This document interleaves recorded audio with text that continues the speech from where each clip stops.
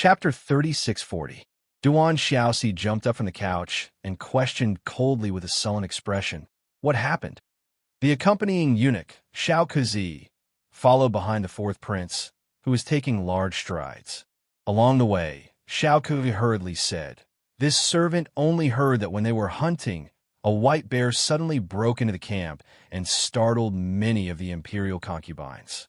Her Highness the noble consort was slapped by the white bear, and I think she vomited blood at that time.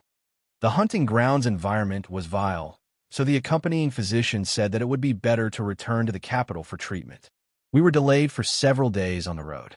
Fortunately, Her Highness is blessed by the heavens, so she's fine now." Duan Yu's eyes instantly emitted a faint purple light, and the fury in his eyes almost flowed out uncontrollably.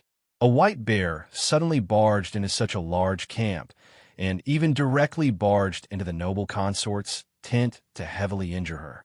Was there nothing fishy about this matter? Her Highness the noble consort's life shouldn't be in any danger, right? Xiao Kezi's words came to an abrupt halt when he saw His Highness the fourth prince's severe gaze. Duan Yu was very fast and instantly arrived at the entrance of his mother's morning glory palace. Without any notice, Duan Yu had already entered his mother's bedchamber with large strides. As soon as he entered, he saw many royal concubines standing outside the muslin canopy. It looked like they specially came to visit his mother. Duan Yu unconsciously creased his brows and directly lifted the muslin canopy to quickly walk to the bed. "Mother, Ali." Noble consort Duan's voice was weak and hoarse, but it could be heard that she was still awake. Duan Xiaoxi hastily ran over and grasped his mother's hand that was peeking out from behind the bed curtain. "Mother, what happened?" "It's fine, child. Don't worry." Noble consort Duan raised her hand and stroked her son's head comfortingly. She was only frightened by that white bear. "She's fine now." "Mother." Duan Yu looked at his mother's deathly pale face in displeasure and disapproved. "You're still trying to hide it from me at a time like this." Noble consort Duan was helpless and stroked the back of her son's hand. "Son, don't worry. Mother will definitely be fine." Duan Yu's handsome face darkened as he took out a medicine bottle from his inner world. He poured out a pill and handed it to his mother. "Mother, swallow this first." "What medicine is this?" "This is 100 treasures Dan for qi cultivation." His mother was an ordinary person, so this 100 treasures Dan was the most suitable for her. Not only could it subtly improve one's body, it could also help to nourish one's qi, refresh one's spirit, and prolong one's life. Of course, this was given by Jojo. Every time Jojo threw a pill to him, he acted like a tycoon. Other people would only give out 1 or 2 pills, but this little guy gave out 8 or 10 bottles. She said that this 100 treasures pill was refined by her mother. When she gave it to him, she shook her head at him and said with disdain, "It's not as good as the one I refined." Qiu didn't really like them. Mother is fine." Noble consort Duan rolled her eyes at her son. "What a waste of medicinal pills. Take one every day." Duan Yu couldn't be bothered to waste words with his mother and directly turned to hand the medicine bottle to Nanny Lu, who was standing at the side. "Nanny, give this to Mother every day." "Yes, Your Highness." Nanny Lu had always obeyed His Highness the fourth prince's words. Knowing that this pill was beneficial to Her Highness, she naturally carefully put it away and committed it to memory. Noble consort Duan couldn't resist rolling her eyes at her son again. "What's the point of being so wasteful? Mother will be fine after taking care of it for a while." Chapter 3641. "Mom, I still have a lot of these pills. Just eat as much as you want." Duan Yu earnestly looked at his mother and repeatedly exhorted, "Now that your vitality has been greatly damaged, you must properly recuperate. Otherwise, who knows, you might look 10 years older than before." "What?" When noble consort Duan heard her son say that she might age after damaging her vitality this time, she immediately straightened up and pulled her son's hand. "Son, Mom really has aged a lot." She reached out to touch her pale cheeks and hurriedly asked. Duan Yu nodded in all seriousness and then said, "Mom, don't panic.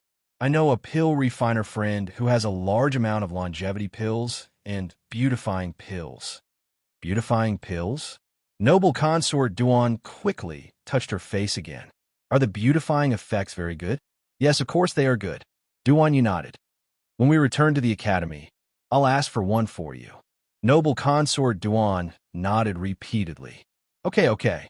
No matter how old a woman was, the pursuit of beautifying pills was instinctive. Son, is the pill refiner you mentioned the one you mentioned to Mom last time? Pill refiner Bearded's friend. Duan Yu's hand that was about to take the bowl of soup froze abruptly, and his fingers paused.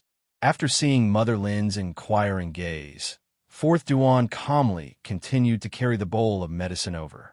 He coughed lightly and nodded. MHM. Mom, you must take good care of your body. You still have a long road ahead of you. You promised your son that you would make soup for your son until he was 100 years old. Noble consort Duan was amused and nodded as she poked Duan Yu's forehead. Okay. Mom will definitely make soup for my son until he's 100 years old. Duan Yu handed the bowl of medicine to his mother and let her drink all the medicine inside. The Crown Prince is leaving for the Divine Province tomorrow. Son, where do you plan to go? There are only a few days left until the Crown Prince of the Divine Province's wedding. Didn't your father say last time that you should accompany Ronli? Duan Yu looked up at his mother and nodded with a faint smile. No hurry, Mom. Did you forget that Chestnut's feet are very fast? It won't take more than a few days. All right, Mother, don't think too much. Quickly lie down and have a good rest. As for the rest, leave it to your son to handle. After exchanging a few more pleasantries with his mother, Duan Yu withdrew from the muslin canopy. He swept a glance at the royal concubines who had yet to leave and said faintly, Mother is unwell, so don't disturb her today.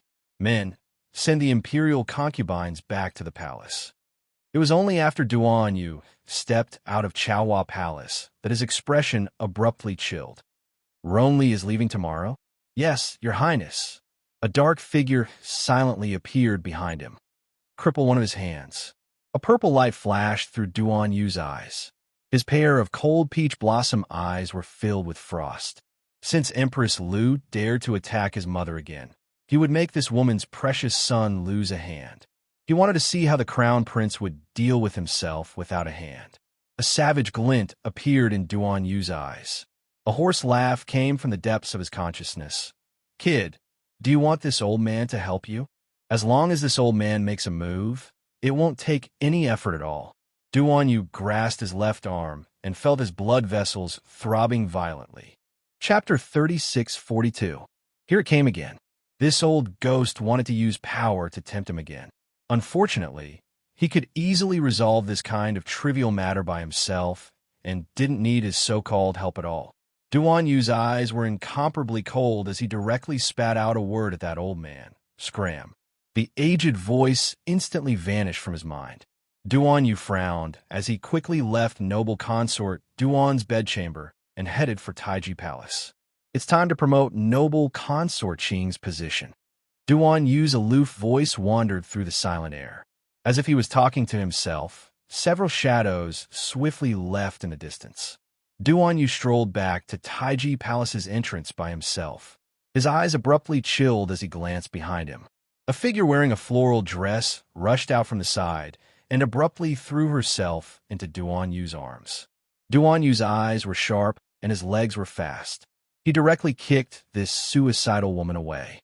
He was already in a bad mood, and now that this happened, his handsome face completely darkened, and his eyes flickered with a cold glint. Still not dragging her away, just as his chilly voice rang out, two shadows appeared behind him.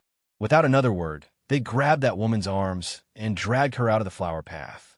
That woman was originally in so much pain that she could barely speak after being kicked. Now that she saw the two hidden guards dragging her away without any explanation, she instantly became even more anxious. Her small face was ghastly pale as she frantically struggled and screamed. Your Highness the Fourth Prince! Your Highness the Fourth Prince! I am Chen Baojia, Let go, don't grab me. Your Highness, I am the daughter of the Lord Left Minister of the Divine Province, Chen Baojia. We know each other, we're from the Academy. We've met before. We're heading to the Sun, Moon, Mystic Realm together. Your Highness the Fourth Prince. Duan Yu coldly looked at this extremely disheveled woman in front of him. There was a very red handprint on the left side of her face, and there were wounds on her neck and arms, as if she had been whipped. He sneered as his gaze swept over her body. "Why are you here?" A secret guard stepped forward and whispered a few reports into his ear. Duan Yu's stern eyes swept over Chun Baojia's tear-stained face as he coldly stated, "Since you're already the crown prince's concubine, then you belong to the crown prince. Why did you come all the way from the Eastern Palace to my Taiji Palace?" This Miss Chun is really funny. Instead of being the second miss of the left prime minister's family, why did she come at Sangzhou and follow Crown Prince Rong Li without any status? She was given the title of Lady Jia, which was neither fish nor fowl. In fact, she had no status at all. She was even worse than the lowest-ranked concubine of the Crown Prince. This Lady Jia was not even on the roster of the Crown Prince's harem. "Your Highness, I have a favor to ask of you." Chun Baojia screamed, I just want to go back to the Divine Land with you." He's there." Suddenly, a few uneven roars interrupted Chun Baojia's words. Duan Yu looked over and saw several Eastern Palace guards viciously dashing toward them. Chun Baojia's expression immediately changed, and she struggled to break free from the secret guard's grasp. She screamed, Your Highness, save me. Please save me. Take me back to the Divine Land. I beg of you." Take me back to several Eastern Palace guards had already pounced over in a fury and twisted Chun Baojia's arms. "Go." Chapter 3643. Your Highness the Fourth Prince, apologies for the disturbance. This woman is wanted by our Hong Liandi. She must be brought back to the Eastern Palace right now. Please release her, Your Highness the Fourth Prince. The guard leader cupped his hands respectfully at Duan Yu. Duan Yu naturally didn't need to quarrel with the Eastern Palace guards. Moreover, he didn't plan on meddling in Chun Baojia's business, so he nodded and raised his hand. The two hidden guards released their grip and pushed Chun Baojia towards the Eastern Palace guards. Chun Baojia instantly shrieked in panic. "No, you can't. Your Highness the Fourth Prince, you can't hand me over to them. Bring me back to the Divine Province. My father will definitely reward you handsomely. Your Highness the Fourth Prince, Your Highness the Fourth Prince." Duan Yu couldn't help but find this woman a bit funny. With his status, would he care about Father Chen's small reward? Seeing the Eastern Palace guards about to escort her out of Taiji Palace, Chun Baojia couldn't resist blurting out, Your Highness, I can tell you a secret. It's a secret about Arbor." She regretted it as soon as she said it. On the way to the Sun-Moon Mystic Realm, she could naturally discern the relationship between Duan Yu and Arbor. Now that she blurted it out without thinking, she wondered if it would backfire on her. With this thought, Chun Baojia's complexion became increasingly flustered and pale, and she felt like she was about to collapse. But the words had already left her mouth. When she felt Duan Yu's sharp gaze land on her, Chun Baojia could only force herself to keep a straight face and pretend to be very calm. "Wait," Duan Yu shouted coldly. The two hidden guards drew their swords at the same time and blocked the path of the Eastern Palace guards. The guard leader's expression shifted, and he quickly turned to Duan Yu and said, "Your Highness Prince Chun, this isn't good. This is our Eastern Palace's Madame Jia. If you insist on keeping her, His Highness the Crown Prince won't be able to justify it. This subordinate is here. Teach them how to conduct themselves." Duan Yu raised his brows as he ordered dryly, "Yes." The shadow guard Calding took a few steps forward and punched the shoulder of the guard leader without saying a word. When the guard leader retreated in pain, Ing kicked him in the stomach and sent him flying a few steps before falling heavily on the ground. That junior guard commander couldn't crawl up for a long time, but he didn't dare to speak as he raised his head to look at Duan Yu and the others. "Come over and tell me.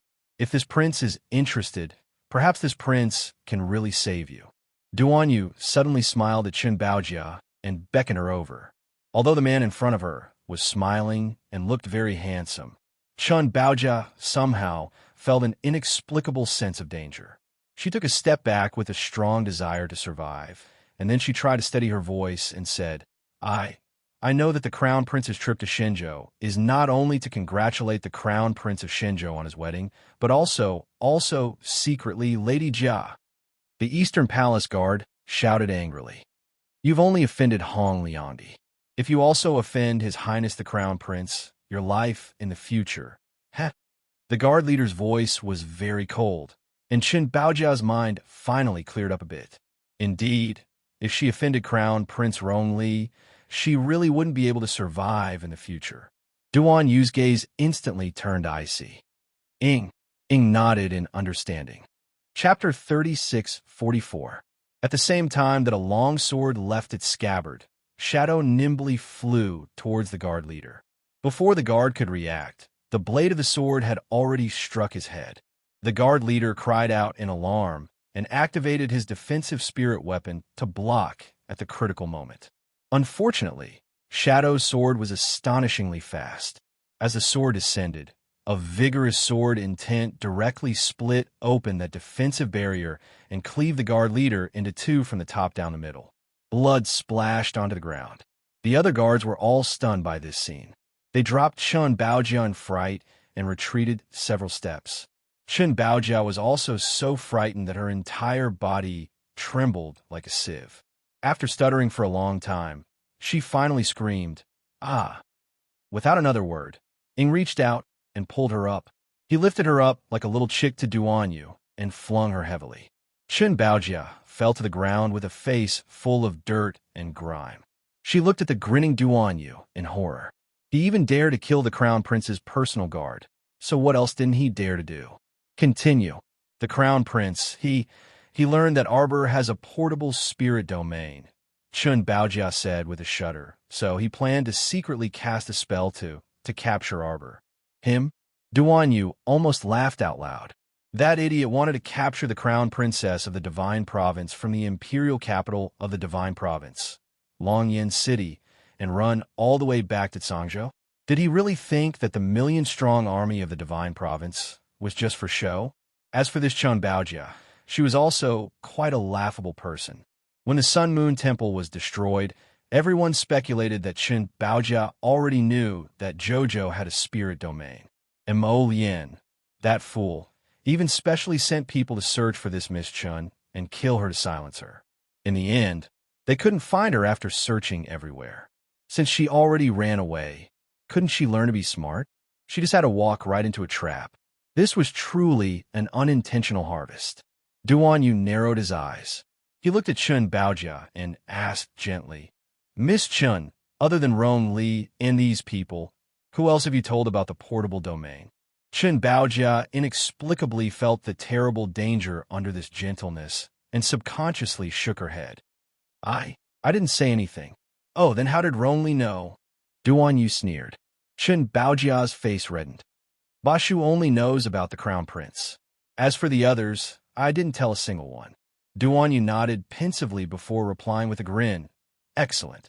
There was indeed a smile on his face, but the cold smile did not reach his eyes.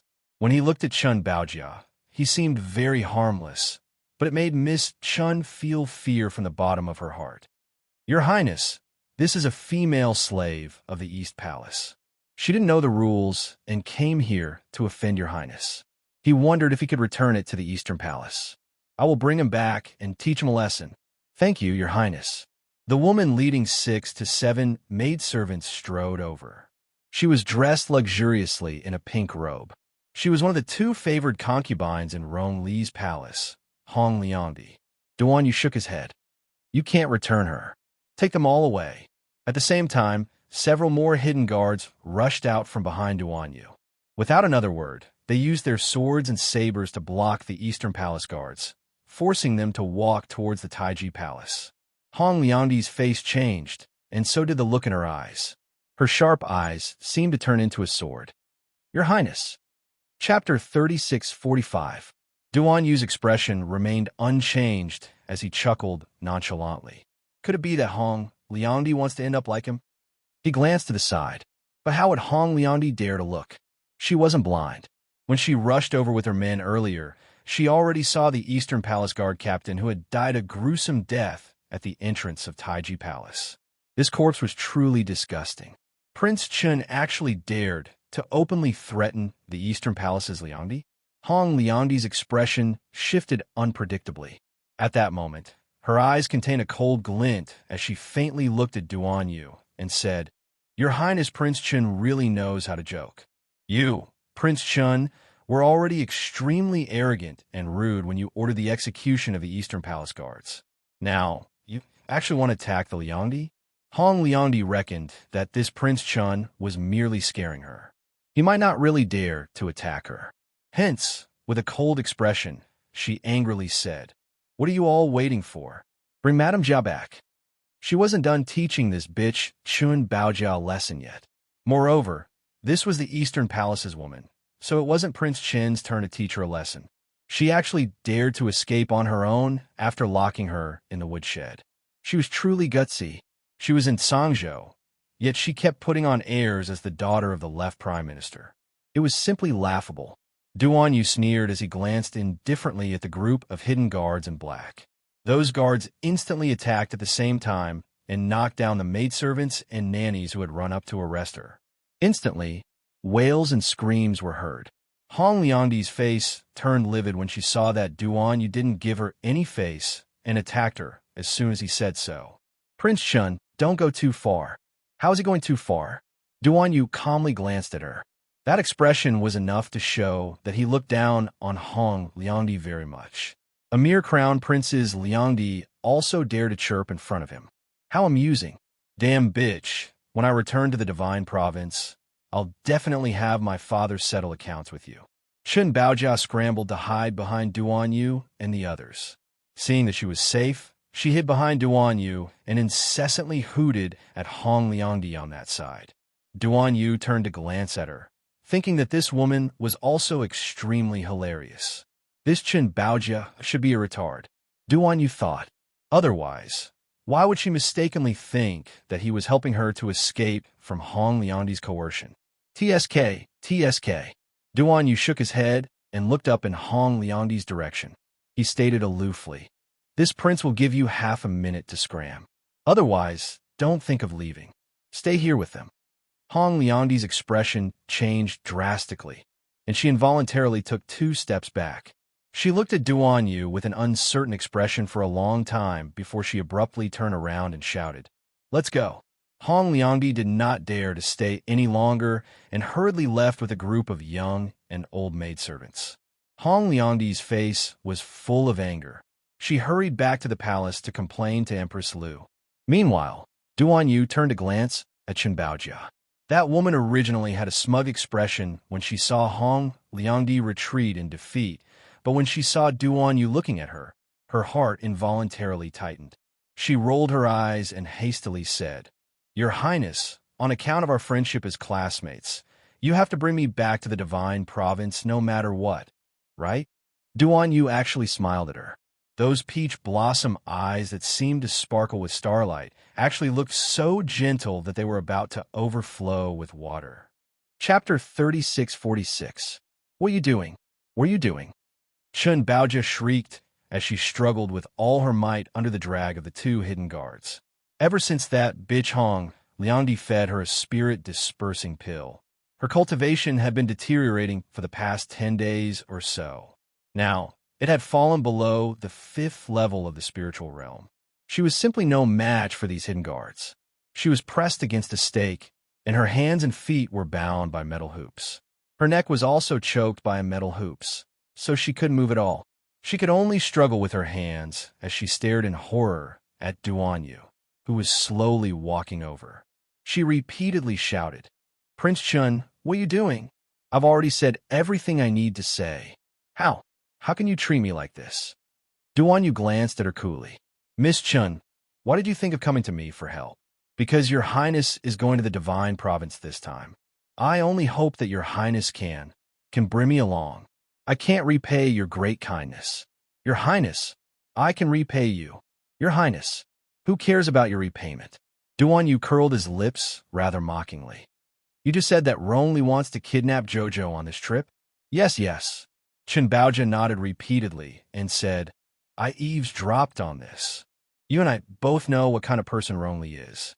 What do you think he gets the confidence to think that he can kidnap someone right under Prince Mo's nose? Your Highness has been in closed-door cultivation these days, so you don't know. The Crown Prince of the Divine Province brought people to a small mountain village to exterminate zombies a while ago. They haven't returned yet. It's hard to say whether they can make it in time for the wedding. When Qin Baojia said this, her eyes swiveled before she smiled obsequiously. How about your Highness? You follow behind Rong Li like the mantis stalking the cicada, unaware of the oriole behind. Qin Baojia became increasingly enraptured as she spoke. After Rong Li kidnaps her, you can secretly snatch her from Rong Li's hands. At that time, no one will know that Arbor is in your hands. Do you think Mo Lien is an idiot like you? Duan Yu interrupted her in amusement, as if he was very interested in conversing. He then looked at Qin Baojia and asked, Miss Qin, how did you escape that day at the rear mountain of the Sun Moon Divine Hall? I'm quite curious. Qin Baojia's face stiffened. Speaking of what happened that day, she felt sad. He had barely managed to survive the landslide. But who would have thought that after painstakingly digging his way out of the mountain, he would be kidnapped by that damn Ba Shu? Originally, Ba Shu wanted to take her by force after capturing her and bringing her back to the Phoenix Emperor City. However, she made a fuss and refused to agree, so Ba Shu planned to lock her up for a few days and tame her until she was obedient. Unexpectedly, Ba Shu changed his mind a few days later. In order to please Crown Prince Rong Li, he sent her away. Thinking of this, Qin Baojia couldn't help crying bitterly. Her father was the left prime minister of the Divine Land, and her grandaunt was the Empress Dowager. Back then, she had wanted to enter the palace to choose the crown princess, but she had never thought that she would end up like this. She was forcefully taken as a concubine in a foreign country and didn't even have a proper status. Duan Yu looked at Miss Qin's bitter and vengeful expression and asked with a smirk, Is there something else you haven't told me? Qin Baojia shuddered. The reason why Rong Li is so confident must be because he has a trump card. Chapter 36:47. Duan Yu picked up a red-hot iron pincer and waved it in front of Qin Baojia, pretending to press it on her face. If you don't speak, there will be an extra mark on your face. Qin Baojia's entire body chilled, and she couldn't stop trembling as she looked at the man before her. She involuntarily screamed, No, don't. I'll speak. I'll tell you everything. He has a peak venerated immortal realm expert by his side. Yes, it's a talent he's secretly recruited. In addition, there are also 2 late-stage spiritual venerated realm experts. Their strength is not to be ignored. Duan Yu frowned. Was the Holy Region very idle recently? So many people actually came down. Normally, if nothing special happened, the people of the Holy Region would not come to the 3 continents due to the restrictions of the Heavenly Tao. Could it be that something extraordinary had been discovered in the 3 continents that had attracted so many experts to appear? The experts by Rong Li's side shouldn't be great figures created by heaven using medicine to create the temple master of the Sun Moon Temple. Right, Duan? You keenly sensed that something was amiss. He took out a jade talisman from his inner world and sent the latest news to Arbor and Mo Lien respectively. It seems that Dragon Flame City will be very lively recently. It was time to go sightseeing. Duan Yu turned and walked out of the dungeon. He didn't say anything and directly abandoned Qin Baojia, who was tied to a stake. Qin Baojia was almost stupefied. What would he mean by this? He left just like that after finding out what he wanted to find out? He didn't plan to bring her back to the imperial capital of the Divine Prefecture? How could that be? She still wanted to return to the imperial capital and instigate her father to advise the emperor to dispatch troops to attack Tsang Province. As long as Tsang Province fell, even the crown prince of Tsang Province would have to live like a dog, not to mention Hong Liandi, that damn bitch. She would definitely make her suffer a fate worse than death. As the dungeon's iron door slammed shut with a clang, the last trace of light disappeared before her eyes. Qin Baojia shuddered all over and suddenly screamed, No, don't go. Your Highness the 4th Prince, Your Highness the 4th Prince. Don't lock her up in the dungeon, don't. She didn't want to be forgotten in this dark dungeon. Chun Baojia's beautiful face turned pale at the sight of cockroaches and rats scuttling around her feet. She screamed incessantly, but unfortunately, all she got in response was endless darkness. Chun Baojia was dumbfounded. She thought that being forced by Rong Li to be a concubine with no status was enough for her. Unexpectedly, there was no worst, only worse. Could it be that the people of the Zhangzhou imperial family were all heartless perverts? Why did they treat her like this? Why? In the darkness, her senses were magnified infinitely. Other than feeling countless little bugs crawling around her body, her five senses became extremely sensitive at this moment. This dungeon originally had the function of shielding spiritual power. At this time, Chun Baojia was like a disabled person. Her whole body was trapped in the darkness. Other than screaming, there was really no other way. No, she did not want to be locked up here. No, after Duan Yu briskly walked out of the dungeon. His aloof gaze swept over the hidden guard behind him. Go inform everyone to temporarily postpone the operation. I will personally take Rong Li's life. Shadow bowed and flew away. Everyone in Taiji Palace quickly moved to make preparations for Prince Chen's departure. Duan Yu looked up at the dark and gloomy sky and crushed a cup into pieces with his head bowed. Chapter 3648. Crown Princess, what's wrong? When Kai Xiao entered with a box of pastries, she saw her little crown princess sitting by the window, holding the jade messenger talisman in her hand with a somewhat frozen expression. Arbor returned to her senses when she heard the sound. She put away the jade messenger talisman into her inner world and said with a shake of her head, "It's nothing. Kai Xiao, go make preparations. We'll go to Kaidai Pavilion for lunch today." Kai Xiao naturally nodded with a smile, but she glanced at Arbor worriedly. Today was already the first of the 6th lunar month, but the crown prince still hadn't returned to the capital. Presumably, the little crown princess was in a bad mood. Kai Xiao didn't dare to ask too much. After receiving the crown princess's instructions, she hastily went out to prepare the carriage. Kai Chi, after I return today, I plan to enter closed-door cultivation for 4 days. I'll come out on the evening of the 5th. During this time, you don't need to disturb me. Everyone was very anxious. Rather than fretting outside, Arbor decided to simply enter closed-door cultivation for a few days. Okay, Crown Princess. Kai Chi also knew that the little Crown Princess was in a bad mood these few days, so after helping her into the carriage, she retreated to the side to accompany her. The little stoic was naturally in a bad mood. 2 days ago, she received Prince Mo's message saying that he had already come out of the earth fissure and would return to the capital soon. Calculating the time, he should have returned last night. She didn't expect that he would still be nowhere to be seen. That was fine, but when she sent a message, it was like a stone sinking into the sea, which made her inexplicably worried and on edge. The journey back to the capital was definitely not peaceful. Could it be that it was so fraught with danger that he didn't even have time to send a message? After receiving Duan Yu's message just now, the little lady's mood became increasingly uneasy. Hence, she planned to go out for a walk so that she wouldn't be cooped up in her room and let her imagination run wild. Crown Princess, don't worry too much. His Highness the Crown Prince's divine might is outstanding, so he naturally will be fine. Kai Xiao only felt that her words were a bit dry, so she involuntarily chuckled bitterly. The little Crown Princess nodded and took a sip of spirit tea from the white teacup. I think so too. It was said that a scourge lived for 10,000 years. The Crown Prince was obviously not a good person. He would definitely live for 10,000 years. The car stopped at the entrance of Kaidai Pavilion. The little Crown Princess got out of the car and met 2 familiar faces at the entrance of Kaidai Pavilion. Lin Muir and Louis Ran walked out of the Kaidai Pavilion hand in hand.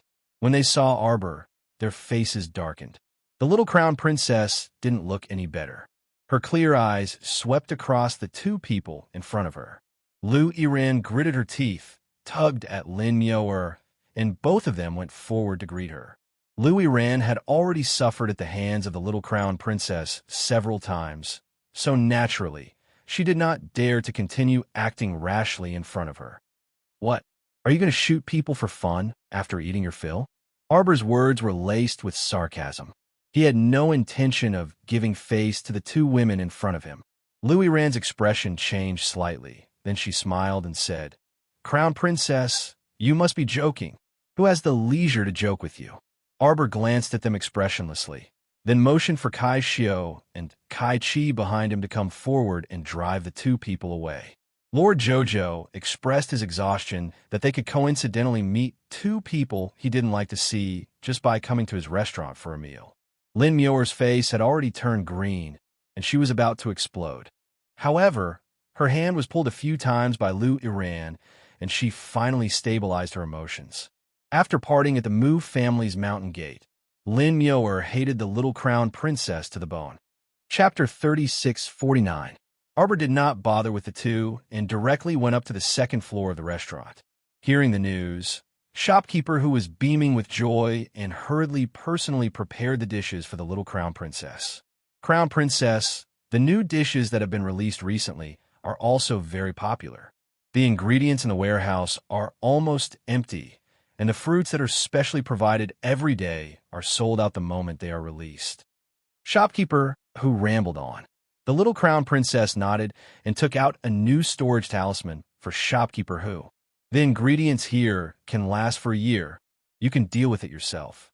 Shopkeeper Who smiled until his teeth could be seen and his eyes could not be seen. He nodded and took the storage talisman with both hands and hid it in his bosom like a treasure. This way, they would not have to worry about food for the next year. Kaidai Veranda's name had already been completely spread out, and business was booming every day. She was afraid that in the future, there would only be more and more people coming. Since there was nothing to do, Arbor had Kai Xiao and Kai Chi sit down and accompany her to eat. The three of them were tasting Kaidai Veranda's new dishes. Suddenly, there was a commotion downstairs. Sir Jojo pushed open the door and walked out.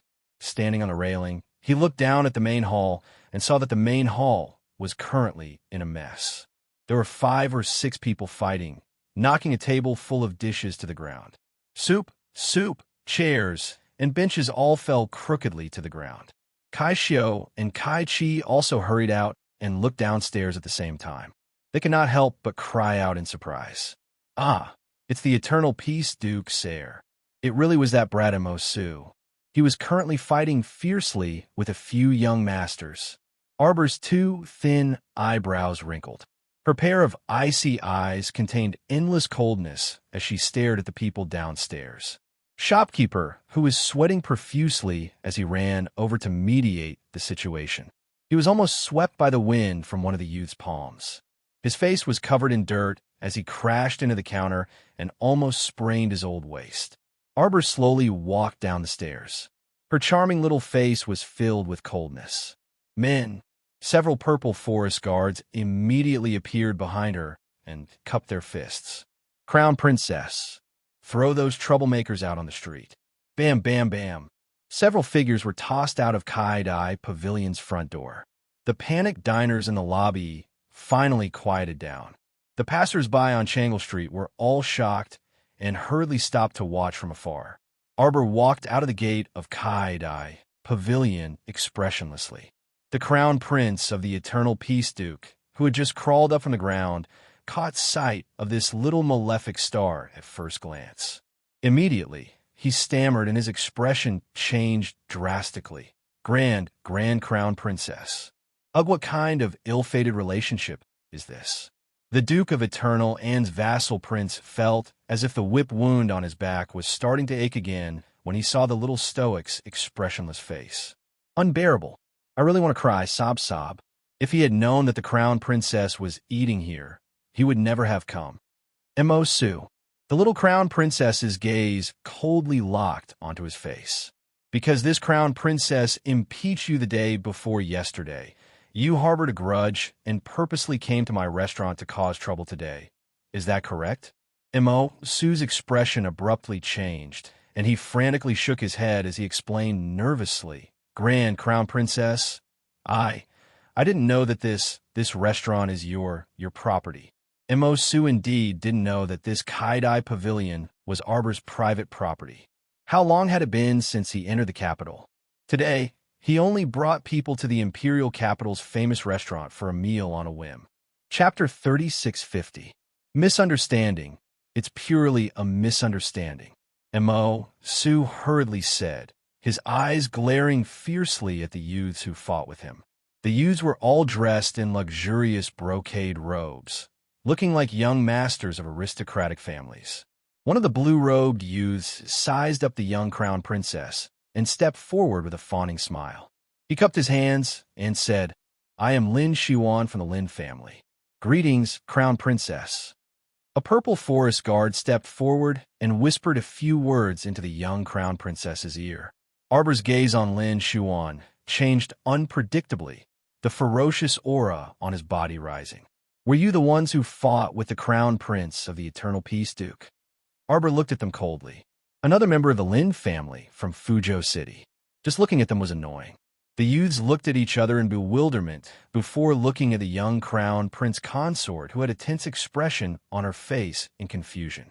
The blue-robed youth said, "The crown prince of the Eternal Peace, Duke, suddenly attacked us. When Mischievous came out today, he only brought a servant with no cultivation, so when he fought with these youths, his face and body were all injured. There was even a bruise on the corner of his mouth. Why did the crown prince of the Eternal Peace, Duke, hit you?" One of the yellow-robed youths saw that the young crown princess did not smile, and her words were sharp and impolite. He could not help but retorted angrily, "How would we know? He must be crazy." The young crown princess's gaze turned cold. She held a vine whip in her hand and swung it at the youth's chest without any explanation. The yellow-robed youth's expression changed, and he quickly turned around to dodge. However, Arbor's attacks were as tricky as they could be. How could he dodge? The vine whip hit the youth's chest, causing him to howl and retreat. The blue-robed youth saw this, and his expression changed. He quickly went forward to stop her and cried out, "Crown Princess, you?" Arbor did not say a word and swung the vine whip 4 times. The 5 youths were all whipped, and none of them could dodge. "Shopkeeper, add these people to the blacklist. Don't let them step into my business in the future. Otherwise, I'll break your legs," Arbor said coldly. Naturally, Shopkeeper who nodded in agreement. The pedestrians on the street couldn't help but point at those few young men and shake their heads repeatedly. Of all people to mess with, why did he have to mess with the little crown princess's shop? Now he was out of luck. The young crown princess's shop was very popular in the imperial capital. Now, the other shop owners on Changle Street also realized that they would not serve any customers who were rejected by the young crown princess, these poor young masters of the Lin residence. Even if they had a lot of money in the future, they would not be able to buy high-end things. Arbor glanced at Mischievous, who was standing there in a daze, and said unhappily, "Useless thing, you've been defiled by a few lousy aristocratic families. How embarrassing." Then, he slightly frowned, turned to Kaishio and said, "Return to the palace."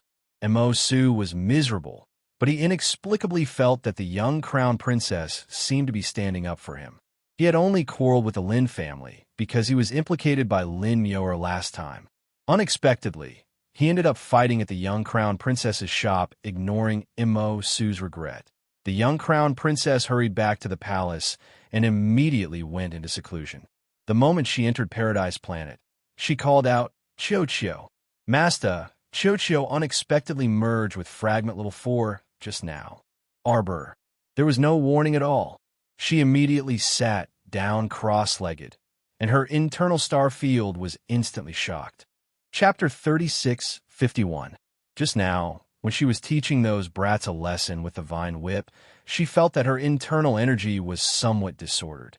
Thus, she hurriedly left Mischievous behind and rushed back. Otherwise, she would have given Mischievous a good scolding. As the crown prince of the Eternal Peace, Duke, he was actually being toyed around by a few disciples of a small aristocratic family. Although Sir Jojo had previously taught this fellow a lesson for being a good-for-nothing. However, this did not mean that any random cat or dog on the street could lay a hand on the crown prince's younger brother. This fellow was a good-for-nothing, so it was enough for the husband and wife to teach him a lesson. At this time, Arbor held her breath and looked inside her Dantian star field. She was in a sea of stars.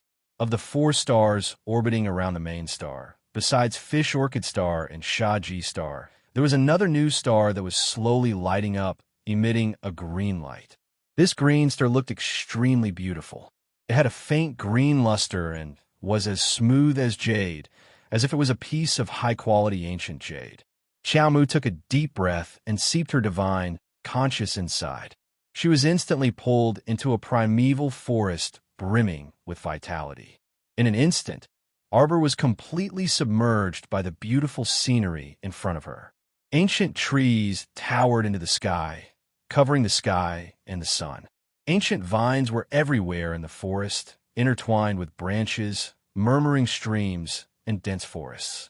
All kinds of animals were jumping between the trees, and numerous birds were perched on the branches. A ferocious beast suddenly jumped out from behind a tree, startling the birds that had been resting on the branches and causing them to flap their wings and fly away. A few retarded rabbits did not have time to run away and crashed into the trees. When Arbor's divine sense entered, she was momentarily stunned by the scenery in front of her. This was a forest that was even larger and wider than the great forest of the north, surrounded by trees. Its surface area was about the same as Paradise Planet and Planet Sha Ji. The entire planet was built from a forest of ancient trees. This was a forest planet.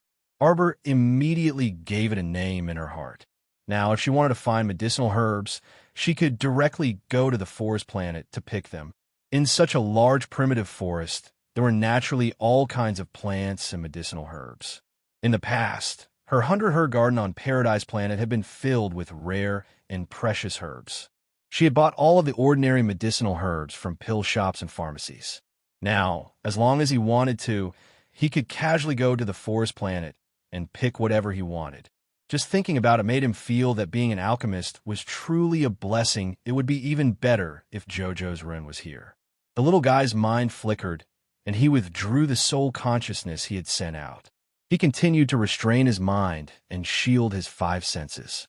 Along with a large amount of spiritual power pouring in from the star field, he circulated his breathing and tried to absorb as much as possible. At this moment, her body was completely wrapped up by a mass of vines. From the outside, she seemed to be wrapped in a large cocoon made of interwoven vines, suspended above the vast and boundless sea. At this moment, the flow of time on Paradise Planet was the same as the outside world. Whether she was cultivating on Fish Orchid Planet, Sha Ji Planet, or Forest Planet, the flow of time was 12 times faster than the outside world. Arbor vaguely felt that the flow of time on Fish Orchid Planet should have been changed by Master or Uncle Master using a special method. This was because Paradise Planet was the first planet she had absorbed into the star domain. She could not change it. However, ever since she had created Fish Orchid Planet, which had a 12-fold time flow, the time flow of any new planet she created was now the same as Fish Orchid Planet's. Chapter 3652. The changes in the forest planet obviously affected the people cultivating on the Fish Orchid Planet. Qi Xian and the others opened their eyes one after another. They looked at the spiritual energy that was gushing towards them with astonishment. It was an endless stream of spiritual energy. They ran to the beach and looked into the distance. They immediately understood what was happening. Wow, it looks like JoJo is going to level up, Qi Xian exclaimed. She was no longer in the mood to cultivate. Her eyes lit up as she stared at the little guy floating on the surface of the sea. Duan Muqing smiled bitterly and shook his head. JoJo's speed of advancement is scary every time. Qi Xian clicked her tongue when she saw that JoJo was wrapped up in a ball of vines and spiritual energy was gathering toward him from all directions. So powerful. Yeah, JoJo is probably going to be a level 15 great spiritual master this time. How can it be so fast? Mata exclaimed. My God, this doesn't make any sense. We fought with our lives on the line, jumping around half a small realm by half a small realm. Is JoJo going to level up by 2 levels? Everyone looked at Mata as if they were looking at an idiot. The meaning behind the look in his eyes couldn't be any more obvious. Aren't you talking nonsense? Mata couldn't help but rub his nose. Say, if all the spirit energy on Fish Orchid Star is sucked dry, Will it cause chaos in spirit realm? All right. Qi Xianxian quickly took out spirit stones from her inner world. Quick, throw them over. Let Jojo absorb more of the spiritual energy in them. Everyone hurriedly followed her example and dug out spirit stones from their pockets, piling them on the edge of the beach. Soon after, he could clearly see that the large amount of spiritual energy inside the spirit stones was also being drawn out, gushing towards Xiao Mu in an endless stream. Little Fatty couldn't help but exclaim in shock, "Heavens, how much spiritual energy does Jojo need to advance this time? There are so many spirit stones, but it's not enough for him." Yeah. Qi Xianxian turned around and saw the venerable Peach Blossom Immortal and the others walking over with smiles. He hurriedly took a few steps forward and said, Senior Immortal, quickly come and take a look. Jojo's advancement is so fast. Will there be any problems? There's no problem. The venerable Peach Blossom Immortal looked at them in bewilderment. He looked at them strangely and said, Isn't Jojo always so earth-shattering every time he advances? Everyone was speechless. It seemed that they were making a fuss over nothing. The little fatty dug into his empty pockets and said pitifully, I've given all my spirit stones to Jojo. Why give her spirit stones? The venerable Peach Blossom Immortal rolled his eyes. It's a waste to give her spirit stones. These spirit stones aren't even enough to fill the gaps between her teeth. What she was absorbing now was the purest holy wood spirit.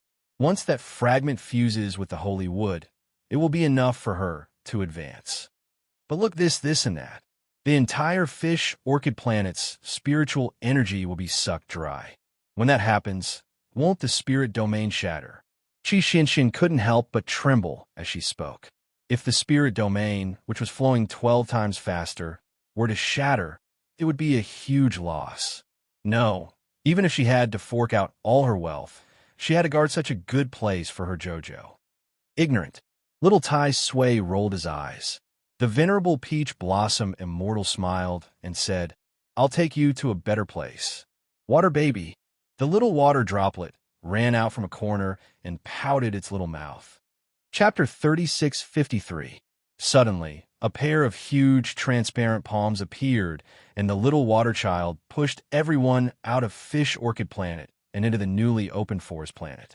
Qi Xianxian and the others opened their mouths wide as they looked at the primitive forest in front of them. Then, they silently cupped their chins and closed their mouths. In theory, as long as Jojo continues to grow, countless planets will be born in his star domain, which is what you call the spirit domain. And as Jojo advances to the godly state, or even the transcendent godly state, his spirit domain will probably advance to the godly domain or even the holy domain. Looking at the young men and women in front of him with their mouths wide open and staring at him like he was retarded, the venerable Peach Blossom Immortal took out a small pink fan and waved it. He laughed and said, Look at your silly faces. But in reality, these are just theories. It is very difficult to advance to the godly domain or even the holy domain. Otherwise, it would be so difficult to find a holy bloodline in the entire upper 3 prefectures. Everyone knows that it is very difficult to find a godly domain in the upper 3 prefectures. The venerable Peach Blossom Immortal waved the fan in his hand and said calmly, our Jojo is really a little fellow who never ceases to surprise people. I really like him more and more. What should I do? The venerable Peach Blossom Immortal blinked and turned to look at Qi Xianxian and the others with his bright eyes. The latter ignored him and said expressionlessly, Where did Jojo get these planets? The spirit domain that you're talking about. The venerable Peach Blossom Immortal slapped his fan and suddenly looked enlightened. Yes. Where did he get them?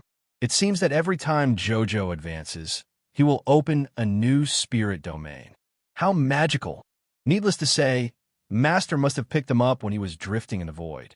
The little water child at the side could not bear to listen to the conversation between these retarded people and could not help but remind them.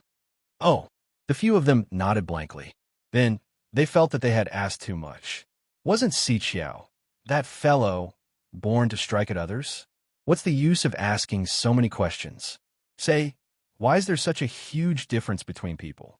When some people were down on their luck, even cold water could be stuffed into the gaps between their teeth. As for some people, even if they were wandering around in the void, they could still pick up a bunch of spirit balls, domains, and bring them back. This was probably luck. When the venerable Peach Blossom Immortal saw Qi Xian and the other's strange expressions, he couldn't help but burst into laughter. "Oh my God, you've been with JoJo for so long. Haven't you gotten used to it yet?" Little Tai Sui glanced at that guy and said coldly, "Will you die if you don't strike a blow for a day?" Mata turned around and walked into the forest. It seems like we were worried about JoJo for nothing. Now that JoJo had so many spirit realms, there was no way he would absorb all the spirit energy on Fish Orchid Planet. Even if she absorbs all of it, she will probably use the spirit energy in other spirit realms to replenish it. Qi Xian and the others nodded expressionlessly. Then they followed Mata into the primeval forest in front of them. They threw the venerable Peach Blossom Immortal and the others far away and covered their faces. Fuck, there were blows everywhere in the world. They had gotten used to it. Chapter 3654. On the other side, Arbor, who was in a focused state, had placed all her attention into the depths of her spiritual mound realm. Previously, she had noticed several times that there was something in the spiritual mound realm. Ever since the essence water had completely fused with her and the Xuanji core had been completely absorbed by her, logically speaking, there should not be any other foreign objects in the spiritual mound realm. Arbor stared at the depths of her spiritual mound realm for a long time, and indeed, she saw a clue. In the past, it was a blurry blob that was not very clear. For some reason, it had become clearer recently. It was a blob that was wrapped in a white fog. Every time the spiritual mound realm absorbed spiritual energy, it would emit a blob of white light. Following that, a third of the spiritual energy that was absorbed into the spiritual mound realm would silently disappear. At this point, Xiao Mu finally understood. As it turned out, other than Xiao, this little swindler who was endlessly absorbing the purest spiritual energy in the world for her, there was also this swindler inside her body. However, in the past, this blob of fog-like trash had always been hidden in the depths of Ball's roots. Furthermore, it was only the size of a palm and was not noticed by others. Therefore, she had never realized that this blob of trash was also absorbing the spiritual energy in her body. What could it be? Arbor did not panic. This blob of fog had been hidden in her spiritual mound realm for more than 10 years. If it wanted to harm her, it would have done so long ago. She was just like Ball, absorbing some spiritual energy from time to time, as though she was storing it. It did not cause much harm to her body. However, with this blob of fog, her cultivation became even more difficult. If other people's bodies could absorb 10% of the spiritual power, Lady Xiao would have to give 50% to the sapling and 30% to this thing. Thus, she would only be left with 20% of the spiritual power. Thankfully, Ball was strong, and so was she. After Ball fused with the fragment Little Four, Ball ate the meat, and she could at least get a share of the soup. Cough. Just this soup was enough for her to leap from the initial success stage of a level 13 Great Spiritual Master to a level 14 Great Spiritual Master. As for which minor realm she would reach, it would ultimately depend on her comprehension and talent. Arbor had been in seclusion above the sea for a total of 12 days. She was like a whale sucking in water and swallowing rivers. Almost all the spiritual energy on Fish Orchid Planet had been absorbed by her. Only then did she complete her advancement and slowly open her eyes. In fact, only a day had passed in the outside world. Arbor exhaled and looked up at the thin spiritual energy around him. He couldn't help but frown. After this round of absorption, the spiritual power of the Fish Orchid Planet would most likely need some time to recover. It seemed that he would have to transfer his companions to Planet Shaji or Planet Forest to cultivate first. Otherwise, with such thin spiritual energy, the cultivation effect would naturally not be good. Arbor walked back to the shore from the sea. Just as he stood still, he was surrounded by a group of people. "Oh, my Joe, you've finally woken up. Qi Xianxian rushed in front of her and looked her up and down. Jojo, what realm are you at now? She looked at her with a hopeless expression. Have you broken through to become a level 15 great spiritual master? Arbor shook her head. How can it be so fast? I'm only a level 14 great spiritual master. It's still early. Everyone chuckled and rolled their eyes in unison. As if I believe you. Chapter 3655. Now that this fellow said this today, there was a possibility that her cultivation realm would climb up again tomorrow. That would make everyone's jaws drop.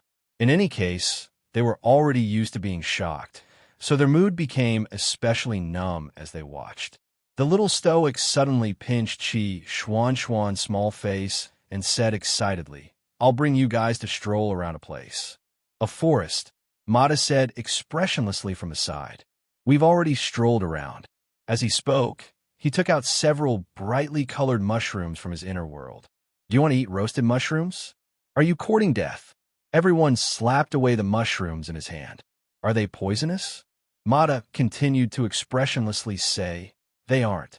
I've already eaten 2, and they can even nourish the spiritual energy in my body. Don't doubt me.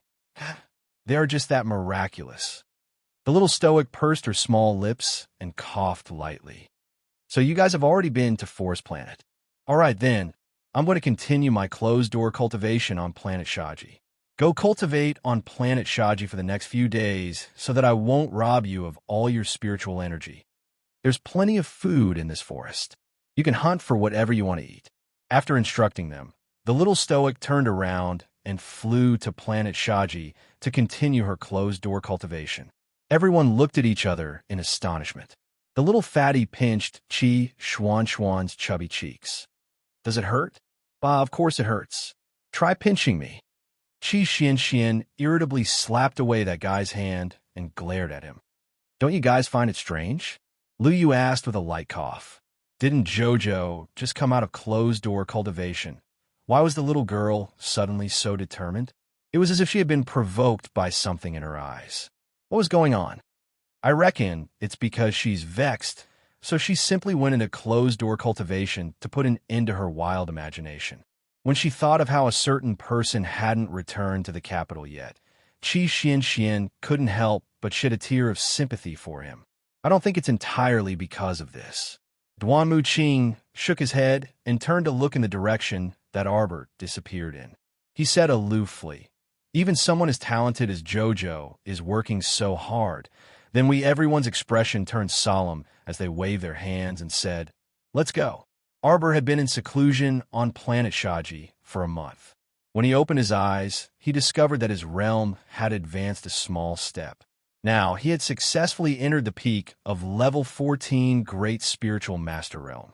Moreover, after this period of devoted cultivation, her realm had stabilized quite a bit. With a solid foundation, it would be easier to climb up in the future. Arbor heaved a long sigh. He took out the 9 stars mirroring the moon cauldron and touched it. From his inner world, he took out a lot of materials and crystals and fed them to the cauldron. Seeing these precious materials being melted into liquid by the flames in the cauldron and being absorbed by the small cauldron, Lord Jojo's lips could not help but curl up slightly. Eat more. When all 9 stars are lit up, we will be blessed. Sir Jojo muttered to himself as he patted the small cauldron. Master Silver. The little water baby waddled to her side and rubbed against her leg. Master Silver, Master Silver. Is Chio still in closed-door cultivation? Arbor threw the little water droplet onto her shoulder. Her bright eyes landed on the 9 stars mirroring the moon cauldron. She repeatedly touched the small cauldron and looked at it. Amen. The little water baby nodded vigorously. Chapter 3656. Master, Chio might have to go into seclusion for a while. The little water baby nuzzled her neck and sniffed. On its soft and transparent little face, there was an expression of infinite joy. It loved being close to the little master the most. Happy. Arbor tilted her little head and looked at it with some confusion. Chio, why did you suddenly go and fuse with Fragment Little 4? Fragment Little 4 had finally converted to the right path. Previously, When it saw Tiandi wandering around in the star field, it seemed to be very happy. Why did it suddenly have this awareness? You don't know, Master. It was very dangerous at that time. Why did the tree suddenly grow so big? The little water droplet gestured with its transparent little paw. Little Tree immediately said that it was one of its branches that absorbed a lot of pure holy power. Master Jojo blinked. She went into seclusion in a hurry. Only now did she know that there was such a change at that time. Holy power? Yes, yes. The little water droplet looked envious. Chocho really knows how to curry favor. It just left a random branch outside, and it could absorb so much holy power. Different people, spirits, really had different lives. You mean its branch? Arbor's little hand that was touching the 9 stars mirroring the moon cauldron paused. Could it be the branch that was left with Jojo's lotus? Definitely. The little water droplet pouted. It must be His Highness the Crown Prince. He must have dug some mine, and it gave Little Tree's branch some benefits. Arbor's eyelids twitched slightly. What mine? Could it be a holy stone mine? Didn't that old man say that he left a holy stone mine for her? Could it be so coincidental that Jojo's lotus dug it out? This liar old man even lied to Jojo, saying that his array was invincible and that no one could resist it. Even a fly couldn't fly in. The more Master Jojo thought about it, the more uneasy she felt. She took out her communication jade talisman and looked at it. There was no message. Stretching out his hand, he saw that in the water ripples formed by the magic pupil, Kai Xiao and Kai Chi were anxiously pacing back and forth outside the Eastern Palace's bedchamber. Arbor's heart stirred slightly, and his figure flashed and appeared in the hall. With a wave of his sleeve, the door of the hall slowly opened to both sides. Kai Xiao turned her head and saw the figure of the little crown princess appear in front of the palace. That graceful figure was elongated by the light in the sky. The two of them heaved a sigh of relief, thanking the heavens that the crown princess had finally come out of seclusion. They were so anxious that they were about to die. If the crown princess did not come out, they would have gone in to see what was going on. The wedding dresses and accessories prepared by Inai Chong Market were sent in like water. Jojo, expressionless, allowed himself to be manipulated. Looking at the girl in the bronze mirror, she was 16 years old with a slender figure. Dressed in a bright red wedding dress, her brows were like distant mountains, and her lips were vermilion. The phoenix beaded crown was composed of thousands of large and small beads. When it pressed heavily on the little crown princess's head, her expressionless face instantly froze. The beads in front of her collided slightly, and the string of beads swayed as she walked, causing red muslin to flutter. When the little girl walked out leisurely, it was as if a red sunset had dyed the horizon, red, as seductive as fire. Kaisho followed half a step behind her. Wiping the sweat on her forehead, she whispered, "To the crown princess, His Highness, he hasn't come back. He's come back. No rush." The little crown princess's cold voice seemed to contain magic. Chapter 36:57. His voice was neither fast nor slow, and seemed to be infused with some kind of magic. It instantly calmed the hearts of the surrounding palace maids and eunuchs. All right, since the crown princess had so much confidence in His Highness, what was there for them to be afraid of? The crown prince would probably appear when the time came, right? Thinking of this, Saichi and Kaishio raised their heads and puffed out their chests. Even their steps were accompanied by the wind. The wedding ceremony was to be held in the Imperial Ancestral Hall.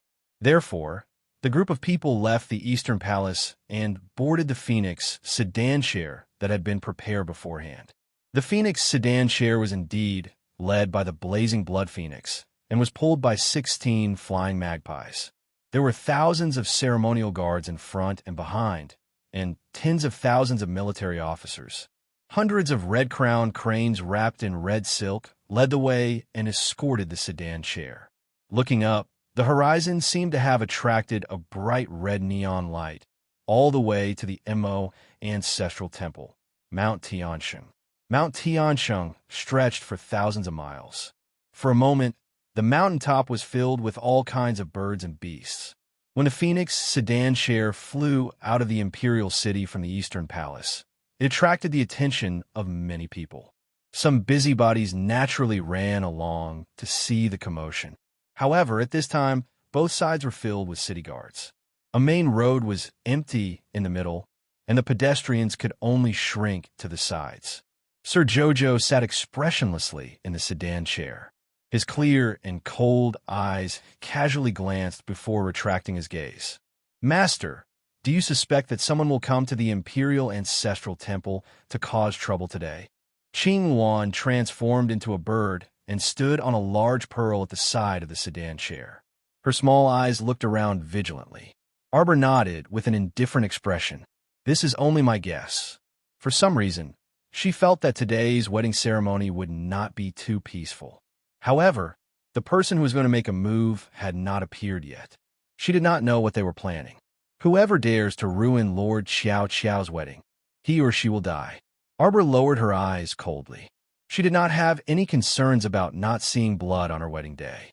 Anyone who had ulterior motives and wanted to make her uncomfortable would not have a good ending. Arbor looked down and hugged the white jade box tightly. Inside the box was a dazzling golden seal that soared into the 9 heavens. The Mo clan sect was built at the peak of Mount Heaven Saint.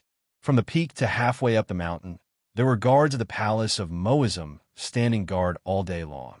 Ordinary people were naturally not allowed to go up. Halfway up the mountain were the mines of the 6 aristocratic families. However, the Sure family's mine on Mount Heaven Saint was now in the hands of the little girl. The remaining 5 great clans' mines on Mount Heaven Saint were all located at the foot of the mountain.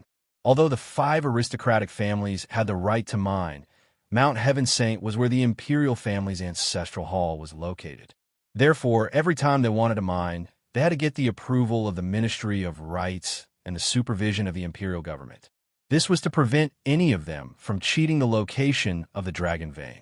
It would take at least a month for the mine to be approved. Every time the mine was mined, there would be many officials present to supervise. Therefore, as time passed, the aristocratic families grew tired and unhappy of coming to Mount Heaven Saint to mine.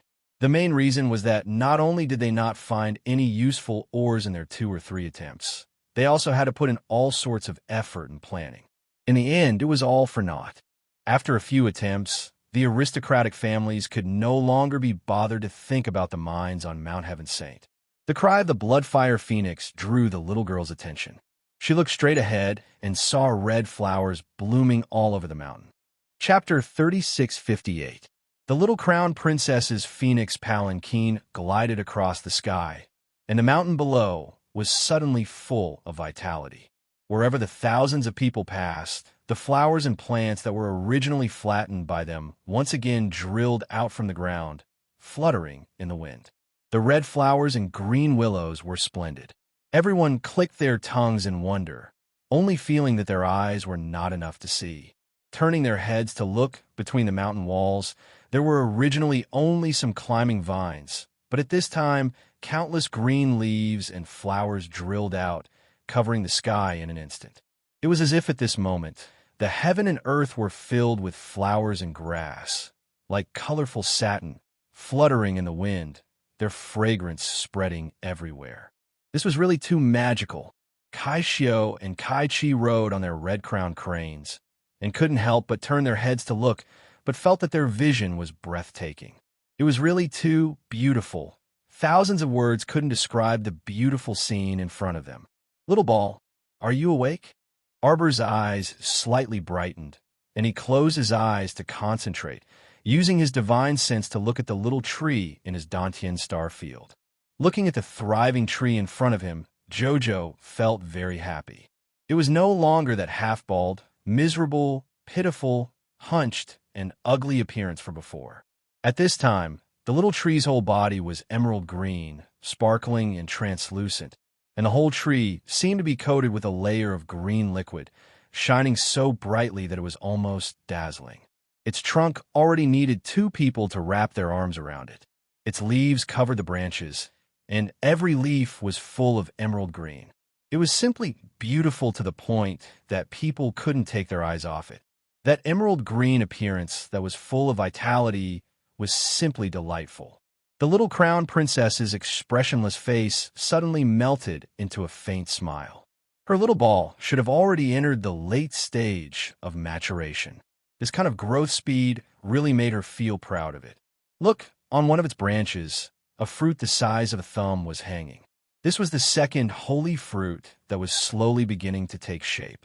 She believed that it wouldn't be long before this holy fruit would gradually grow bigger. Little ball, she called out its name. The little water baby excitedly jumped out from the star field, jumping on her hand and shouting, "Master, little ball hasn't woken up yet. But when it wakes up, little Earth and I should be able to go into seclusion to advance." Arbor patted the head of the little girl when Ryu. At this moment, little Earth shouted excitedly in the star field, "Wow! Master, quickly come and take a look. The longevity tree is bearing fruit." What? Arbor was both delighted and shocked. The longevity tree only bloomed in the Xian domain and bore fruit in the divine domain. Did this mean that her spirit realm was about to transform into a god realm? She remembered that the last time she had been to the profound realm and the spirit realm, it had happened when she had made a major breakthrough. Logically speaking, since she had yet to break through to god tier, it was impossible for Paradise Planet to suddenly transform into a divine domain. She was in the middle of a very important wedding, so please don't cheat her. Xian domain changing to divine domain would probably make her sleep for a while. Moreover, when the entire star field was in turmoil, she wouldn't be any better off. The connection with the star area would be cut off quickly. "Master, don't worry, it's fine. The star field hasn't changed. It's just that when little tree enters the late stage of maturation this time, little water and I will also grow rapidly."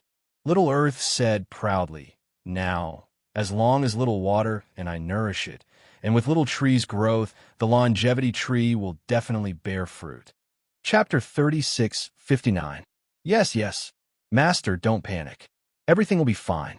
The longevity tree will take some time to bear fruit. It will take about 3 months at the fastest. Xiao Mu's heart relaxed. It was only then that she swallowed back the word scammer. Arbor raised his hand and patted the water baby's soft head. He smiled and said, "All right." Arbor hugged the white jade box and looked up. He saw the phoenix palanquin being led by the blazing blood phoenix and flocks of red-crowned cranes as it flew to the peak of Mount Heaven Saint. It circled in the air a few times. The guard of honor extended all the way from the peak of Mount Heaven Saint. Looking down from the sky, the main mountain path of Mount Heaven Saint was filled with attendants from top to bottom. The wedding procession extended all the way from Mount Heaven Saint to the imperial capital. The young crown princess and company had already reached the peak of the mountain. The people at the back of the procession had just exited the Easter Palace. The Heaven Saint Palace of the Mo clan was built on a cliff. It was shrouded in mist and hazy. There were 9,999 steps down. From afar, it looked as if it was a flying palace that had descended upon the mountains. It was majestic and grand. Gazing into the distance, one would sigh with lofty sentiments. It was surrounded by emerald colors and auspicious birds.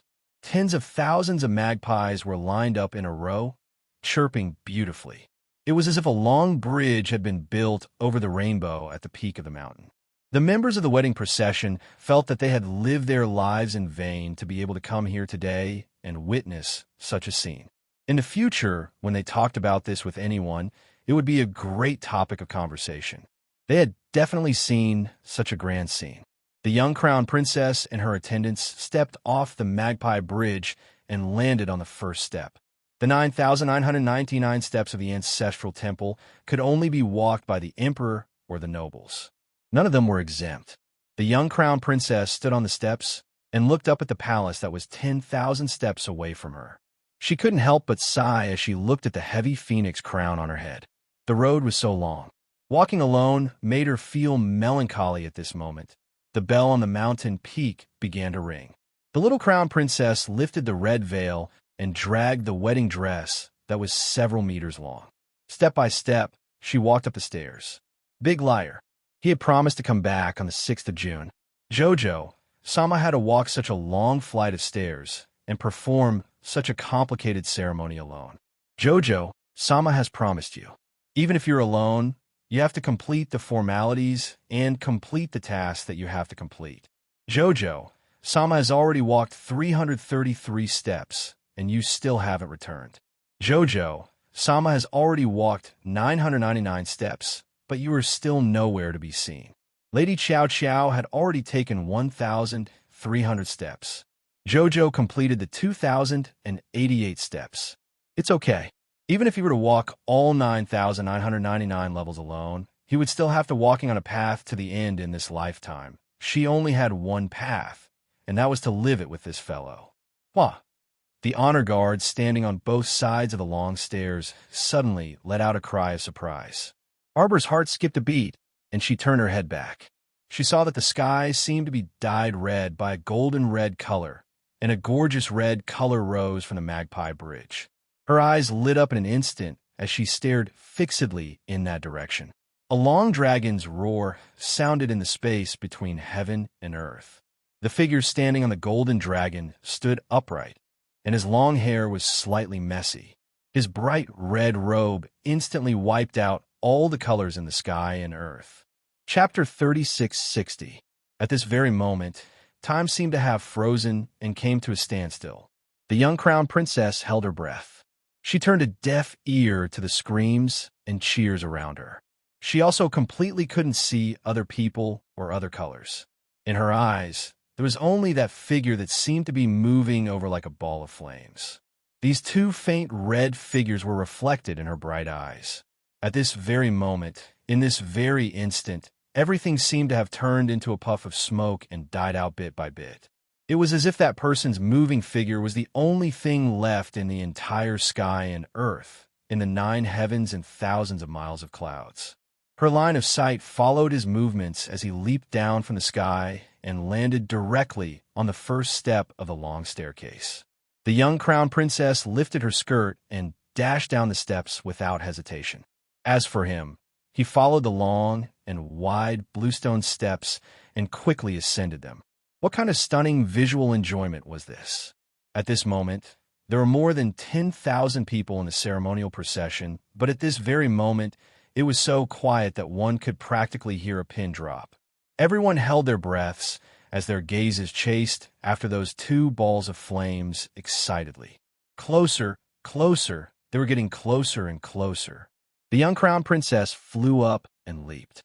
She practically used all the strength in her body to jump up from the long staircase and rapidly pounce down, plunging headfirst into that guy's arms. This pounce in the air, the speed of flight, and the full weight of gravity was extremely shocking. His Highness the Crown Prince had already stretched out his arms and firmly caught his wifey, hugging her tightly in his arms. Thousands of words couldn't compare to a single look in each other's eyes. No one could see any expression on the little stoic's expressionless face all day long. At this moment, however, her eyes couldn't help but redden as she complained aggrievedly. "Big liar, you made me climb 2,088 steps alone." Walking alone was truly unbearable. Especially since he had long gotten used to walking hand in hand with someone, he was truly unwilling to suddenly become alone. Previously, Arbor had suppressed all the panic, attachment, discomfort, and irritation in his heart. At this moment, when he saw this person, waves of grievance, worry, and frustration all surfaced in his heart. When her gaze fell on his handsome face with a faint smile, suddenly, it was as if everything had calmed down and her heart was inexplicably empty. "I'm sorry for making my Jojo worry." And Mo Lien gently planted a kiss on her forehead. Then, he reached out and picked her up horizontally. He strode up the stairs and laughed loudly. "Let your husband carry you up the rest of the way." A burst of thunderous cheers came from the Guard of Honor. Everyone had a smile on their faces. Their crown prince had returned. The happiest people were none other than the people of the Eastern Palace. Kai Xiao and Kai Chi couldn't help but wipe the tears from the corners of their eyes as a smile appeared on their faces. His Highness did not disappoint the crown princess. He was back. It was a grand wedding, and it was passed down by word of mouth. Such a legendary wedding was recorded in the annals of history, and future generations would worship it endlessly. However, this was a story for another time. At this time, Prince Mo was carrying the wifey he longed for and quickly walked up the stairs. He had to rely entirely on his 2 legs to climb up this long flight of stairs. After all, the surroundings of Heaven's Saint Palace concealed one's cultivation. There really wasn't any discount at all on the 9,999 steps. Chapter 36:61.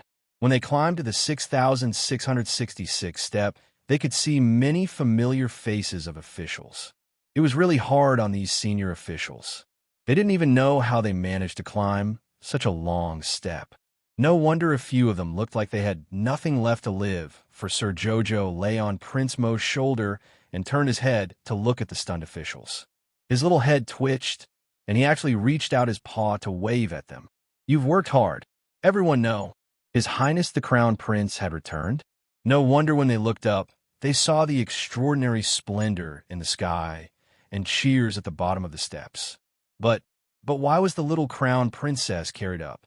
Who knew how difficult it was to climb these thousands of steps? Among them, there were quite a few senior officials who had started taking chi-generating pills 3 days ago just for today's experience. His Highness the Crown Prince was young and strong, but carrying someone and climbing thousands of steps without panting, it really made them feel melancholy. Sure enough, there was no harm without comparison. "Hubby, are you tired?" The little crown princess took out a small handkerchief embroidered with lotus flowers from her pocket and wiped the thin mist on this fellow's forehead. Emolian glanced at her and couldn't help but want to laugh. He carelessly rubbed his head against her face. "How can I be tired? You're really lighter than a piece of paper. Is it because your hubby isn't in the capital, so you don't need on time?" The little crown princess didn't say anything. She had been in seclusion recently, so how could she have time to eat? Could it be that she had really lost weight? She raised her hand to pinch her chubby little chin. "Not lost weight. Hubby, then do you want to put me down and let me walk on my own?" The main thing was that from here up, there were officials standing on both sides of the steps. It wouldn't be good if they saw her cheating all the way up and the crown prince carried her up. "It's okay. I'll carry you to the 9,900 step and put you down. This way, you'll accompany me for 99 steps, and it'll naturally be a long time." As he spoke, he lowered his head and rubbed his face against hers. He said softly, "Jojo, I made you walk 2,088 steps by yourself. I'll make it up to you in the future." Arbor nodded. "All right, since you're going to compensate me, I'll forgive you for now." Emolian almost laughed out loud. Her phoenix eyes were full of smiles as she nodded repeatedly. "Wife, you're the best." When they reached the 9,800th floor, Lord Chao coughed. When they reached the 9,900th floor, the old giant Pain, Wang Chong, and the others glared at them furiously. The little crown princess even cheated in her wedding. This was really infuriating. Emolian reached out and put his wife on the ground, his arms still around her waist. He glanced at the old king of giant Pain, who was glaring at them. "Uncle, what happened to your eyes?" Everyone was speechless. "Back then, your mother walked up the 9,999 steps by herself." The old king of giant Pain hated that he couldn't spit on his face. Shouldn't there be a limit to how much he doted on his wife? It was even worse than that troublesome father of his. Emolian reached out to hold his wife's hand and nonchalantly continued walking up the steps. He said slowly, "My father didn't know how to love his wife. How can he compare to me?" Everyone. The little crown princess nodded and said to the old king of giant Pain in full agreement, "Lien's father really can't compare to Jojo's Lien. The difference is too great." Everyone. Chapter 36:62. They were only 99 steps away from the platform of the Heaven Saint Palace. With everyone's hearing, they naturally heard it. Prince Kong, who was standing at the edge of the altar, couldn't hold back his laughter. He couldn't help but burst out laughing. Then, the great emperor glared at him. The great emperor glared at the entrance of the Heaven Saint Palace. When he saw the couple walking over together as if they had stolen all the colors in the world, the anger in his heart suddenly subsided. He had to admit that his daughter-in-law's words were flawless. Compared to him, His son was too successful in protecting his daughter-in-law. Today was his son's wedding. If Wu Xiao was here, it would be perfect. On the 6th of the 6th month in the 28th year of Tai, the crown prince and the crown princess got married. The ceremony was passed down to the imperial ancestral temple. The female officials gave orders to the emperor and knelt in front of the Heaven Saint Palace to read the ceremony for the crown princess. The crown prince and his wife knelt to the heavens and earth, kneeling to the emperor and empress. That night, they returned to the palace. All the concubines and princesses waited below the red steps and knelt to congratulate them. After the ceremony, Arbor felt like she was falling apart. She wanted the whole world to know that Lotus belonged to Jojo and no one was allowed to covet her. She didn't know how long the banquet would last. When Jojo returned to the Eastern Palace, Kai Xiao and Kai Chi immediately came to take her crown and help her change her clothes. His Highness was worried that you would be hungry, so he asked you to eat something first. After wearing the heavy phoenix crown for an entire day, Lord Xiqiao's neck was indeed a little uncomfortable. After changing into a set of bright red casual clothes, Xiao Mu sat down next to the red sandalwood parasol, crystal mystic jade bed. She took a small bowl and swirled it around with a spoon, pretending to be nonchalant as she asked, "How long will the banquet last?" "Tonight, only the courtiers and their families will be entertained. However, I'm afraid the banquet will last until very late." "Oh," the little crown princess replied expressionlessly. Her small hand was clutching the corner of the blanket tightly, and she fidgeted on the edge of the bed. After half an hour, the little crown princess put down the bowl and asked Kai Chi, "When will His Highness return?" Kai Chi couldn't help but twitch her mouth. The crown princess just asked that question half an hour ago. "Crown princess, His Highness shouldn't be back anytime soon." "Oh." The young crown prince consort once again responded expressionlessly. After half an hour, she asked again. This time, all the maids in the room understood. The little crown princess was very anxious. That was right. The crown prince consort and His Highness have been separated for so long, and they've been going through the formalities on the way here today. They probably didn't have much time to talk. When she was not in front of him, he might be able to suppress this longing. But once she knew that this person was so close to her, she couldn't suppress her longing at all.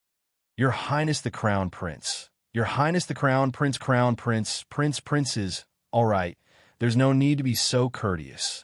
You may all leave." Prince Mo's voice sounded from outside the room. The little crown princess immediately threw away the book in her hand and stood up abruptly. Her big, sparkling eyes stared at the door. Crown Prince Mo strode into the bedchamber with large strides and raised his hand to stop everyone's salutations. He then scuttled to the young crown prince consort's side, his eyes radiant as he pulled her into his embrace. "Xiao Xiao, feel her heart calm down." Under the bright candlelight, Mo Yin couldn't suppress the longing in her heart as she looked at the little one's delicate features. Chapter 3663. "What should I do, Jojo? I really missed you so much." He reached out to hold her small face and stared fixedly at the little one in front of him, a faint smile on his lips. "Your Highness." Saishio pursed her lips in amusement and went forward to hand over the nuptial wine.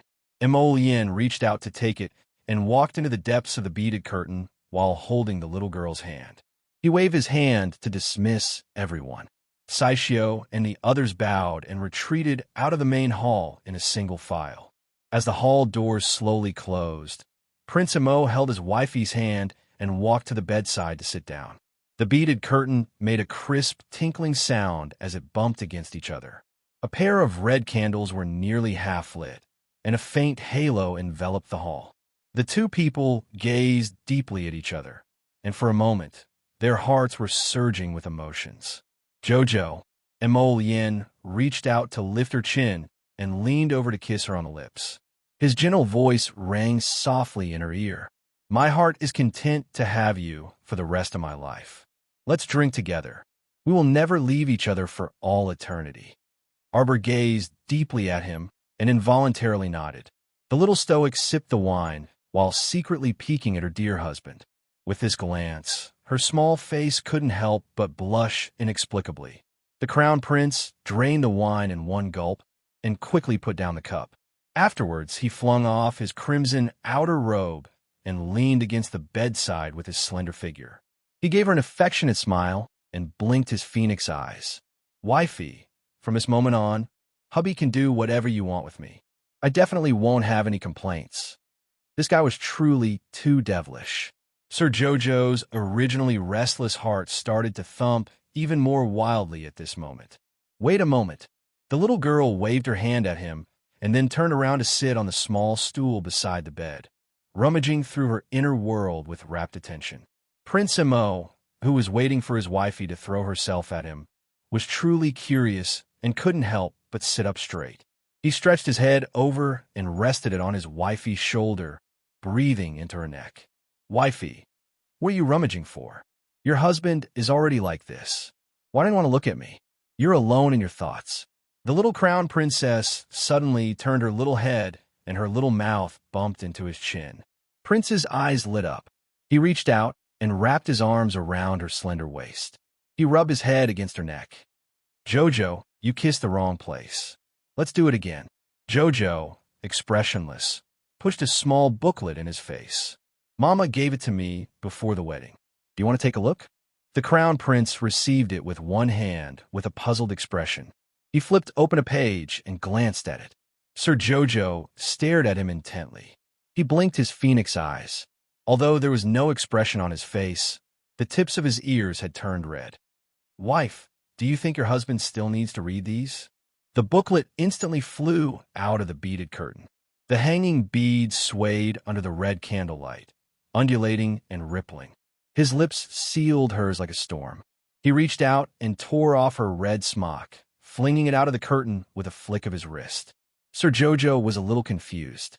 He suddenly felt that he couldn't keep up with Prince Mo's pace. How did the two of them move to the red sandalwood crystal mysterious jade bed in the blink of an eye? They were clearly talking about that booklet just now. "Immobilize." Sir Jojo suddenly took out a blue talisman and slapped it on Prince's forehead. Chapter 3664. A certain crown prince, who was hugging his wifey without letting go, looked up at a certain talisman floating in front of his forehead. He blinked and blinked again. Puffed. He laughed out loud. He didn't know whether to laugh or cry as he reached out to touch the talisman on his forehead. He looked at his wifey with a grin and said softly to her, "Jojo, how can you use an immobilization talisman on your husband? Don't worry, even if my body isn't immobilized, your husband is still yours. I'll lie down wherever you want me to lie down, and you can do whatever you want, all right?" Chirp. The little girl was expressionlessly kissed, but her small face remained calm and taut. Although she felt that the place she was kissed was a bit hot, just like her heart right now, so hot that she was at a loss for what to do. "I flipped through that booklet just now." Although the little stoic's voice was soft, it was extremely calm. Prince Mo's mouth twitched. He suddenly had the urge to burst into laughter for some reason. He felt that his darling might say something that would make him unsure whether to laugh or cry later. As expected, the little crown princess said calmly, "I think there's a big problem with the drawings in that booklet. Not only are both sides unbearably ugly, but they also describe the woman as extremely, extremely unbearable." She criticized apathetically. "I've already studied the positions in the booklet. There are several strange positions that are very detrimental to the health of the body. This is supposed to be a good thing for the harmony of yin and yang, but if you follow the booklet, you'll most likely sprain your waist and crotch. If it's serious, you might not be able to do it in the future." Mo Lien laughed out loud. He lowered his head and pressed against his wifey's body. His head nuzzled back and forth against her neck, and his slender body couldn't help but tremble slightly. "We're talking about serious matters." The little stoic pushed him. "What are you laughing at? What's so funny about such a baffling person? I already said that booklet is useless. Don't worry, your husband won't follow that booklet. Your husband, sleeping talisman." Arbor slapped another talisman on his forehead. Two red clouds flew up on his stoic little face. Mo Lien leaned over to cover her lips with two fluttering talismans. His eyes flickered with mirth as he said softly, "My Chow Chow, don't stick talismans on me anymore, all right? I missed you so much. You don't know, but when I was in Graping Village, I was thinking about Jojo all the time. Jojo, what if I don't come back today and miss the wedding ceremony? Just thinking about it makes me feel terrible." As he spoke in a low voice, his hands nimbly untied her belt and threw her out of the curtain. Arbor felt his body heat up. He was originally a man of the fire attribute, and his body was covered in flames that could burn everything. But today, at this moment, he was much more passionate than he had been in the past. The little stoic's watery almond-shaped eyes were already somewhat dazed and shattered. She mumbled, "Why are you tearing my clothes? These are all new clothes. I'll buy a few new batches later." The little stoic felt that the crown prince's hand roaming over her body was like a source of fire. Wherever he touched, it would burn, as if he wanted to burn her completely. She hugged his waist with both arms and said resentfully, "I've already taken off 2 pieces of clothing, but you've only taken off 1. Mo Yin's lips curled into a smile. He grasped her small hand and pressed it against his chest, saying softly, "It's so troublesome." Chapter 3665. What's so troublesome? The little stoic originally wanted to ask this, but she was immediately startled by the airflow that lightly shook her body. The crown prince's control of his strength was just right. With such a jolt, the 2 people's clothes were completely shredded. Like snowflakes, they fluttered to the ground. The little stoic blinked and suddenly cried out in alarm. She reflexively reached out to hug Mo Yin, her entire body shrinking into his embrace.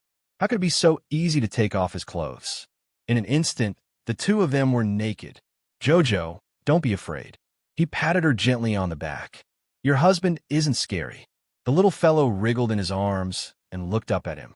He tried his best to put on a calm face and said stubbornly, "What a joke. Why would I be afraid? The Tao of husband and wife is the harmony of yin and yang. Do the things of heaven and earth. I knew my Jojo is the most obedient." As Crown Prince spoke, he had already hugged his little wife and kissed her deeply. After kissing for a while, he lowered his head to look at her. He blinked and smiled. "But Jojo, why are you stuttering?" Who stuttered? "Are you nervous, Jojo?" "What a joke." I'm nervous?" "If you're not nervous, then you're always stuttering." I'm stuttering." Mo Yin almost burst out laughing, but when she saw the little girl's tense little face, she couldn't help but reach out to stroke her face affectionately.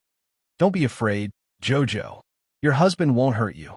Husband loves Chow, the most. My heart, my soul, my everything, all belongs to you." His voice became low and muffled. Jojo, the crown prince's body suddenly sank, and Lord Xiao Xiao's cry of surprise was instantly swallowed into his mouth, completely swallowing it. She suddenly reached out to grab him, and tears were about to seep out of the corners of her eyes. "He was a big liar. Didn't you say you loved Jojo the most?" "Liar, big liar." He held her small hand in his, and as their fingers intertwined, she felt a warmth invading her. Her palm, no, her body, felt as if it was about to burn. The little crown princess was a little dizzy. She felt as if her body was floating on the sea. She was drunk and hazy. It was night, and the red candles were high up in the sky. Inside and outside the Eastern Palace, the place was brightly lit. Heaven and earth turned upside down, drunken dancing in the spring breeze, a high bed with soft pillows. The night went on until dawn the next morning. The candle burned out, leaving behind only a tear. The palace was filled with a faint fragrance that could not be dispersed. The little stoic moved her fingers and opened her eyes in a daze. Her long eyelashes fluttered slightly like a butterfly's wings, flapping again and again, but she couldn't muster up any energy. His somewhat unfocused eyes gradually came into focus. An enlarged, bright, and spirited face was right above her head. At this moment, it was looking at her with a smile, and its phoenix eyes were filled with deep affection. There were still 2 talismans floating on his forehead. Binding talisman. The little stoic flung a talisman at his head with a smack. The man chuckled and took down the 3 floating talismans on his forehead. He looked at her innocently and said, "Darling, can we not greet each other with the immobilizing, binding, and sleeping talismans?" Stinky liar. The little stoic groped around, wanting to grab the thin blanket next to her. Crown Prince Emo pulled her small hand over and grasped it tightly, hugging her soft and small body as he asked in a low voice, "Chow Chow, are you cold? Your husband will warm you up." Chapter 36:66. The little stoic was infuriated. She reached out to push him, but her entire body felt exhausted.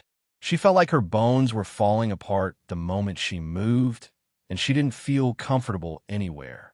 When Emo Yin saw that the little fellow really didn't have any strength left, his heart instantly tightened.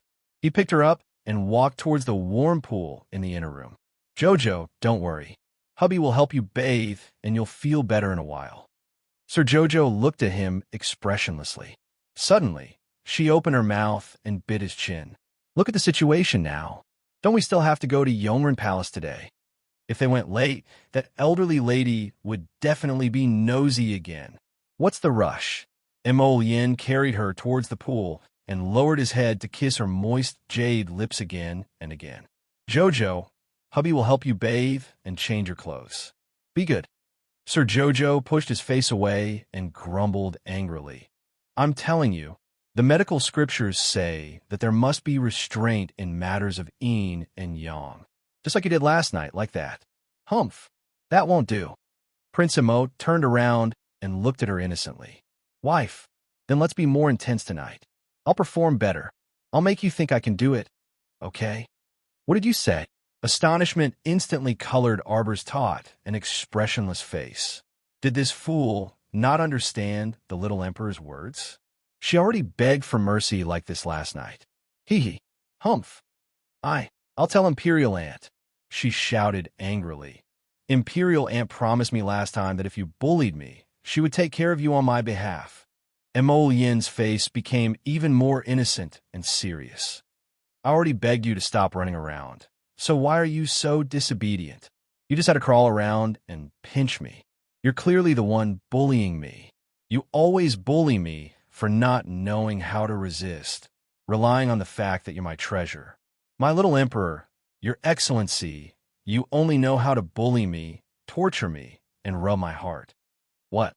Sir Jojo looked at him incredulously, completely unaware that he was currently soaking in water. His soft body was currently being held in a certain someone's arms, and he was openly touching him. Does this guy still have any shame? From yesterday until now, who was the one tormenting who? The little stoic expressionlessly glared at him for a while, before suddenly discovering that this guy seemed to have become lively again. "You, Jojo, don't worry. We'll try our best to correct our mistakes. We'll be more compatible in the future. Last night was mainly because it was our first night, so it was inevitable that we were inexperienced." The little stoic irritably pinched him. "Don't mess around. It was already late in the morning. Are we still going to Yongren Palace?" "How annoying," Prince Emo muttered and whispered into her ear. "It's fine if you don't go." Arbor glared at him. "Hurry up." Emo Yin pursed her lips. After helping her clean up, she carried her to the side of the pool and helped her put on some clothes. By the time the two of them finished dressing up, 2 hours had already passed. After they entered the carriage hand in hand, the little girl glanced at him. "Did anything happen yesterday?" It was so calm that Sir Jojo was at a loss. "Not a single one of those troublemakers has come out." Emo Yin smiled at her. "Jojo, what do you think could have happened?" At the same time, clang. The iron door was pushed open from the outside to the inside with a loud sound. An inhuman roar came from inside. The iron chains connected to it shook vigorously, making clanging sounds. Ow! Chapter 36:67. This was a courtyard located on the outskirts of the capital. From the outside, it looked like a very ordinary courtyard. However, it was actually a dungeon used by the Purple Forest Guard to imprison special criminals. It was built with 1/2 meter thick limestone and was impenetrable. With a light clang, the iron door was pushed open by 2 guards. A slender figure walked down the stone steps. The inside of the dungeon was very spacious and torches were placed on all four walls. The circular platform was like the main hall of the dungeon. It was very clean and lit up by the torches. If it weren't for the various torture instruments hanging on the walls and the smell of blood, one wouldn't be able to tell that this was a dungeon. Ah! A hoarse roar came from the depths of the wooden fence. One of the guards outside the door impatiently poked the fence with his long stick and shouted angrily, "Shut up! Don't make a sound." Ah! The person who was poked by the staff was immediately struck by the electric current. His body trembled uncontrollably as he screamed miserably. This person's luxurious blue robes were already dirty beyond recognition. It was as if he had been fished out of a pool of stinky water, and his entire body was filled with the smell of mold and decay. Where was his previous clean, tidy, and high-spirited existence? The slender figure walked down the stone steps and finally stood in front of the wooden fence. His slightly raised peach blossom eyes were filled with mockery and ridicule. He just stared coldly at the man who was screaming hysterically inside. "What? Is it because the guards here didn't take good care of you? Is that why Big Brother is so angry?" The voice passed through the wooden fence. It was as if a basin of ice water had been poured over the person inside, freezing him to the bone. He dragged the heavy iron chain and turned around abruptly. His eyes were filled with shock and horror. "It's you. It's you." His hands subconsciously reached for the fence. However, as soon as he touched the fence, he was stimulated by the strong electric current coming from the fence. He quickly withdrew his hands and took several steps back. The person inside the fence stared with wide eyes. It was as if the person in front of him wasn't a handsome young man in plain clothes and a faint smile. Instead, he was a tiger, a wolf, a vicious beast. Ronely! A suppressed roar came from his throat, and his hands involuntarily tried to grab the fence again. However, when he thought of the electric current, he couldn't help but shrink his arms in fear. His eyes were fixed on the figure outside the fence, and he said word by word, "It's you. Did you do all this? Why?" The person in the prison was none other than the Crown Prince of Songzhou, Rongli. Speaking of which, this unlucky guy had arrived in the suburbs of Dragon Flame City yesterday. Unfortunately, before they could enter the capital, they were attacked by a group of people on the Shirley Slope. The other party's speed was very fast, and they also had two powerful godstone cannons. The Peak Immortal Venerable had to remind him that the best choice was to retreat temporarily under the bombardment of the Divine Stone Cannon. After all, the strength of that Peak Immortal Venerable was greatly suppressed. It wasn't that he couldn't fight the two Divine Stone Cannons head-on, but if he did so, he would also suffer great damage. It wasn't worth it. Since he had reached the Immortal Venerable realm, he naturally cherished his own reputation more than anyone else. Naturally, he wouldn't risk his life for Rongli over such a trivial matter. Chapter 3668. Hence, Rongli led his men to turn around and flee, but who knew that they would fall into a trap? Someone had planned out their escape route and set up several layers of formations on their way. The miserable Tsang province's crown prince and his subordinates were all separated from each other in these arrays and ended up in prison. Rongli, my subordinate, Venerable Immortal Jin Shang, will definitely come to save me. Oh, Duan Yu curled his lips non-committally as he looked at him with a spurious smile. In that case, you think you still have hope of being saved?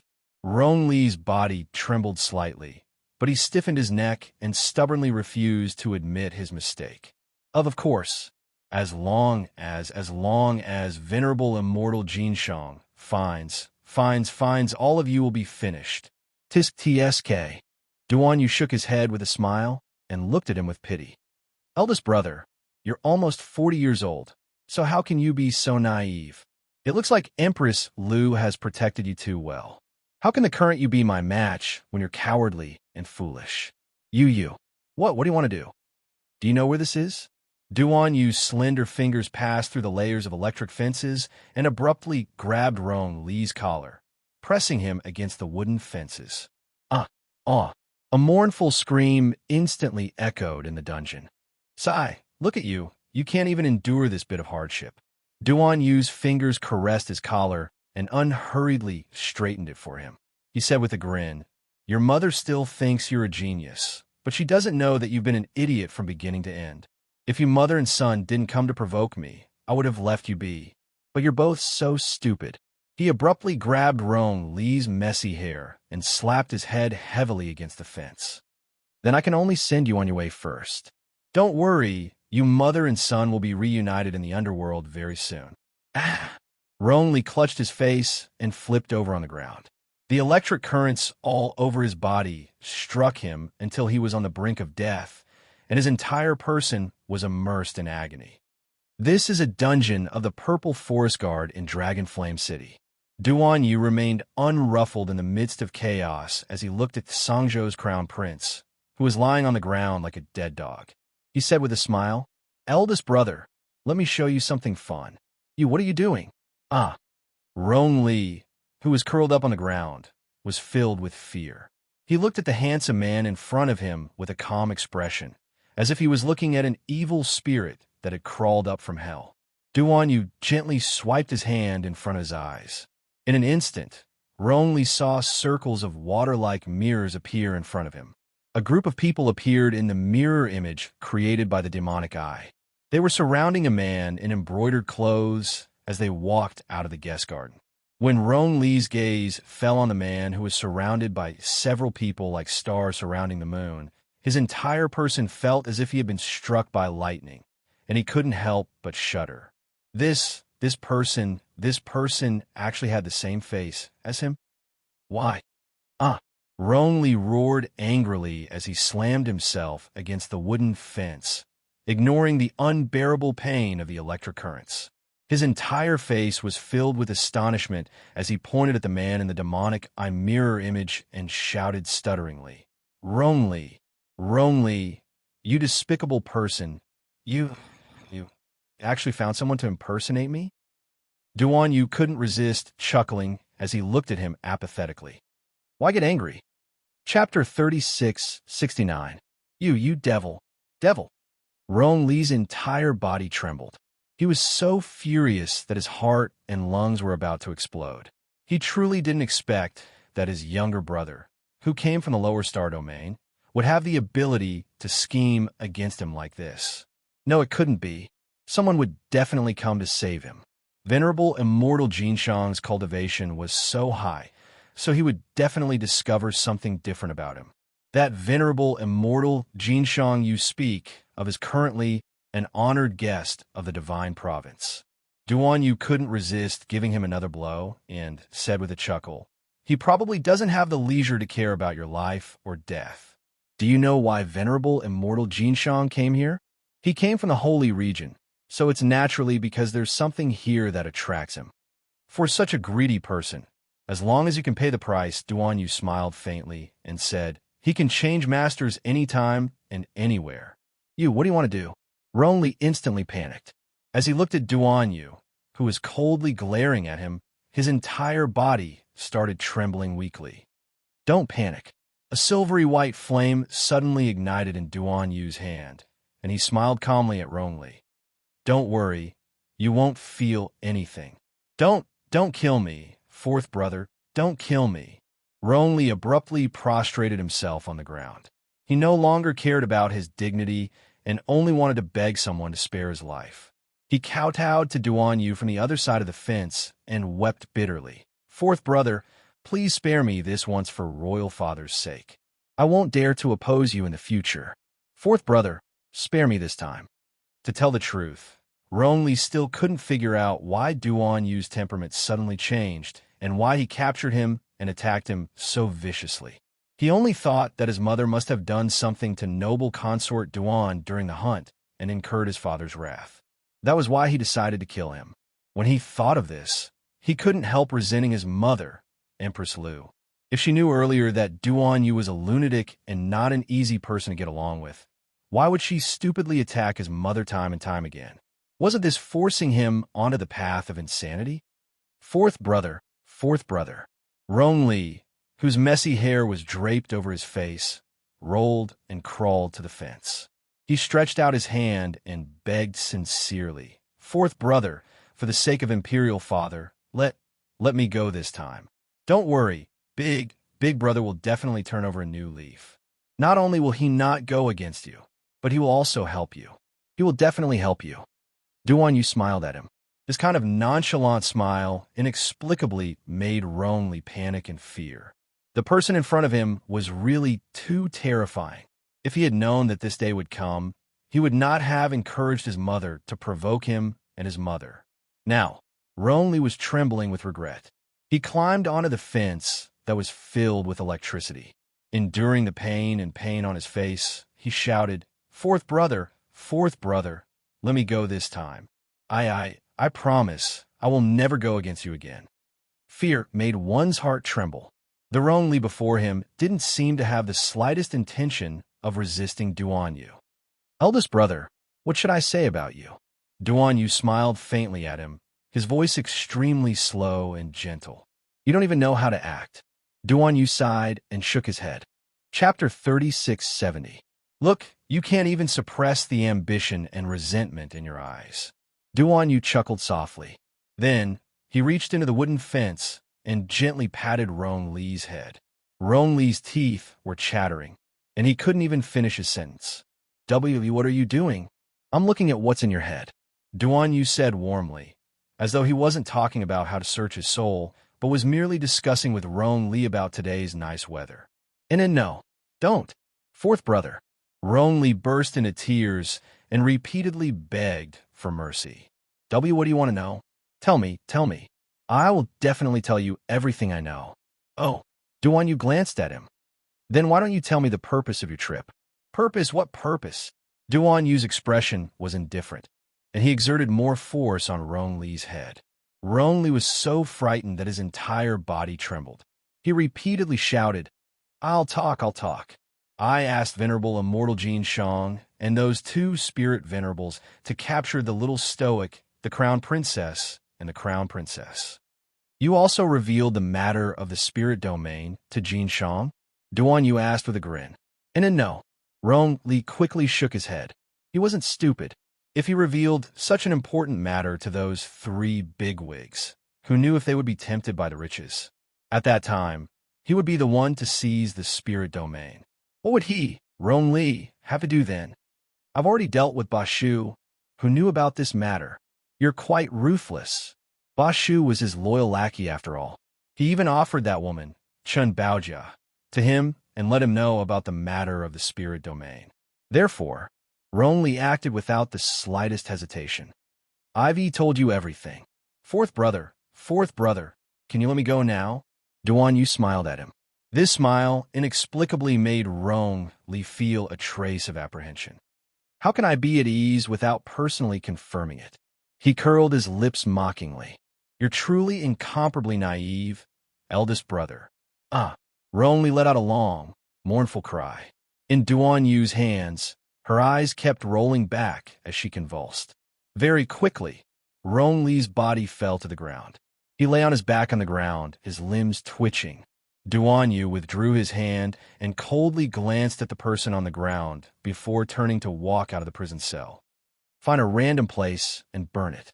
"Yes, brat, a great man must be ruthless, as expected of a descendant of my Rong family." Ha, interesting. An old voice sounded in his mind.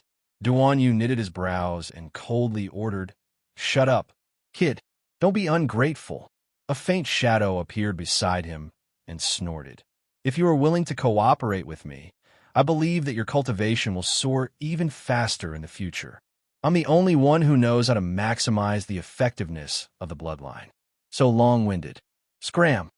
Duan Yu clenched his fists, and that shadow glared at him before slowly dissipating.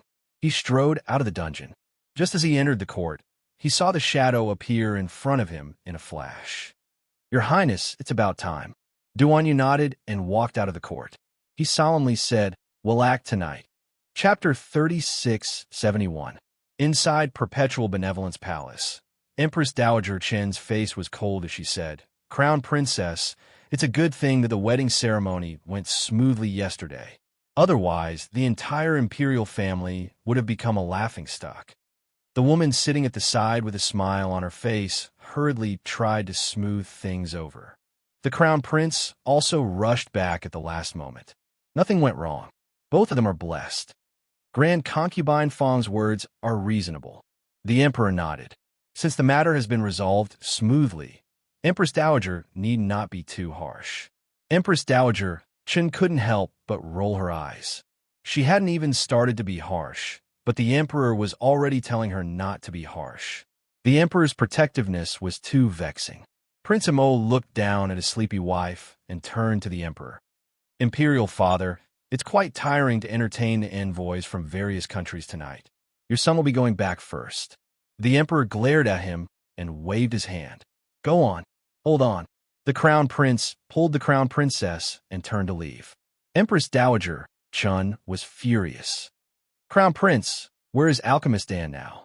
Empress Dowager Chen looked coldly at the young couple and said, I've been taking Alchemist Dan's pills to recuperate my body. I'm almost done eating, but Alchemist Dan still hasn't returned. Shouldn't the crown prince give me an explanation? Prince Imo smiled strangely at the old lady. Empress Dowager Chun suddenly had a bad feeling. She gripped the armrest of her chair tightly and asked with a stern expression, Crown Prince, why aren't you saying anything? Alchemist Dan came all the way from the capital to Greyfield Village for you. She came to help you exterminate those zombies, to help you treat the soldiers in the army. Even if she didn't help at all, you can't treat her so coldly. Mo Yin glanced at Empress Dowager Chun with an icy gaze and said indifferently, Empress Dowager, you meddle too much.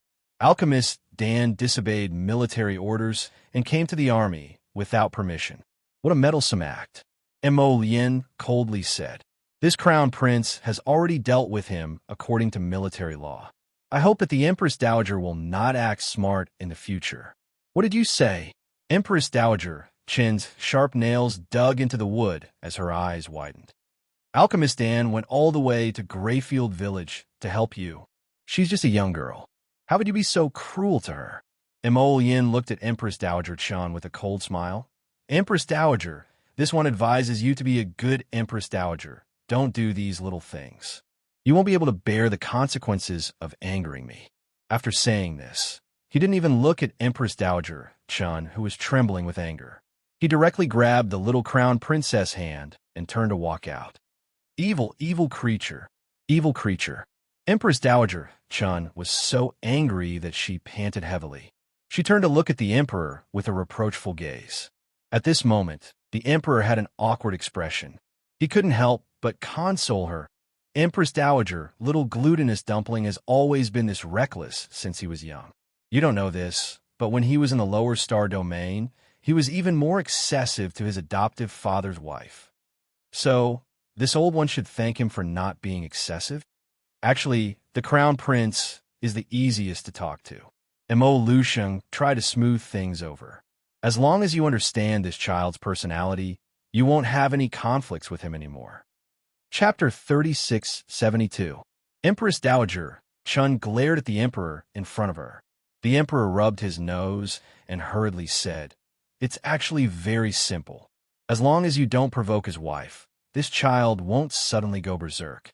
Speaking of which, little glutinous rice ball is a very good-natured person.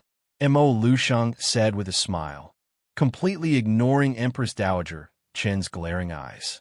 Your son is good-natured? If he was good-natured, he would kill people without hesitation. If he was good-natured, he wouldn't even let the pitiful alchemist Dan off. If he was good-natured, how could he be so hostile to his grandmother? Good nature my ass. Grand Concubine Fong coughed and said with a smile, That's true. The crown prince has just returned to the divine prefecture. Everything needs to be adjusted. Alchemist Dan is a god-level alchemist. If she can become the crown prince's concubine, our entire imperial family and all the disciples will be able to improve their cultivation after eating Alchemist Dan's pills. Who am I doing all this for? It's all for you and your father. Empress Dowager Chun said angrily, I'm not asking him to abolish the crown princess. I'm just taking in a concubine. With Alchemist Dan's status, it's wrong for her to be the crown prince's concubine. Mo Lusheng sighed helplessly. He looked at Empress Dowager Chun and said, Don't mention the matter of concubine in the future. Otherwise, The crown prince's relationship with you will only become worse. This old lady was good at everything, but she liked to meddle in other people's business.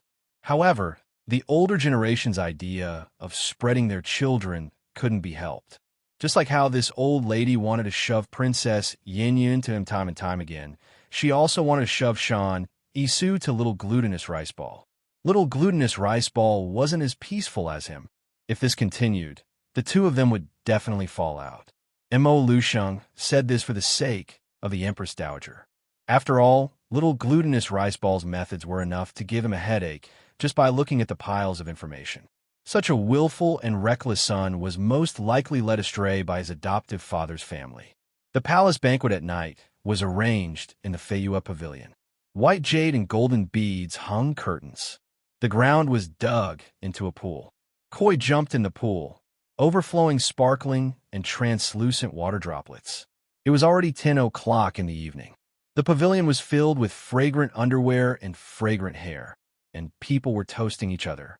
From time to time, there would be laughter, singing, and dancing. After resting enough in the afternoon, the little crown princess was still in good spirits. After hearing the crown prince of Tsangzhou and Prince Qin's announcement, the little fellow glanced at the door. The crown prince of Tsangzhou walked in with a group of people with warm smiles on his face. The little crown princess felt that it was a bit hard to look at. Her gaze swiftly swept past him before shifting to Duan Yu behind him. Duan Yu, dressed in a moon-white plain robe, walked inside with a grin. The little stoic turned her head to look at Mo Yin, who was sitting next to her, and swept her small eyes over him in confusion. You two exchanged a glance just now. What were you talking about? Mo Yin was currently peeling tangerines for her, so he put on an innocent face when he heard this. I didn't. Humph. She must be hiding something from Jojo. Arbor turned to glare at Duan Yu. The latter winked at her with a smile before following Rong Li up and bowing to the emperor before sitting down. The great emperor smiled and said a few polite words. Then he clapped his hands and ordered the dishes to be served. No wonder the great emperor was so concise. Ever since the palace banquet turned into a gamble and all the ministers returned home hungry, the great emperor felt that with his daughter-in-law, who was a troublemaker, around, it was better to keep everything simple. Hurry up and finish eating so that the banquet could end and return home. Lord Preceptor of the State has arrived. Chapter 3673. The little stoic tugged at her husband's sleeve and whispered, It's him who instigated your father to change the date of our wedding. I keep feeling that there's something off about this person. Mo Yin narrowed his eyes and glanced dangerously at the state preceptor who was just walking through the door. He also felt that this state preceptor was very strange. Normally, he acted like an immortal, but he felt like he was targeting his wifey. The little stoic accepted the tangerine that her husband had peeled for her and stuffed a piece in her mouth. She then turned to look at the little monk who had already started eating and was eating with gusto. The little fellow was squatting next to her with a round head, each paw holding a shortbread. His cheeks puffed up as he ate, and he even turned to look at her from time to time. Benefactress, let's bring some food back for the little monkey later. Arbor nodded and pulled over his small hands to wipe them. Kong Kong, your master Kongin said he wants to see you today. When you see him later, you should know what to say to him, right? The little monk put down the shortbread in his hand and glanced at Arbor in confusion. Benefactress, what does this young monk want to say to Master Kongin? The little stoic's taut face revealed a bewildered smile. Of course it's to fish for information from him. Think about it. Back then, Zhu Fan and his wife brought you to the Divine Province on First Elder's orders. But midway, you were attacked by a group of black-clothed people. What happened? Perhaps only that old bald Donkey Kongin would know. The little monk pursed his small mouth into a straight line and said solemnly, Benefactress, you said master is a bald donkey. On the side, Mo Yin couldn't resist twitching his mouth. Every time he heard these two's conversation, he had the urge to laugh. Arbor rubbed his bald head. Did you remember? The little monk nodded. I asked Master Kongin, who were those black-clothed people? Arbor nodded. Remember to ask when sister sends you to Kongin's table later. The little monk nodded his small head joyfully and asked with pursed lips, "Benefactress, then can I still go back with you tonight?" "Sure." The small monk became even happier. He picked up the fruit on the plate and started to eat it. As long as the benefactress didn't throw him away, he could ask anything. Not long after, Grand Elder Kongin, who had arrived late, arrived along with a few other elders of the Elders' Council.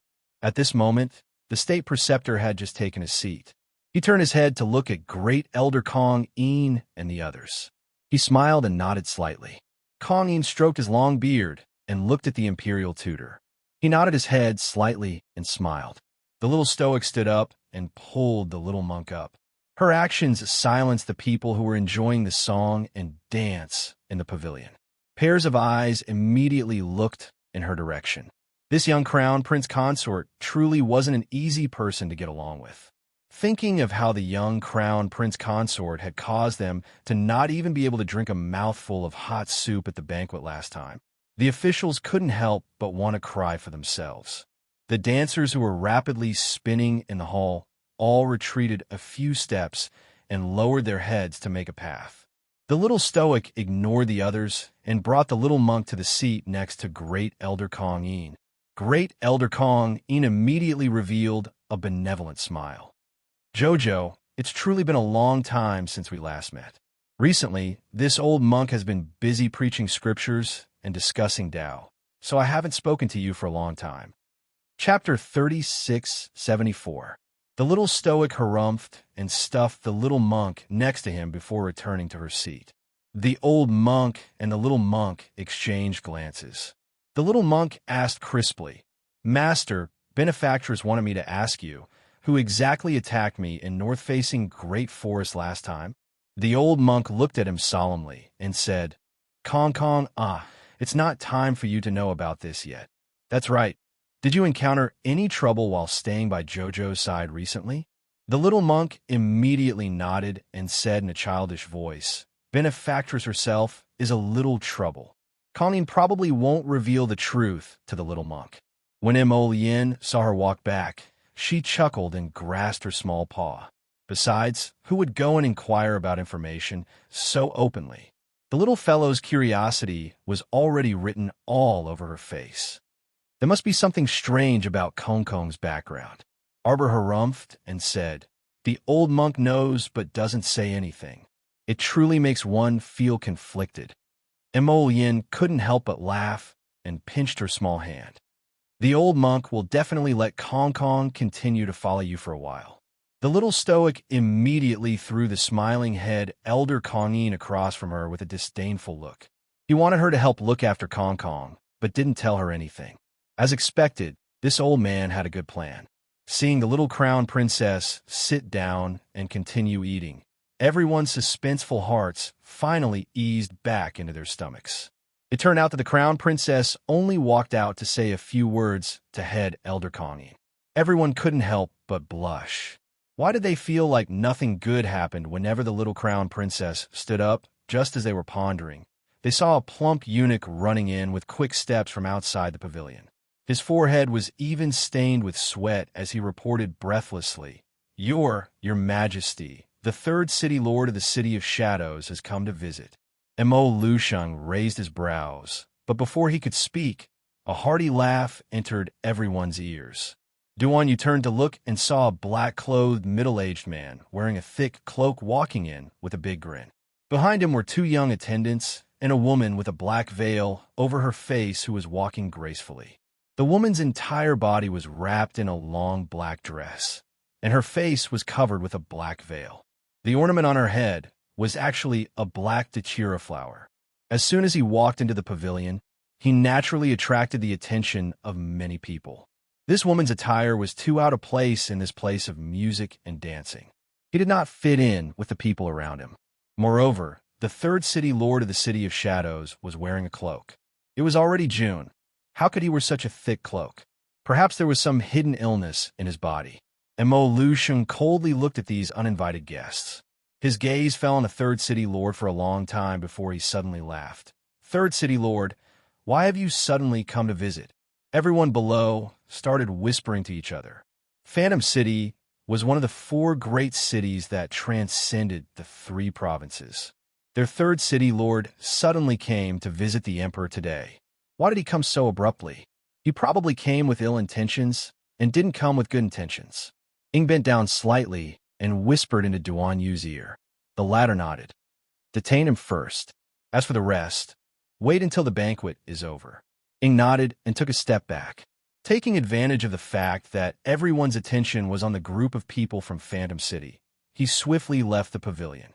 Chapter 3675. Phantom City's third city lord chuckled and suddenly tore open the large cloak draped over his body, revealing a treasured armor embroidered with golden threads and forged from silver crystals. His aura arose from his entire body like a mountain torrent. Everyone in the hall immediately felt as if their chests were blocked by something so stifling that they almost couldn't breathe. Your Majesty, you are also very clear that my Phantom City transcends the three provinces. The third city lord sneered. If this matter didn't concern my beloved disciple, I wouldn't have come to find you like this. The smile on Mo Liuxing's face rapidly receded. He pressed down with both hands, instantly dispelling the pressure released by the third city lord. If you have something to say, just say it. There's no need to release your aura right away. Mo Liuxing was the most impatient with these people's behavior. If there was something, just say it clearly. What was the point of releasing your aura right away, inexplicably, and pressuring a group of ordinary people? Phantom City's third city lord's behavior caused a trace of coldness to emerge in Mo Liuxing's heart. The Phantom City was beyond the three prefectures. However, his Mo clan's royal family wasn't someone that could be bullied and humiliated by others. If this third city lord continued to be so impudent, Mo Liuxing wouldn't mind teaching him a lesson. Humph! The third city lord harumphed coldly, and his gaze abruptly landed on the little stoic. Hence, everyone fearfully cast their gazes in the little crown princess's direction. They saw that she simply didn't care about what was happening in the hall and was currently using a bamboo skewer to stab the prawn meat on her plate with her head lowered, eating it piece by piece. Everyone didn't know whether to laugh or cry, and they reflexively turned to look at His Highness the Crown Prince's sullen expression. Mo Lian was currently knitting her brows as she looked at the third city lord standing in the middle of the pavilion. This person's hostile gaze towards his wifey made him feel displeased, so he said coldly, "If you keep glaring at our crown princess, be careful of those eyes of yours." All the ministers' hearts skipped a beat, and they all lowered their heads and silently watched, not daring to make a sound. Everyone was very clear that His Highness the Crown Prince's earlier words weren't a joke. He was genuinely warning Phantom City's third city lord. However, it was clear that the third city lord did not take the Crown Prince's words to heart. Hearing this, he laughed out loud. What an arrogant and high-spirited Crown Prince of the Divine Land. His cold gaze fell on Prince Mo as he sneered. No wonder you abandoned my disciple like a worn-out shoe. At this time, Empress Dowager Chen, who was sitting at the head of the table, could not help but say, "Third city lord, what are you talking about? After Alchemist Dan entered the capital, we have always treated him with respect and did not dare to neglect him in the slightest." The third city lord suddenly pointed in the direction of Mo Lian and said in a stern voice, "Today, I came here to seek justice for my disciple." Disciple. The black-veiled woman in black from head to toe slowly made her way to the front of the crowd. She reached out and took off the black veil on her face, revealing half of her hideous scarred face. Empress Dowager Chen almost could not sit still and almost jumped up from her seat. She exclaimed, "Alchemist Dan, what happened to your face?" Empress Dowager Chen blurted out in alarm, her eyes hastily looking at the expressionless young crown princess and Prince Mo. The little stoic swept an inexplicable glance at that single-robed woman before retracting her gaze. Whether this woman's face was injured or not had nothing to do with her at all. She did not even bother to ask. She must have provoked Jojo's Lotus and was taught a lesson by Lotus. Chapter 3676. Emolian was also a little surprised at this time. Under such a huge impact of the fireglass, this Shan Isu could actually escape unscathed. He had seen with his own eyes that she was buried in a valley by those huge rocks. Does the crown prince find it very strange? Shan Isu's eyes were filled with hatred, firmly fixed on Mo Yin's face. Susu is not dead. I've disappointed your highness. What the hell? The little crown princess muttered expressionlessly. Whether she was dead or not, Jojo's Lotus wouldn't care at all. So she really didn't know where this disappointment came from. The third city lord of the City of Shadows took a step forward and said to Mo Lusheng, "My disciple was personally harmed by your son. Your highness, you invited my disciple here, but now you're treating her like this. Don't you think it's too much? Then why don't you ask your good disciple why this crown prince wanted to kill her?" Mo Yin looked coldly at the third city lord. If she hadn't poisoned this crown prince beforehand, why would this crown prince lower himself to her level? The implication was that if your disciple hadn't come to provoke me, I wouldn't have even bothered to look at her. The third city lord was so angry that his face trembled violently.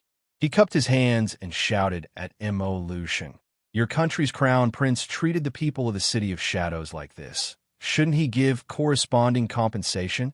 When everyone heard this, their eyelids twitched slightly. There was no other reason, but now all the big shots in the imperial capital were obviously more sensitive to the word compensation. How do you want to compensate? The little crown princess suddenly spoke out, which was unexpected to everyone.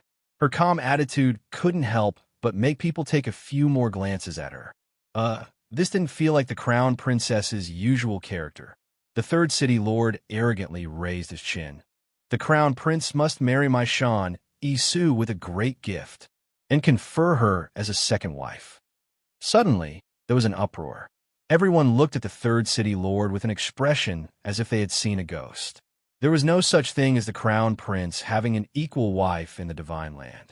Duan Yu gripped his wine cup with one hand as he looked at Prince Mo, whose face was as still as water, with ridicule in his eyes. "You've provoked a peach blossom in front of Sir Jojo." The latter glared at him a few times, then retracted his gaze. A cold smile appeared on his lips, and he said to the third city lord, "Say that again." The third city lord felt an invisible pressure. Although his face did not change much, his heart could not help but beat like a drum. The crown prince of the divine land was so imposing. If it wasn't for Shan Isu, his disciple, who had offered him many precious medicinal herbs, he wouldn't have bothered to get involved in this mess for her. "What do you think, State Preceptor?" The young crown prince consort suddenly turned to look at the smiling state preceptor sitting at the side. The latter was slightly taken aback.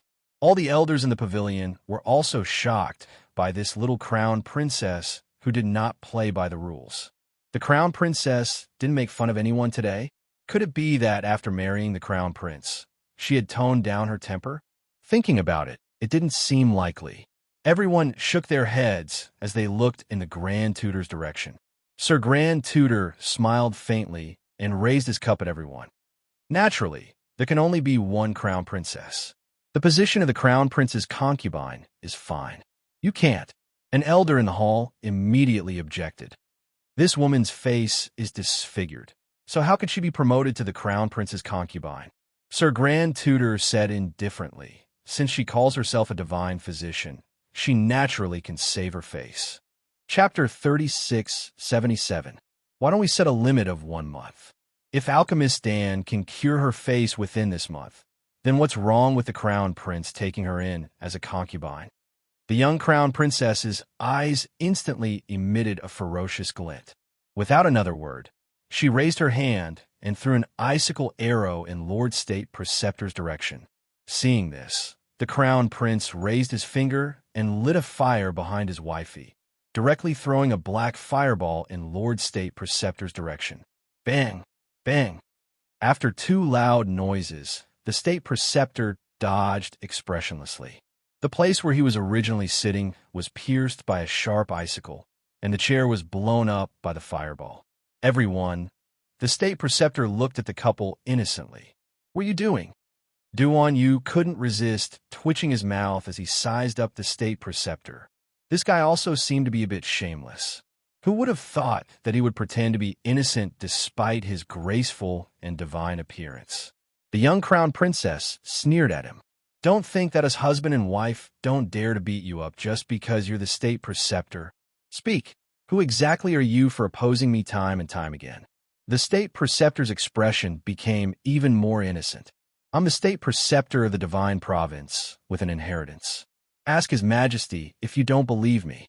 I've stayed in Dragonflame City for several decades, so who else can I be? I'm naturally the state preceptor. You're quite similar to someone. The little girl's bright eyes flickered, and a sharp icicle appeared in her hand. Suddenly, she stomped her leg and pounced in the state preceptor's direction like a lion cub, stabbing the icicle in her hand without hesitation. Shan Yi-Su is a person blessed by the heavens. You racked your brains to shove this woman into my husband's arms. I'm sure everyone knows your intentions. Don't slander me. Lord State Preceptor blinked and couldn't resist turning to look at the Emperor, repeatedly complaining about his injustice. Your Majesty, when the Crown Princess asked me before, I only answered truthfully. How can this be connected to the heavens? Now that the Crown Princess suddenly attacked Lord State Preceptor, isn't it a bit unreasonable?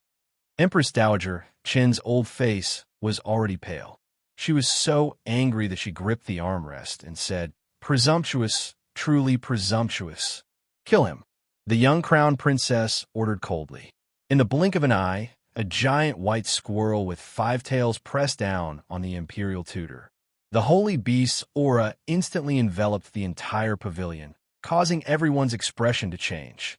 Shan Yi-Su's expression also changed, and she couldn't help but take a step back. I gave you face, but you don't want it. With a flying stride, Xiaomu arrived in front of that unlined garment in a flash and picked up her arm like she was picking up a chick. With a kick of her leg, Shan Yi-Su was kicked to the ground. She fell to the ground on all fours. Without another word, the little stoic went up and slapped the back of that man's head. Shan Yi-Su let out a scream.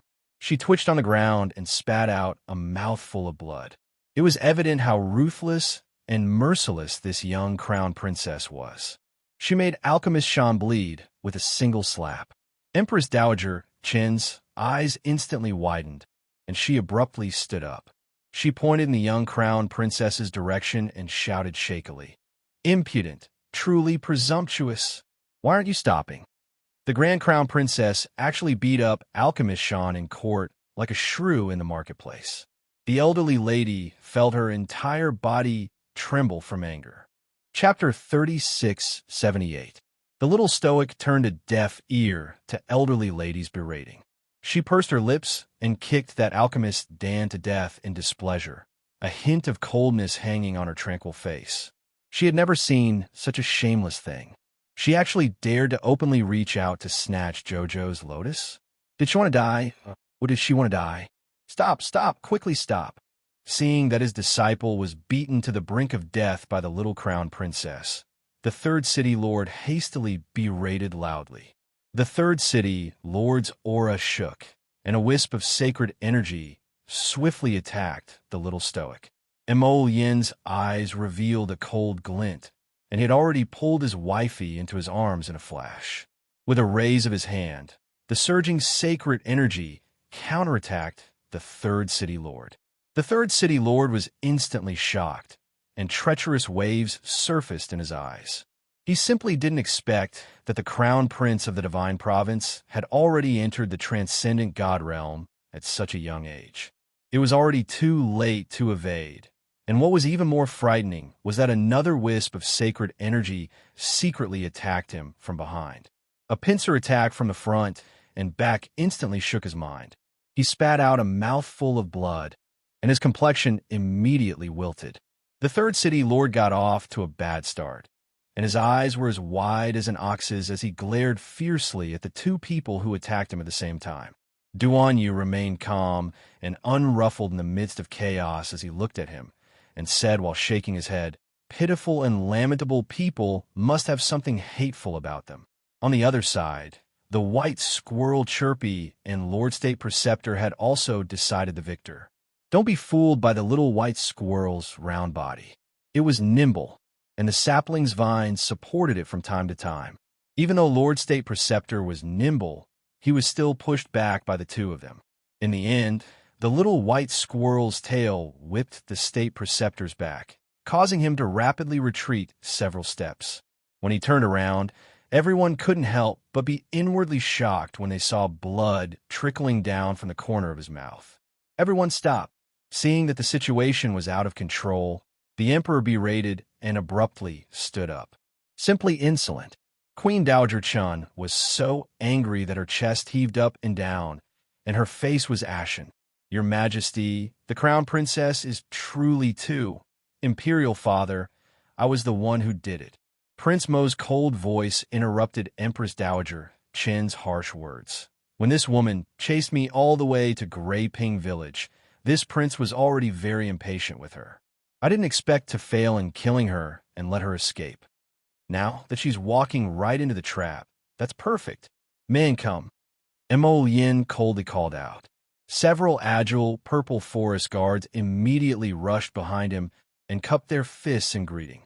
Drag this woman out and execute her immediately. What a troublesome thing. Mo Yin's eyes turned cold. The third city lord sneered. Arrogant indeed. Does the Crown Prince want to declare war on the City of Shadows? Oh, if the City of Shadows insists on standing up for this ignorant woman, then this Crown Prince is not a coward. Then the Crown Prince should listen to your grandfather's opinion first. As the third city lord's voice fell, a tall old man who looked to be around 70 suddenly flew in from outside the Feyue Pavilion and stood in the middle of the hall with a cold expression. The old man's face was resolute, his short hair sharp, and his blue robe was very simple. You can't kill her. The old man's cold gaze swept over Shan Isu as he took out several materials from his inner world. Pill Master Shan, if you fail to make the soul-returning pill, don't blame this old man for being ruthless. Shan Isu's body trembled slightly. Chapter 3679. Arbor's gaze sharpened.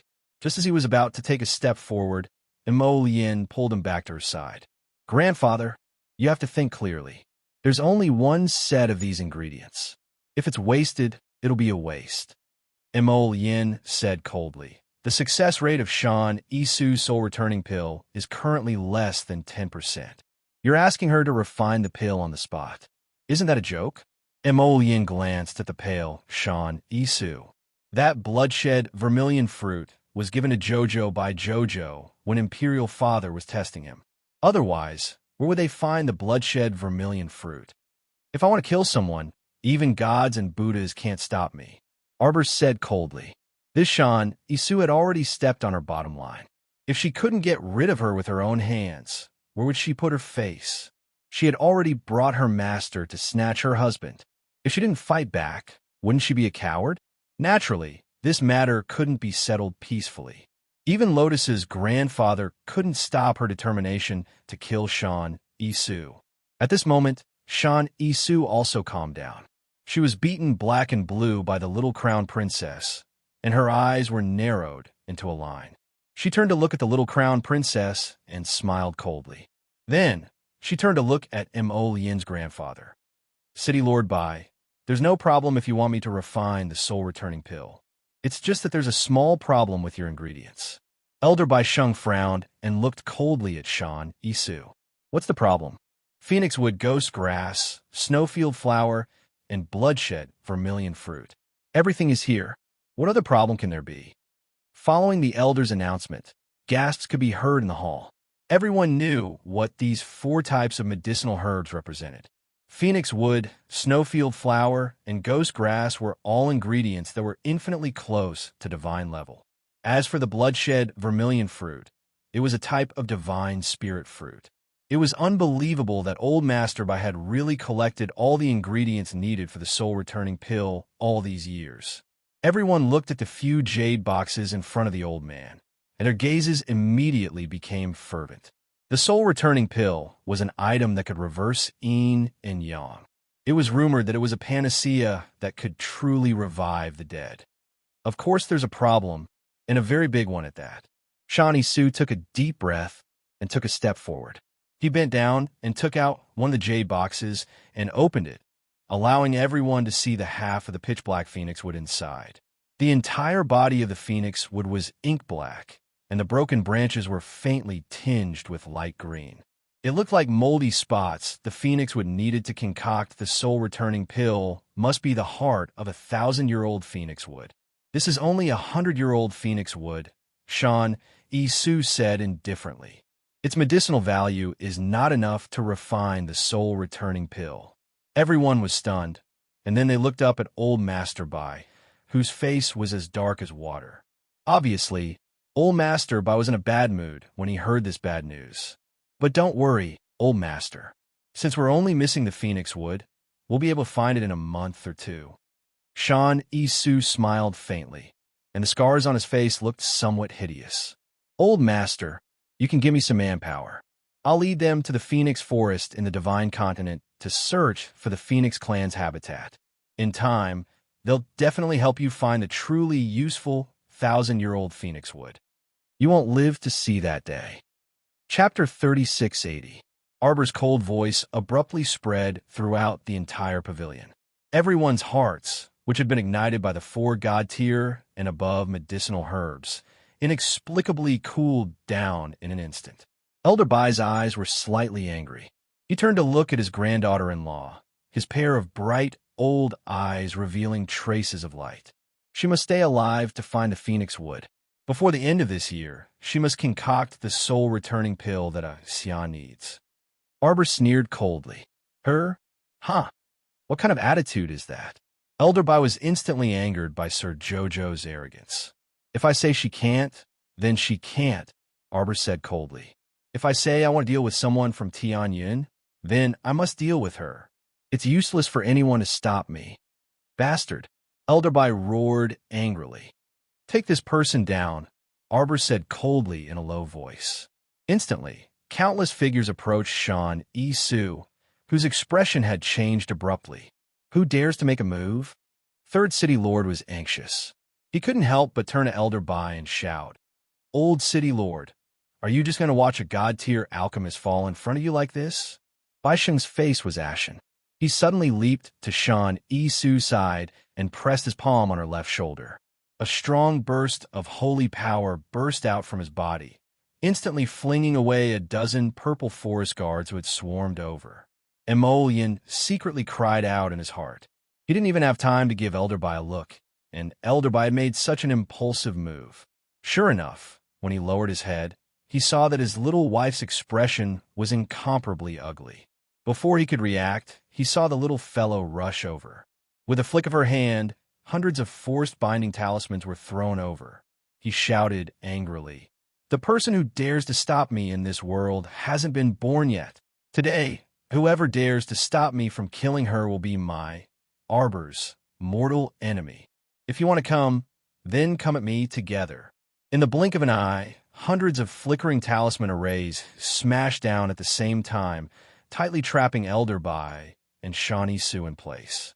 At the same time, the old man's expression changed abruptly, and his saint energy crackled. Arbor's figure flashed, and he was already in front of the old man. She stood in the air in front of everyone. Her red clothes fluttered in the wind, and her icy eyes were filled with anger. The 10th jade slip of the golden talisman Jade Tome was activated during the battle. Arbor's finger naturally moved in the air, and a blue talisman suddenly formed in the air. In the blink of an eye, it flew in front of the old master. After so many years of diligent practice and experience, a heaven-level great symbol master had naturally achieved void talisman drawing. Bang! The attack talisman formed in the void formed a small storm and heavily swept in front of the old man. If it was not for the old man's large-scale Saint Power defensive shield that blocked the attack, Shan Isu would have been dead by now. Mo Lushing immediately jumped up from the dragon throne, his eyes staring at his daughter-in-law in shock, forgetting to speak for a long time. Void talisman crafting. Void talisman drawing. Without any external assistance, no talisman brush, and no cinnabar, she simply drew a blue attack talisman in the void and threw it at the old man. This was a true talisman crafting genius. At this time, the people of the aristocratic families in the hall all stood up. Everyone on the Mu family's side stared at the little crown princess without blinking, their eyes revealing a shocked expression. Chapter 3681. Creating talismans out of thin air with a unique skill that had been lost for a long time. In the past, they had only read about it in ancient texts. After a great talisman practitioner absorbed and communicated with the chi of heaven and earth, it was possible that they could create talismans out of thin air. But flipping through ancient texts was one thing. Seeing it before their eyes was another matter altogether. Everyone was staring at the little girl in front of them in shock. Truly, the little crown princess's sudden outburst shocked everyone, and they also felt as if their hearts had suffered a heavy blow. This heavy atmosphere weighed down on everyone's mood during the new year. The little crown princess expressionlessly stood in the air, her small hands flying back and forth, as nimble and beautiful as a butterfly fluttering through flowers. As her fingers moved, one blue attack talisman after another was produced. They gradually turned into purple talismans, purple talismans, purple talismans.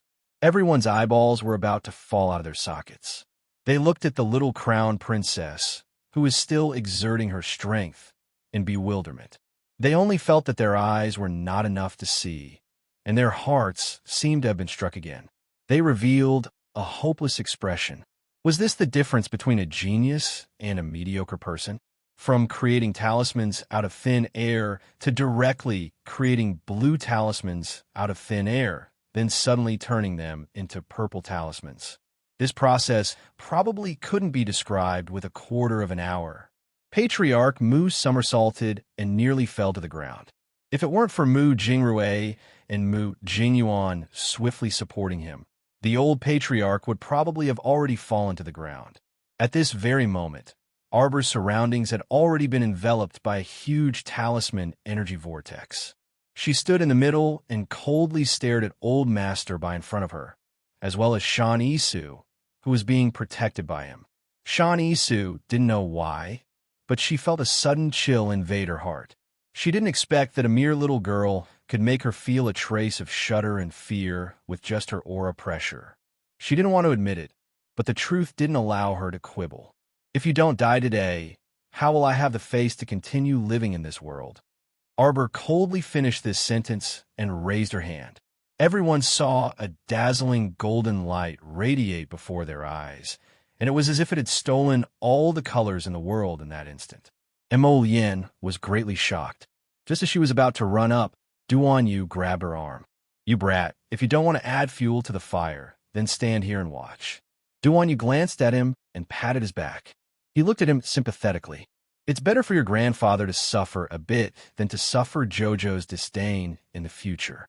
Mo Yin rolled her eyes at him. "Do you think I'm going to stop them? If I go over to help her, Jojo will be at a disadvantage. The old man isn't someone easy to deal with. He was someone who was about to step into the ultimate god realm. If it wasn't for his mother, he would have ascended to the sacred region a long time ago."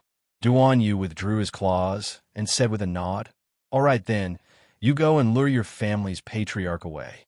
I'll go deal with that third city lord." The two of them glanced at each other. Just as they were about to make their move, they heard Old Master Mu Jia exclaim, "Saint Grade Gold Talisman. It's a Saint Grade Gold Talisman." Everyone in the Talisman patrician family couldn't resist prostrating themselves in worship. They put their palms together and exclaimed, "A Saint Grade Gold Talisman has appeared. It's a Saint Grade Gold Talisman." At the same time, Arbor had already flicked open that Saint Grade Gold Talisman summoning talisman. His chilly little face revealed a murderous intent.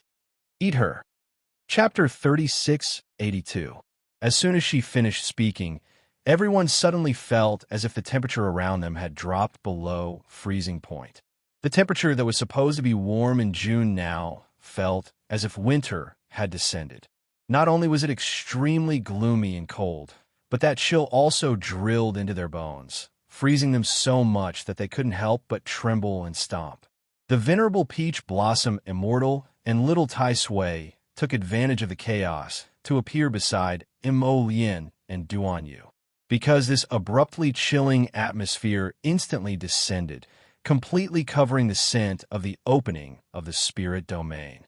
Thus, no one present noticed where these two extra people had popped out from. Bam! A shattering sound came from the roof of the Feyua Pavilion.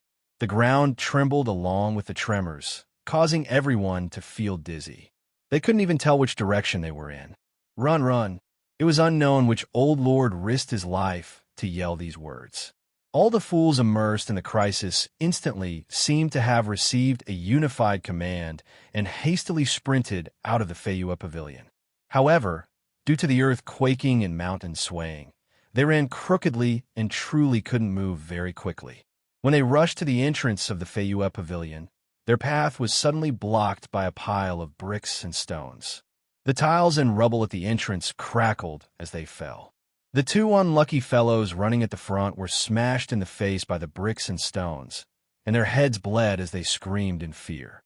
This time, everyone was so frightened that they stopped in their tracks and continuously retreated. In the end, they were forced back into the main hall of the Feyua Pavilion. The chancellors were about to die from regret sure enough.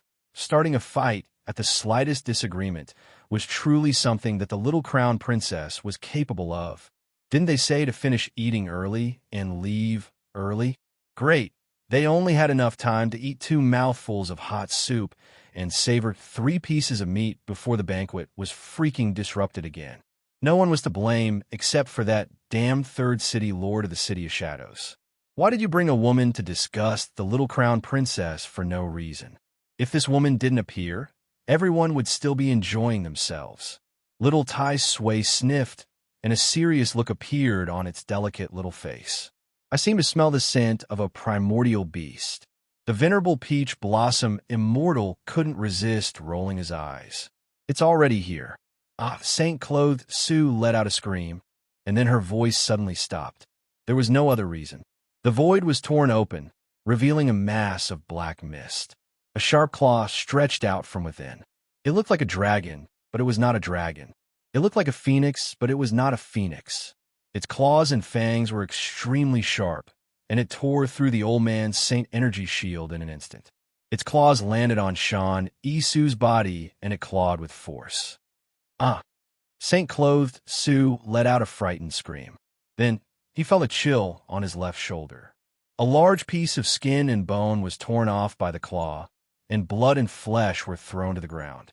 She was in so much pain that she couldn't speak. She rolled around on the ground. She glared fiercely at Arbor and screamed, "Lunatic! Lunatic! You lunatic!" Everyone in Tianyun is crazy. Everyone has the right to punish them. Arbor interrupted her coldly. What right do you have to say that I'm from Tianyun? I'm the disciple of the third city lord. I'm from the City of Shadows. That sharp claw stretched out from the mass of black mist again and tore off one of her arms, throwing it to the ground. Saint-clothed Sue almost fainted on the spot from the pain. Your body has the smell of Tianyun, the little crown princess said coldly. Chapter 3683. What's so difficult about knowing if you're Tianyun's person or not? Arbor stood in the air, coldly looking at the woman in front of him without a trace of pity in his eyes. As long as we cut open your skull and rummage through it, we'll be able to see it. Tianyun's people will have a black crystal the size of a grain of rice in their skull. Arbor looked at her, a trace of coldness slipping through his lips. That 18th sister. We researched it in our small base. The reason why she was able to run and jump while half of her body was because the tiny black crystal in her skull hadn't been destroyed. Xiao Mu tapped her own head as she gazed icily at Sean Isu and said, to nurture such a young, divine-level pill refiner in this world, the amount of money and time that Heavenly Fortune has invested, as well as a lot of time and energy, is probably not small. But you're too anxious. Anxious to get close to your goal, anxious to enter our core, anxious to humiliate me, anxious to make my life uncomfortable for the mastermind behind the scenes. You're willing to be driven by others. You're so anxious, it's easy to reveal flaws. You're too stupid, so stupid that I can't bear to look at you. Tianyun wants to make you into a god-level alchemist respected by the world. He wants to use your young alchemy skills to master the alchemy of the 3 states and become the leader of the Alchemist Alliance, right? But why do you have to provoke me at this time? Do you know the corpse puppet's crystal core? Arbor stretched out his little finger and tapped his little head. It's right here. When you kill the corpse puppet, you destroy its crystal core, and it will be completely useless like a useless puppet. And this little black crystal in your skull is the same as 18th Sisters. It's something that can be upgraded. It needs a lot of medicine to refine it. Normal days must be hard to endure. Arbor looked at her coldly. As an alchemist, you must have mastered a part of the core refining technique. If I ask you to tell the truth, Arbor's eyes instantly became incomparably cold, revealing traces of cold light. I don't know if the curse in your body will backfire and turn you into an idiot. No. Shawnee Sue fell to the ground and crawled back a few steps in fright. He waved his hand in front of his eyes and cried out in alarm. You devil, you won't have a good end. You vicious woman, you will not have a good ending. I didn't have a good ending a long time ago. Arbor pulled out a vine whip from his sleeve and slapped Shawn Sue's face heavily. I, who didn't have a good ending, crawled out from the depths of hell. He had passed through the gates of hell and walked through the sea of fire. Now is the time for you to tremble, be terrified, and scream. No, I'm not Tianyun's person. I'm really not Tianyun's person. Shawn Sue felt a deep sense of fear at this moment. She rolled and crawled, dragging a long trail of blood on the ground. She crawled towards Mo Lien and cried out with a pleading face, Your Highness, I'm really not Tianyun's person. I only adore you wholeheartedly. It's its crown princess. She's jealous by nature. It's her nonsense. Before she could finish her sentence, she was kicked out by Mo Lien like trash. My Jojo, why should I be jealous of you? Who do you think you are? You can't even compare to a hair of hers. Chapter 3684. Who cares about your baffling adoration? It's simply disgusting to the extreme. If you dare to spout nonsense again, we will gouge out your tongue. Mo Lien bellowed, her eyes emitting a cold, electrifying glint. Single-clothed Sue landed heavily on the ground, nearly fainting on the spot from the pain. But strangely, her head felt abnormally clear than at any other time.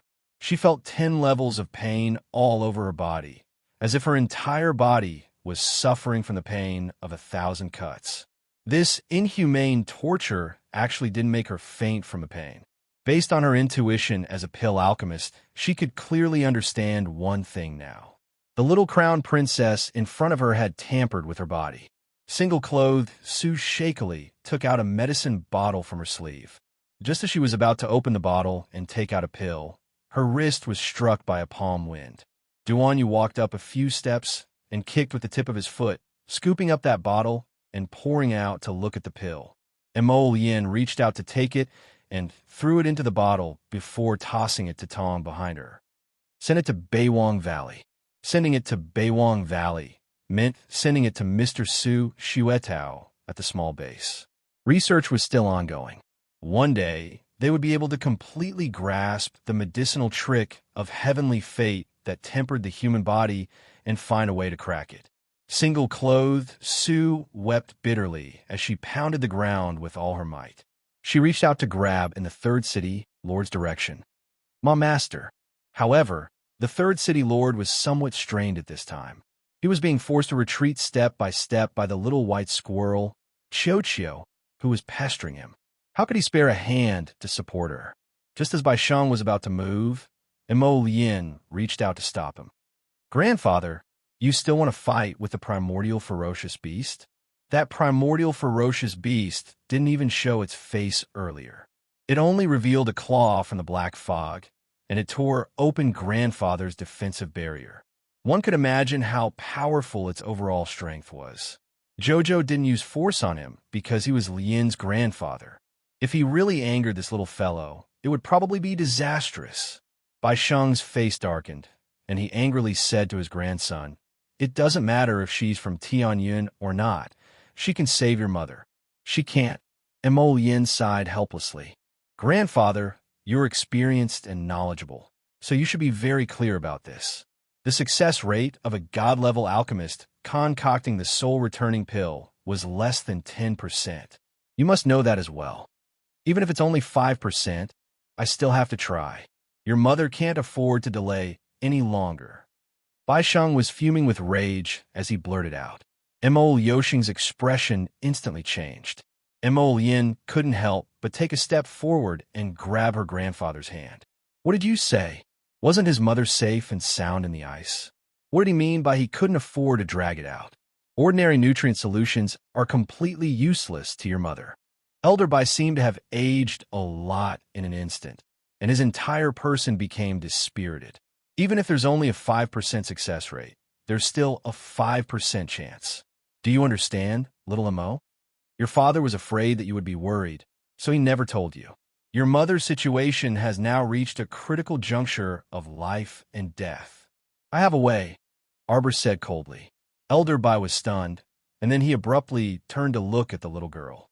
This was the first time he looked at the little crown princess in front of him after entering Feiyue Pavilion. Such a young girl, but her aura was extremely strong. In his rage, just now, the entire Feiyue Pavilion's thousands of people didn't dare to speak. It wouldn't be an exaggeration to say that he intimidated everyone present. Chapter 3685. Bai Sheng's face showed a trace of puzzlement and even a hint of hesitation. You just said you have a way. Yes. Arbor threw him a cold look with an expressionless face. From the moment the old man appeared until now, he had been standing on the opposite side of her. He didn't care about right or wrong. He just wanted to go against her and save Shan Yisu. This made her impression of old Master Lin drop to the bottom for a moment. Shan Yisu was of no help to Lian's mother at all, but he didn't listen to a word from others. What a stubborn old man. If you don't believe me, ask her to make pills on the spot. Arbor said coldly, just ask her to make a god-level pill and see if she can make it. The third city lord turned his head angrily, but was swept back a few steps by Qiuqiu's tail. Don't you slander me. What you mean is that my city of shadows colluded with Tianyin. Huh. The third city lord sneered. Everyone knows that.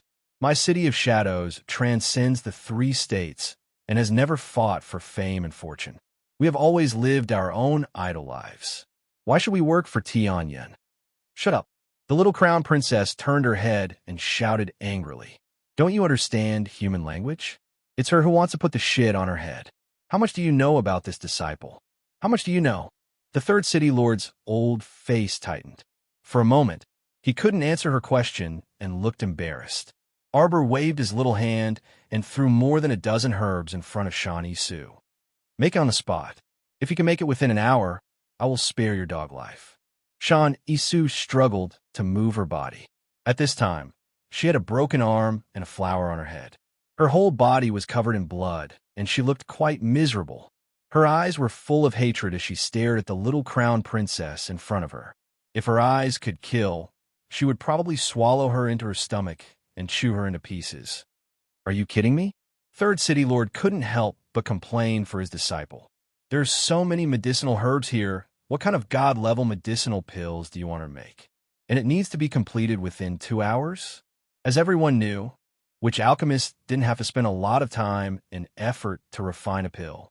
Some of them even worked their hearts out. What? You don't even understand medicinal herbs? Arbor smirked and pointed at the coiled medicinal herb in front of Shan Yisu. What is this? Do you know him? Shan Yisu covered her bleeding broken arm and glared at Arbor with anger in her eyes. She screamed, You vicious woman! What do you want to do this time? Hemostasis pill.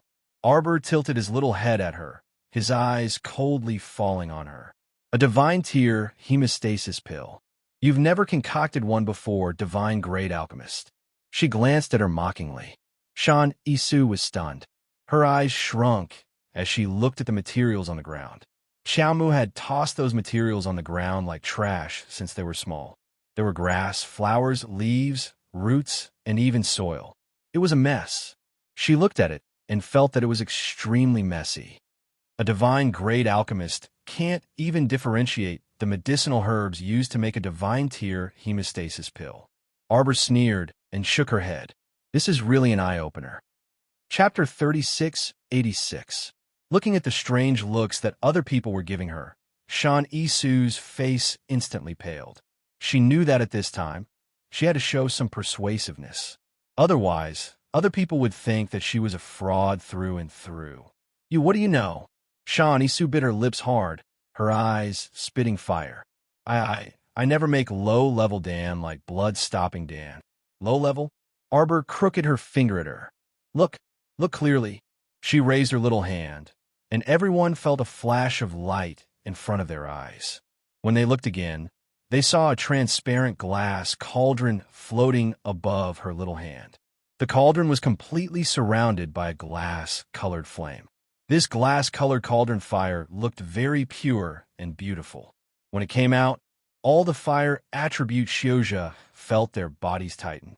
This was the suppressive power of the glass cauldron fire. This meant that this cauldron fire probably had more than 90% of its power and was comparable to holy fire. Arbor casually sucked, and the medicinal herbs that had been scattered on the ground jumped up and obediently arranged themselves in the air in front of her. The little girl casually took a medicinal herb and threw it in. In less than a second, it was swallowed by the cauldron fire and turned into a medicinal liquid that flowed down. Then her movements were so fast that people were dazzled. In a flash, she had roasted all the medicinal herbs into liquid.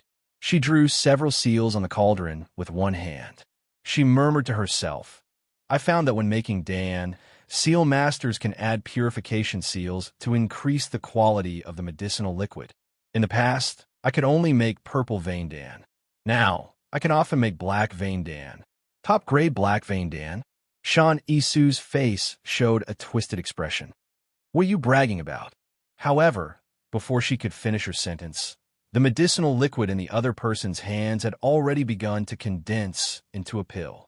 Impossible. Sean Isu shook her head, holding the broken part of her arm. She shook her head and shouted, Impossible! How is this possible? What informing speed was this fast? Was this the Dan-making speed of a ghost? An ordinary person would need half a day to refine the most common medicinal pill, let alone a divine-grade medicinal pill. Okay. Usually, when Sean Isu followed the prescription given by others to refine the god-level medicinal pill, he could complete it within a day. However, there were prerequisites. The premise was that someone else had already helped her classify the medicinal herbs and purify the medicinal liquids in order.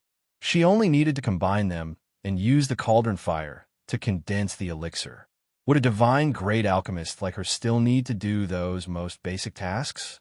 However, if she were to do the basic work, from the beginning of refining the medicinal liquid to the end of condensing the pill, it would only take a day. Not to mention one day, he didn't even know if he could complete it in 3 days. Moreover, how could there be no mistakes in this process? It was as if he didn't even need to use his eyes to distinguish between them. This meant that the little crown princess was very familiar with the mutual promotion and suppression of medicinal properties. She did not need to distinguish them at all. Sean Isu looked at this crown prince consort who made people feel surprised with her gaze and horror. No, it can't be, it's impossible. There was no divine-grade alchemist who was younger than her in this world. I'm most famous divine-grade alchemist in the 3 continents. Sean Isu screamed with a twisted expression. Her eyes were fixed on the small glazed cauldron in Arbor's hand. Chapter 3687. The cauldron fire boiled for a while before suddenly spitting out a black-patterned, gold-plated pill. Everyone simultaneously sucked in a cold breath. Even Old City Lord Bai, who was standing on the side with a baffled expression, widened his eyes in shock. Little glutinous dumpling. Mo Lushing anxiously grabbed his son's hand, his expression a bit agitated. Mo Yin forcefully pulled his hand away. With a cold expression, Prince Mo dryly said, Royal father, pay attention to the situation. What was going on? Calling him by his pet name in a place with so many people. Was she trying to court death or court death?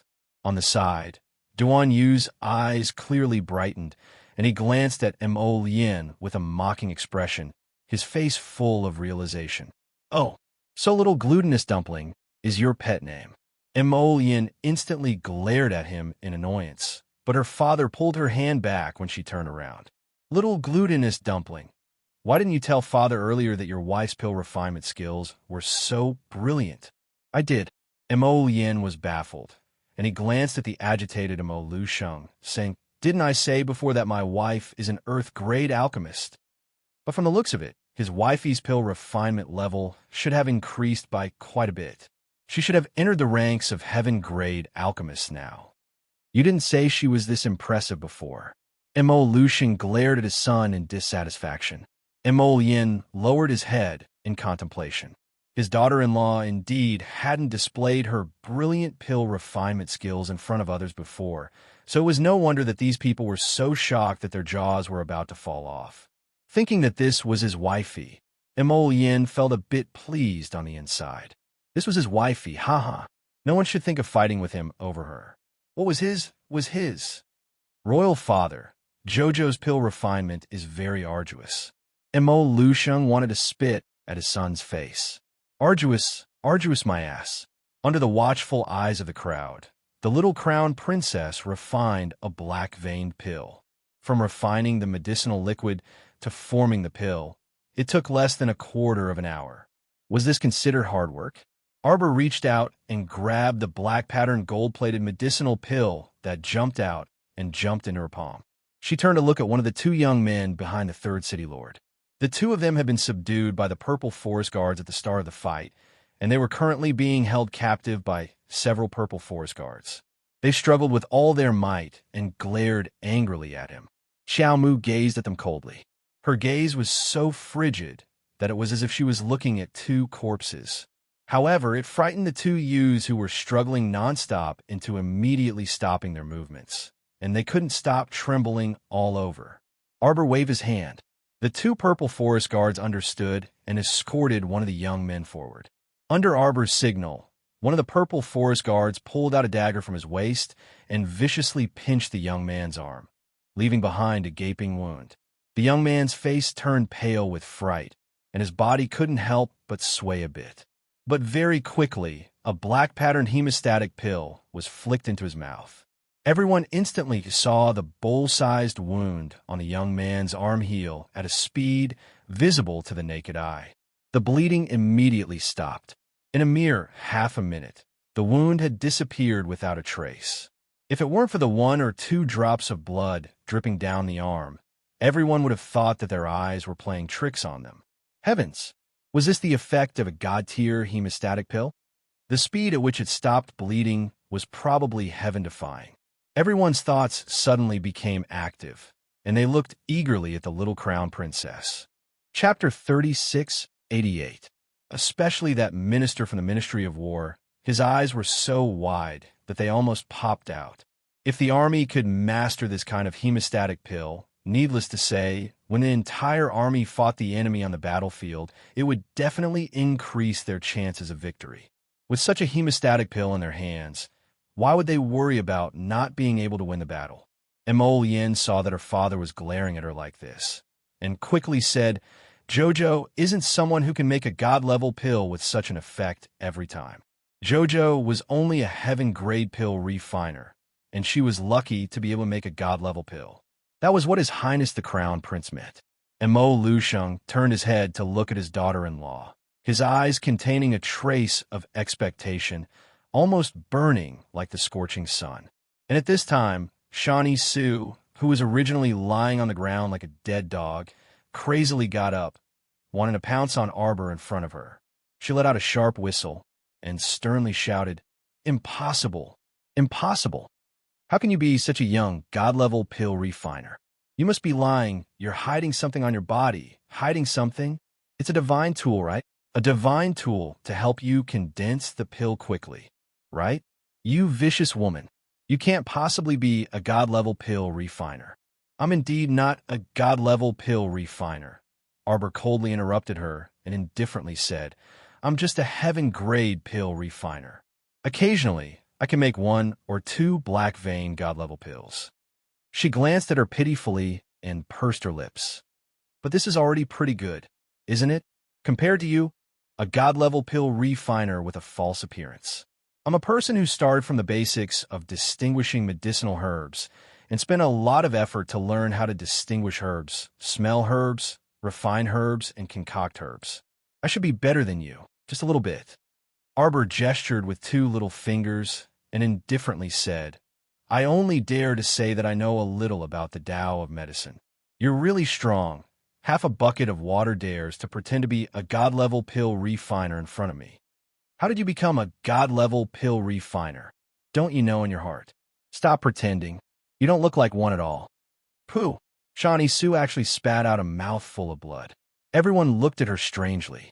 This single-clothed Sue was actually angered to the point of vomiting blood by the little crown princess words.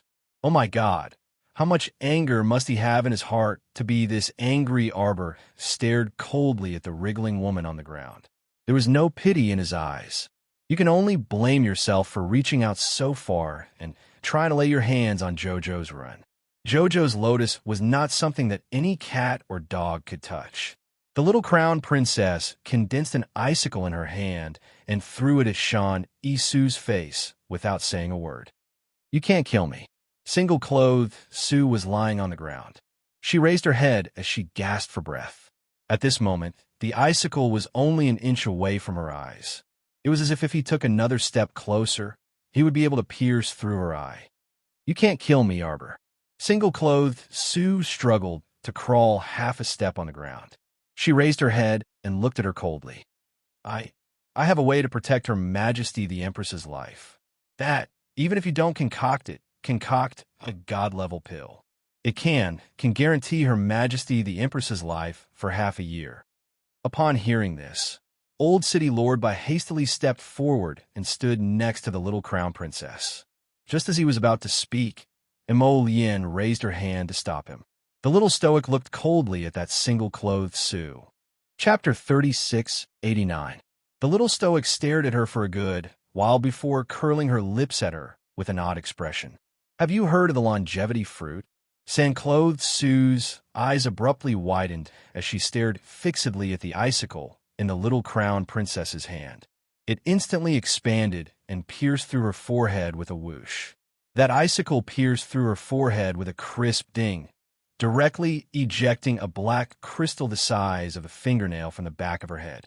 Sin-clothed Sue tried her best to widen her eyes and stared fixedly at Arbor before collapsing to the ground with a bang. Perhaps she didn't understand what was going on even until her death. How could the little crown princess really dare to do such a vicious thing to her? The entire venue was silent.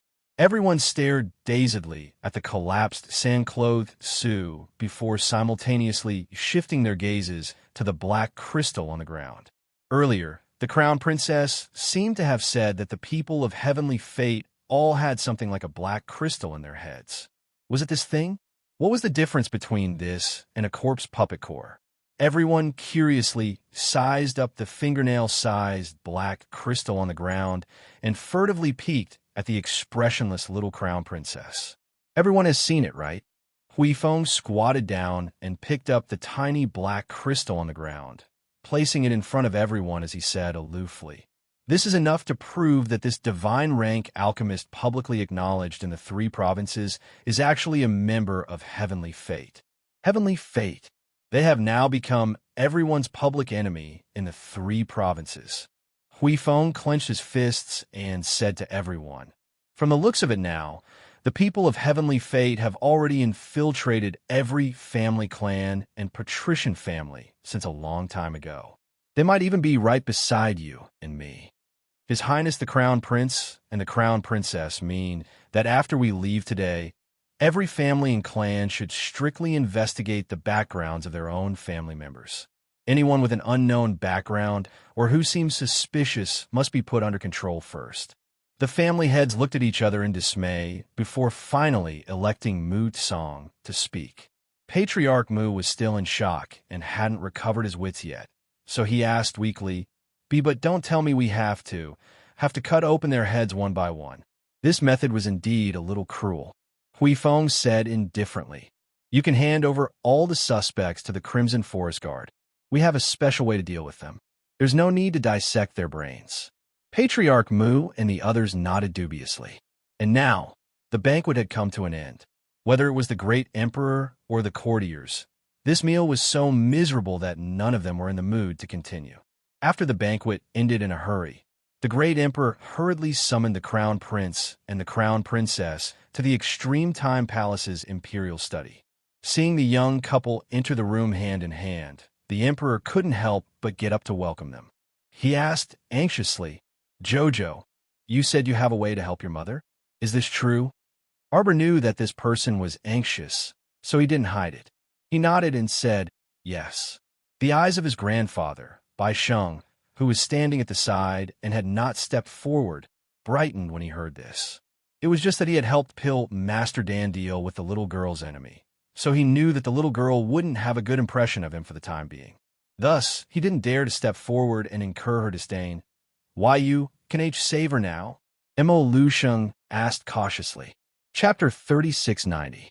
Arbor shook his head and didn't beat around the bush with them, saying directly, "I said that when I become a saint-level alchemist, I can definitely save her. But before that, as long as she eats the longevity fruit, her body will definitely be fine. It's fine even if her body doesn't deteriorate for 10 years. Longevity fruit? Mo Lusheng and Bai Sheng exclaimed one after the other. Arbor nodded. Can we wait for 2 months? Just now, the old man said that Imperial Mother's body wouldn't last until the end of the year. They could definitely wait until the 8th of the 8th month. Logically speaking, the longevity fruit would take 3 months to bear fruit. Arbor was already urging Little Water and Little Earth to speed up the planting of this fruit. 2 months couldn't be faster. Even if the fruit ripened, the effect would be greatly reduced. Mo Yoshing's eyes couldn't help but mist. He grabbed Arbor's hand and nodded. Okay, Imperial Father believes in you. You can definitely help your Imperial Mother get through this difficult time. Arbor nodded, but his little paw was suddenly pulled back by Mo Lien. Mo Lucian glanced at his son and pretended to be serious.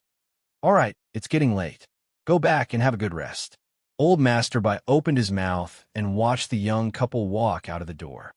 Do you think the longevity fruit that the little girl spoke of is reliable? The old master looked at his son-in-law with a dignified expression.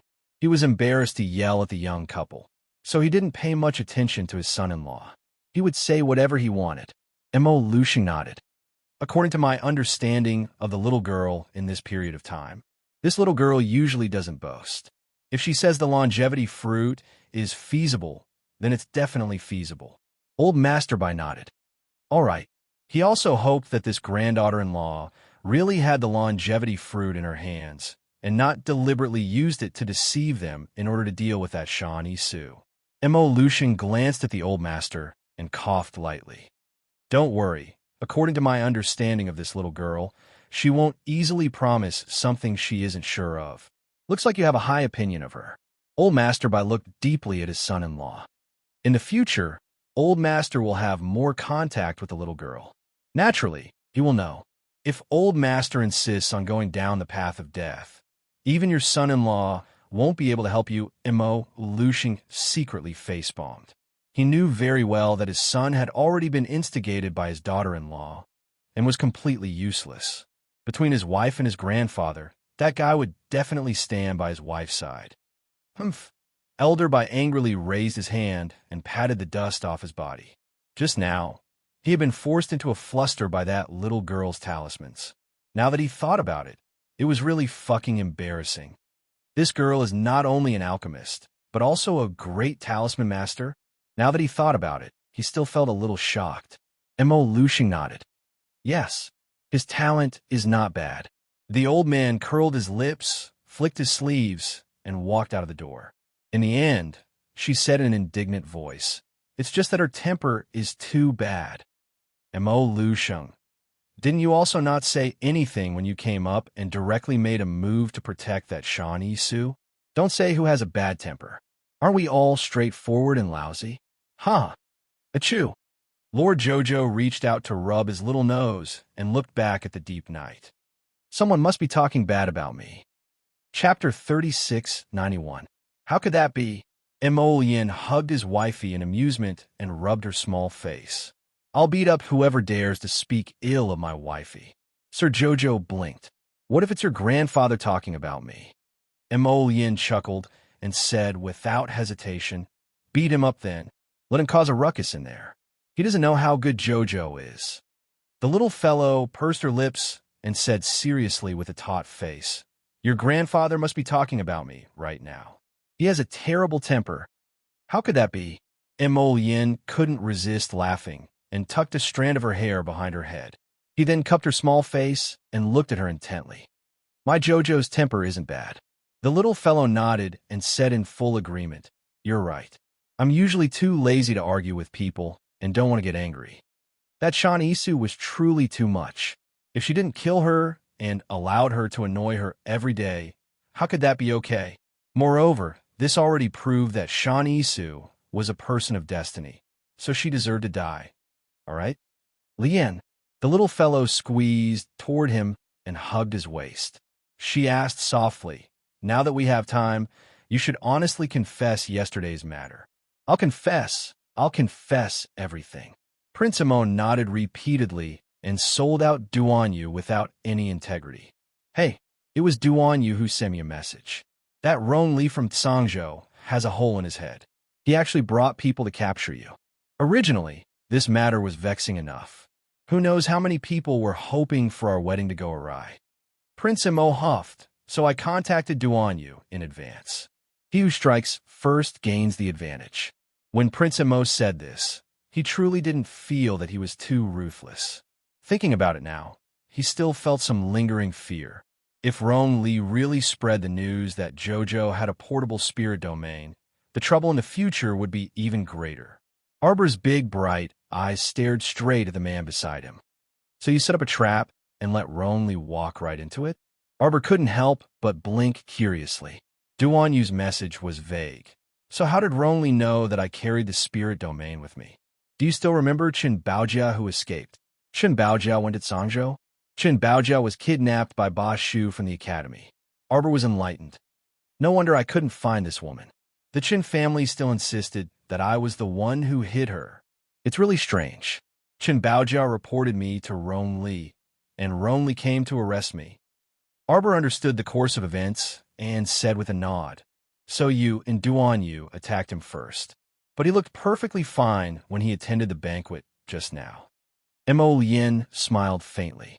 The little guy suddenly opened his mouth wide with a look of realization on his face. "I know. The Rong Li we saw at night." Mo Lien gently covered her mouth. All right. It's already very late tonight, so let's rest early. I'll take you somewhere early tomorrow morning." After the carriage arrived at the Eastern Palace, Missouri Lien carried the little fellow down and strode into the bedchamber. When Sir Jojo saw the door to the bedchamber, his entire body went limp for no reason, and he couldn't resist exclaiming, "What are you doing?" Chapter 3692. The little fellow reached out and wrapped her arms around her neck. Her expression was slightly unnatural, and she instantly wanted to change the topic.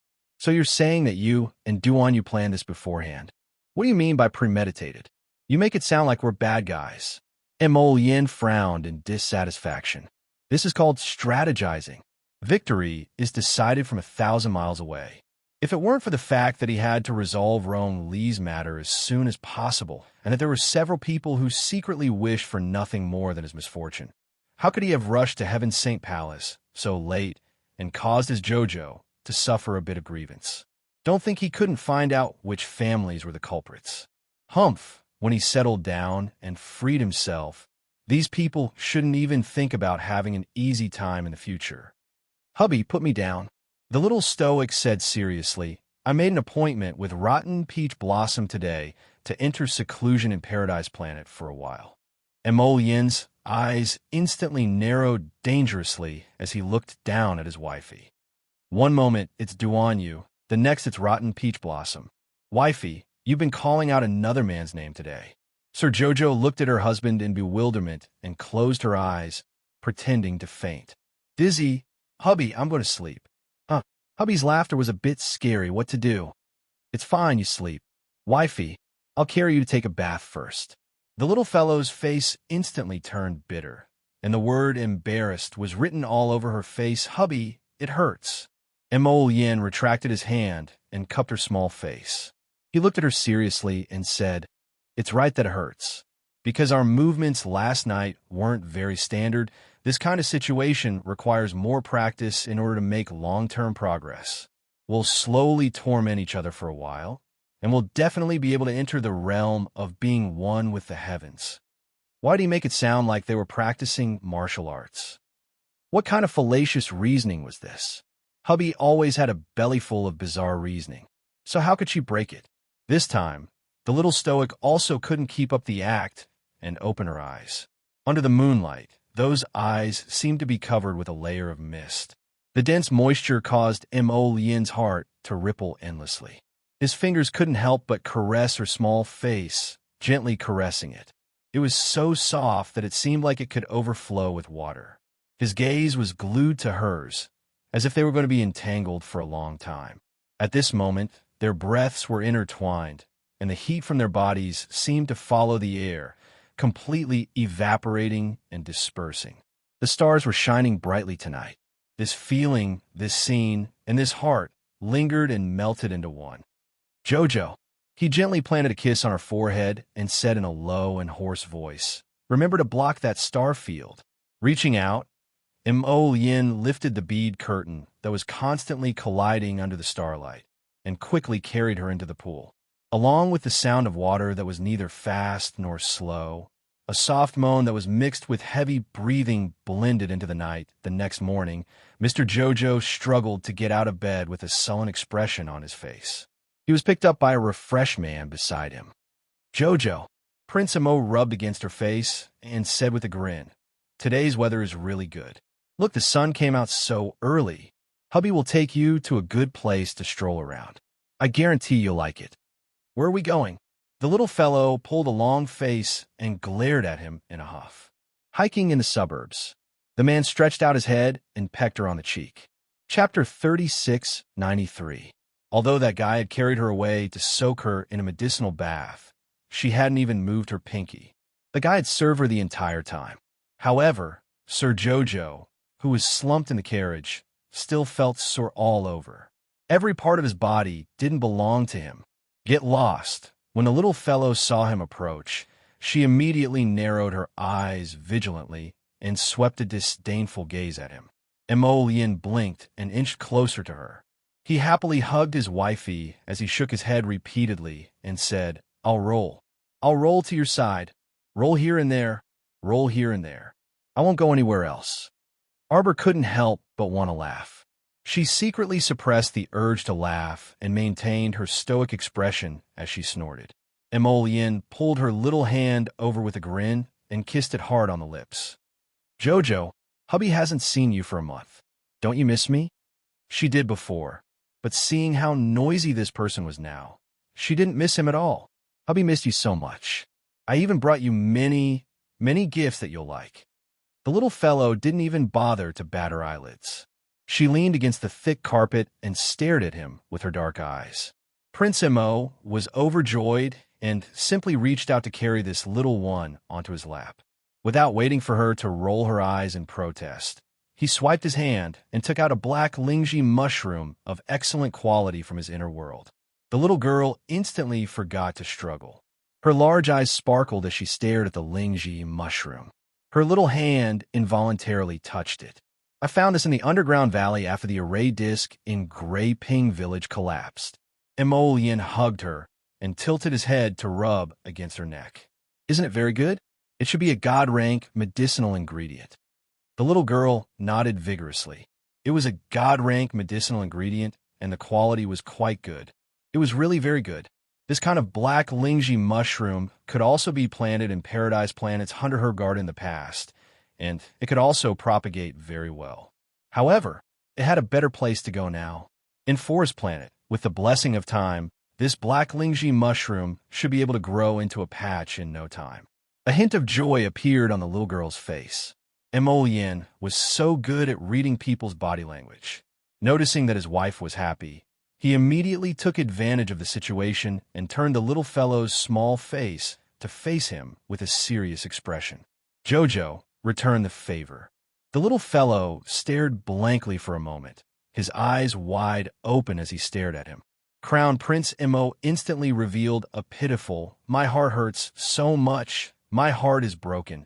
I can't take it anymore. Chow chow, you've hurt me expression. He clutched his chest and cried out in agony. Chow chow, you're bad.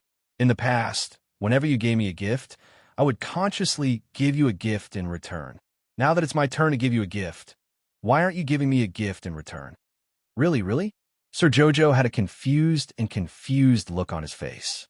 What gift in return? Why do I feel like I've been trapped by this two-faced guy? You don't remember. The little fellow looked at him accusingly, making Jojo feel a little uneasy. It's not that I don't remember, the little fellow said stubbornly. Then return the favor. Mo Lien winked at him. Oh. Arbor was thinking hard about how to return the favor when Mo Lien suddenly hugged him and pressed him against her. You really forgot. Bad guy. Then your husband will come and get it himself. Mo Lien muttered, his phoenix eyes shining. Chapter 3694. Arbor was taken aback.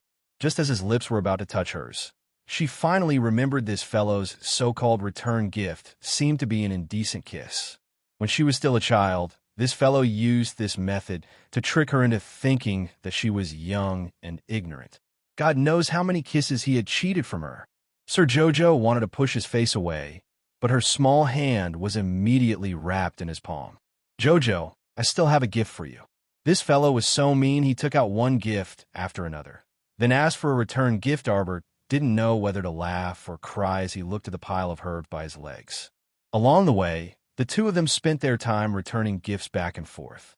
When they were about to reach the villa in the suburbs, Arbor threw the herbs in a forest planet and let Little Two be responsible for planting them. Afterward, she hammered this indecent fellow and grumpily said, Let me ask you something. You just said that there's a formation disc under Greyfield Village? A talisman array? It's a talisman array.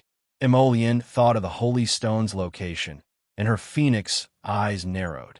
I suspect that there's a holy vein in the valley I fell into. I plan to ask Hui Feng to bring a bunch of brats from the Purple Forest Guard to dig there in 2 days. She originally wanted to send Hui Feng to Mount Heaven Saint-Amine, but now it seemed that Greyfield Village was the best place. In any case, the remaining zombies there had all been wiped out by them.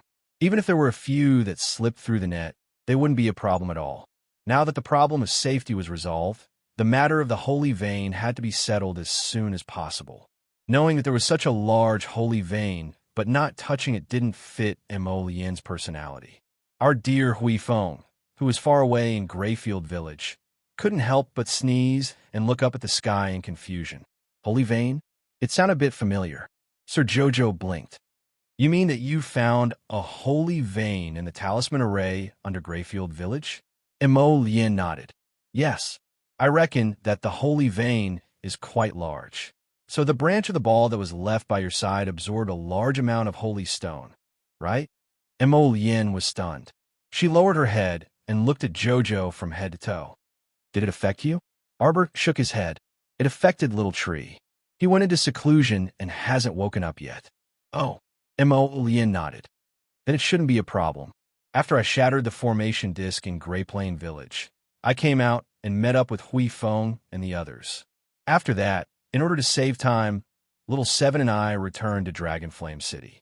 However, we encountered a lot of resistance along the way. Emolien's eyes narrowed slightly. The Qin estate is adding fuel to the fire, as well as the Long and Gu families. I'm a little surprised that the Lin family's patriarch from Rong City is also involved in this matter. The Lin family wants to develop in Dragonflame City, Arbor said coldly. This will depend on whether the lives of his disciples are tough enough. Emolien curled her lips mockingly and continued. We were ambushed by a large group of people on the 10-mile slope.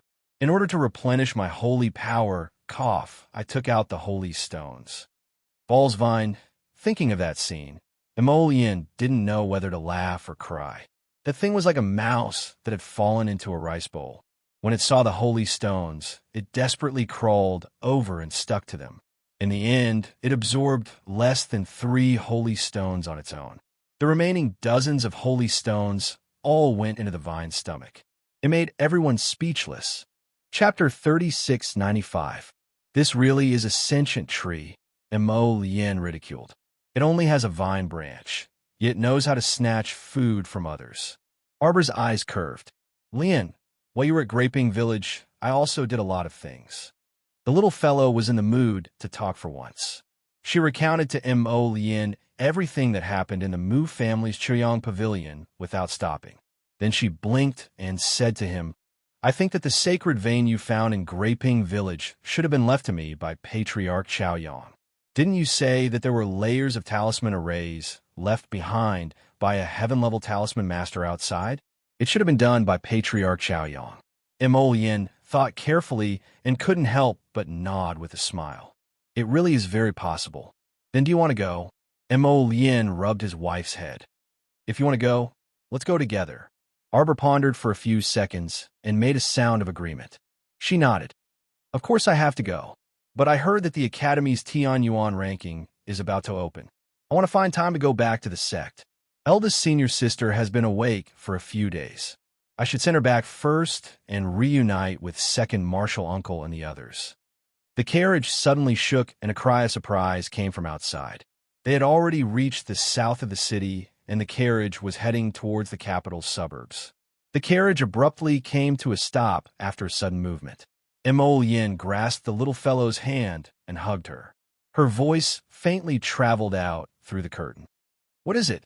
Arbor pursed her lips. This guy was one face in front of others and another in front of her. He was especially good at bewitching people. For example, he took off his clothes and turned into a beast.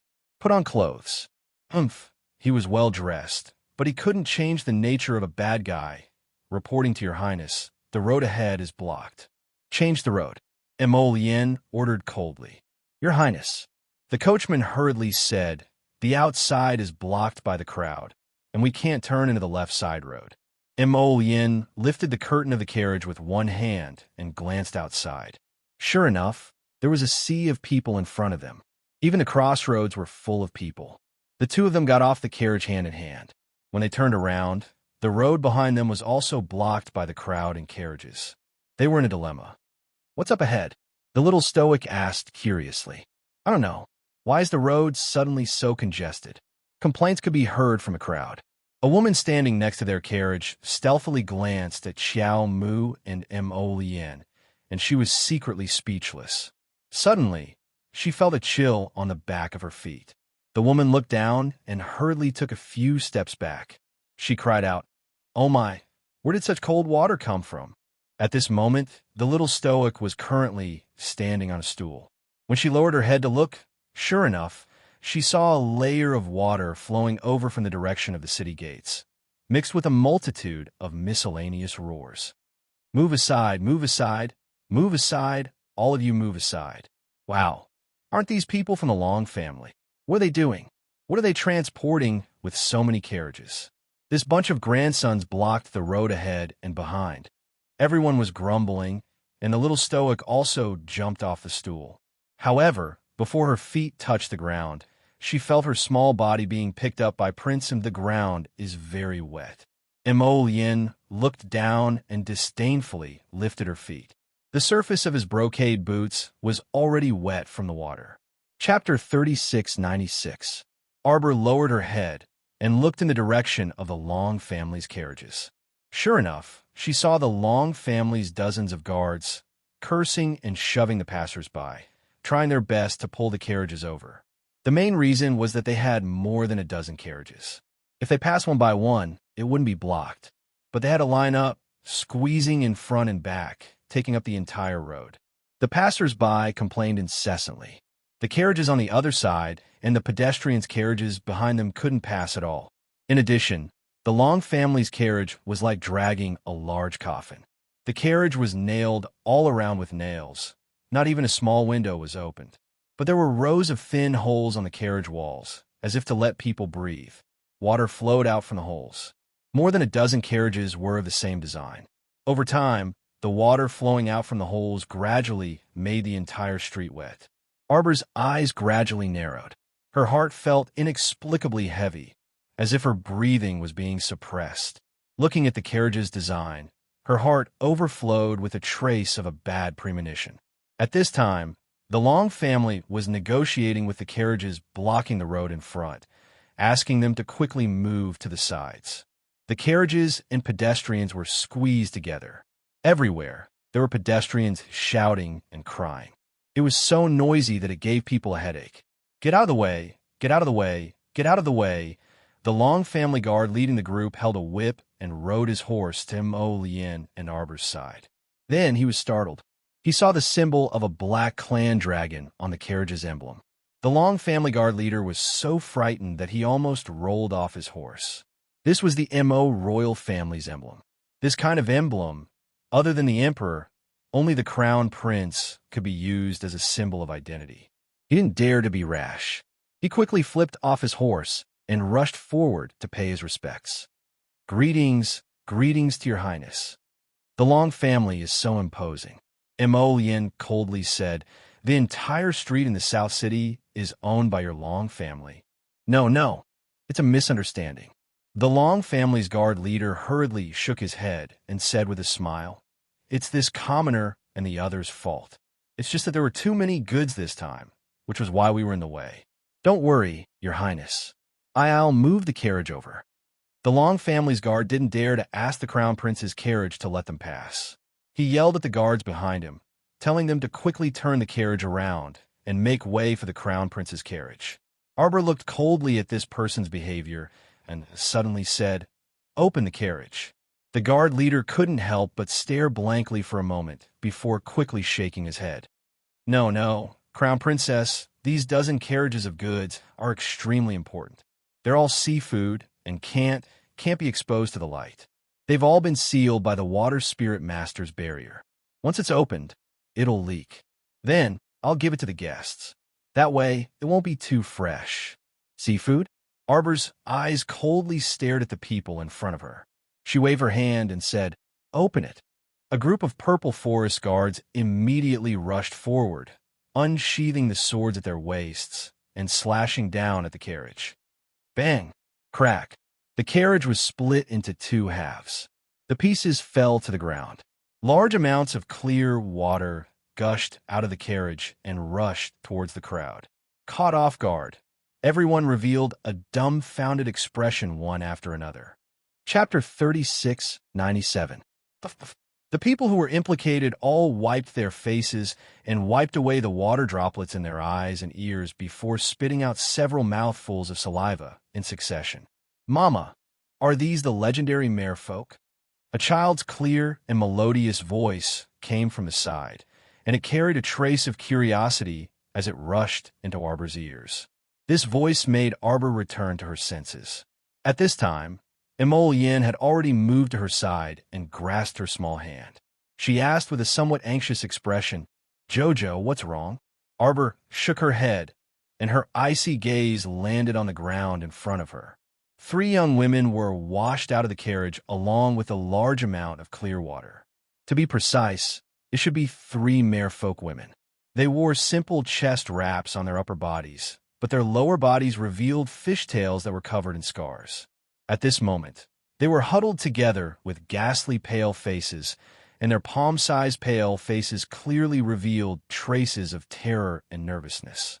A ball of heat floated up in Arbor's chest and abdomen, burning like a raging flame. A wisp of nameless fire followed the little stoic's heart and lungs and burned all the way to the top of her head. Angry at their incompetence, every time she saw these merfolk, they would always be abused to the point that even their parents wouldn't recognize them. They simply disappointed her to the core. Arbor didn't know where this disappointment in her heart came from.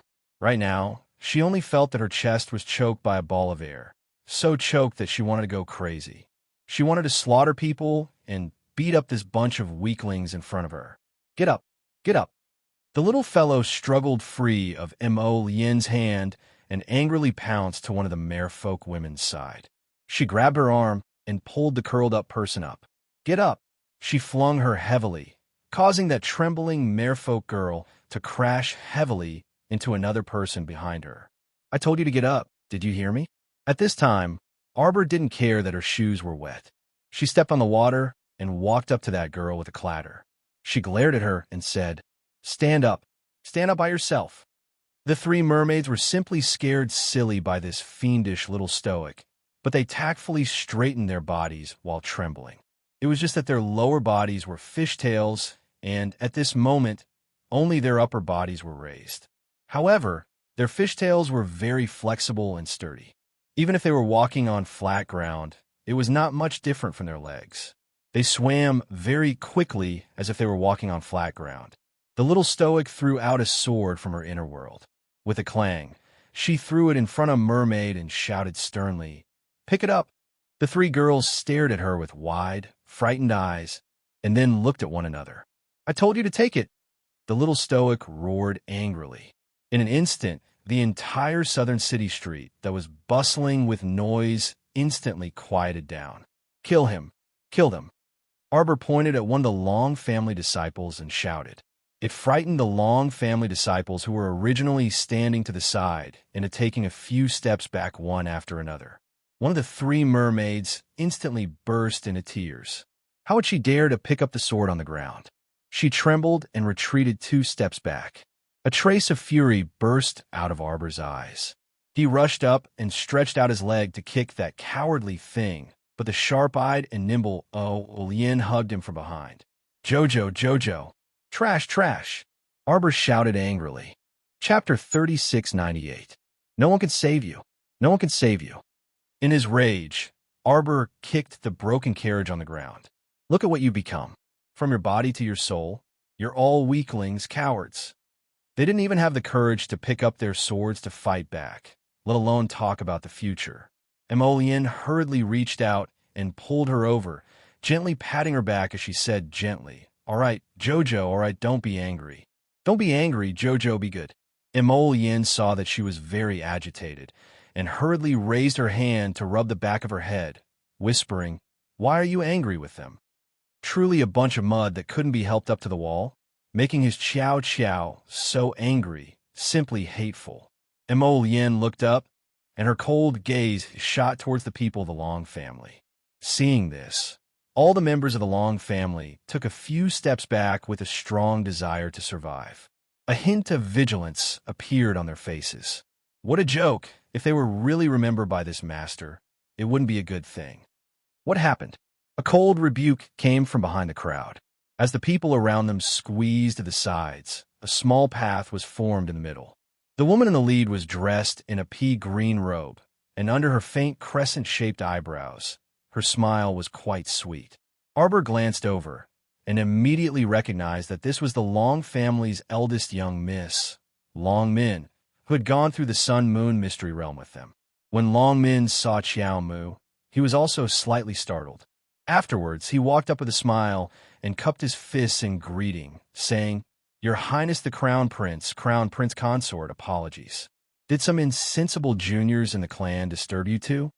These words were said with a hint of flattery.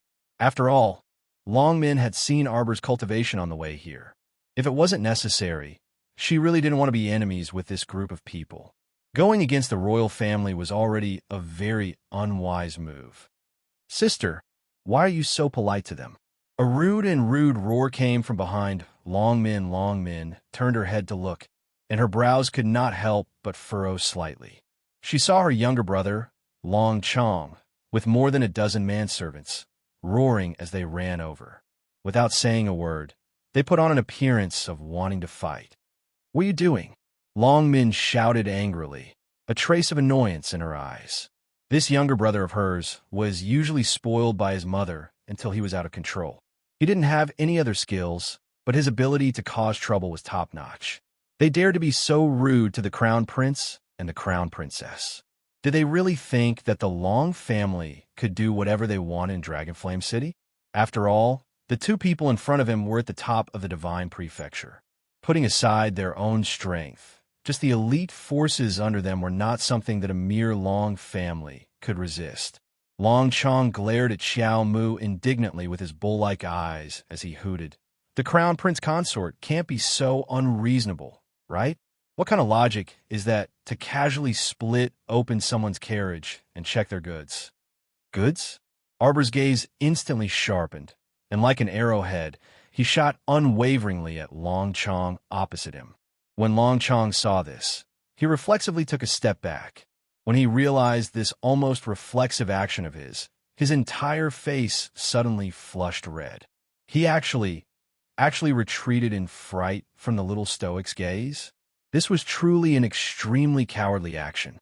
Chapter 3699. But at this moment, no one knew how much fear Long Chong was feeling. He even felt a faint pain as he dragged one of his legs. He remembered that at the palace banquet, it was the little crown princess who ordered a golem to drag him out of the banquet and beat him up. It was this despicable woman who ordered the golem to break one of his legs. Therefore, even today, Long Chong still felt a faint pain in the leg that he had once injured. Even Long Chong vaguely realized that from the moment he saw the little crown princess, this left leg that had been torn off by the golem began to hurt unbearably. Long Chong was very clear that this was a physical defect that was reflected in a psychological illness. It was a reflexive feeling of fear. Although he hated this feeling, there was nothing he could do about it. Long Chong roared fiercely. "Did I say something wrong?" Arbor turned his face and glanced at him indifferently.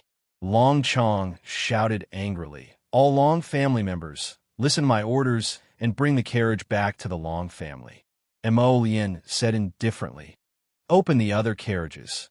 As soon as he said that, countless figures emerged from the crowd and quickly surrounded the carriage.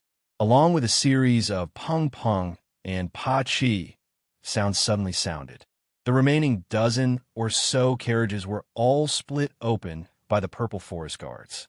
The crowd moved back noisily to make way for him. But a lot of clear water gushed out of the carriage, and 30 to 40 mermen rolled out of the carriage along with the water.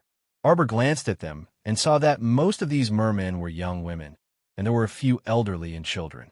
The wounds on the young merman's body were even more messy, and it was obvious that he had suffered even more severe abuse. Among these mermen, some had lacerations on their tails, and some had half of their tails broken.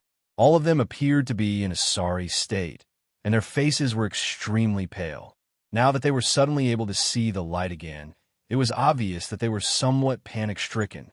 Long Min looked at this scene with an unsightly expression, and she turned to say to Mo Lien, "Isn't His Highness the Crown Prince being too overbearing by doing this?" These mermen were indeed captured by them from the coast.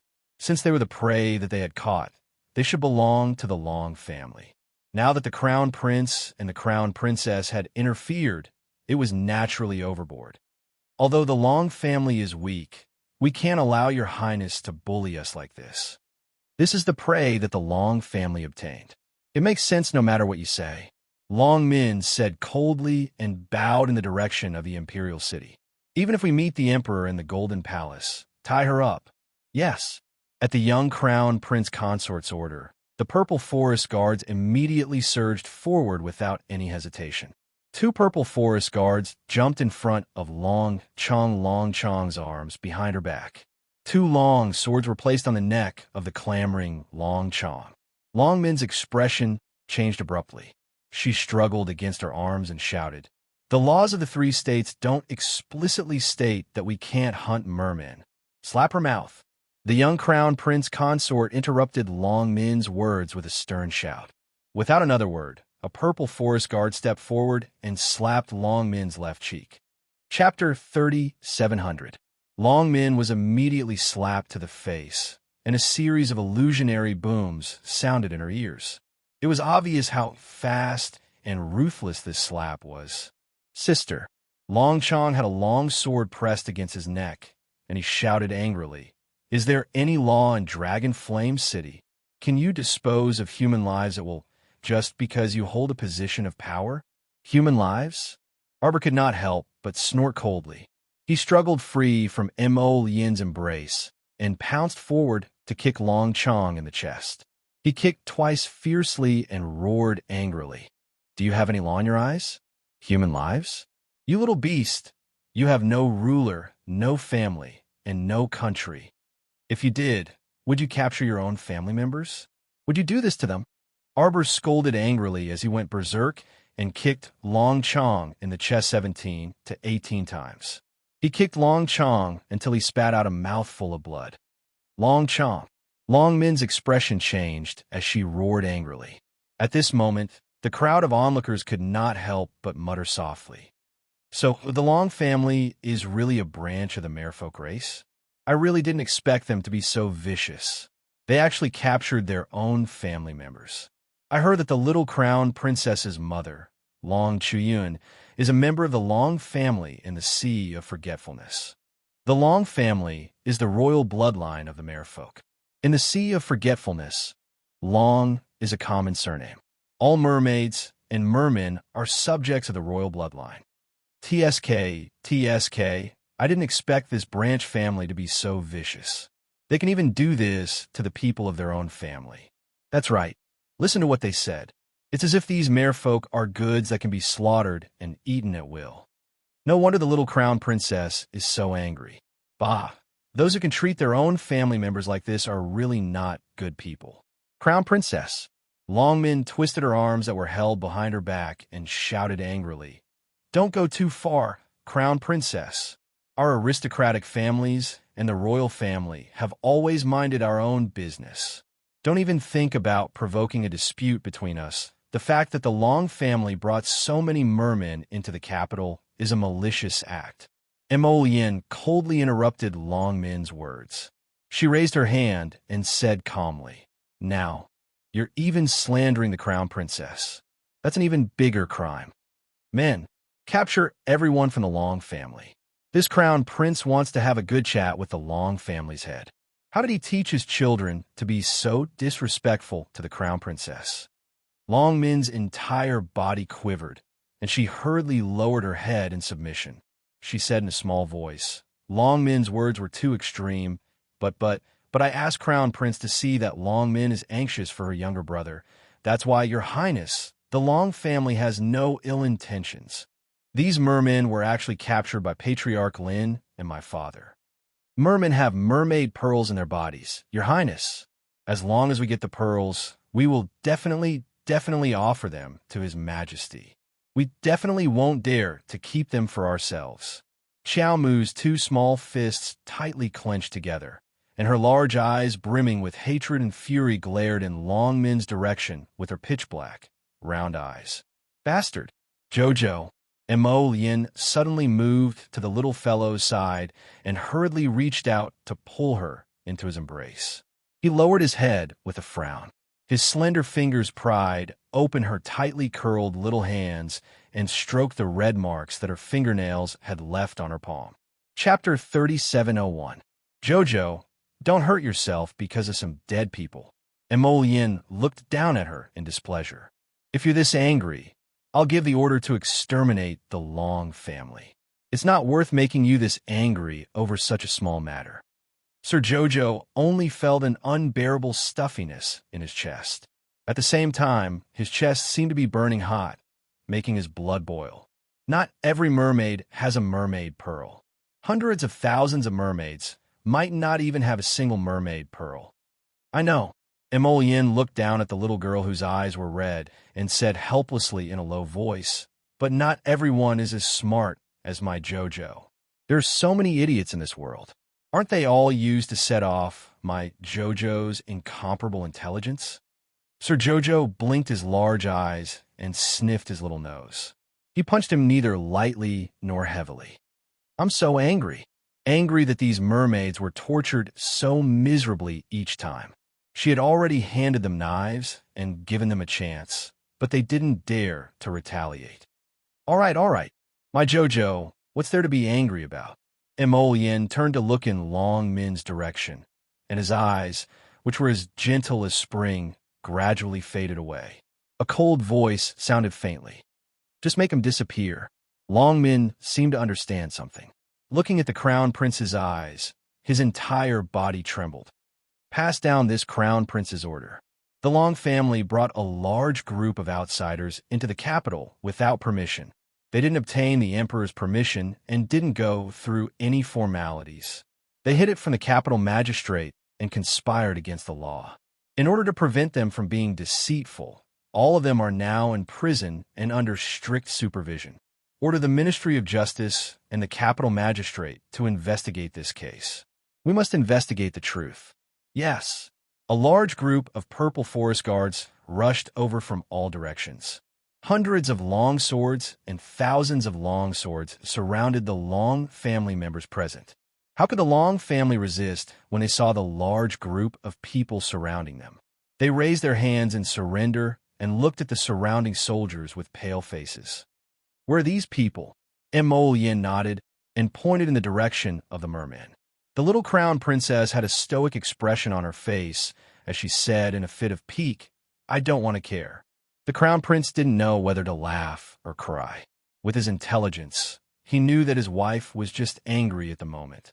If he really didn't care about these people and casually drove them out of the city to fend for themselves, his wife would definitely regret it later. He hugged his wife with a smile and said softly, "Then I'll put them in a nearby mansion for the time being. When you're in a good mood, you can go and see them. How about that?" "No. Okay, I won't see you." Mo Yin lowered his head and nuzzled her small head as he grumbled, "A bunch of weaklings. They didn't even bleed much after being slaughtered, and they even dirted Xiao Qiao's small hands. Just let them fend for themselves in the resort." The little fellow puffed up her cheeks and turned her little face away in a huff. Mo Yin turned her head and looked in the direction of the merman. She waved her hand and said to Xiao Yi, who was bouncing over, "There's a small villa nearby. You know where it is. Arrange for them to stay there first." "Okay, Your Highness." Arbor was still huffing and puffing, but she didn't turn to look at the merman. Suddenly, she felt a slight chill on her leg. When she looked down, she saw a little merman about 3 or 4 years old, who couldn't even swim steadily, hugging her leg. Chapter 3702. An old woman hurriedly swam forward and crossed her arms in front of her chest. She said respectfully and fearfully, "Esteemed Crown Princess of the Divine Prefecture, please forgive my grandson's rudeness. It's because you're filled with a fascinating water spirit power." The mermaid stammered as she explained. There was also a mysterious power that made mere people feel comfortable when they got close. The old woman did not dare to continue. She only looked respectfully at Arbor and sincerely lowered her head. Mermaids and mermen were proud by nature. Normally, they wouldn't even look at the humans on the land. They had always been peace-loving and would not intentionally play with weapons. Except for the elite troops, specially trained by the royal family, the other mermaids and mermen could be said to be powerless. They did not have much combat strength, but they had their own pride. Even when they were captured by the Long family, none of them would lower their noble heads. But now, the old mermaid willingly lowered her head in front of this esteemed crown princess whose name she could not name. She had a strange feeling. It seemed to be an instinct that made her submit to this crown princess in front of her. The 3 or 4-year-old little merman was wrapped around Arbor's leg. He suddenly raised his head and smiled at her, showing his teeth. Her 2 small canine teeth were very cute. Although her small round face was full of dirt and her cheeks were thin due to hunger, her eyes were very bright, so bright that it almost made the sky lose its color. The fury in Xiao Mu's heart inexplicably faded away by quite a bit. She took out a handful of peanuts from her pocket and stuffed them into the little brat hugging her leg. She turned around with a cold expression. Prince Mo's eyes lit up. He hurriedly waved his hand at Xiao Yi and had them send the mermaid back to the villa. He held his wife's hand and boarded the carriage together. As the purple forest guards maintained order and separated the pedestrians, the carriage finally moved again and headed toward the city gate. Arbor turned and looked out the window. Under the urging of the purple forest guard, 30 to 40 mermen moved and swam in the direction of the southern courtyard. Although their fishtails were tough, they were still injured. When they rubbed against the uneven ground, they would occasionally leave a trace of blood. Arbor retracted his gaze and frowned. He pretended to be careless and muttered, "I don't even know if the small villa can fit so many people." Mo Yin pursed his lips and suppressed the mirth in his voice as he said softly, "I bought that courtyard in the past. It's quite big, and it's a courtyard that lives by the water. There's half a lake in the back, so it can accommodate quite a few people." The little fellow pursed his lips and rolled his big eyes. Then he mumbled softly, "Why didn't I know?" Mo Yin really couldn't help but want to laugh. She hurriedly reached out and hugged this funny and awkward baby into her arms. She pressed her little head against hers and laughed in a deep voice. You can't blame me for that. When the two of us were on Seacombe Planet, I already gave you the title deeds to all the properties under my name for safekeeping. The little fellow humphed awkwardly and didn't say anything else. Emo Yin couldn't help but lower her head and kiss her a few times. She said with a smile, Why are you so funny? You're the funny one. Your whole family is funny. Humph. Chapter 3703. The little stoic glared at him before retracting her gaze and immediately changing the topic. How much longer until we arrive? We'll arrive in 15 minutes after leaving the city, Emo Yin replied with a smile. Jojo. Arbor suddenly covered his mouth and pointed at the roof of the carriage, indicating for him to listen. Emo Yin was startled, and within seconds, he heard a rather loud flapping of wings. He pulled down the curtain next to him and saw a machine-operated bird fly in from outside. It flapped its wings a few times before folding them up. The bird's face was wooden as it crouched on the tea tray placed on the side. The two of them looked at each other in dismay. They both recognized that this was the machine-operated bird that the Academy used to transmit messages. Hello, Student Emo Yin, Student Arbor. That messenger bird's mouth opened and closed, and Headmaster Yun's voice was transmitted from it. In view of the fact that you've been wandering outside for a long time, this headmaster needs to remind you. This year's Heavenly Yuan ranking competition is about to begin. The preliminaries are set to begin on the 18th of this month. The preliminaries will last for 10 days. The preliminaries' content will be announced on the day of the preliminaries. In order to prevent you two from missing the competition, this headmaster's divine foresight has deduced your location and various after a string of nonsense. Arbor looked at the frowning Emo Yin and pursed his lips. He had already decided to punch this noisy machine-operated bird out the window. This Yin Piao Miao finally entered his main topic. The Royal Academy has given everyone a time limit of 3 days.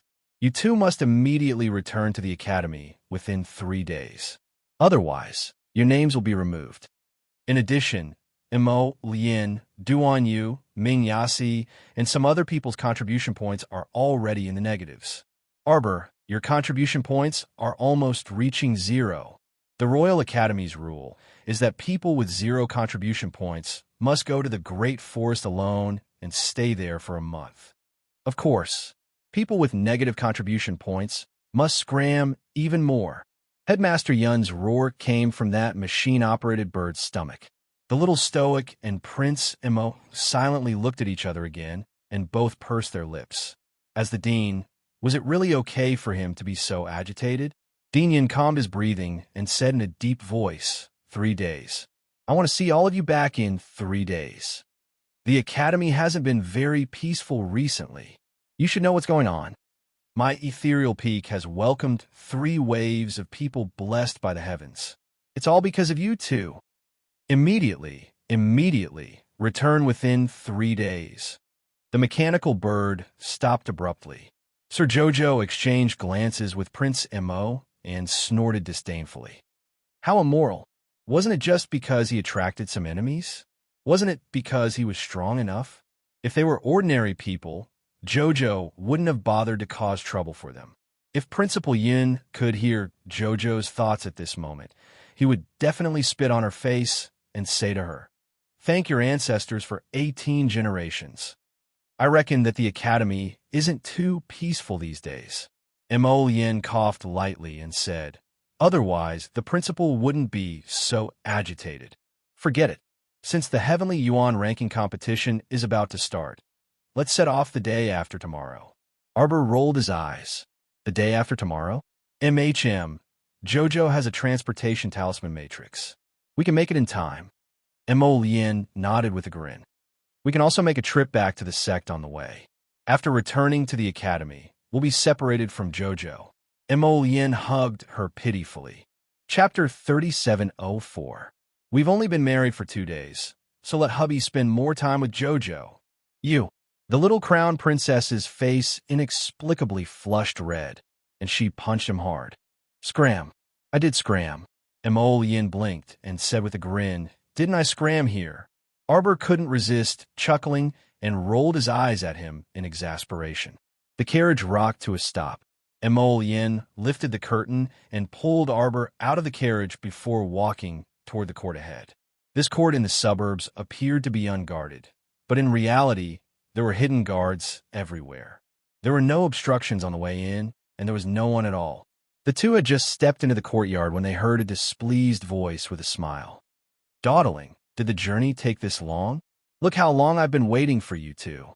Xiao Mu looked over and saw a man in plain clothes sitting under a camphor tree in the atrium, his posture slender and graceful.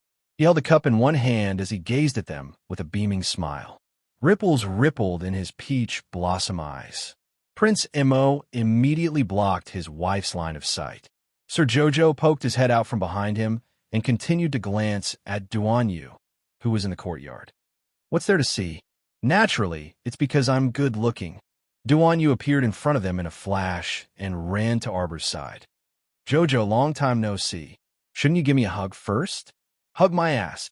Emolian brusquely yanked this guy aside and pulled him toward the dungeon. "You caught him?" "Humph." Duan Yu pridefully brushed aside his hand. "Why are you pulling me? My hand is only for Jojo to pull." "Bah!" Emolian glared at him, annoyed and amused at the same time. She poked him with her finger and said, "Let's go." Mr. Jojo tilted his head and stared at the two men who were messing around in front of him. Suddenly, he shouted, "What are you doing?" The two of them reflexively distanced themselves and simultaneously turned to look at the expressionless little stoic. "Jojo, I've set a trap in the dark and captured that peak immortal venerable. We used up a lot of God's stone cannons." Duan Yu's figure flashed, and he arrived in front of Arbor. He said with a grin, "I'll take you to take a look." Emolian hurried over and pulled Jojo to her side. "I was the one who provided the God's stone cannons." Xiaomu walked down the dungeon. "Rongli was previously imprisoned here by you?" Both of them nodded at the same time. "Then where is he now?" Duan Yu pointed here and there, pointing to the sky and then to the ground. "They're everywhere." Mr. Jojo rolled his eyes exasperatedly. It meant that he was burned to ashes and blended into the air. "Then since Rongli is dead, why did you capture that peak immortal venerable for?" "Rongli thought we would fall for his lies." Duan Yu chuckled. "If venerable immortal Jinshang and those two spiritual venerables didn't receive enough benefits, how could they be willing to sell their lives for a mere Rongli?" So, Arbor narrowed his eyes. "They also know that you possess the spirit domain," the two of them said tacitly before glaring at each other. "As long as we dispose of these three people, this matter will be considered over," Duan Yu said with a smile. As they spoke, they had already arrived in front of the wooden fenced cages imprisoning venerable immortal Jinshang and those two spiritual venerables. Chapter 3705. Inside this cage, the person whose hands and feet were shackled was a middle-aged man with disheveled hair.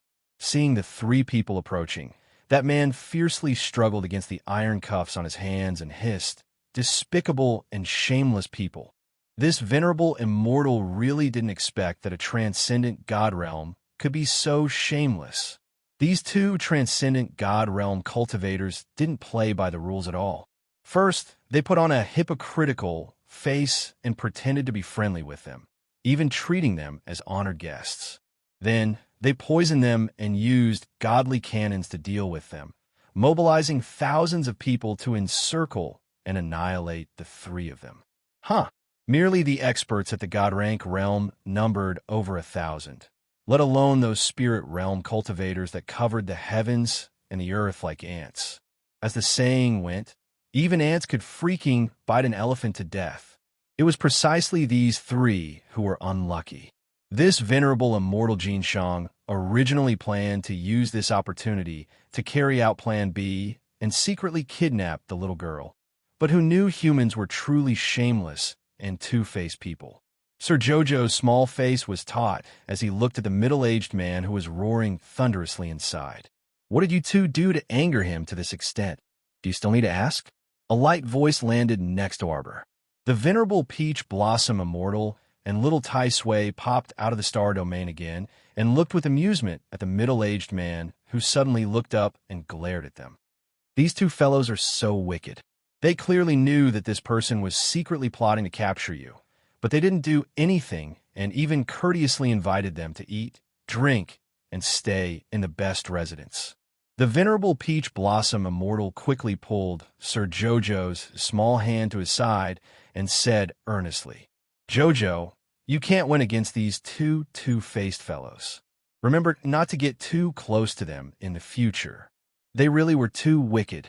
Mo Lien quickly pulled his wife back, his phoenix eyes dangerously sweeping a certain venerable immortal who was slandering them. "Shut up. Hey, Jojo, look. I hit the nail on the head with this person's wicked intentions. So he's flying into a rage out of humiliation." Mo Lien hastily hugged her wifey's waist and immediately declared, "This idea was all Duan Yu's idea." This wasn't the first time he had betrayed his brother. Duan Yu angrily glared back. The venerable Peach Blossom Immortal could not help but laugh. At this time, the middle-aged man who was detained in the cage shook the chains desperately, and a trace of surprise flashed in his eyes. The little girl really has a spirit domain. When the venerable Peach Blossom Immortal and little Tai Sui came out, they did not avoid these three people. The other two late-stage spiritual supremacy realm cultivators who were being held in solitary confinement also looked sharply at the little stoic. So what if there is? In any case, it has nothing to do with you. Arbor glared at venerable immortal Jinshang and rolled his eyes. It hasn't been easy for the three of you to cultivate to this point. Do you want to die or submit? Make your choice. Venerable immortal Jinshang's eyes flashed with anger. You want us to submit to you? Damn girl, you splat. A pitch-black whip of light flashed into the cage and landed on venerable immortal Jinshang's body like a bolt of lightning. Venerable immortal Jinshang bellowed in pain, and he glared fixedly at Mo Lien, who was making a move. He shouted harshly, "Let me out if you have the guts. We'll talk after a real fight." Sir Jojo turned his small face.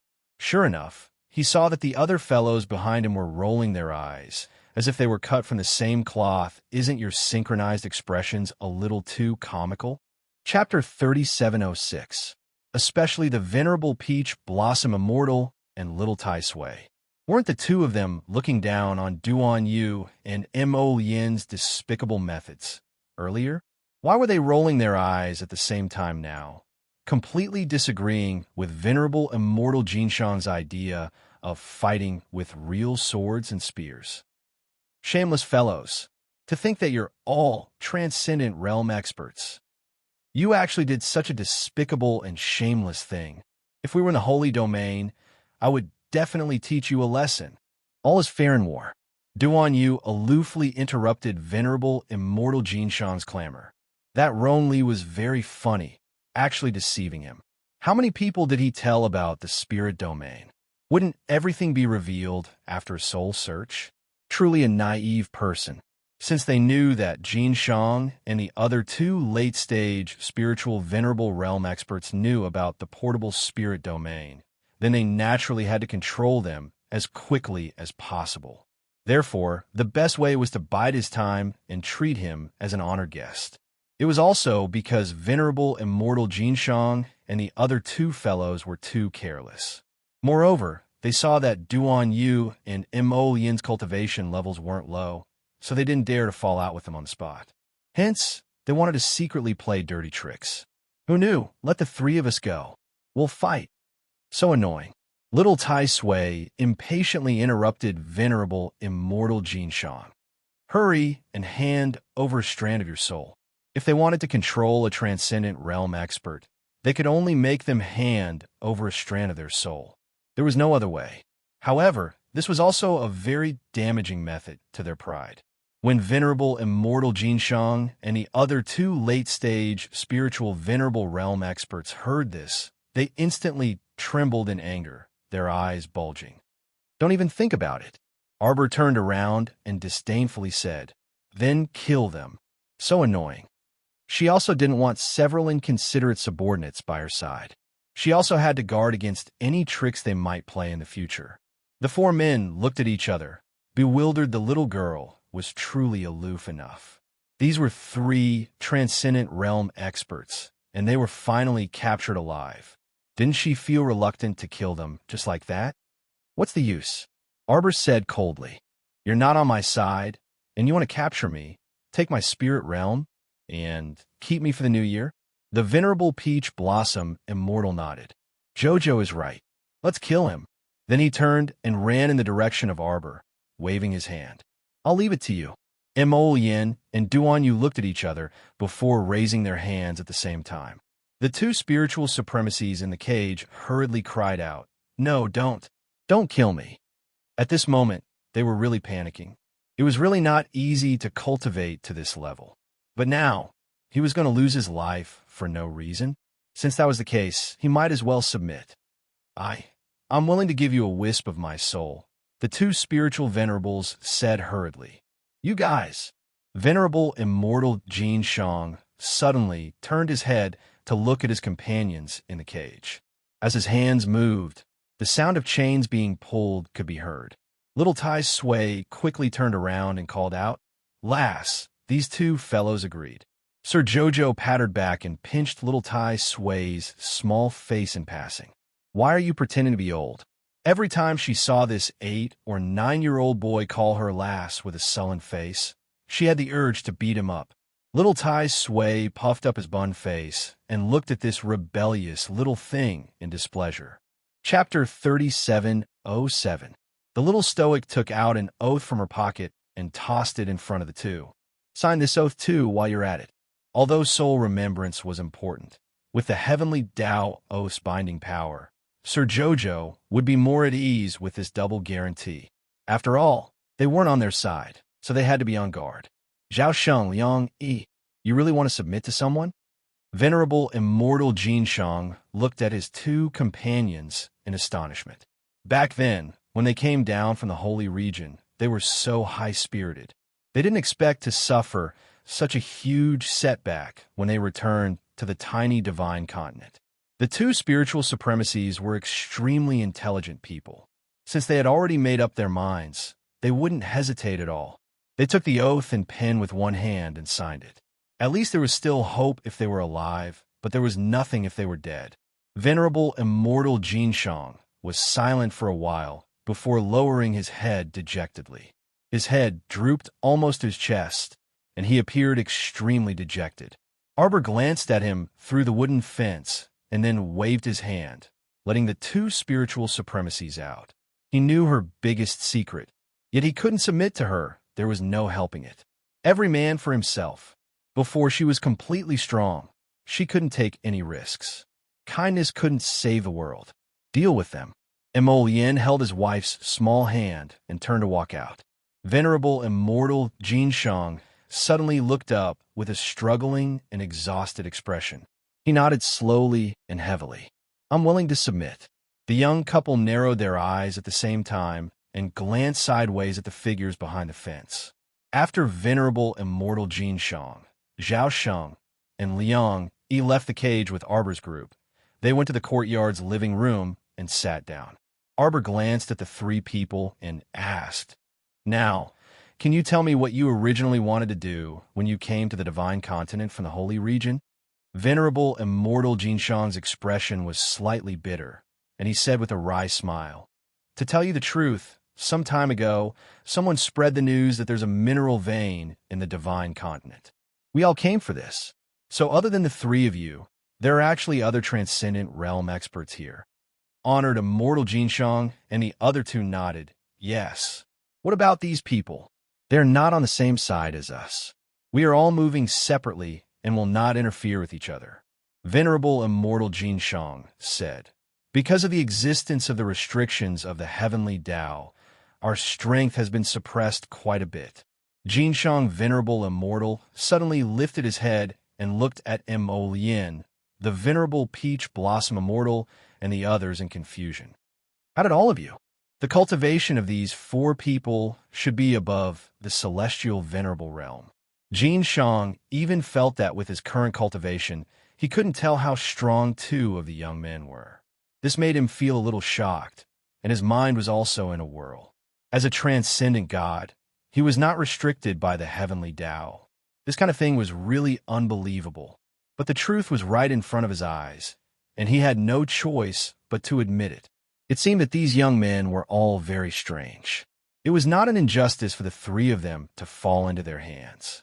Thinking of this, Jin Shang could not help but sigh. He turned to look at Mo Lien and said with a wry smile, "That's all we know. The news of the holy bloodline is very tempting to every transcendent god. You should know that." Chapter 3708. Emolian nodded and took out a holy stone from her inner world, tossing it in front of the trio. The divine province does indeed have a holy meridian. However, you won't be able to find it at the moment. This holy meridian had completely collapsed following the Earth's tremors. In that case, he still couldn't let Hui Feng lead his men to mine. At least, he absolutely couldn't do so before he had enough assurance. Otherwise, if he attracted the attention of those transcendent realm cultivators scattered all over the divine province, Hui Feng's group wouldn't be enough to be slaughtered by them despite their numbers. Supremacy Immortal Jin Shang and the others' eyes lit up as they landed on that holy stone. They subconsciously reached out to touch that bone-chilling stone. Take this stone to absorb and recover first. Set off with us the day after tomorrow for the Royal Academy. Previously, in order to trick them, Prince Mo had used all sorts of methods to deal with them. Since the three of them were considered his people now, he naturally wouldn't treat them unfairly. Supremacy Immortal Jin Shang was startled, and delight naturally surfaced in his eyes. This holy stone was palm-sized. After absorbing it, not only could it heal his injuries, but it could also advance his cultivation. It truly was a rare item. After this matter was settled, the young couple bid farewell to Duan Yu. When they returned to the city, Arbor and Mo Lien went to the south of the city to settle down the group of mermen. Those miserable mermen had all been settled down at this time and were currently recuperating. Arbor found them, and a slightly older merman came forward and exchanged a few words. He learned that these mermen were captured by the Long family in a small coastal town. It was also because the environment of the River of Forgetfulness had worsened in recent years that a portion of mermen secretly went ashore and built a small village to rest in. As time passed, some small villages actually became small bases for mermen and humans to trade. And the coastal town that these mermen stayed in was such a situation. 10 days ago, those Long family members barged into our town and captured all the mermen. They indulged in the wildest fantasy, believing that a miracle like the merman pearl exists in our bodies. The old mermaid's tone contained a trace of fury when she spoke. These people didn't give us any chance to explain. They just escorted us to the capital. No matter how we explain, they won't listen to us. Crown Princess, is your mother really the first miss of our merfolk race's royal bloodline? Long Chuyan. Arbor didn't answer the old mermaid's question.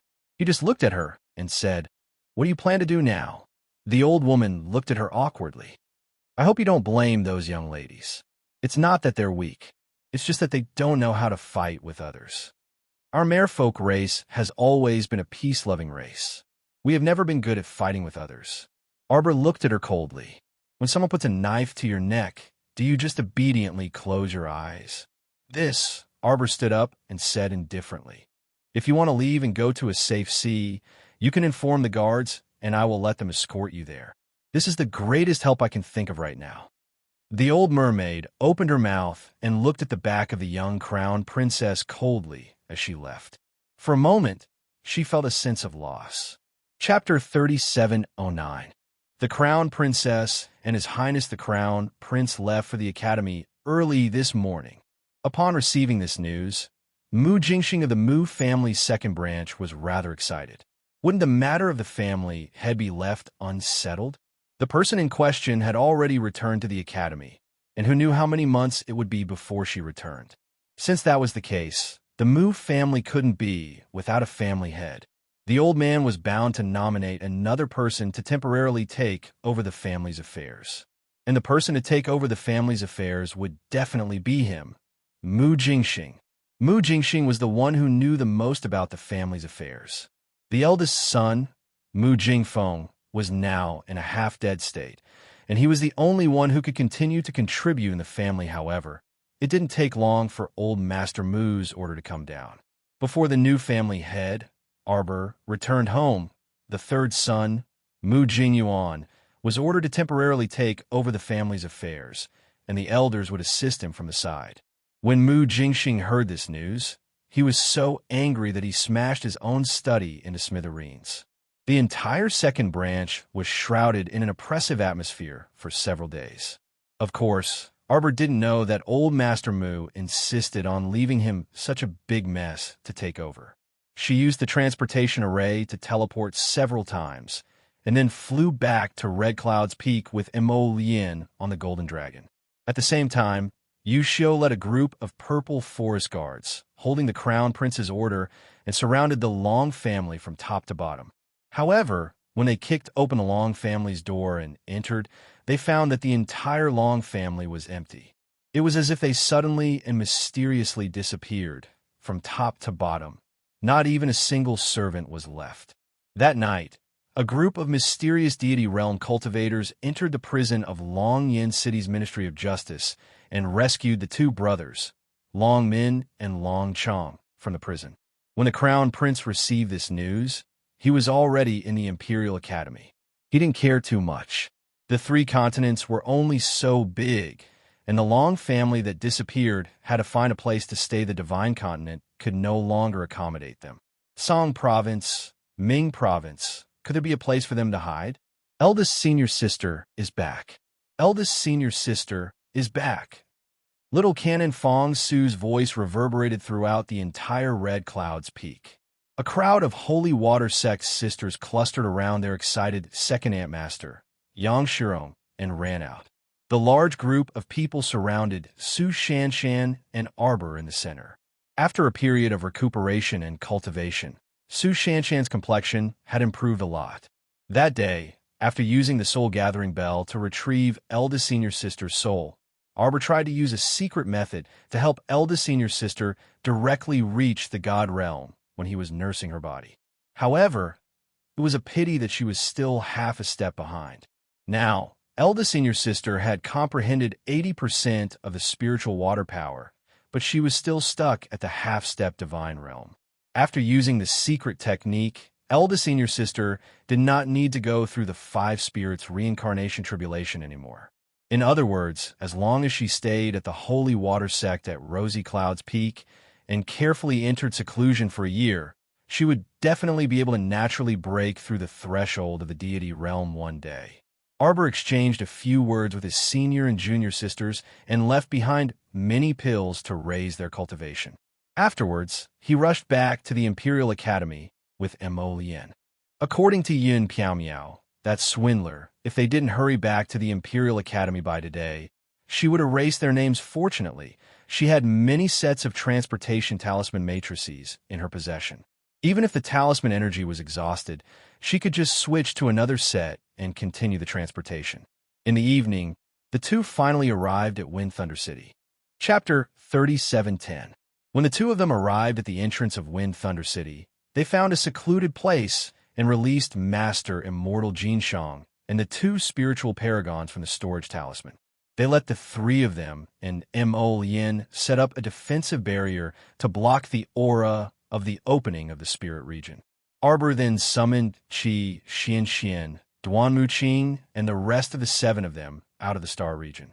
After a long period of closed-door training, using the spirit breakthrough pill to raise her realm, and taking a medicinal bath to stabilize her body, Qi Xuanxuan's cultivation had already broken through to the 10th level of the spiritual realm. Duanmu Qing had entered the initial success stage of a level 15 spiritual master. Although his realm was higher than Arbor's, his actual battle strength was not much of a match. After all, Lady Jojo had a trump card in her hands. Even a transcending god stage would be defeated if they were not careful. Furthermore, Lady Jojo had never relied on medicine to raise her level.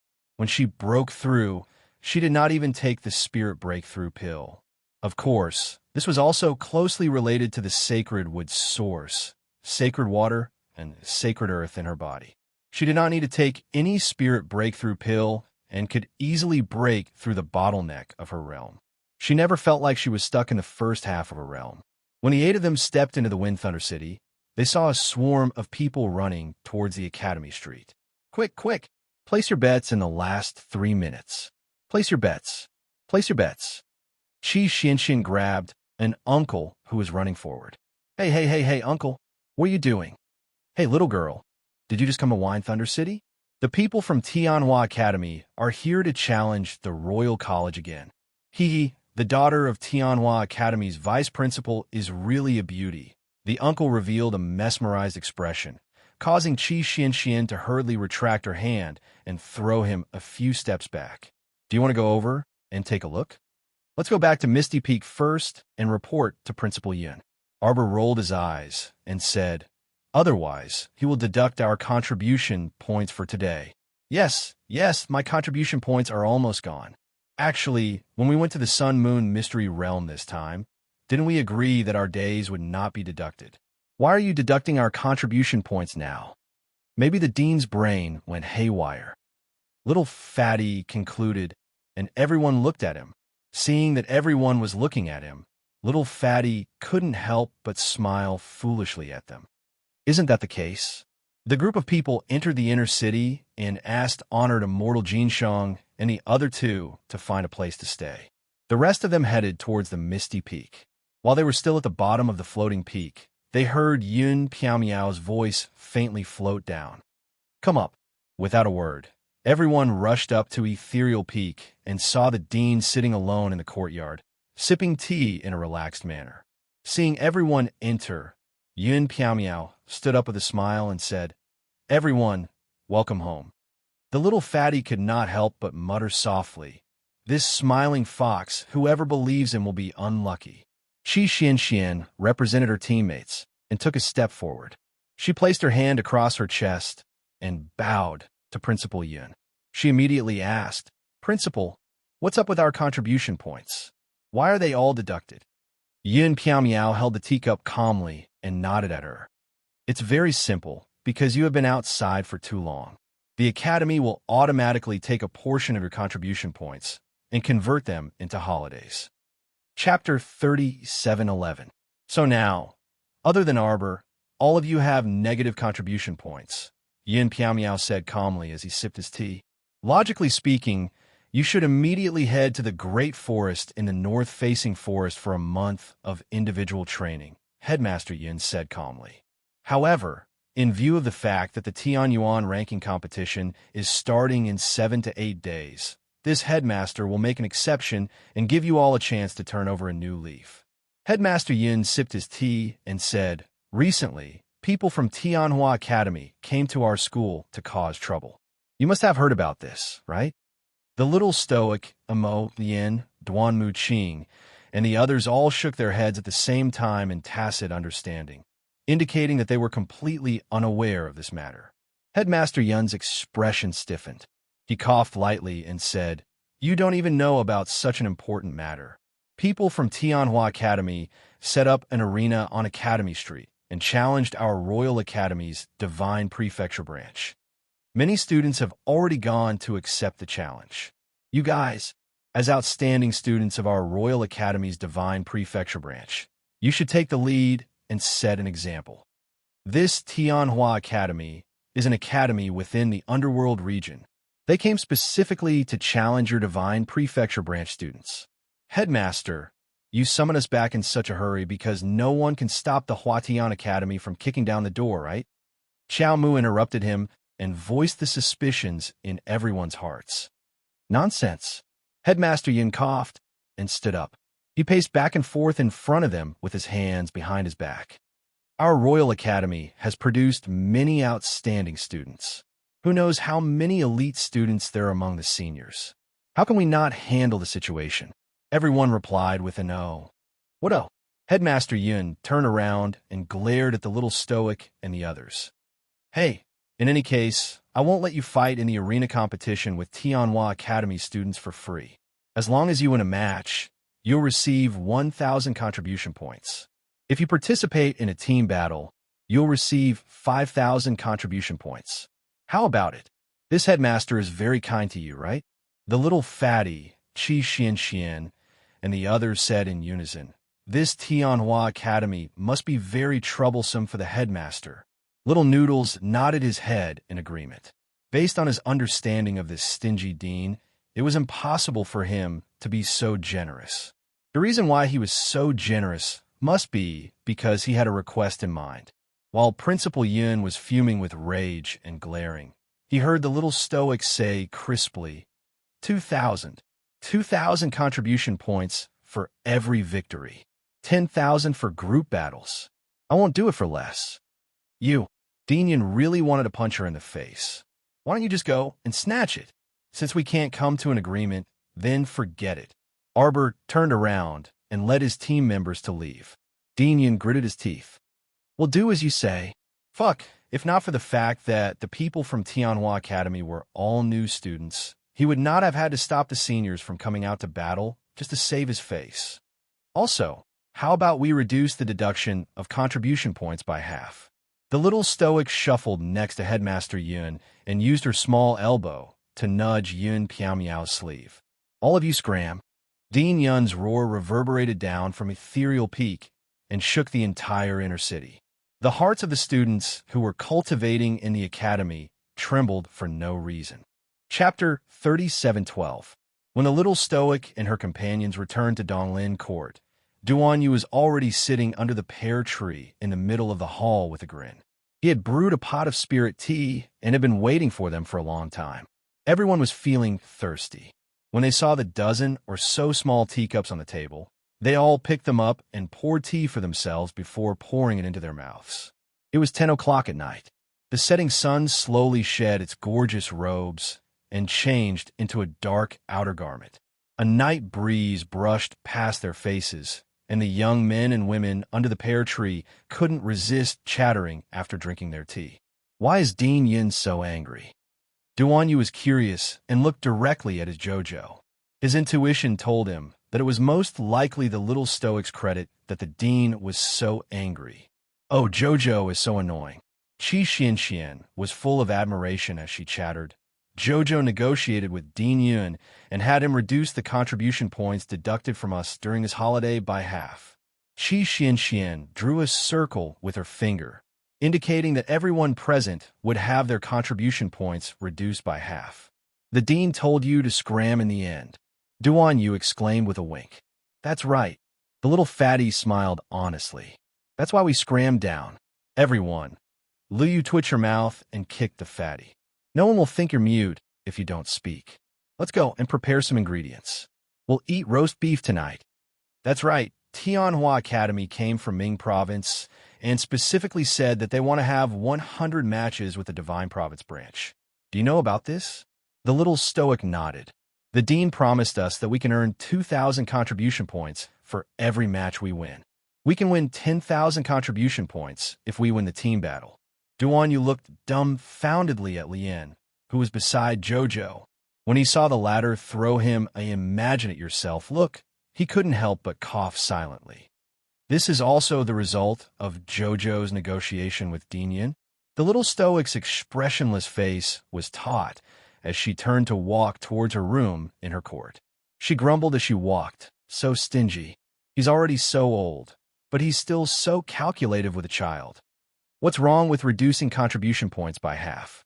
What's wrong with raising the price after winning? He was the one who racked his brains to call us back to save the day. Shouldn't you treat us better? He even said that I'm stingy. He's the stingy one. Everyone watched her leave, speechless. A cough cough. Chow Chow is actually quite stingy, little fatty said honestly. Jiang Shaoxin kicked his butt again. This guy really wants to die. The little fatty was dragged away with an aggrieved expression. That night, the group of people had a lively dinner in Donglin Garden to celebrate their first day back at the academy. After Prince Emo returned to his room, he hugged his wife lovingly. Jojo, let's go to the arena tomorrow and earn a few million contribution points. You won't have to worry about not having enough contribution points when you apply for leave in the future. The little stoic also thought the same. Contribution points weren't of much use to her. They were just used to offset her vacation. We can go together tomorrow. Our dear, and Mo rubbed his wife's head in satisfaction. He thought that he would immediately return to the weapon refining hall to refine weapons after returning to the academy and would be separated from Jojo during the day. Chapter 37:13. Just thinking about it made him sad. They were just newlyweds, and he could no longer stick to his Jojo. Being forced to separate from one spouse, that kind of feeling was really unbearable. Sir Jojo punched him on the head in annoyance. You're only separated during the day, but at night, you still have to return to Dong Lin Court together. Previously, she had thought that this guy was overthinking things. Mo Yin pursed his lips and grabbed her little hand that was hitting him. Jojo, you hit your husband, and your husband's heart hurts. Arbor was angry and amused at the same time. She reached out and pinched his cheeks, making him make a funny face. You're so annoying. No, if you find me annoying now, what will happen in the future? Mo Yin reached out and rubbed her little face as he nagged. Xiao Mu couldn't resist snickering before bursting into laughter. Mo Yin supported his chin with one hand and looked at his little wife with a smile. How happy. I feel that this little girl's smile is gradually becoming more frequent. The next morning, when the sun had just risen, the long-awaited sound of a broken basin rang out again. Students, the morning is the golden time of the day. It's time to wake up and train. Students, it takes about an hour to travel from Donglin Court to the Academy District. It's time to wake up, time to wake up, time to wake up. Qi Xianxian wore a nightcap and wandered out of the room like a ghost. She stared blankly at the kitchen maid for a long while before she could not help but shout. There are no classes today. To be exact, there were no classes for the past few days, since the dean had arranged for them to challenge, trample Tianhua Academy. Why would he be so stupid as to arrange classes for them to waste their time? The kitchen maid served up a big bowl of sumptuous food and continued to shout. No classes? That's great. Quickly finish your breakfast and go into seclusion to train. Could this kitchen maid be the dean's secret spy, lying in ambush here to supervise their training? Why did it feel like he was so excited in the morning? He was even more excited than students like them. Little Fatty yawned as he walked out of the room. He moved a stool and sat beside Qi Xianxian. Xianxian, we're going to the arena today. She was so sleepy. She didn't know if it was because of the change of environment, but she felt that she didn't sleep well last night. In the past, when he rested in the little stoic's spirit domain, it was a small space of its own without any noise to disturb him. When he woke up, he would feel that his spirit energy was abundant. Yesterday, when he slept in the side room, he felt too tired. Outside, the sky was full of noise. Early in the morning, he was knocked awake by a broken basin. After washing up, they felt a little better. After eating breakfast, his soul finally returned to its original position. Duan Yu had already changed into a neat school uniform in his room. When he pushed open the door and walked out, he was met with the gazes of his little companions. I'll go with you guys to take a look today. There is nothing to do in the room anyway, so it would be great to go over and watch the fun. He walked to the courtyard and sat beside the little stoic and Mo Yin, eating breakfast with them. Little Fatty and his group all wore the same white school uniform, and each of them appeared to be in high spirits. The little stoic took out a large red cloak from her inner world and put it on. She raised her hand and shouted, "Let's go," taking the lead to walk out the door. Everyone. Jojo put on a large red combat cloak. Chapter 37:14. This was the prelude to causing trouble. The little friends stared at Sir Jojo's back as he left, and their eyes lit up. Their Jojo was going to battle. What were they waiting for? At the same time, on the ethereal peak, a circle of bare stones was formed, forming a small courtyard. Principal Yin was sipping tea with a satisfied expression on his face. He was enjoying the spiritual tea that he had dug out from the little stoic girl when he suddenly looked up. He saw an old man with white hair and a long beard walking towards him with a smile on his face. Elder Ko, what brings you here for a chat today? Principal Yin raised his hand and invited the old man to sit down. Elder Ko stroked his beard and said with a smile, I have a lot of free time every day, and there hasn't been much going on in the cultivation hall recently. Most of the matters are taken care of by the teachers, and there is no need for me to step in. On the other hand, Dean, shouldn't you be very anxious? Why do you look so calm and collected? Why? Has the matter with the Tianhua Academy been resolved? Yun Piao snorted. Although it hasn't been resolved, it's not far from being resolved. Oh, you're so confident. The old man muttered in a low voice and sized up Yun Piao again. So, you found someone to deal with the Tianhua Academy students? Don't blame me for reminding you. The new batch of students from the Tianhua Academy are all top-notch. To be honest, the Tianhua Academy has really put in a lot of effort this time. I don't know where they got such a monstrous group of students to specially come and challenge our royal school. Among the seniors in the royal school for the past 2 years, I have never seen such outstanding students. All right, stop praising others and diminishing our own morale. Principal Yin waved his hand and said, just wait for a good show later. The past few days have been terrible. Principal Yin had been extremely sullen. Ever since the bunch of bastards from the Tianhua Academy had come to challenge them, the principal had been extremely depressed. It was impossible for the royal school to not have any students who were not good enough to deal with their students. But the problem was that the other party's tutor had made it clear to them from the very beginning that this batch of new students were the freshmen that Tianhua Academy had just accepted this year. If Principal Yun had sent some older students who had been in the academy for 3 to 4 years to deal with this batch of new students, he would have already lost. Regardless of whether the Huatian Academy's teacher was speaking the truth, since the other party had said that they were new students from their academy, the Royal School's team of new students naturally could not admit defeat. Dean Yin stood up in high spirits and walked out of the courtyard in large strides. All right, it's time to go over and watch a good show. Today's weather was very good, so it was time for this Dean to hold his head high. Elderka chuckled. With a hint of doubt and curiosity in his heart, he followed Dean Yun's footsteps and left Ethereal Peak, heading towards the arena area in the outer city. Today was the same as the previous 2 days. The betting area of the arena was already packed with people early in the morning. However, after a few consecutive matches where it was all one-sided, most of the people who had come to place their bets had bet on Tianhua Academy. Hence, even if they won the match, they would not earn much money and would only be able to join in the fun. Get out of the way. A large fat palm pushed the burly man who was blocking the way to the side, as if he was carrying a chicken. The onlookers sucked in a breath of cold air, their eyes filled with astonishment. Chapter 37:15. The burly man who was being lifted up single-handedly had a large build. Based on his weight alone, he should be over 180 caddies. However, it looked like this person lifted him up effortlessly as though he was lifting a small chick. How could this not be shocking? It's His Excellency Gago. Waves of worshipful exclamations came from the crowd. The way ordinary people looked at high-level cultivators was truly as reverent as a god.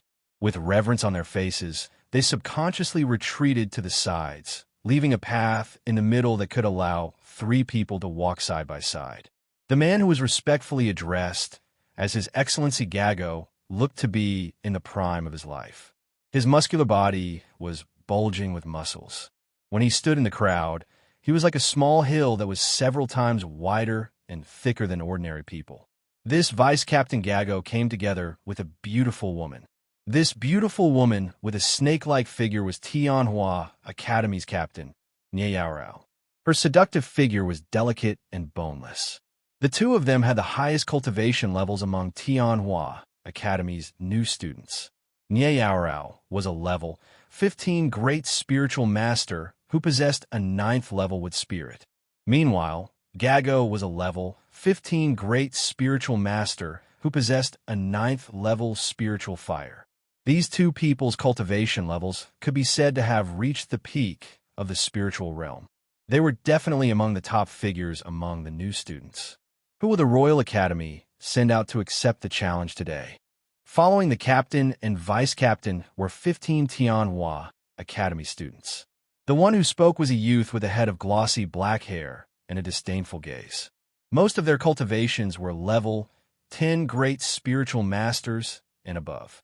Even if they were placed in the Royal Academy, they would be considered dazzling rising stars among the new students. Biao Yang was a level 12th great spiritual master with an 8th level spiritual fire. His strength was second only to the 2 captains, and he held the position of a small strategist in a new students' team. The Royal Academy's people are here. Someone shouted loudly, and the crowd instantly became rowdy. It's the Crown Prince. The Crown Prince of the Divine Province is here. The eyes of the Duan family's 3rd young master, Duan Tianya, brightened. He turned to look at the path that the crowd had opened up. Sure enough, he saw the Crown Prince's party walking over. The little stoic student expressionlessly walked at the front. Her academy uniform paired with a bright red, ostentatious cape instantly attracted everyone's attention. Qin Zhou hastily squeezed out of the crowd and excitedly bounced around Duanyu. Duanyu, you're finally back. Hey, let me tell you, these 2 days, the people from Tianhua Academy have been really arrogant. We must teach them a lesson later. The robust man like a small mountain, Gao Xiu, turned his head, and his gaze landed on the delicate little stoic. He furrowed his brows for no reason. Tianhua Academy's new student team will not bully the weak and bully the little girl. Get a few sturdy ones to fight. Everyone looked at each other and subconsciously glanced at the sturdy Gato. If this guy looked down on the stoic-faced little crown princess like this, he was probably going to be in trouble later on. While he was thinking, he saw the little stoic, Prince Mo, Qi Xian, and the other 8 people had already leaped on his stage. 9 people from the Divine Prefecture Branch Challenge Huatia Academy's new student team. The little stoic said coldly, "Enough nonsense. Send someone out and begin." What a joke. If they didn't beat up the 17 people from Tianhua Academy, how could they earn those 2,000 contribution points per round? Back then, they had agreed with the dean that they would get an additional 2,000 contribution points if they won a round. That was for all the team members. The little stoic looked at the 17 people as if she was looking at 34,000 contribution points. Chapter 37:16. This gaze carried a hint of naked judgment, causing Jie Su, who was opposite him, to feel his hair stand on end. He actually felt that the young lady in front of him was behaving strangely. How was that possible? This young lady looked like a little girl in her teens. Her hair was not even fully grown, and she actually dared to challenge the Tianhua Academy. She was truly a newborn calf that was not afraid of Tiger. Arbor had just finished his sentence when Mata took a step forward and said with a smile, "Weren't the Tianhua Academy so full of themselves these past 2 days? Why are none of them daring to come up the stage to fight now?" One of the Tianhua Academy's students immediately stepped forward, but he was stopped by a middle-aged man with a green scar on his face. "Hey, don't be so anxious. Before the competition, let's set the rules first." This middle-aged man with a green scar was the teacher who had brought the students from the Tianhua Academy to the royal school to cause trouble. His slender eyes were shining with a cunning light. He squinted his eyes and carefully sized up Arbor, Emo Yin, and the rest. These few people gave him a feeling that something was not right. It was as if there was an invisible pressure surrounding them. But looking at their age and the spiritual energy that they exuded, they did not seem to have a high level of cultivation. "My little friends from the Divine Academy, how do you intend to compete? Is it a one-on-one battle or a group battle?" The teacher with the green scar on his face laughed and said, "If it is a group battle, the Tianhua Academy will not take advantage of you. We will send out people with the same number of people as you to battle." Qi Xian, little fatty, and the others looked at each other and winked at each other. The little fatty, Ko Hongwon, took a few steps forward and gave a kind and friendly smile, saying, "Fellow students from the Huatian Academy, you have come from afar and are trying your best to invite us to a friendly spar. The new students from the Divine Academy of the Royal School will naturally do our best to cooperate." Everyone rolled their eyes at the same time. Fatty's words were quite funny. Everyone knew that the Tianhua Academy had come to provoke the Royal School. What did Fatty want to cooperate with them for? Should we work together to beat them up? The scarred instructor was obviously very satisfied with the Fatty's compliments. He smiled and said, "Since both of us don't have any big problems, let's have a friendly one-on-one challenge. What do you all think?" "All right." The students of the Tianhua Academy roared in unison. their voices shaking the heavens as they eagerly responded to their mentor. The little stoic impatiently rolled her eyes. A load of nonsense. If you want to fight, then let's fight. What's the point of talking so much nonsense before fighting? Emolien could not help but chuckle. Be patient, Jojo. They won't have a chance to talk later. Let's be considerate of others. Arbor thought that was right. He secretly took out the storage talisman in his inner world and prepared to fight at any time. Let my husband take the first round. Emolien patted her little head and said. Arbor blinked and nodded reluctantly. All right, then be careful. Chi Xin, Mata, and the rest instantly looked at Arbor and Emolien strangely. The little crown princess actually asked His Highness the Crown Prince to be careful? They understood. Wasn't she just asking His Highness the Crown Prince to hold back his strength and not kill them all at once? Chapter 37:17. Since it is a one-on-one match, for the sake of fairness, we will send out the same 8 members as your Royal Academy's Divine Lands team. No need. Mata immediately waved his hand and rejected the leader's words. He laughed and said, The Tianhua Academy is a guest from afar. As the host, we must do our best to let our guests come happily and leave satisfied. What a joke. With 9 less people, wouldn't they lose a lot of contribution points? Of course, they couldn't just let them pass. The leader with the scar on his face was taken aback, but he laughed and nodded. Since the students of the Divine Lands Academy are so confident, then all right, let our Tianhua Academy's 17 people experience your skills one by one. Don't cry when the time comes. He had wanted to leave them some face, but after a battle, their spiritual power would be almost completely depleted. These people actually dared to challenge 17 people with just 9 people. That meant that 8 of them would have to fight twice. The leader with the scar on his face looked at the little fatty and the rest, a cold smile on his face. Since the rules of the competition are a one-on-one fair duel, you are not allowed to summon your spiritual beasts, use poisons, hidden weapons, and other supplementary items. During the competition, you are allowed to use elixirs, such as spiritual rejuvenation elixirs. Do you have any objections to this? The little fatty and the rest shook their heads in unison. The leader with the scar on his face smiled. Before each round, there are 3 minutes to choose the members. After 3 minutes, if no decision is made, it will be taken as a forfeit. Everyone nodded again. The leader with the scar on his face smiled satisfactorily. These are the rules for now. Do you have anything else to add? After the one-on-one match, we will proceed to a group battle, Sir Jojo said expressionlessly. You can choose 8 members from his 17 who are in the best condition to battle with us. What a joke, 10,000 contribution points per person. It would be a waste not to earn it. This time, they had to earn as much as they could to prevent their contribution points from going into the negatives every few days. They also had to face the ridiculous mission of going to the Great Forest to train for a month. A strange look appeared on the scarred-faced leader's face. After pondering for a moment, he exchanged glances with the enchanting beauty leader. After exchanging glances, they nodded and said, All right, let's do as this young friend says. Arbor, Little Fatty, and the others jumped off the stage one after another, leaving a large space on the stage. Prince Emo stood there expressionlessly, waiting for the Tianhua Academy's students to arrive. This guy did not have the shame of a transcendent god bullying a small fry at all. His face was indifferent, and no one could tell from his expression at all. Duanyu glanced at him and couldn't resist silently spitting at this guy. In terms of the level of shamelessness in the world, if this guy claimed to be second, no one would dare to claim first. That old fool with a scarred face from the Tianhua Academy kept saying that for the sake of fairness. He wanted to have a fair one-on-one match with the Divine Prefecture Branch Academy, who knew that the person in front of them was not a spirit realm or deity realm freshman, but a transcendent realm. Even Duan, you had to admit that this guy's strength was probably just a smidgen higher than his.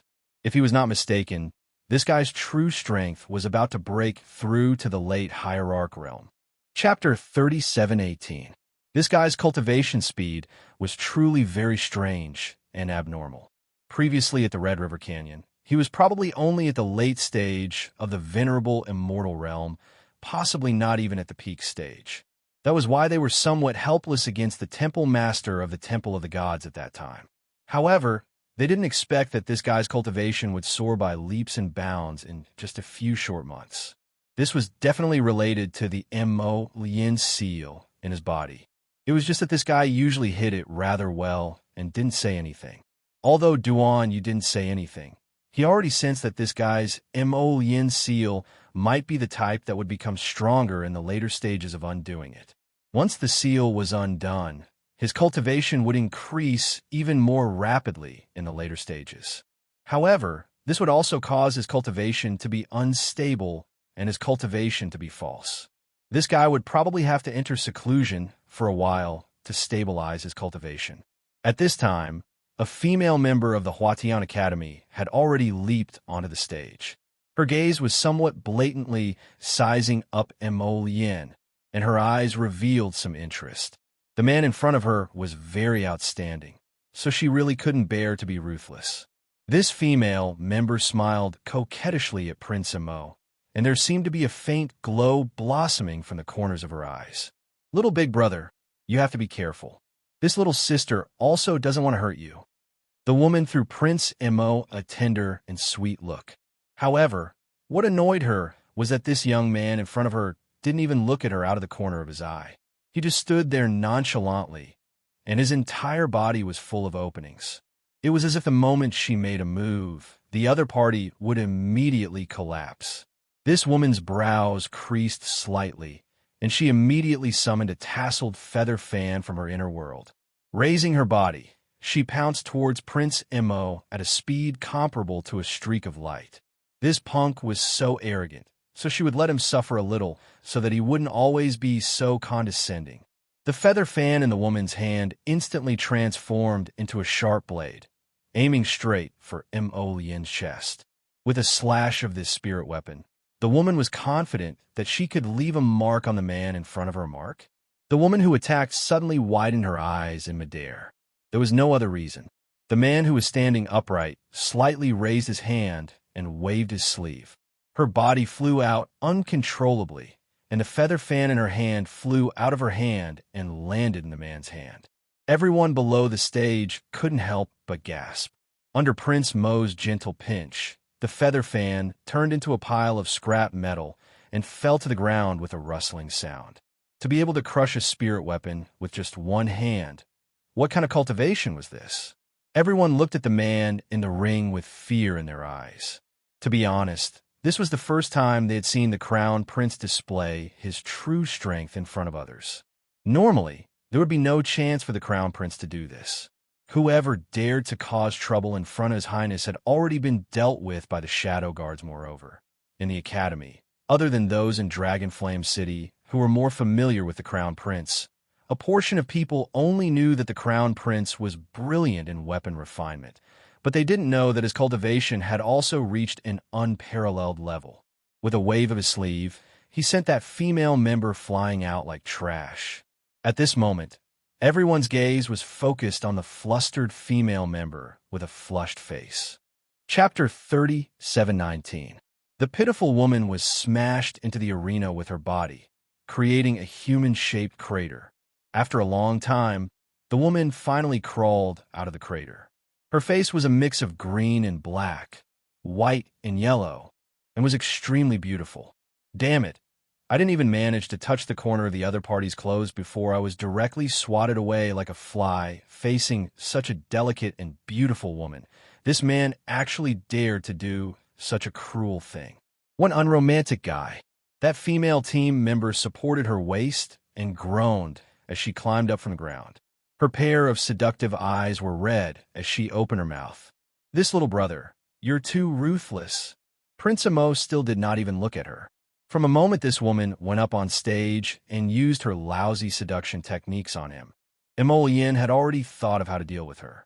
Seeing that she was struggling to stand up, Prince Mo directly stretched out a finger and tapped the air in the direction of the woman's head. Bam! The female team member from Tianhua Academy only felt a majestic and mighty aura rush towards her, instantly sending her flying.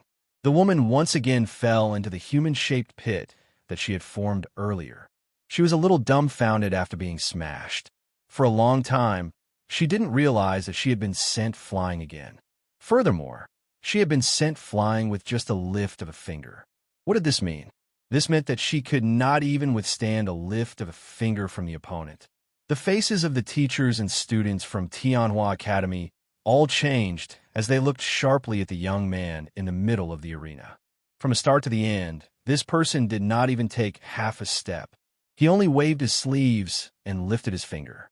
The female team member from Tianhua Academy was smashed into the crater and could not crawl back up. Scarface's expression changed as he raised his head to look in Mo Lian's direction. He opened his mouth several times but did not say anything. In the end, it was Tianhua Academy's team leader, Niao, who waved her hand and had two team members go up to the arena to pull out their own team member from the crater. Only then did this one-sided farce come to an end. When everyone saw the female team member being pulled out of the pit, their eyes involuntarily revealed a trace of sorrow. This unlucky woman's entire face was almost flattened. Her nose and mouth were crooked, and saliva was dripping from her mouth uncontrollably. She was completely crushed to the point that her eyes and mouth were crooked. Niao glanced at Mo Lian gravely, her eyes throbbing with fury. The first battle between Tianhua Academy and the Royal Academy had ended in such a bizarre manner. It had to be said that the faces of the teachers and students of Tianhua Academy had been completely disgraced. But in reality, if they knew Mo Lian's true cultivation level, they probably wouldn't feel embarrassed. They would only look down on Prince Mo for bullying the weak. Shameless to the extreme, Mo Lian jumped down from the arena and walked to his wife's side with a grin. "Wife, isn't your husband awesome?" Arbor nodded her little head. Her husband had used such an effortless method to crush the people from Tianhua Academy. In that instant, the atmosphere of the battle had reached a boiling point. The Royal Academy students who had been sullen for the past few days were now clamoring for Tianhua Academy to quickly send their second team member up to the arena. The leader with the scarred face chuckled and waved his hand with a cold face. Chapter 3720. Deputy Captain Gagu's sturdy figure that resembled a small mountain shuffled forward a couple of times. Suddenly, his entire body flew into the air like a mountain and crashed into the center of the stage with a loud rumble. Thankfully, this outer city stage was built with limestone and was very sturdy. Even if it was pressed down by this mountain, it didn't budge at all. Gagu patted the bulging muscles on his arms and roared at the Royal Academy students below the stage. This roar was like the roar of a beast, causing the Royal School students who were in an uproar to immediately shut their mouths. Everyone looked at each other in dismay, feeling that this Deputy Captain Gagu was especially like a wild beast. Everyone's gazes landed on Prince Mo and company again, anticipating that Prince Mo would go on stage and crush him again, making this roaring brat piss his pants in terror as he scurried off the stage. Mo Lian couldn't be bothered with those people's gazes. He lowered his head to look at his wifey and asked with a grin, "How about it? Do you want to go up and fight, or will hubby do it for you?" Arbor rolled up his small sleeves and turned his small head to glance at him. "I'll go meet him. Younger sister, younger sister." Mu Xingqian impatiently squeezed through the crowd and came to the little stoic's side. "Eldest brother, you're back too." Arbor glanced at Mu Xingqian and didn't mention the Mu family's lousy matter at all. That old geezer, Choyang, still wanted to push the blame for the mess to Sir Jojo. Bah, he was dreaming. Mu Xingqian nodded and then glanced at the small mountain man on stage. He frowned and said, "Younger sister, you're going up to fight this person? His cultivation is a level 15 great spiritual master, and it looks like his 5 spirits aren't weak either. You look pitiful with your small arms and legs. It's simply too heart-wrenching for you to go up and fight with this iron tower-like man." As he spoke, Mu Xingqian kept glancing at Mo Lian, Duan Muqing, and company. His gaze was filled with eerie disdain. What he meant was, you men actually didn't volunteer to fight, and actually wanted your sister to deal with such a burly man. Big brother, don't worry. This guy looks huge, but Jojo will send him flying with a slap. Xiao Mu patted her eldest brother's arm and solemnly raised her small chin, gesturing with her pinky finger. Isn't it just a little mosquito? Everyone looked at Matsi Gappo, who was standing on the stage, and looked at each other speechlessly. Can Jojo really send that naga flying? Mu Xingchen looked at Duan Yu and Mo Lian in confusion. Both of them gave him a helpless look at the same time. 2 minutes later, everyone saw Lord Jojo's slender figure fly up into the sky with a whoosh after Gago's punch. The little guy was sent flying backward like a small cannonball. With a bang, he was sent flying by someone. After seeing this scene, the scarred instructor's expression became slightly better. It seemed that he could regain all the face that he had lost in the previous match. However, just as this thought formed in his mind, the scarred instructor's expression instantly changed. Disbelief flickered in his eyes as he looked at Arbor, who appeared in front of Gago in a second. What was going on? With the distance this guy flew, it was impossible for her to reach this lightning-like speed, even if she leaped down from such a high altitude. Without another word, the little stoic also followed up with a punch, directly colliding with Gago's thick and solid fist. Chapter 37:21. Jojo is mighty. As Jojo's loyal fan and #1 bestie, our dear Qi Xianxian selectively ignored the fact that Jojo was sent flying earlier. She instantly jumped up in excitement and raised her fists as she roared, cheering for her, Sir Jojo. In the next second, this little thing flew out again at a very bizarre speed and shot up into the sky. Everyone only saw this fellow's figure skimming through the clouds before disappearing with a whoosh. Duan Yu pursed his lips and couldn't resist covering his handsome face. Sorry, Sir Jojo. He wanted to laugh a little. Mu Xingchen. Earlier, younger sister had solemnly vowed that Gaia was merely a mosquito and that she could send him flying with a casual slap. In the end, the one who was sent flying twice in a row was younger sister, Mo Lian. Prince Mo had nothing to say about his wife's actions. He had to use all his strength to stifle his laughter. Only then could he prevent himself from bursting into unrestrained laughter in front of everyone. He absolutely couldn't laugh at his wife, especially not in front of Duan Yu. Otherwise, he would be in trouble when he got home. With Duan Yu's Val character and his ability to take advantage of every opening, he would definitely make up all sorts of bad things about him in front of Sir Jojo. Humph. He wasn't stupid, so how could he make this kind of mistake? At this time, a discordant burst of laughter instantly attracted everyone's attention. Qi Xianxian and the others simultaneously glared at the laughing fellow with angry gazes. After the little fatty warrior laughed fearlessly, he even added, Jojo is so funny. Don't you all laugh? It was indeed funny. Every time this little thing was sent flying, she would use a teleportation talisman to teleport in front of Gaia. Then she would be sent flying with a punch. Mu Xingchen twitched his mouth and glared at the little fatty. What's so funny? It's not funny at all. No, he had to hold it in on the other side.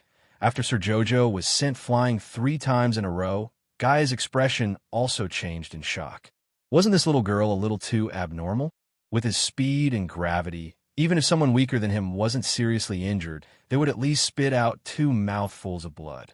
However, there was no change in expression on the little girl's stoic face, as if nothing had happened.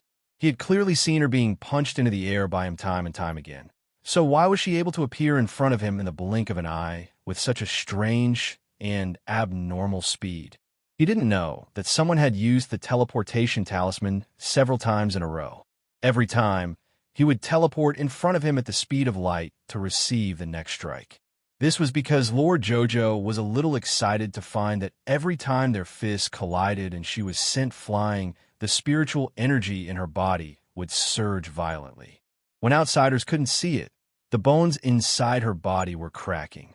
Her body had already reached the peak of the half-step immortal bone state, so she was almost completely immune to the attacks of a level 10 spiritual master and below.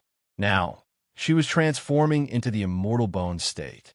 As long as she entered the immortal bone state, even if a level 5 or level 6 God Master came, it would be difficult to hurt Jojo, let alone a level 15 spiritual master in front of her. When Lord Jojo was sent flying by Gaia for the first time, he discovered this shocking change. Chapter 37:22. As long as she circulated her spiritual energy in accordance with this force, her body would gradually undergo a rapid transformation. Not only was she transforming into an immortal bone, what was even more comical was that her previously stagnant minor realm was also starting to loosen. She seemed perhaps, to be advancing towards the peak of level 14 Great Spiritual Master Realm. It didn't take long for her to advance from level 14 Great Spiritual Master Realm to gradual accomplishment, initial accomplishment, and phenomenal accomplishment, but she was now inexplicably about to step into the peak realm. Sir Jojo suddenly stood in front of Gappo and shouted at him, "Continue." Continue? Continue what?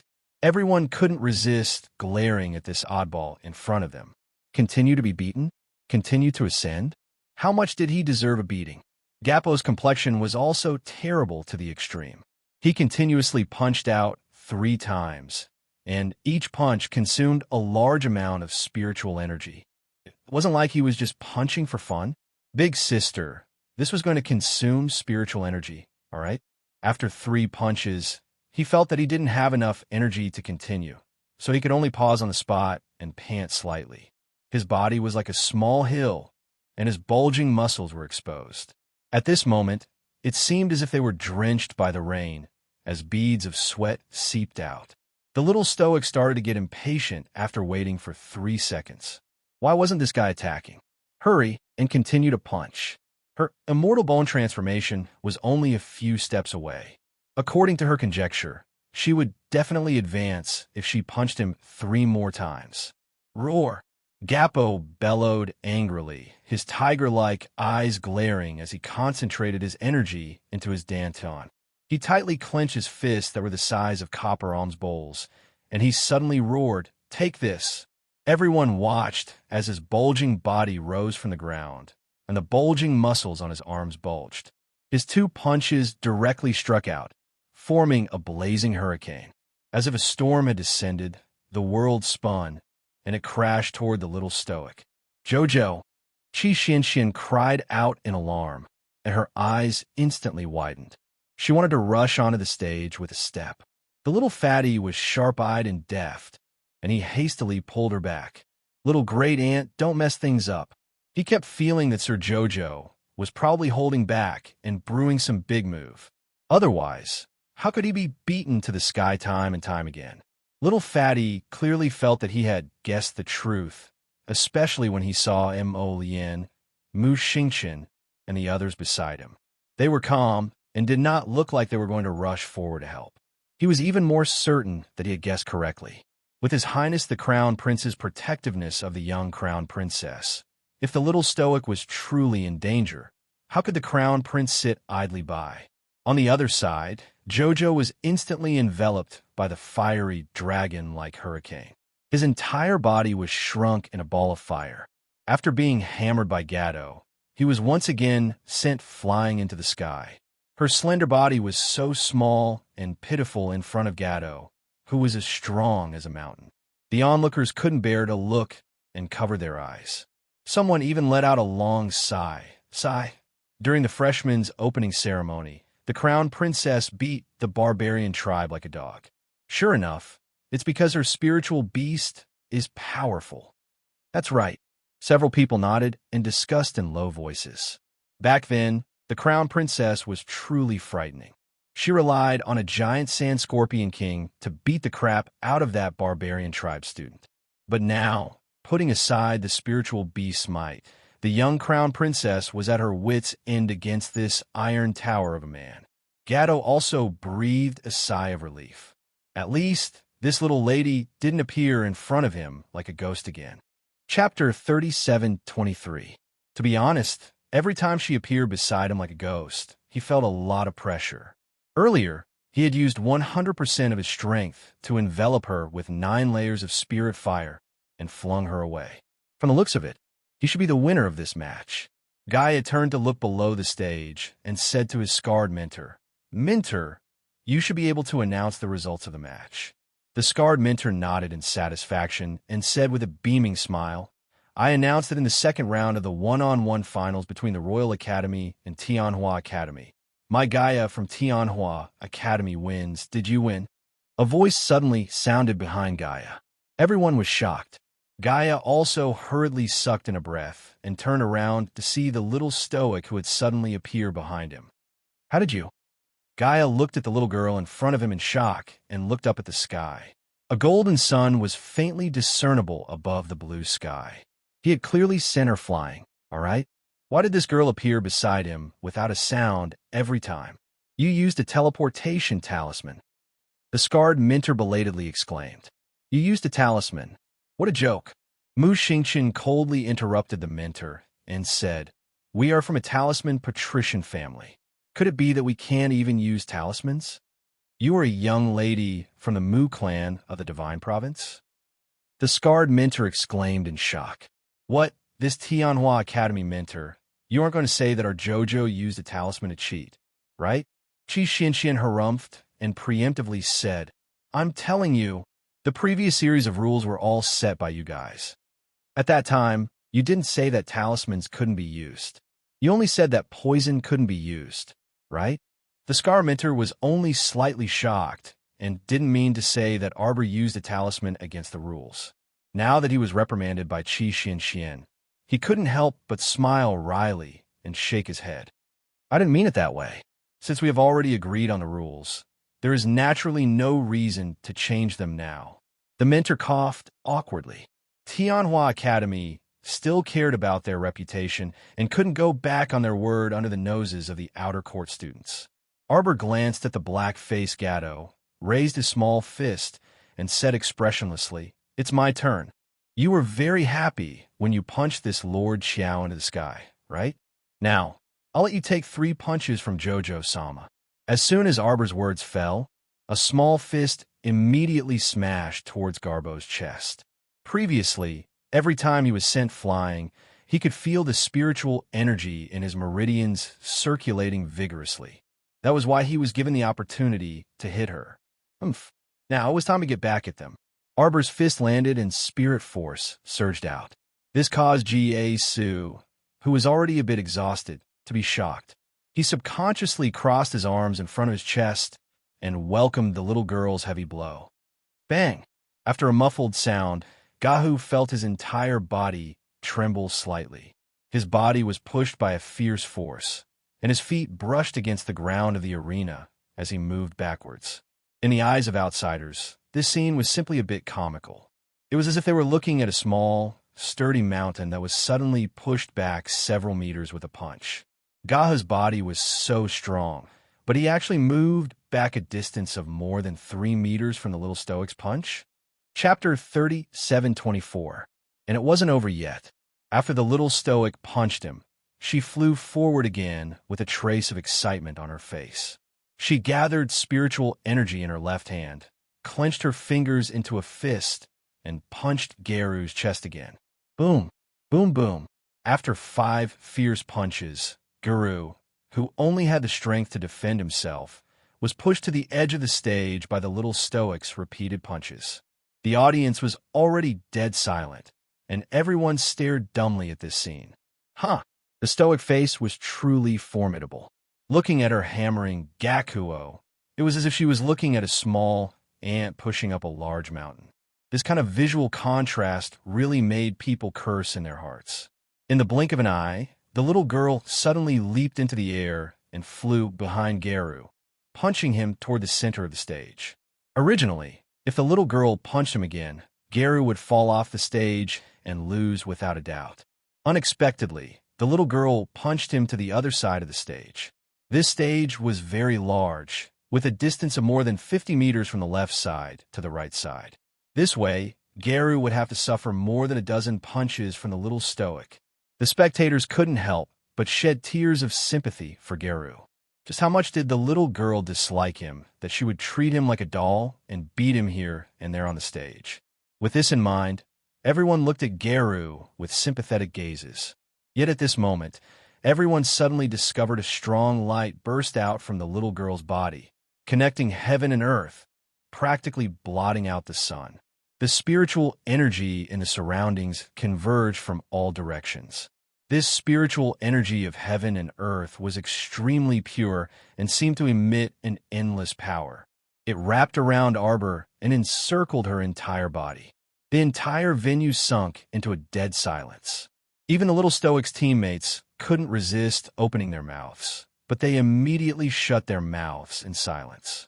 Mu Xingqian's eyes lit up as he looked at his younger sister on the stage.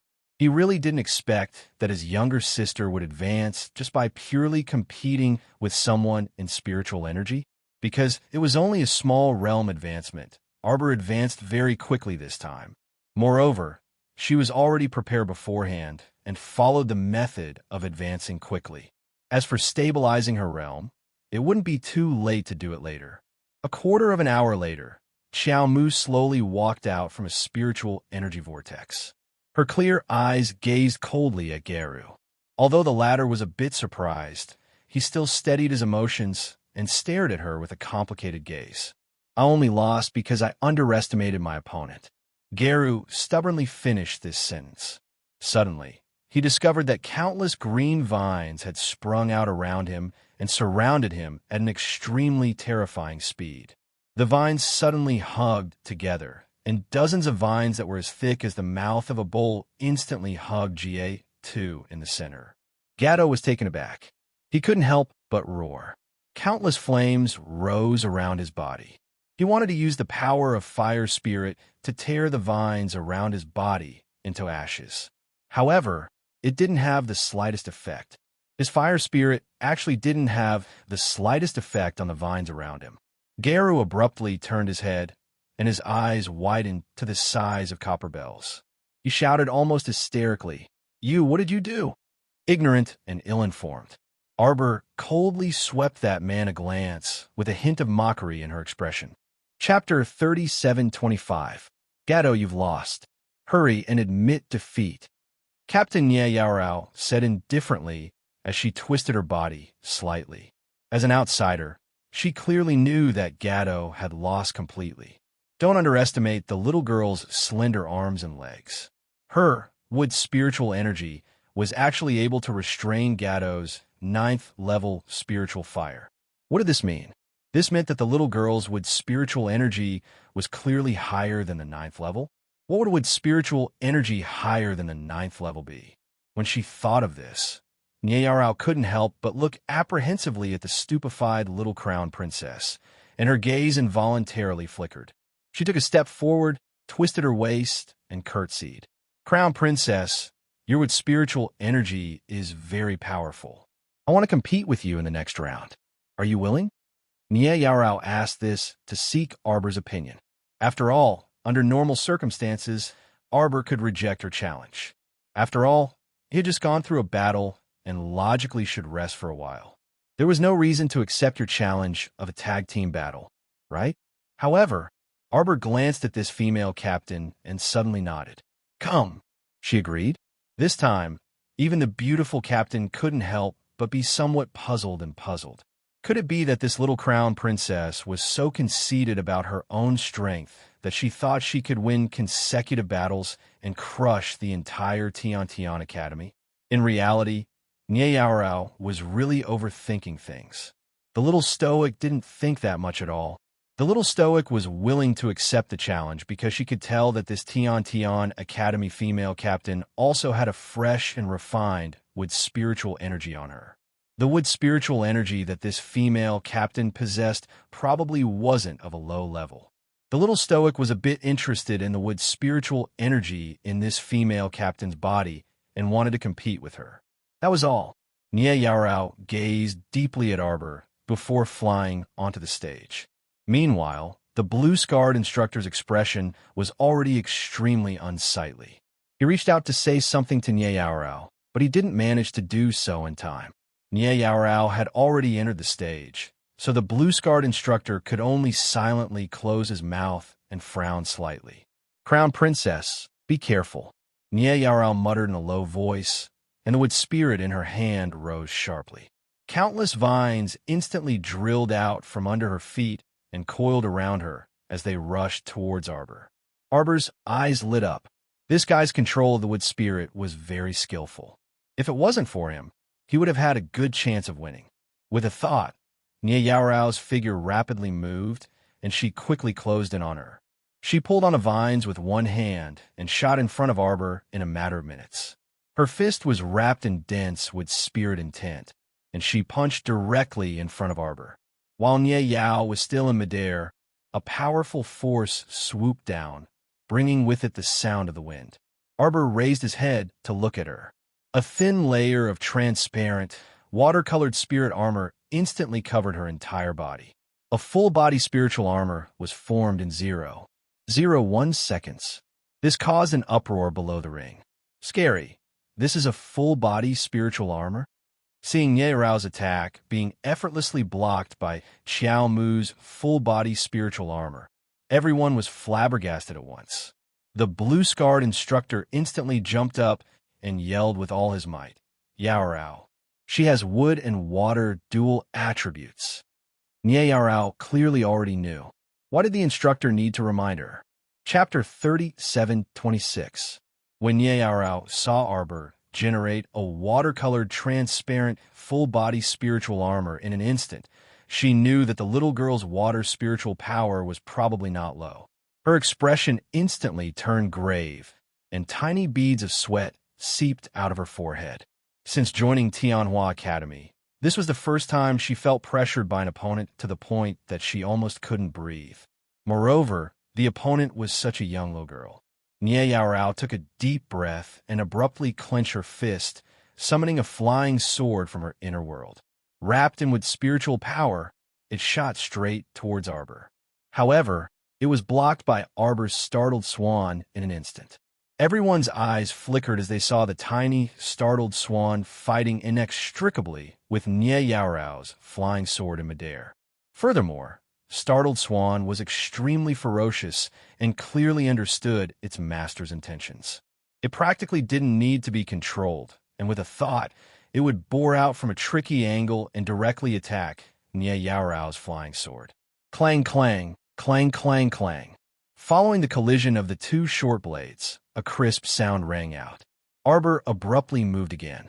However, she suddenly summoned a treasured sword brimming with purple light and flashing with lightning. She held it in her hand and lightly leaped up. Nia Yaorao's eyes flashed with shock, and she retreated almost reflexively. She didn't expect that the little stoic could actually divide her attention to summon a treasured sword to continue fighting with her while using her spiritual conscious to control the startled swan dagger. Nia Yaorao questioned herself. With her spiritual conscious, it was simply impossible for her to reach this level. Controlling a flying sword required her full concentration and all of her spiritual conscious. So how could she possibly have the time to fight with someone in actual combat? Just in terms of spiritual conscious, she was already far too inferior to the other party. It was simply impossible for her to contend with her. Nia Yaorao simply didn't know that the little stoic wasn't using spiritual conscious to control startled swan dagger, but divine conscious. Level 5 divine conscious was the state that the little stoic had just attained. Therefore, she also really wanted to try out what benefits it would bring to her battle after her divine conscious advanced. The little girl had completely treated Nia Yaorao as an evenly matched opponent, and had completely forgotten that Nia Yaorao's spiritual sense was several times weaker than her own. When she used her divine sense to mobilize graceful grace to intercept her opponent's flying sword, she very decisively took out the thunderclap sword. He planned to try out the second move of the 9 Heavens Lightning Sword Technique, 1,000 Lightning Phantoms. 9 Heavenly Lightning Sword Techniques, second move, 1,000 Lightning Phantoms. After this move was used, it automatically generated 1,000 lightning rays which transformed into sword images. These sword images carried the power of lightning that couldn't be penetrated by 10,000 men as they swooped down from the sky and directly chopped towards Nia Yaorao in the center of the stage.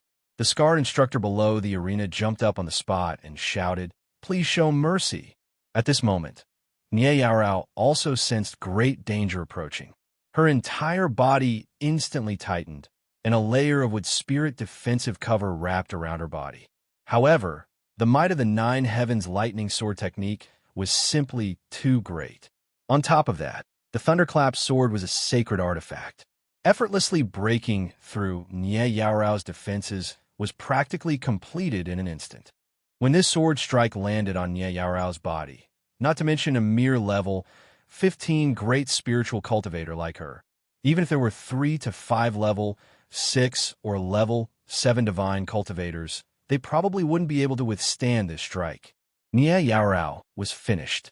This thought simultaneously popped up in everyone's minds in fright. Chapter 37:27. If such a sword's might landed on the body of a rank 15 great spirit master, wouldn't he be thoroughly finished?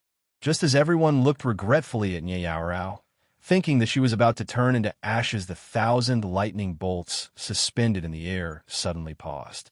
Just like that, they paused in midair under everyone's gazes.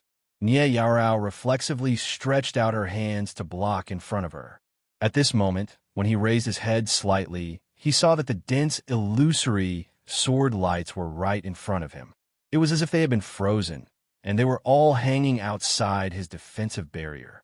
The little stoic expressionlessly clenched her fist, and all of the spiritual energy she released was obediently under her control.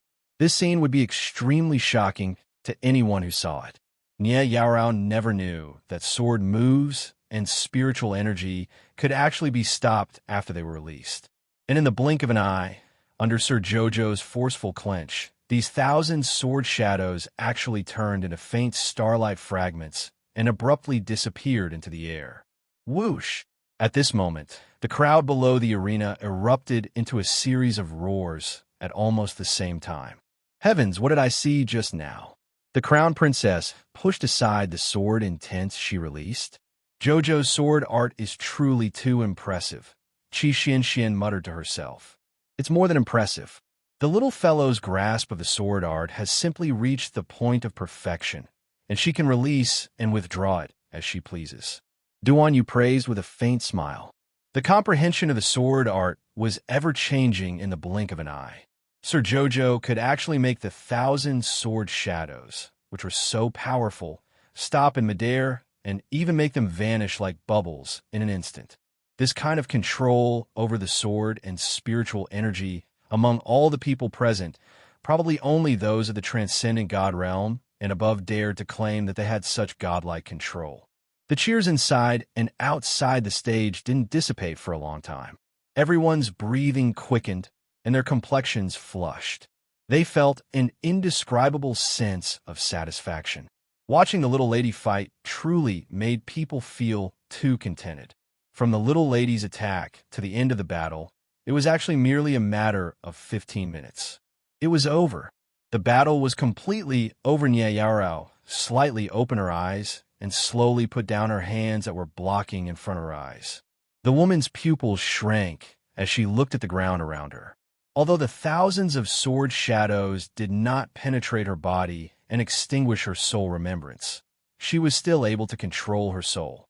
However, the frightening thing was that these sword intents had already pierced through the ground beneath her feet. At this time, other than the flat ground where she was standing, the ground around her had already become riddled with holes and spiderweb-like marks.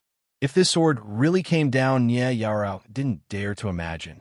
The difference between him and the little girl was like heaven and earth. Nye Yaorao took a deep breath. When she looked at the little stoic before her, her gaze changed slightly, and her expression was extremely solemn.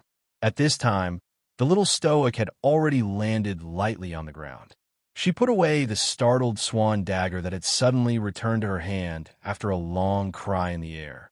The entire dagger was enveloped in a faint halo of light, and it clanged restlessly in Xiao Mu's hand. Arbor's eyes brightened slightly, and he suddenly fed it a drop of blood with a flick of his finger. The entire dagger immediately released a strong light in her hand, and it seemed to break through the day in an instant. It suddenly slashed open the horizon with a fierce force. Chapter 37:28. The little stoic was slightly shocked. At this moment, the crowd had sunk into a deathly stillness. The startled swan dagger had always existed in her conscious in the form of a spirit weapon. However, it was very intelligent and had always been able to communicate with her mind. She didn't expect that after so many years of experience, a drop of her blood would actually break open the seal on its surface, causing it to suddenly advance into a divine weapon. What was originally a faint layer of silver light had now transformed into a faint golden light, instantly blinding the eyes of everyone present. The little girl advanced in the battle just now. This wasn't strange at all.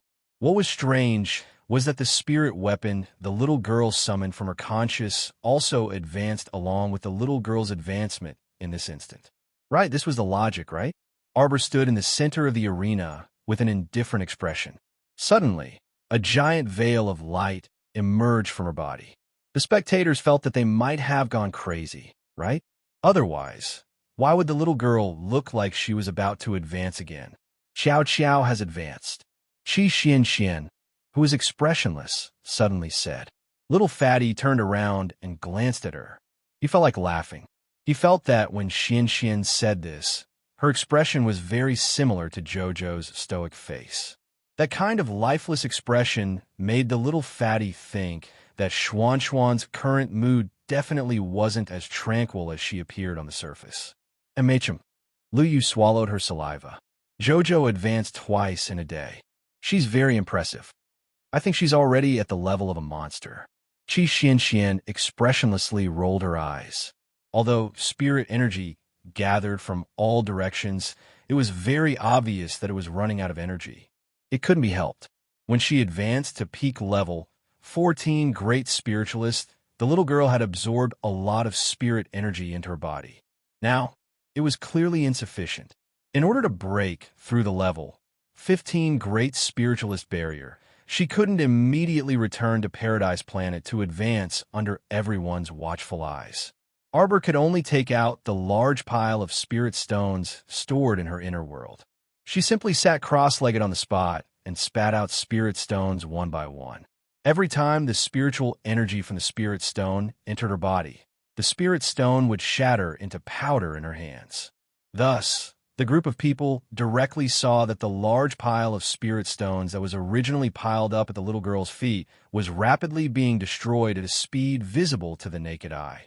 At the same time, the little stoic set up a spirit-guiding talisman formation with a flick of her finger in order to gather the spiritual energy within a radius of 50 kilometers as quickly as possible, absorbing all the surrounding spiritual energy as much as possible in the shortest time possible. Thus, everyone soon saw a spectacle. The spiritual power within 100 miles surged in the direction of the Wind Thunder City and gathered around the little crown princess, wrapping her in it. The scarred instructor from Tianhua Academy looked at the stoic-faced lady in shock. After a long while, he finally shut his mouth in silence. What kind of outstanding talent was this? The royal school was indeed full of talents. The Tianhua Academy was still too ignorant. He had originally thought that by recruiting such an outstanding batch of students this year, they would be able to compete with the royal school. But in the end, things didn't go as planned. The Tianhua Academy was viciously slapped in the face by someone else's child. Although it was painful, he couldn't yell at the top of his lungs, or else it would be even more embarrassing. Chapter 37:29. At this moment, Principal Yun, who had been watching the show for a while, finally walked out from the crowd with a wretched look on his face. He smiled and greeted the scarred teacher. Teacher Shiman, how are you? How is it? Our Royal College's students are still considered worthy of your attention, right? The crowd could not help but laugh. Seeing their principal's smug look, no matter how they looked at him, he looked like a villain. The scarred teacher, Shiman Chong, glanced at Principal Yun awkwardly. His two most outstanding freshmen in Tianhua Academy, Yarao and Gado, had lost to the Royal College, and they had lost without any suspense. In addition to the female students' loss, they had lost 3 matches in a row.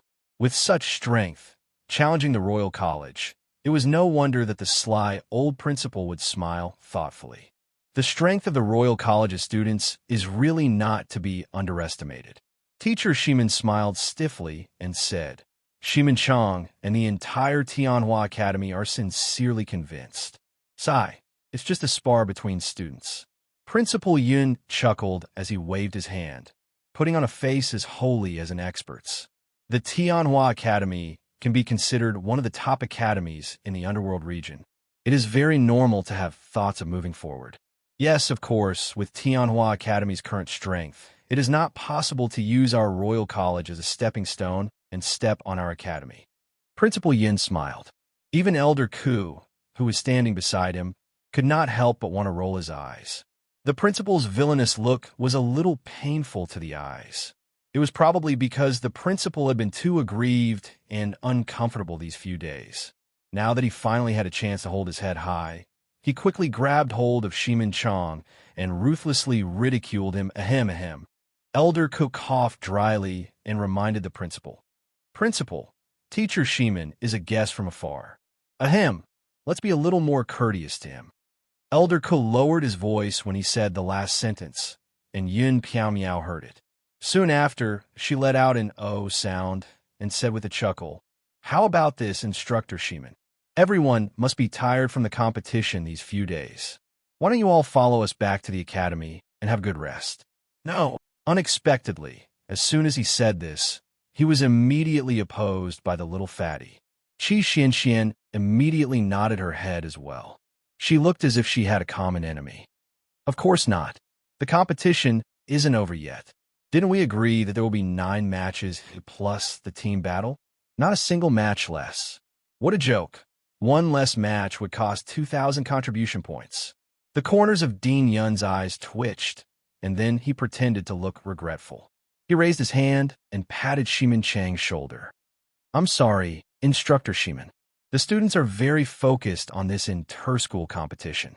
Since the students have the intention to fight, we, as deans and teachers, should also fully support them. Ximenchang nodded speechlessly. Yes, but the arena now. Halfway through his words, his eyes suddenly widened like a bull's. At the center of the stage, the little stoic who was sitting cross-legged had already finished absorbing all of the surrounding spiritual energy. At this moment, she was sitting upright in midair, using her feet as the starting point. Countless vines drilled out and swept in all directions. In the blink of an eye, it was as if all living things were growing. Chapter 37:30. Everyone lowered their heads to look at their feet, only to see the weeds growing at an insane speed, leaving them speechless. Within minutes, the weeds had grown past the soles of everyone's feet, growing straight towards their calves. It was so fast that it was hair-raising. What an exuberant and terrifying life force. Everyone took a deep breath, and their gazes fell on the ring one after another. Their gazes were somewhat complicated as they looked at it. The little girl's life force was unparalleled. It could be seen how powerful her with spiritual energy was. Arbor opened his eyes slightly, floating in the air as he slowly landed. In the blink of an eye, he saw his husband moving to his side. Jojo, how do you feel? Emol Yin smiled as he looked at her, sizing her up. He felt that his Jojo's skin was even more lustrous than before, so beautiful that he could not take his eyes off her. It should be due to the endless life force in her body. Now, the little girl did not need to consume anything like the beautifying pill. Her life force was enough to maintain her youthful appearance. Lord Jojo raised his little arm and waved it, his expression changing slightly. Very good. She felt that her body was so strong that it could smash a mountain. That Gaia, who previously needed 10 punches to send him to the edge of the stage, now only needed 1 punch to send him out of the competition. Emol Yin was very happy to hear that. Lowering his head to look at the little girl, he smiled. That's great. Let's continue the competition. He winked at her, then looked towards a crowd from Tianhua Academy. Arbor regained his senses and nodded. The contribution points were right in front of him. He had to get them all before he could end the competition. At this moment, Tianhua Academy's Nie Yaorao also walked forward, bowing towards Arbor, expressing her gratitude. Crown Princess, thank you. Just now, at the critical moment, I had nowhere to hide. If it weren't for the Crown Prince Consort controlling those 1,000 sword lights and letting me live, I'm afraid that Yaorao would already be dead by now. Nie Yaorao glanced at Xiao Mu gratefully. They had come here to provoke the royal school. So even if they were to die here, there was nothing to say. Because who told you to overestimate yourself and cause trouble? If he died, who could he blame? He could only blame himself for being weak. Arbor faintly swept a glance at Nie Yaorao. This woman's appearance is very enchanting, but her character is relatively calm. No wonder she became the leader of the new student team. It's just a spar. There's no need to put your life on the line. These students from the Tianhua Academy were all gifted. The fact that they had come to challenge the royal school was, in fact, a decision made by the higher-ups of the Tianhua Academy. Sir Jojo had no enmity with these people, so there was no need for him to kill them. He just wanted to scare them a little and earn some contribution points. Nie Yaorao nodded gratefully at Arbor. Thank you very much. Mata jumped onto the ring and said with a smile, Hey, you don't have to thank me. But when we do things, we have to finish what we started, right? So, let's continue with the competition. Nie Yaorao and her team members looked at each other, then turned to see teacher Shimin nodding at them. So she said, Okay. Mata immediately laughed and summoned a long spear from his conscious. With a boom, he planted it on the ground. Fellow students of the Tianhua Academy, please enlighten me. Chapter 37-31. Tianhua Academy had lost 3 matches in a row, and they were all holding back their anger. Seeing Ma Ta standing arrogantly on the stage with an arrogant look on his face, some of the Huatian Academy students were naturally unconvinced. Thus, the level 12 Great Spiritual Master Biao Liang leaped onto the stage and cupped his fists in Mata's direction. Little brother, please enlighten me. Mata's eyes lit up, and he was eager to give it a try. One had to know that before this, Qiao had given each of them a cultivation technique that suited them very well in Chaoyang restaurant. Ever since he had learned the spiritual technique, he had not had the chance to use it. Now that he had met this unlucky Biao Liang, he finally had a target to practice on. Mata, this guy, had always been a playboy. At this moment, he actually grinned at Biao Liang. Speaking of which, it would have been better if he did not smile. But once he smiled, Biao Liang felt his hair stand on end and raised his guard for no reason. His eyes were fixed on Mata, and he did not dare to move an inch. Biao Liang was a level 12 Great Spiritual Master and had 8 levels of spiritual fire. His strength was not weak. Mata had improved quite quickly recently and had already broken through to become a level 12 Great Spiritual Master. Logically speaking, the two of them should be evenly matched. But as everyone knew, their spiritual techniques were different. Even if the 5 spirits were at the same level, the effects they could bring out would be vastly different. Mata had learned the Misty Mist spiritual technique from the Morning Sun restaurant. It was a heaven-level spiritual technique and was extremely rare. It was already considered good for a small family to have a high-level spiritual technique. Just like the broken book spirit division record that Jojo had obtained from the Maple Pavilion, it was a supreme saint-level technique. Different levels of spiritual techniques would bring about a world of difference in the effects of spiritual energy. Mata's Empyrean spear danced around him without any openings. Biao Liang, who was fighting against him, could not even get close to the corner of his clothes. After a long time, Biao Liang's mood began to become gloomy. He mobilized all the spiritual energy in his body and formed a fireball, smashing it towards Mata's chest. Mata laughed, and with a wave of water spirit in his hand, he easily dispelled the fireball he sent out. At the same time, wisps of misty water spirit power rose from Mata's body. They were densely distributed, like strings of tiny water droplets scattered around his body. Shimin Chang and the other Huatian Academy students, who were watching from below the arena, could not help but narrow their eyes. Biao Liang, who was standing in the ring, didn't notice it, but everyone below the ring noticed it. At this moment, Biao Liang seemed to be surrounded by a misty mist, completely enveloped by the opponent's water spiritual energy. Mata raised his hand, and thousands of small water droplets turned into a dense cluster of hidden weapons that shot towards Liang's body. When Biao Liang was attacked by the first round of water droplets, his skin immediately became red and swollen. He hurriedly activated his defensive ring to increase his defense. At the same time, countless tiny water droplets rose up and smashed against his defensive barrier. Biao Yang's face changed, and he quickly retreated. He was hit by the seemingly unintentional water droplets and was complaining incessantly in his heart. Just as the water droplets were about to break through his defensive barrier, a silver spear that was moving swiftly towards him suddenly flicked the sharp blade in his hand and threw him off the arena.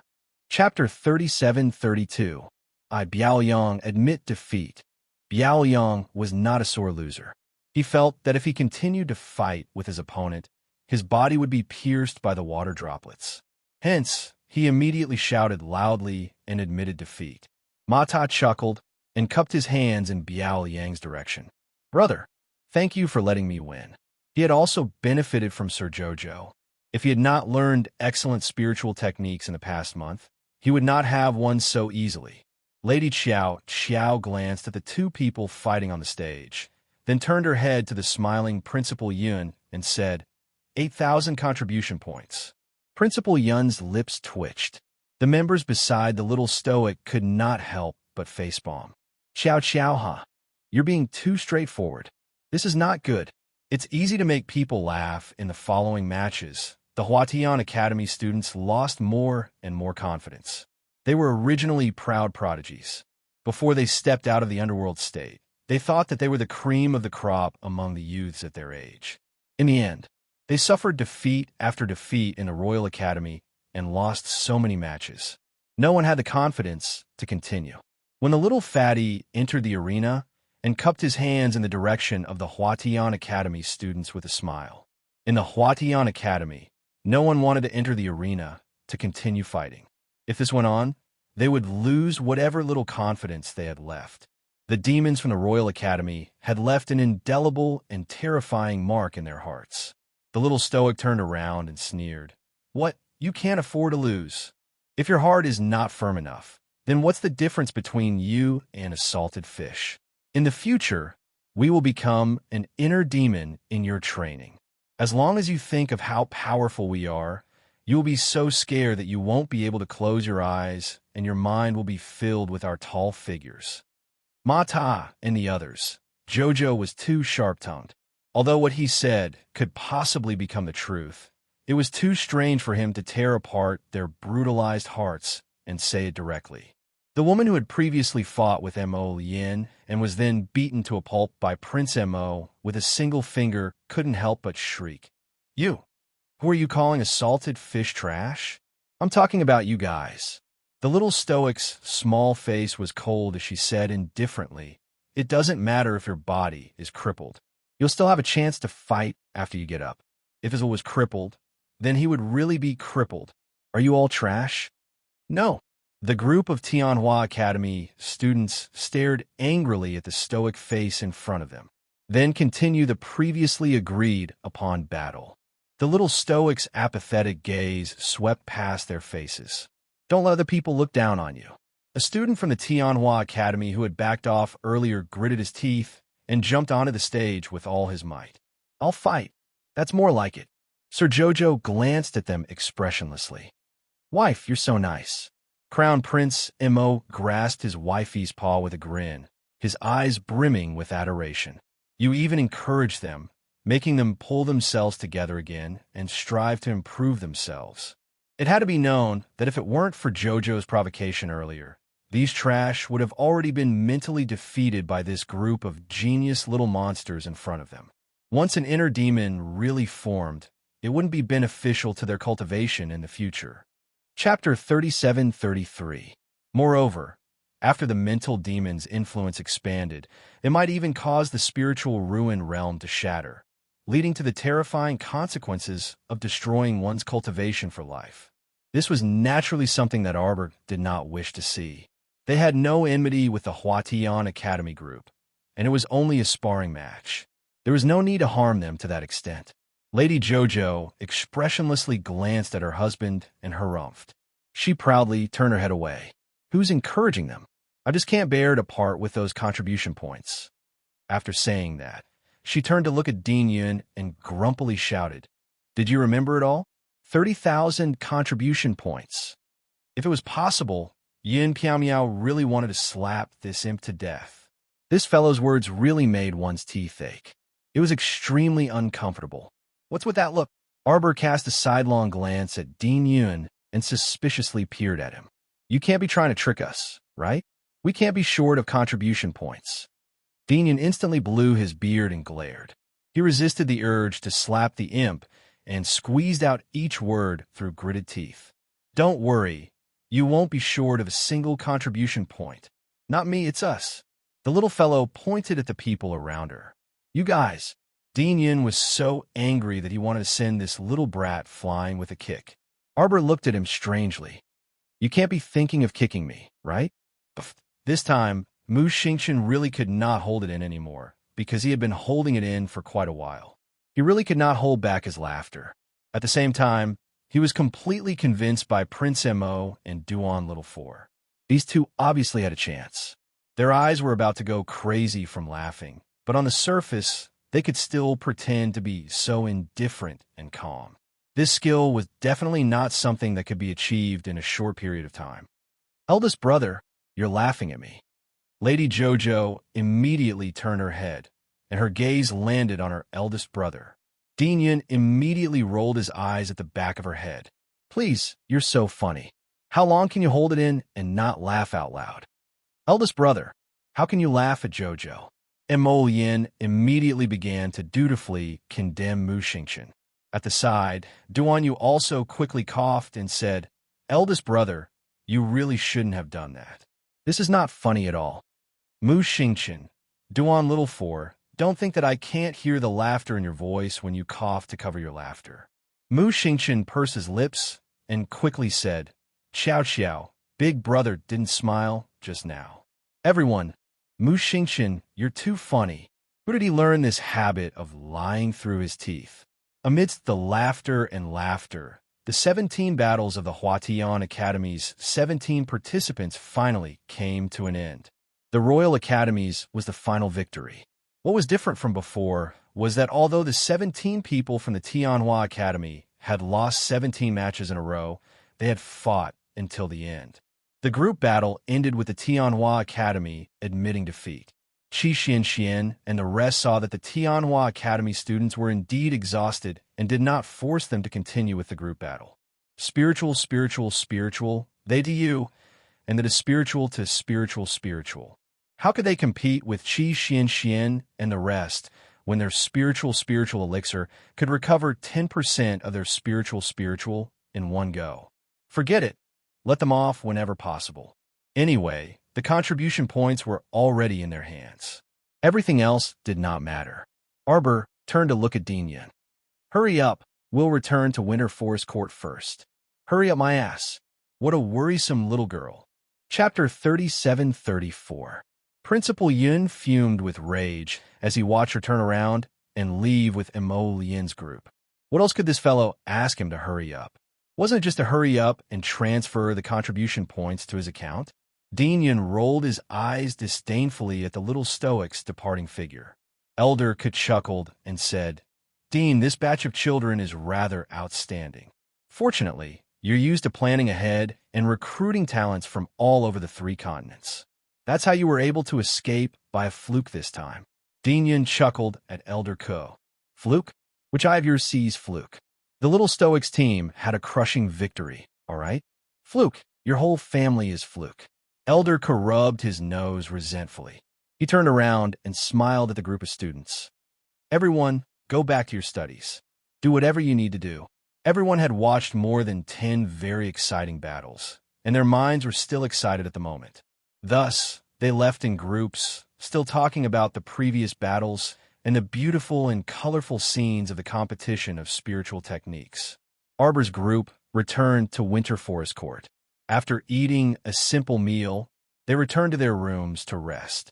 Early the next morning, someone came to report that the Huatian Academy group had already bid farewell to the dean and were returning to their own academies.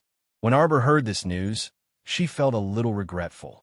Didn't the Huatian Academy say that they had to fight 100 battles before they would stop provoking them this time? She originally thought that she could continue to perform in the arena today and earn some contribution points. In the end, the contribution points left early in the morning. How disappointing. When Arbor was eating breakfast, her little face was still puffed up with anger. Qi Xian and the others glanced at her and couldn't help but ask, "Jojo, what's wrong? You didn't sleep well yesterday?" Sir Jojo said unhappily. The contribution points ran away.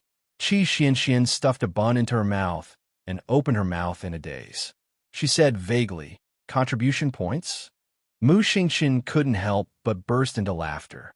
Jojo means that the Huatian Academy students who came to challenge the Royal Academy left early in the morning. "Big brother, you're laughing at Jojo," Mo Lien and Duan Yu exclaimed in unison. Their small, accusatory gazes made it seem as if Big Brother Mu had done something wicked beyond redemption. Mu Xingqian was speechless. "Jojo," Sama looked at his big brother sternly. "Big brother, is Jojo very funny?" "No, it's not funny."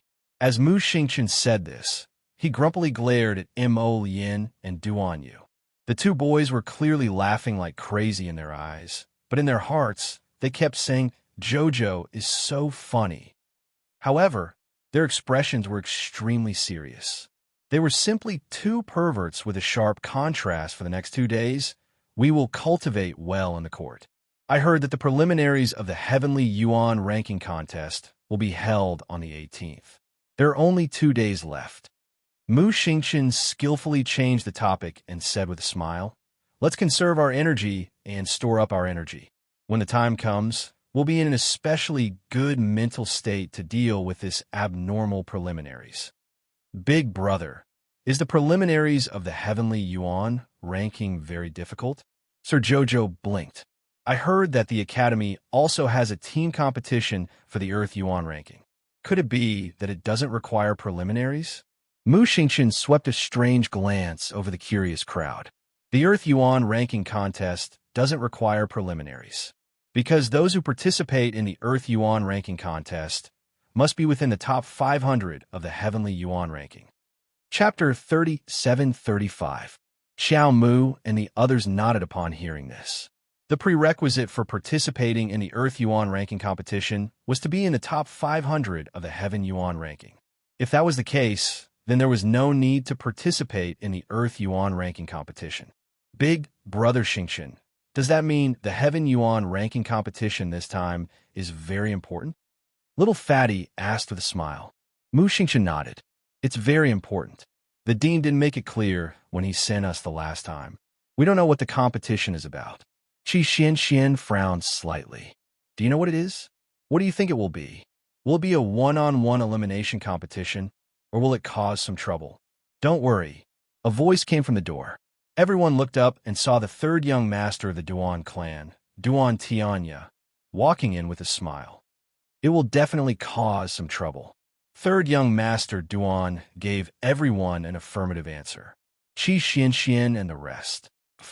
Why do they feel more and more uncertain?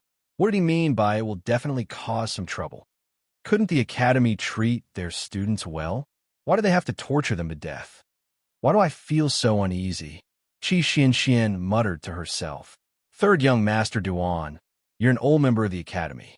Tell us, how did the Heaven Yuan ranking competition last year go? It's simple. Third young master Duan shrugged calmly. Throw the students into the great forest of the north, the sea of forgetfulness, or the frozen sky snow region. Let them survive for 10 days without an inner world, water, food, or clothes. Everyone, no clothes? Are you fucking kidding us? No clothes? Are you telling them to run around naked in the great forest of the north?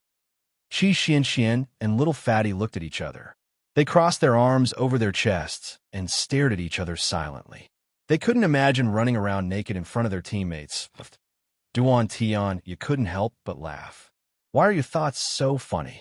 When I said no clothes, I meant throwing you into a place like the frozen sky, snow region to freeze.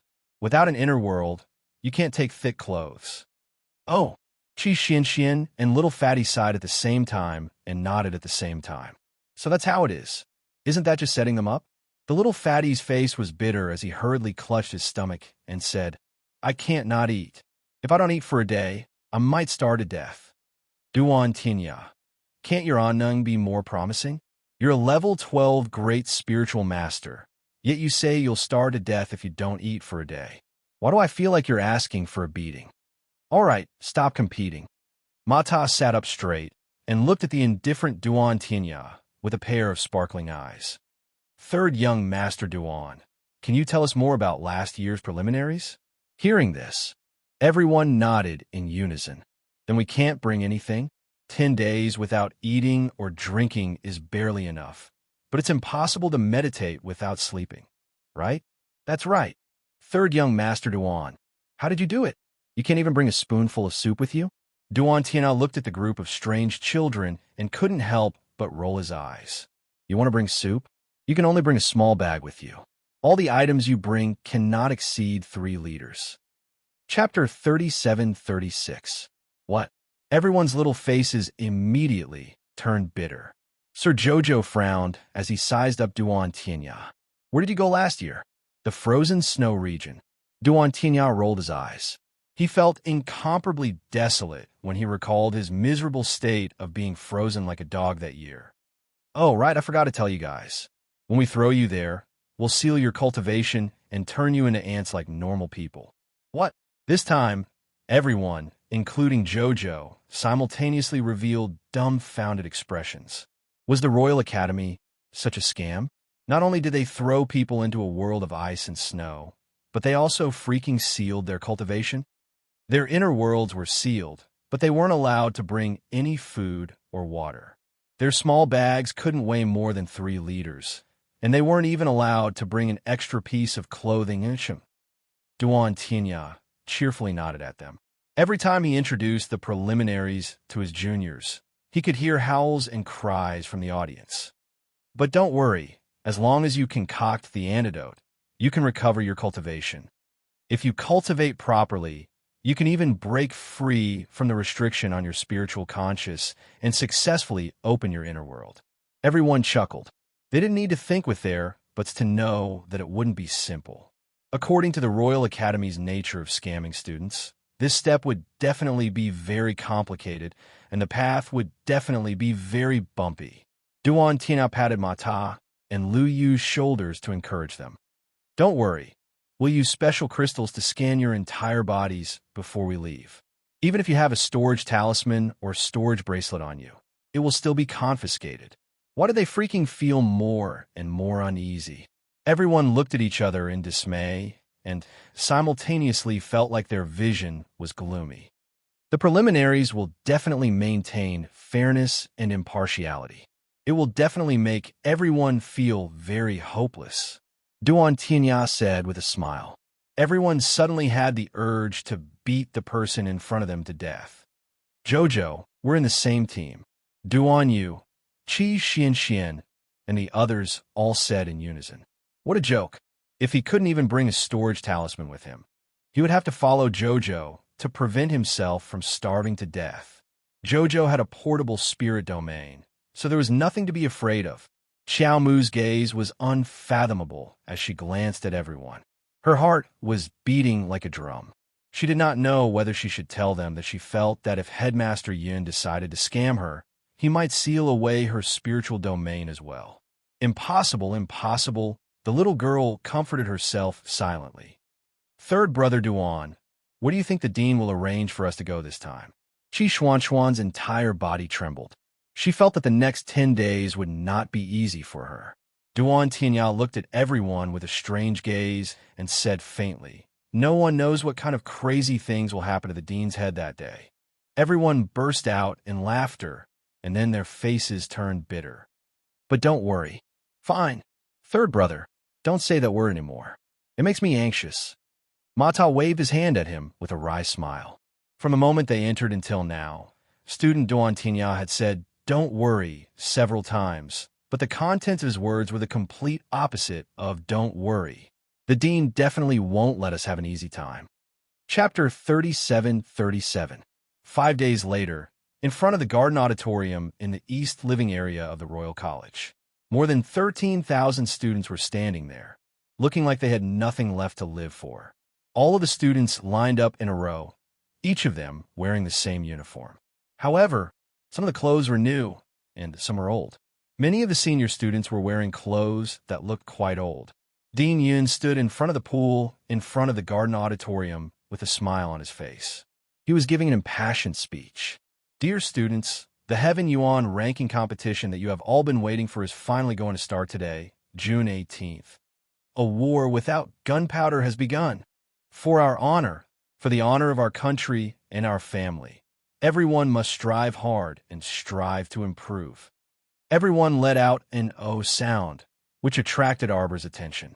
In order to ensure the fairness, impartiality, and openness of the Heaven ranking competition, this time, we will adopt the previous model. We will activate the portable recording array and record everyone's situation in the competition at any time. Arbor lowered his eyes silently. In addition, in order to make the competition more interesting, our school's instructors will add some bumps in the road and increase the difficulty of the competition. They may rob you of your food and water, or pretend to be masked men to attack you. They may even steal your last bit of food when you are exhausted, so that you will have no choice but to withdraw from the competition. Everyone, instructors, you really don't need to be so generous. This is just to add some fun to yourselves, right? Now, I will announce to everyone that the venue for this preliminary competition is the Phoenix Forest of the Divine Land. The target items are the Phoenix Flower and the Phoenix Wood. If you obtain 100-year-old Phoenix Wood, you will gain 1,000 points. If you obtain 1,000-year-old Phoenix Wood, you will gain 5,000 points. If you obtain a Phoenix Flower, congratulations. You will be the first winner of this preliminary competition. Everyone, before the competition, I will give everyone an identity card and a pure and flawless ruby. If you lose your identity card, you will be forced to withdraw from the competition. If you lose your ruby, although you can continue to move around in the Phoenix Forest, but if you can't find your ruby before the end of the competition, you will be eliminated and become a failure, losing the qualification to participate in the final competition. In addition, during the preliminaries, you're not allowed to seriously injure your fellow students, nor are you allowed to kill your fellow students. If you're found to have committed serious crimes, you will be disqualified from the competition. You could take rubies from others. 1 ruby is worth 10 points. Before the end of the preliminaries, all students who do not reach a total score of 2,000 will be mercilessly eliminated. Do you understand? Everyone slowly nodded with a wooden expression. What he meant was that not only did he have to guard against those fucking instructors who would appear at any time to steal his things, he also had to guard against his own classmates. If his ruby was snatched away by someone else, if he couldn't get it back before the competition, he would be finished. However, the worst thing would be if his identity card was taken away by someone else. He would immediately scram and no longer have the qualifications to continue playing. The preliminaries of the Heavenly Yuan ranking in the Royal School was a huge trap. Now, let the elders distribute the identity cards and rubies to everyone. These 2 things are extremely important. Chapter 37-38. Everyone, remember not to put these 2 items into your inner worlds after you take them. The dean will tell you the reason later. Seeing this villain principal hopping around in front of the pool and speaking cutely and maliciously, Xiao Mu had the urge to fly over and kick him directly into the pool so that he couldn't pull himself out. Emol Yin held back his laughter as he reached out to hold his wife's hand and stroked it comfortingly. Sir Jojo had already painted her violent side on her face. Her expression now was, I want to give Yin Piao Miao a good beating. Keep your identity cards and rubies well. Elderka looked kindly at the students. After leaving the academy and going to Phoenix Grove, remember to take good care of yourselves. Poor children, your future will be miserable. Elderka passed the rubies and identity cards to Mata, who was queuing up. Mata scoffed as he took them and muttered, Don't think that I can't tell that you're gloating just because you're smiling kindly. Elder Ku gave the fatty more identity cards and rubies with an innocent expression. Do I have any? It's too obvious. Qi Xian and the fatty said in unison. The 2 of them took the identity cards and rubies one after the other and walked back to their original positions angrily. A quarter of an hour later, the The high-spirited villainous Dean stood in front of the pool again with a smirk on his face. He said with a smile, "Students, you must be looking forward to this unique combat trip. Sorry, my whole family isn't looking forward to it. No need to panic. I will send everyone to the outskirts of Phoenix Grove very soon." Dean Yun smiled deeply as he looked at the group of hopeless students. "Here's the main point I want to announce. To ensure that everyone participating in the heaven-ranking preliminaries can train together in a fair and just environment, grow together, support each other, and improve together. We will work together with many teachers to temporarily seal your spiritual sense. You will become ordinary travelers who can't open your inner worlds." The new students who didn't know about this were dumbfounded. The older students who already knew about the Academy's character continued to look hopeless. In addition, each of you must take a sealing pill before you set off. It will seal your cultivation base and spiritual energy. The freshmen below were in an uproar. What kind of preliminaries was this? Do you still want me to live? Roar. Everyone, don't panic, don't panic. Principal Yun said calmly. Everyone knows that in our academy, other than the combat department, there are also many auxiliary department people who don't even know martial arts. What I want to say now is that the number of people in each team cannot exceed 8. There had to be an alchemist and an ordinary student in the team. You can choose anyone you like from the Zither Hall and the Learning Society. The role of an alchemist is extremely important. It's used to remove the seal. The faster the sealing pill is removed, the more secure you will be in the Phoenixwood Forest. As for the students without cultivation, your team must protect them with all their might. If you injure him, 1,000 points will be deducted from each of you. We can make a judgment based on the severity of the injury. Now, I'll give you half an hour to form your team and prepare your belongings. We'll depart in an hour. Chapter 37-39. Of course, students want to give up on this round's preliminaries can also immediately hand over your identity tablet and ruby. This way, you can automatically be eliminated. Dean Yun said cheerfully. This competition is an extremely fair competition. No one can cheat. I hope that talisman practitioners will take note. Before leaving the auditorium, I hope that every talisman practitioner will throw the storage talismans you carry on you into your inner worlds. Once you're discovered to be using storage talismans during the competition, you know what I mean. Everyone, when Dean Yun said this, his small eyes scrutinized Sir Jojo for a long time before calmly retracting his gaze. In the blink of an eye, Xiao Mu was surrounded by Ma Ta's group of 7. "Jojo, let's go together." Sir Jojo expressionlessly glanced at them. Just now, the cheater said that there must be a normal person in the 8-man team. Wu Qi Xian and the others all revealed bitter expressions. This meant that one of them was unlucky enough to be kicked out of the team. Freaking out at this time, Dou Fenghua walked over with a smile and nodded at Mo Lien with a gentle expression. "Your Highness the Crown Prince, may this humble one travel with you?" Dou Fenghua was a physician and also knew how to refine pills. Although her attainments in pills were not as good as Sir Jojo's, she should still be able to concoct the medicine to remove the seal. Mo Lien nodded to express his welcome, but his gaze was somewhat aggrieved as he glanced at his little wife. His wife was too popular, causing him, the husband, to be ostracized by them. How pitiful. "My condolences, Mata." Little Fatty raised his paw and patted Mata's shoulder as he said this incongruously. Qi Xian resisted the urge to burst out laughing and coughed lightly. "Mata, don't panic. You won't lose out by following the Crown Prince and Prince Shen." What kind of combat strength did these people have? Was there still a need to compete after entering Phoenix Grove? Mata, this fellow, didn't need to worry about him at all. Arbor nodded and said to the pitiful Mata, "Follow Lien, Duan Yu, and my eldest brother, and do a good job. We still need to find an ordinary person to join our team." "Big Brother Ali, can I join you guys?" Commandery Princess Xiangchong exclaimed as she ran over and stared at Duan Yu aggrievedly. Duan Yu's hair instantly stood on end. This fool always looked like she was on the verge of tears every time she saw him, making it seem like he didn't know how much he had wronged her. It was simply baffling. "I'm sorry, But we already have an alchemist. Mu Xingchen rejected directly. Then, he said to Emolian, go find an ordinary person. Little Fatty was an extremely smooth and slick person. He did not even need 3 minutes to immediately find an ordinary person for Lady Jojo and the others. This person was a bookworm from the Learning Society. His name was Chao Chi.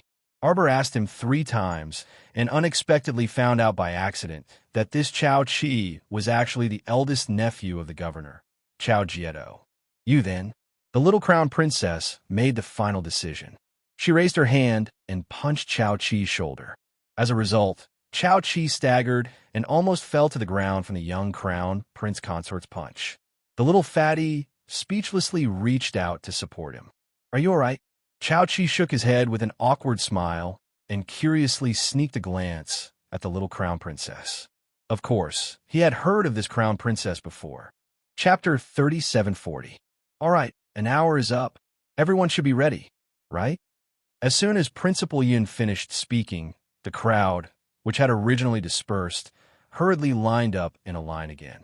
Principal Yun swept a glance at student Qingjio, who was standing at the front of the line, only to see that this student's entire body was covered in food and water tied to his shoulders with a rope. Principal Yun suppressed the smile on his lips and said expressionlessly, everyone can't carry more than 3 liters of food. Store all excess items in your inner world. Wails rang out from below. Arbor glanced around and saw several senior students carrying several blankets. Could it be that they were frightened by last year's freezing to death in the ice and snow domain? Now, everyone will pass through these 3 doors. It's fine. It's the same no matter which door you choose. After taking the sealing pill, everyone's spiritual senses were also sealed when they passed through the door illuminated by the special crystal. After losing their spiritual senses and spiritual energy, everyone felt a bit unwell. In addition, Instructor, this storage talisman only has 3 cubic meters of space. Let me bring it with me. Instructor will confiscate it. Don't worry, the instructor will return it to you on the day you return. When it was Arbor's turn to pass through the door, the special crystal that was as large as the top of his head scanned Arbor's body back and forth like a searchlight. You didn't smuggle a storage talisman, right? What's that on your hand? A space bracelet? A storage ring? Do you still need the principal to teach you? Stuff it all in your inner world. Principal Yun shouted at the expressionless little stoic. Don't hide the storage talisman in your hair. Don't worry. The entire academy's 5,000 plus instructors will all move out in Inner Phoenix Grove to secretly observe everyone. You can fight, but you can't kill your fellow students. The little stoic stepped through the special crystal's ostentatious arched door with a bang and expressionlessly turned around to shout at Principal Yun. Enough nonsense. Be on your way. Pay close attention to the stoic face. Principal Yun instructed, don't let her have any extra items in her bag. Qi Xian and the others instantly complained incessantly. What to do? Even if the little stoic had food and water in the star domain, she wouldn't be able to take them out. Everyone, be careful when passing through the teleportation glyph array. The teleportation glyph array in the academy is already very old and doesn't have much glyph energy left. I don't know if it can last until the Phoenixwood Forest. If it's too far from the Phoenixwood Forest, everyone can only rely on their own abilities to get there. Because everyone's spiritual senses have been sealed, you can't even summon your beasts. When the time comes, you can only walk. Why do you want to beat up this villainous principal so badly? Why did it feel like the villainous principal's tone carried a strong sense of teasing and boundless excitement? How infuriating! What should I do? The array flashed continuously as all the students and instructors of the Royal School came out in full force. After the first batch of students came out of the array glyphs, a series of people stepped on cow dung, their faces full of disgust and despair. Where the hell was he teleported to? Was this Foam Yulin? She didn't look like one at all. At the same time, Dean Yun, who was sipping his tea in a relaxed manner, chuckled and looked across him. The children have already set off. Wow, you also want to go? This time, we must find 1,000-year-old Phoenix Wood. TT remember to vote for the monthly Vote My Dear copywriter who has left me far away. Chapter 3741. Don't worry, The academy has 13,000 students and 5,000 plus instructors. They won't disappoint you. The slender figure with his back facing Dean Yun turned his head slightly and nodded at him slowly. Dong, dong, dong, dong. Right at this moment, an instructor rushed in and reported, "Dean, it's bad." "What are you panicking for?" Yin Piamiao looked at him snappily. The academy left behind 10 or so new instructors, responsible for staying in the academy to control the overall situation and observe the situation of the students along the way. This young instructor was one of them. The recording glyph array would display the various experiences of the students along the way. The academy had set up 3 large viewing screens, specially used to observe the movements of these students. Every day, there would be people watching continuously, so if the students wanted to smuggle something to cheat, the instructors would see through it at a glance. "What's wrong?" Yin Piamiao glanced at the young instructor snappily. "What's the point of being so flustered?" And at this moment, the slender figure opposite Dean Yun had long disappeared. Therefore, when the young instructor entered, he only saw Dean Yun drinking tea alone. "Dean, it's really bad." That young instructor wiped off his cold sweat and chattered. "There's a small problem with the teleportation glyph array, and it teleported the students to Oxhead Mountain." Dean Yun. The distance between Oxhead Mountain and Phoenix Grove was a freaking 3-day journey. This teleportation glyph array was too unreliable. There was actually such a huge deviation in the teleportation. It was definitely sick. Although he sympathized with the students in his heart, the villainous Dean didn't show anything on the surface, and even scolded the young instructor. "What's the panic for? Isn't it just teleporting to Oxhead Mountain? Do you want me to teach them how to overcome such a small setback? Find someone to inform the students. Of course, it's to quickly leave Oxhead Mountain and set off for Phoenix Grove." Dean Yun coughed lightly. As long as these students weren't idiots, they would definitely be able to find a way to get to Phoenix Grove. On the other side, the unlucky students who were teleported to Oxhead Mountain by the damned array were currently experiencing a very miserable escape. There was nothing they could do. Who asked the place where they landed to happen to be where the herd of bulls gathered? In the end, they were chased by a large herd of wild bulls, scaring them so much that they pissed their pants. If it was in the past, these wild bulls would not be in the eyes of these practitioners at all. But now, everyone's spiritual sense and spiritual power were all sealed. They were simply a group of trash running wildly on the mountain. Lady Chow Chow and her team members used their fastest speed to climb up a few of the nearby trees with dense branches. The herd of cows ran over and occasionally bumped into tree trunks. The shadows of the trees swayed and the leaves swayed. Arbor's teammates climbed up the trees and tried to stabilize themselves. Seeing that they were safe for the time being, the others followed suit and hurriedly climbed up the tree.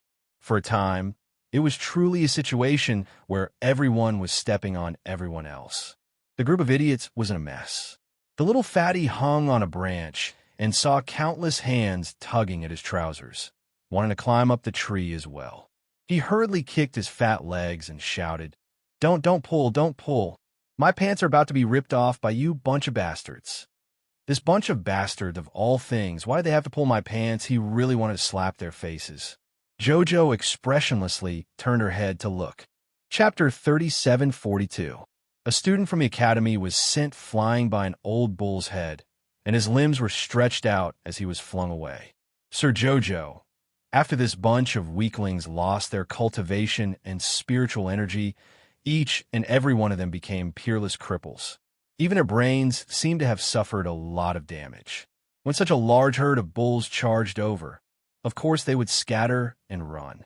In the end, they were a bunch of fools who were running together. Wasn't this giving the herd a target? The herd of bulls charged over and hit them accurately. They didn't need to choose at all. Mommy!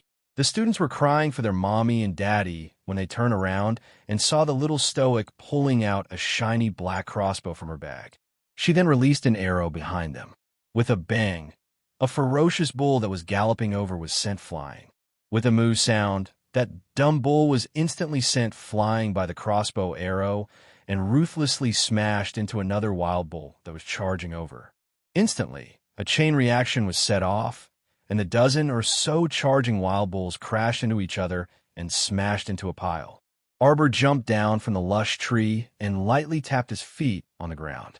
He waved at his teammates and said, "Go." Little Fatty and the others naturally jumped down from the tree in a hurry. The only funny one was stubborn Chow's eldest nephew. He hugged a tree trunk and stammered as he said hoarsely, "B brothers, H help me up." Little Fatty's mouth twitched. He stretched out two hands and waved at Chao Chi. "Jump." Chao Chi closed his eyes and abruptly jumped down from the tree. Little Fatty, Lu Yu, and the others who were originally standing under the tree all scattered with a whoosh. Our dear Chao Chi landed on the ground with his butt blooming. He groaned as he covered his butt. Chi Xian ran a few steps forward and held back the smile on her face. She hurriedly pulled Chao Chi up and took out a bottle of ointment from her pocket. She stuffed it into Chao Chi's hand and said, "Remember to find a place where there is no one around to apply this. It should be fine in an hour." Chao Chi looked at everyone with a bitter expression, but he saw that the little crown princess had already started running forward. "Go, go, go, go." Jiang Shaoxin waved his hand to greet everyone. The team of 8 hurriedly followed Arbor's pace and rushed up the mountain. The Oxhead Mountain had 3 peaks, each of which looked like a huge ox head. Xiao Mu led her team to dash out first, not caring about the group of idiots behind her. The herd of bulls was still chasing after the crowd. Arbor led his teammates and scurried around the mountain. It didn't take long for them to lose sight of the large group of people behind them. It was quiet again. Without the threat of the bison herd, everyone breathed a sigh of relief. Only then did they realize that their heads were covered in cold sweat. Chao Chi was even more panting.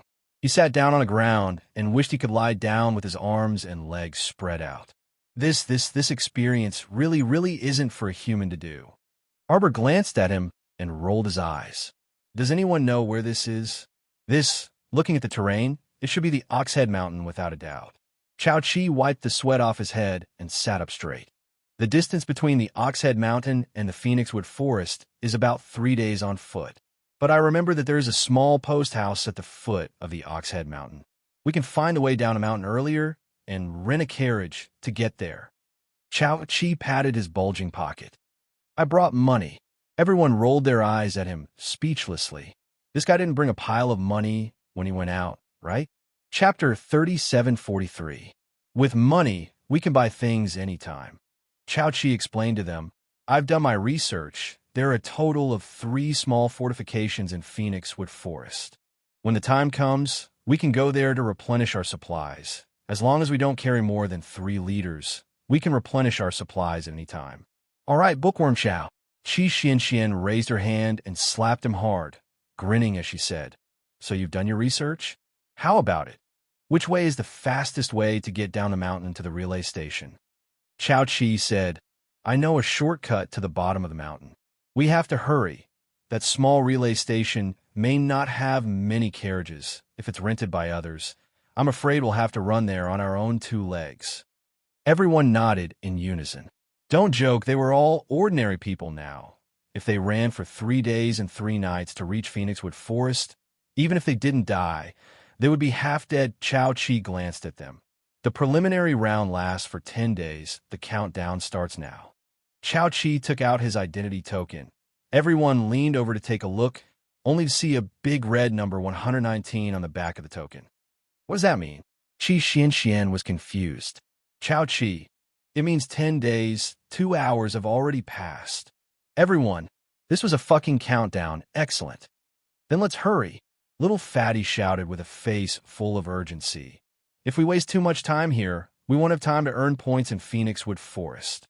Everyone hurriedly nodded, their gazes shifting to Chao Chi. Chao Chi nodded slightly, immediately following the mountain path, leading everyone to a small path. "Chao Chi, you know where we are now?" Duan Muqing asked with a surprised gaze. After they were transported to Oxhead Mountain, they were attacked by a herd of bulls, then everyone fled in panic. In the process of running, they didn't look at the road, leaving everyone behind to run here. There were no villages ahead, no shops behind, and no landmarks, but Chao Chi seemed to have a card up his sleeve, clearly recognizing the place. Chao Chi nodded, his expression matter-of-factly saying, "I remember. We ran from the place where we were attacked by the bulls, took 3 turns, and reached the 6th narrow path on the 3rd peak of Oxhead Mountain. If we follow this path now, we will soon reach the small relay station. Don't worry, it will take at most an hour." Everyone looked at Bookworm Chow in surprise. They didn't expect a bookworm that the chubby boy had randomly picked up to have such a good memory. Indeed, everyone who entered the royal school, regardless of whether they had a cultivation base or not, were all geniuses with some skills. Bookworms had 0 cultivation talent, but they had significant advantages in other aspects. Everyone immediately had more admiration for this new member of the team. Although little Fatty wasn't very reliable, he had a good eye for people. Apparently, the little Fatty also felt that Bookworm Chow had made him proud. He happily reached out and patted Bookworm Chow's shoulder. He laughed and said, "Little Cheesy, follow us from now on. I guarantee that you'll get to eat and drink." Chow Shu's face was bitter as he pitifully said, "Let's get through this crisis first." Under the lead of Chow Chi, who had a strong memory, the group quickly descended from the 3rd peak of Oxhead Mountain and found the small post house at the foot of the mountain. After going in and inquiring, everyone couldn't help but heave a huge sigh of relief. Chapter 3744.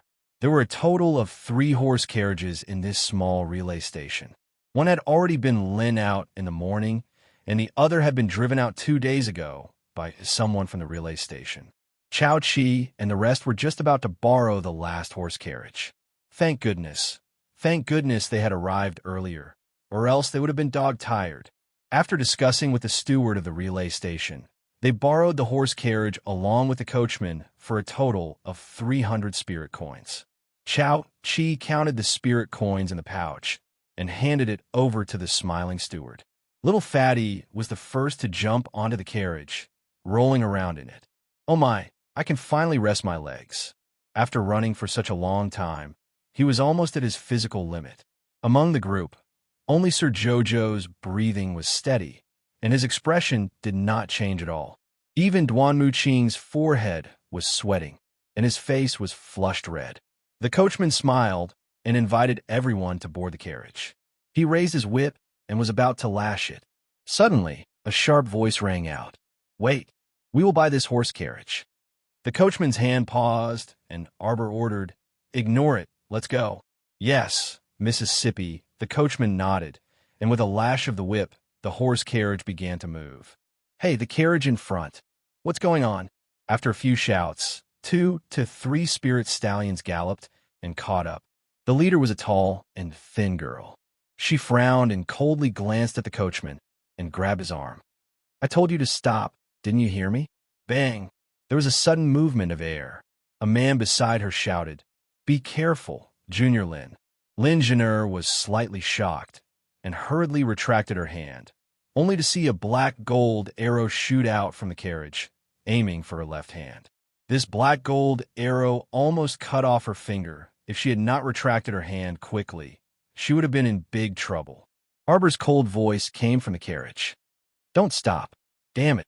Lin Jenner was furious, and just as she was about to explode, she heard the screams of a few senior brothers. "Junior Lin, be careful of that arrow." The black gold arrow made a turn in the air and once again flew towards its target. Clang! A feather arrow pierced through the air and struck the black gold arrow to the ground. The black gold arrow trembled on the ground for a moment. Just as it was about to jump up, it was stepped on by a large foot. "Stop the car."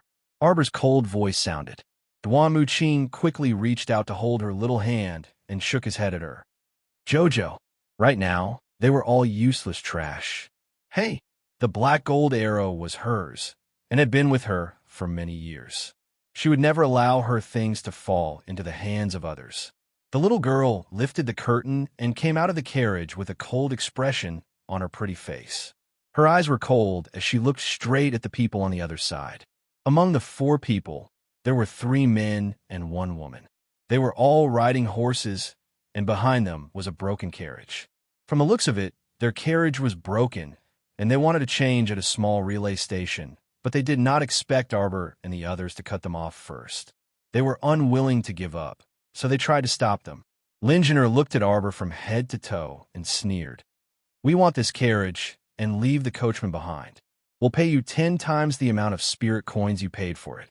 Her tone was arrogant, as if she was giving Arbor a huge favor. Chapter 37:45. "Give me back my black gold arrow." Arbor looked coldly at a stranger. That person stepped on her black gold arrow and looked at her provocatively, laughing. "Little girl, you have quite a temper. How about it? Call me brother and I'll lift my leg." He had already felt it when he stepped on it. Although the arrow looked fierce, it did not have any spiritual energy attached to it. And now that he looked at the little girl, she looked like an ordinary person.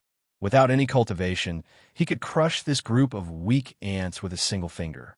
Why would he, Wang Quan, care about Arbor? Arbor smirked and looked coldly at the man in front of her. "You will die." Wang Quan's body trembled for no reason other than the fact that the little girl's eyes were too cold.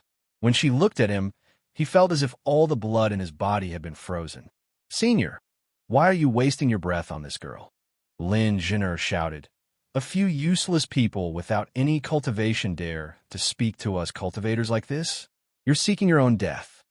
As she spoke, four people rushed down from the mountain, all wearing the royal school uniform. When they saw this scene, they were slightly stunned. Another man who rode forward came to Wang Quan's side and whispered to him. Wang Quan frowned and looked at the 4 students coming down from the mountain, then looked at Arbor and the others. "You're from the royal school? Were the royal school students here for training? However, why would the royal school only send ordinary people who didn't even have the strength to truss up a chicken? Training for what?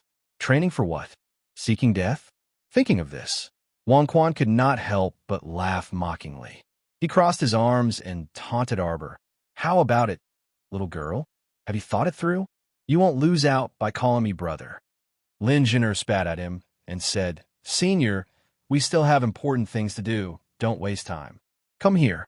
With Arbor's order, the 4 royal school students who were originally standing behind Lin Jinner and the others suddenly understood the meaning of the order. He hurriedly ran over and rushed to the side of the carriage. At this time, little Fatty and the others also got out of the car. They looked coldly at Wang Quan and the others who were courting death.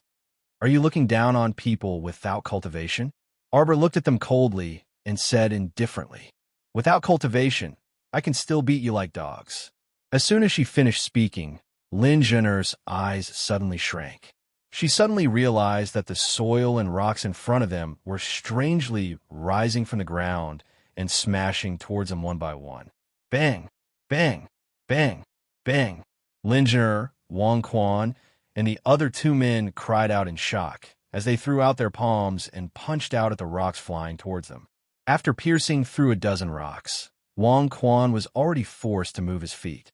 The black gold arrow under his feet instantly flew up and returned to Arbor's hands.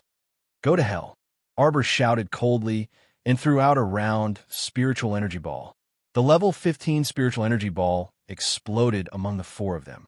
After a loud bang, the 4 wheels of the carriage were immediately shaken and flew up, crashing onto Wang Quan and the others.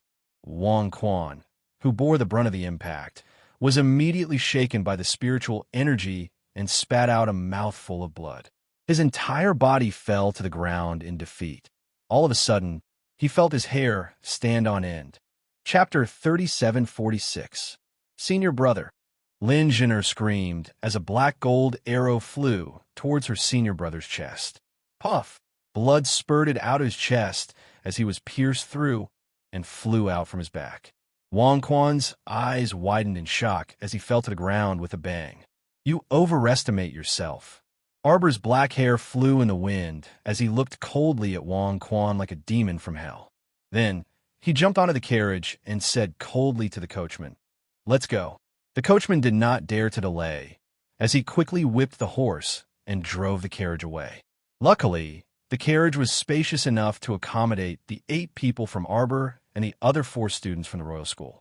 The 4 students from the royal school who had hitched a ride and witnessed the exciting scene of Miss Xiao killing people immediately behaved themselves. After a long while, no one in the carriage dared to say anything. Everyone saw the cold expression on the little girl's face as if she was not in a good mood and could only look at each other. No one dared to open their mouths and provoke the little girl. The little fatty pretended to cough and then said in a low voice, "Chow, chow, chow. The person who was hit by the black gold arrow just now, he will die." Arbor said coldly, "The black gold arrow has the poison of the death flower on it. Just a little bit of flesh will cause his nerves to atrophy and die." Arbor looked back coldly. "He will die a very painful death." Everyone, Duan Muqing and the rest, looked at Qi Xianxian and gestured with their chins. Qi Xianxian moved her small body and stealthily approached Xiao Qiao, who was covered in cold air. She carelessly touched the back of her hand. "Xiao Qiao, don't be angry." They all knew why Sir Jojo was so angry and wanted to kill. It was because those people saw them as ants. They felt that ordinary people were ants that could be bullied and humiliated as they wished. Although their family's Lord Qiao Qiao had a cold exterior, her heart was extremely soft. What she despised the most was those unruly people who relied on their high cultivation to bully ordinary people. If you have that kind of free time, wouldn't it be better for you to train and strengthen yourself? Even if you bully a group of powerless ants, so what? Can you show off your loftiness? It was too low-end. Someone spoke up, and the atmosphere in the carriage became slightly better. One of the 4 royal school students stammered, "Grand Crown Princess Yu just threw a level 15 spiritual energy ball?" That's right, Jojo had just thrown a level 15 spiritual energy ball. Everyone's gaze shifted to her backpack. Arbor took out a few divine power balls from his small bag and showed them to everyone. "I brought a lot. Don't worry, I can send anyone who wants to die back to their hometown." Everyone was speechless. Jojo Sama was indeed a ruthless person. He brought a bag full of spiritual energy balls and divine power balls. Whoever came would be unlucky. At the same time, the figures of 2 royal school teachers appeared where Arbor had left. Looking at the mess in front of them, the 2 teachers looked at each other. Wang Quan's nerves had already atrophied, and his entire body was curled up in pain. However, after a few seconds, he stopped breathing. His companions were shocked. In the chaos, they did not notice the sympathetic looks from the 2 teachers. Chapter 3747. Is the little crown princess cheating? One of the instructors could not help but mutter.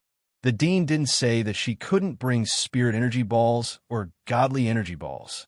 The other instructor snorted heavily. As long as the weight doesn't exceed 3 liters, why would you care what she brings? That's true. The instructor thought that it made sense. After a moment of silence, he said, "Then, Instructor Zhong, should we report this to the dean?" "Report my ass. They all have recording glyph arrays on them. Can't the instructors in the academy check and report it themselves?"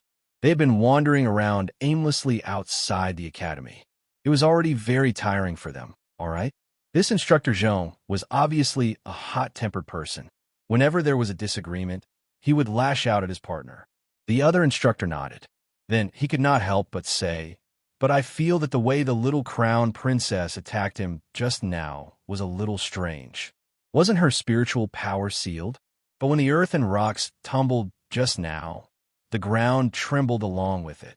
There was no fluctuation of spirit energy." Instructor Zhong pondered for a moment. Then he said with certainty, "It's definitely not against the rules." Even though the 2 of them had exceptional eyesight, they still couldn't figure it out. What had the young crown prince consort used to move the earth and rocks to attack people? "Help, help!" Lin Jin'er was completely panicking now. She shook Wang Quan, who was curled up on the ground, with all her might. She kept calling out, "Senior brother, senior brother." But Wang Quan was no longer breathing. Why would he bother with her? Lin Jin'er looked up at her companions. Zhao Yi and Qi Fa walked up with the same solemn expression. Zhao Yi lowered his head and reached out to turn Wang Quan over. Everyone looked at him with a shocked expression. Wang Quan's eyes bulged strangely.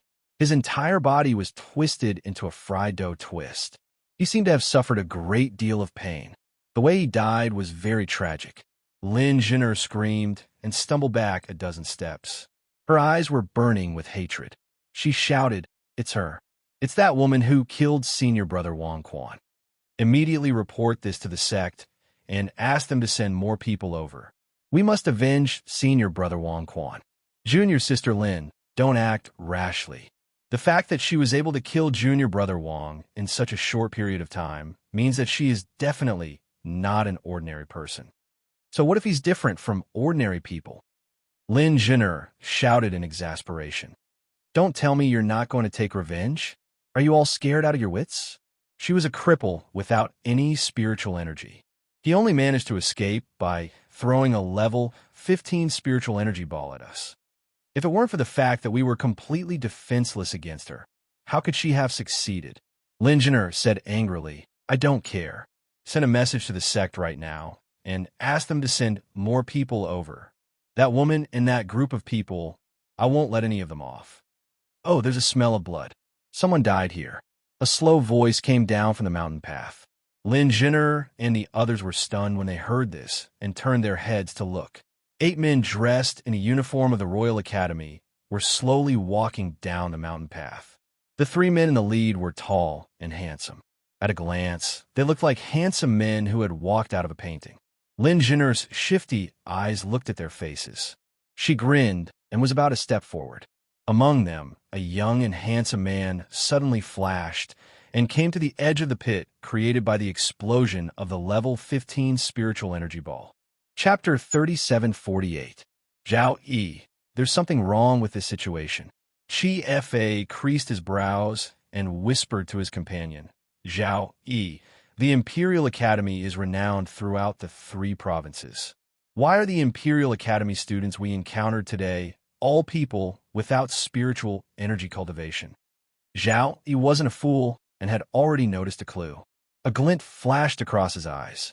It seemed that the students of the royal school were going through a very special training. They weren't insignificant ants with meager strength. Their cultivations were only temporarily sealed, right? Otherwise, which normal person could casually take out such a thing? That level 15 spiritual energy ball and that crow gold arrow weren't ordinary items either. It appeared that they were blind and had brought trouble upon themselves. Zhao Yi creased his brows and exchanged glances with Chi Fa. Both of them were a bit depressed and stifled inside. If that girl who attacked them had informed them earlier that they were merely cultivators undergoing a special training, how could there have been such a huge commotion? Now, they even had to pay with their junior brother Wang's life. Simply abominable. Interesting, you guys actually fought with Jojo before? After Duan Yu finished inspecting the large pit, he glanced at Wang Quan, who was dead on the side, and curled his lips mockingly. They understood Jojo's personality the best. If you ignored her, she would ignore you for a year if these people weren't courting death. Sir Jojo probably wouldn't even spare them a glance. Mo Lien, Mu Xingchen, and the others slowly descended from the mountain path and walked to Duan Yu's side. They indifferently glanced at Lin Jun, and the others. Zhao Yi's heart inexplicably skipped a beat, and he glanced at Chi Fa guardedly. The 2 of them swiftly retreated a few steps and vigilantly looked at Duan Yu, Mo Lien, and the others. Zhao, you don't get into a conflict with others anymore. A gentle voice called out from inside the carriage. A young maidservant with a red scar on her face was respectfully supporting a frail and boneless young girl out of the damaged carriage with downcast eyes.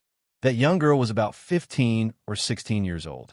She had a timid smile on her delicate face and a tear mole at the corner of her eye. Anyone who saw her would involuntarily feel tender affection for her. Little junior sister. Lin Jinner, Zhao Yi, and the others quickly went forward. Lin Jin impatiently held her hand and smiled fawningly. Little junior sister, why did you get off the carriage? Xiao Shui greets everyone. The girl weakly curtsied towards Mo Lien's group of 8. Everyone glanced at them indifferently, and no one said anything. As if she felt insulted, Lin Jun angrily glared at Mo Lien and the others. She was infuriated, as if saying how could they treat her little junior sister like this. Xiao Shui tugged on Lin Jun's hand and nodded gently at Mo Lien and the others. Because our carriage broke down along the way, Zhun and the others were in a hurry to change it for me. That's why we had a small conflict with your academy students. Now that my senior brother lost his life because of this matter, I hope you won't pursue this matter further. Duan Yu pursed his lips noncommittally. Lien is leaving.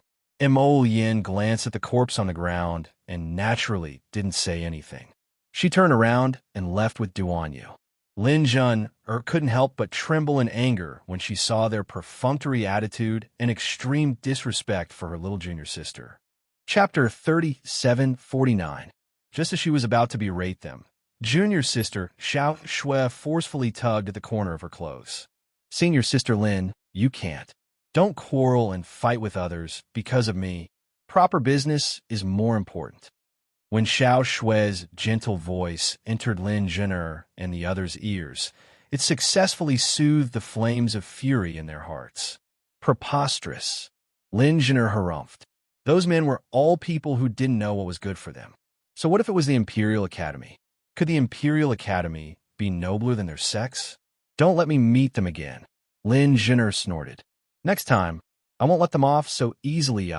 As Lin Zhen'er moved, she suddenly felt her foot step on something soft. The moment she lifted her foot, she was instantly sent flying by a huge force. With a loud bang, Zhao Yi, Qi Fa, and the others were also sent flying by the force of the explosion. While junior sister Xiao Shui's pupils contracted, the scar-faced maidservant beside her suddenly pressed against her body and firmly protected her in her arms. All of the force of the shock landed on that scar-faced maidservant and didn't affect Xiao Shui at all. Xiao Shui cried out in panic. Xiao Ro, are you okay, Xiao Ro? I'm fine. The moment Xiao Ro opened her mouth, she quickly turned her head and spat a mouthful of blood on the ground. Only then did it not affect her Mrs. Clean Clothes. Xiao Shui became even more alarmed, and her pupils constricted repeatedly. You're fine.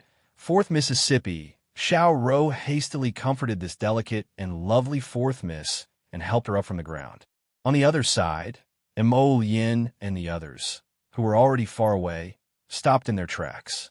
Mada turned around to look at the blazing flames behind them and couldn't help but be speechless. Your Highness Prince Chun, what did you throw there? Earth fire grenades. Duan Yu blinked and pursed his lips. Who doesn't know how to pretend to be weak? It's annoying just looking at it. The little stoic was more comfortable to look at. It was comfortable no matter how he looked at it. If pretending to be weak could brush things off, then he wouldn't be Duan Yu, and that person wouldn't be Mo Lien. What did you do? Duan Yu poked Mo Lien's arm. What did I do? Mo Lien looked back at him innocently. I didn't do anything. Save it. Duan Yu harumphed in disbelief. Mo Lien turned around and took out a sealing orb from her inventory and threw it on the ground. A flying spiritual artifact instantly appeared in front of everyone. Let's go.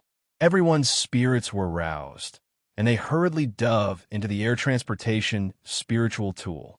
Don't tell me you're carrying a sack full of spirit and divine weapons? Duan Yu looked curiously at the bundle Mo Lien was carrying. Did you give it to Jojo? What did Jojo bring? Mu Xingqian asked anxiously. Jojo has more spiritual and divine weapons than I do. Mo Lien rolled his eyes before saying, she seems to have brought a bag of spiritual energy balls and divine energy balls. Everyone was speechless. Was this the rhythm of ascending to heaven? This little girl really wasn't easy to get along with. After the air transportation spiritual tool ascended to the sky, Mentor Zhong and the other mentor silently crept out of the forest and speechlessly watched the departing air transportation spiritual tool. This batch of students seems to have a lot of private property. Mentor Zhong shook his head exasperatedly. The dean didn't say we can't bring concealed weapons and spirit weapons. It shouldn't be considered cheating. Mentor Zhong, why do I feel like those people are a bit miserable? The two mentors looked at Lin Zhen'er and the others and speechlessly rubbed their noses. Chapter 3750. Encountering Arbor's group and being taught a lesson instead, Lin Zhen'er and the rest were already unlucky enough. Who knew that they would bump into Mo Lien's group? Seeing Lin Zhen'er and the rest crawling on the ground like bedbugs and unable to stand up, The two teachers couldn't help but look at them sympathetically, who said that those without cultivation would be useless. In this world, as long as one had some assets, it was not impossible to rise up. I know what's going on. Teacher Zhong's eyes widened, and he suddenly let out a low growl. His face actually had traces of a surprised smile. He finally understood how the little girl launched the earth attack. This problem that had troubled him for more than 2 hours suddenly solved itself. Look at them. Their faces are flushed red, and their bodies are sore. It's obvious that they couldn't get up even after crawling for a long time. It's not entirely because they were attacked by hidden weapons and were heavily injured. Then why is that, Teacher Zhong? It's the effect of the medicine. The medicine has seeped into their veins, and they are temporarily unable to recover. The Crown Prince and the rest are not a group of people who have no battle power at all. Teacher Zhong said excitedly. Among them, there's a hidden weapon master and a pharmacist hiding among them. Just like the little Crown Princess, the little Crown Princess is also a person with special abilities. The rolling earth just now was caused by her special ability. After the other teacher heard Teacher Zhong's analysis and explanation, he suddenly understood. No wonder. That's why sealing the little Crown Princess's spiritual power and consciousness is far from enough to make her lose all her battle power. She's a psychokinesis special ability user. The two teachers exclaimed. The little Crown Princess and the rest who were being nagged by the two teachers were now heading towards the direction of the Phoenix Forest. With the spirit stallion pulling the carriage, although it could not be compared to a flying spirit weapon, it was still many times faster than walking. In the afternoon of the next day, the group finally reached the outskirts of the Phoenix Forest and heaved a sigh of relief. The 4 royal school students who had hitched a ride jumped off the carriage and hurriedly went forward to thank them. Students, thank you for hitching a ride with us. Everyone, let's part ways here. We still need to wait for our other companions. You guys can go ahead first. Duan Muqing nodded and bid farewell to Little Fatty and the others as well as his 4 schoolmates. Then, he turned around and asked the driver to drive the carriage back. Chao Chi took out his identity card and showed it to everyone. The time on his back had now become 108. Fuck this countdown, Little Fatty muttered. Let's enter the forest now. Qi Xian turned her head and looked at the 4 students standing at the entrance of the forest. She sighed sadly. These 4 are indeed very smart. Arbor smirked. Little Fatty asked blankly, what do you mean? Jiang Shaoxin laughed heartily. He raised his hand and patted the Little Fatty on the head. What I mean is, if these 4 guys follow us into the Phoenix Forest, we can immediately rob them of their rubies and get 40 points. As long as he stepped into the Phoenix Wood Forest, he would be able to embark on a great career of robbery. However, these 4 guys obviously had brains. They purposely found an excuse to wait outside the Phoenix Wood Forest for a long time, waiting for them to leave before entering the forest. At that time, in the huge Phoenix Wood Forest, if they wanted to meet again, it would depend on luck and luck. Little Fatty looked at them in shock. His gaze turned away from Arbor and the others. Chapter 3751. All of you. Fatty's mouth was agape as he looked at his friends in shock. So all of you are like this. Don't tell me all of you have the same idea? Of course. Qi Xian rolled her eyes at him. Did you think Jojo would be so kind as to pull in 4 of his classmates? Everyone was speechless. Duan Muqing's mouth twitched involuntarily. Qiao Mu pridefully turned her small head and expressionlessly walked into the forest, a light harumph coming from her small nose. Since their intentions had been seen through, then forget it.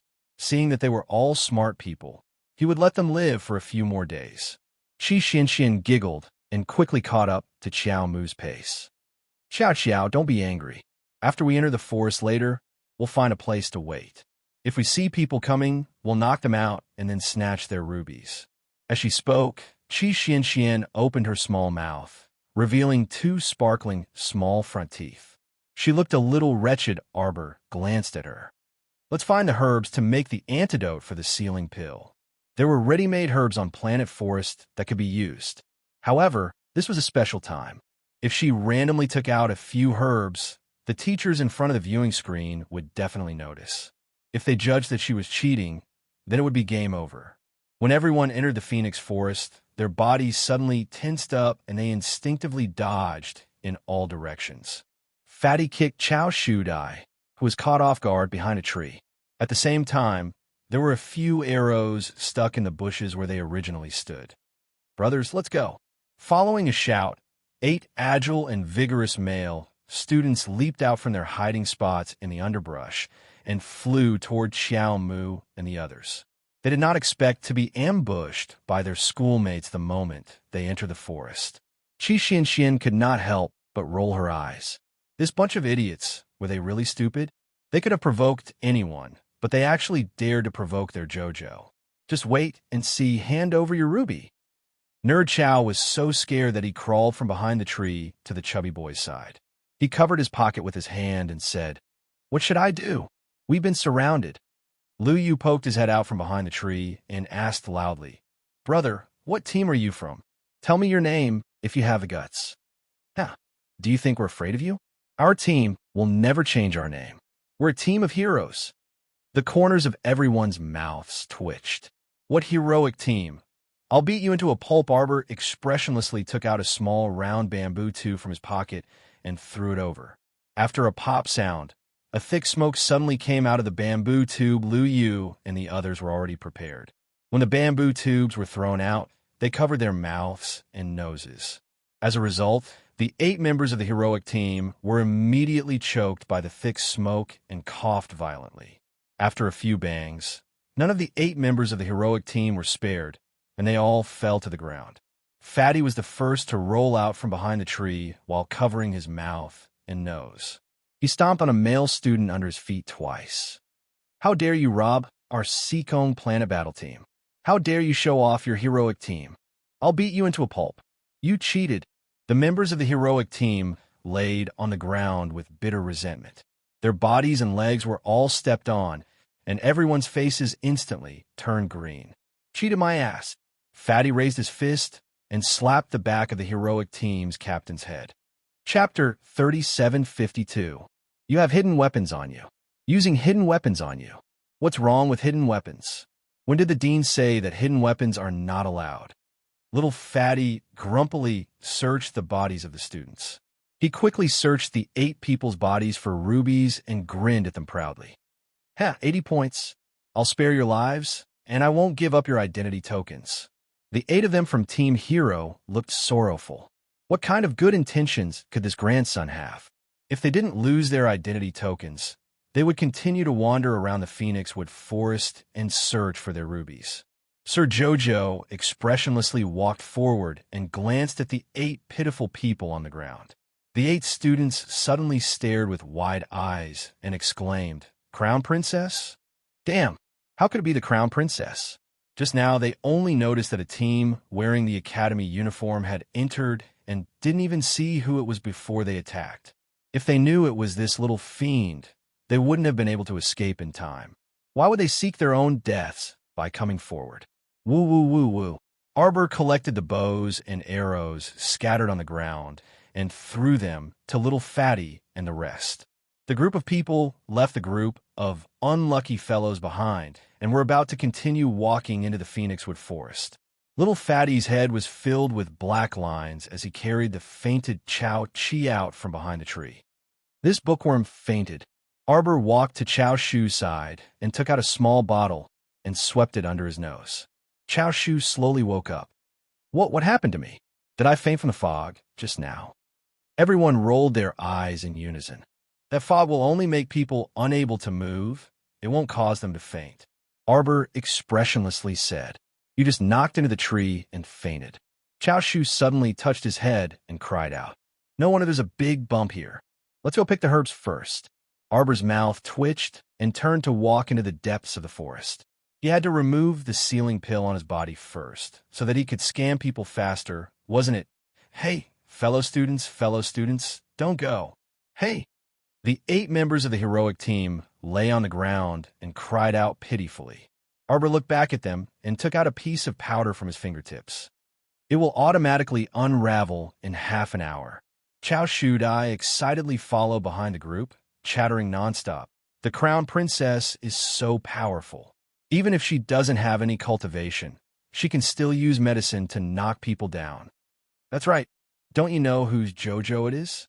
Qi Xianxian smiled proudly. This Phoenixwood forest is so big. Jojo, where should we go to gather the herbs? Arbor was also rather helpless. Now that she couldn't use any of her methods, she could only go wherever she wanted in such a large Phoenixwood forest. How could she know where the herbs she needed would appear in the Phoenixwood forest? Let's see our luck, Arbor said indifferently. Let's go and see. Hearing the word luck, Qi Xuanxuan's whole body shook and she laughed. That's great. In terms of luck, Jojo had never lost to anyone before. Qi Xianxian, Little Fatty, and the rest instantly relaxed. Arbor had a strange expression on his face as he silently glanced at the group. He didn't quite understand why they all had such relaxed expressions. Jojo, we have great confidence in you, Qi Xianxian said. Your face is whiter than anyone else's. I feel that if we take another 2 steps forward, we will be able to see the herbs. Sir Jojo laughed in response. Chapter 3753. The training teams in Phoenixwood Forest were very dense, especially in the periphery. They could see all kinds of training teams passing by, and among them, there were a few very valiant mercenary teams. Arbor's group of 8 was very eye-catching. Every team that passed by couldn't help but take a few more glances at them. The main reason was that the 8 of them looked very weak, and there wasn't a trace of spiritual energy on their bodies. For a normal team without spiritual energy to dare to trespass into a dangerous place like Phoenixwood Forest, it really made people look at them in a new light. Due to the big bump on his head, Chao Shudai found a red bandage with the word struggle written on it and wrapped it around his forehead. Every time Sir Jojo turned his head and saw the word struggle on his forehead, he couldn't help but quickly look away and unconsciously quicken his pace. Qi Xianxian secretly laughed, glanced at Chao Shudai, and asked, "How long will it take to get to the nearest supply point?" "It'll take about 2 hours to get there on foot." Chao Qi calculated the time, raised his head, and answered, "I suggest that we don't go to that supply point first. We haven't consumed much, and we can't resupply even if we go there. We should find the herbs to cure the ceiling pill as soon as possible." Chao Qi paused, and his eyes suddenly lit up. "Student Xianxian, you mean that we should go to the supply point to buy the herbs?" Qi Xianxian nodded, and secretly glanced at Arbor. "Jojo, what do you think?" "Very good." Sir Jojo's eyes also lit up slightly. Arbor had long been used to asking Xiao for the herbs, or using his divine sense to travel through the star field to pick them up. Even she didn't think of this. Going directly to the supply point to buy the herbs they needed, this way they could refine the antidote as soon as possible. Since they wouldn't waste too much time, they decided to go to the nearest fortification first. According to Chao Qi, there were a total of 3 supply points in Phoenixwood Forest, and the prices of the things inside were of course very expensive. After all, this place was very far from the city, and the average team would come here to resupply with food, water, and other things. The cost was indeed not cheap. By the time Arbor's party of 8 arrived at the supply point, it was already 10 in the afternoon. This small fortification was surrounded by a row of sharpened bamboo fences. The center was divided into 2 areas, the rest area and the merchandise area. When Arbor's team entered, they attracted the attention of several teams in the resting area. The sturdy men who were originally sitting around a table playing Pai Gao all turned their heads around at this time, and their gazes landed on Xiao Mu's group. Their eyes flickered rapidly as they sized them up. Qi Xianxian walked over to the medicinal herbs section of the goods section and lightly patted the counter, waking up an old man who was dozing off inside. "Hey, uncle, you can order medicinal herbs here, right?" The old man was startled by the voice, and he opened his eyes slightly to look at Qi Xianxian. He opened his mouth and yawned. "Young lady, what medicinal herbs do you want to order? I won't place an order for anything below 1,000 spirit coins." He yawned again and raised his head lazily. He squinted his eyes and looked at Arbor and the others behind Qi Xianxian. Arbor threw him a piece of paper with the names of the medicinal herbs written on it. "I want these medicinal herbs. Give me 8 portions of each." A light flashed through the old man's eyes. Chapter 3754. Little girl, 8 sets of the herbs you want are not cheap. The old man looked at her with a smile. Also, I only have 2 sets of herbs on hand. If you want 8 sets, I will need about a day to get someone to prepare them. Then give me 2 sets first, Arbor said indifferently. The old man laughed. 2 sets of herbs for 6,000 spirit coins. Qi Xian could not help but be speechless. This old man was really amazing. 2 sets of herbs to refine the unsealing pill were sold for 6,000 spirit coins. Xiao Mu did not waste her breath on him, and nodded before looking up at Bookworm Chow on the side. Bookworm looked pained, but he did not hesitate. When he saw Arbor looking at him, he took out money from his pocket. After counting the 6,000 spirit coins, Bookworm stuttered and said honestly, This old man, the money is here. Please prepare the herbs for us. All right. The old man tidied up the coins on the counter and nodded with a smile on his face. Wait for 2 minutes. I will go and get the herbs. All right. Do you want the other 6 sets of herbs? If you want them, I could give you a discount. How much discount? Little Fatty asked with a pained expression. 9% discount. Everyone was speechless. You damn old man. Don't you feel guilty when you say that? If it were not for the fact that we were too lazy to wander around the Phoenix Forest looking for herbs, we would not have let a greedy old man like you take advantage of us. Everyone turned their gazes towards Lady Jojo. Arbor looked directly at Bookworm Chow's money bag. Is it enough? Bookworm Chow nodded with a pained expression. Arbor turned to look at the old man. Prepare the remaining 6 sets of herbs. We will come and get them tomorrow at this time. Okay.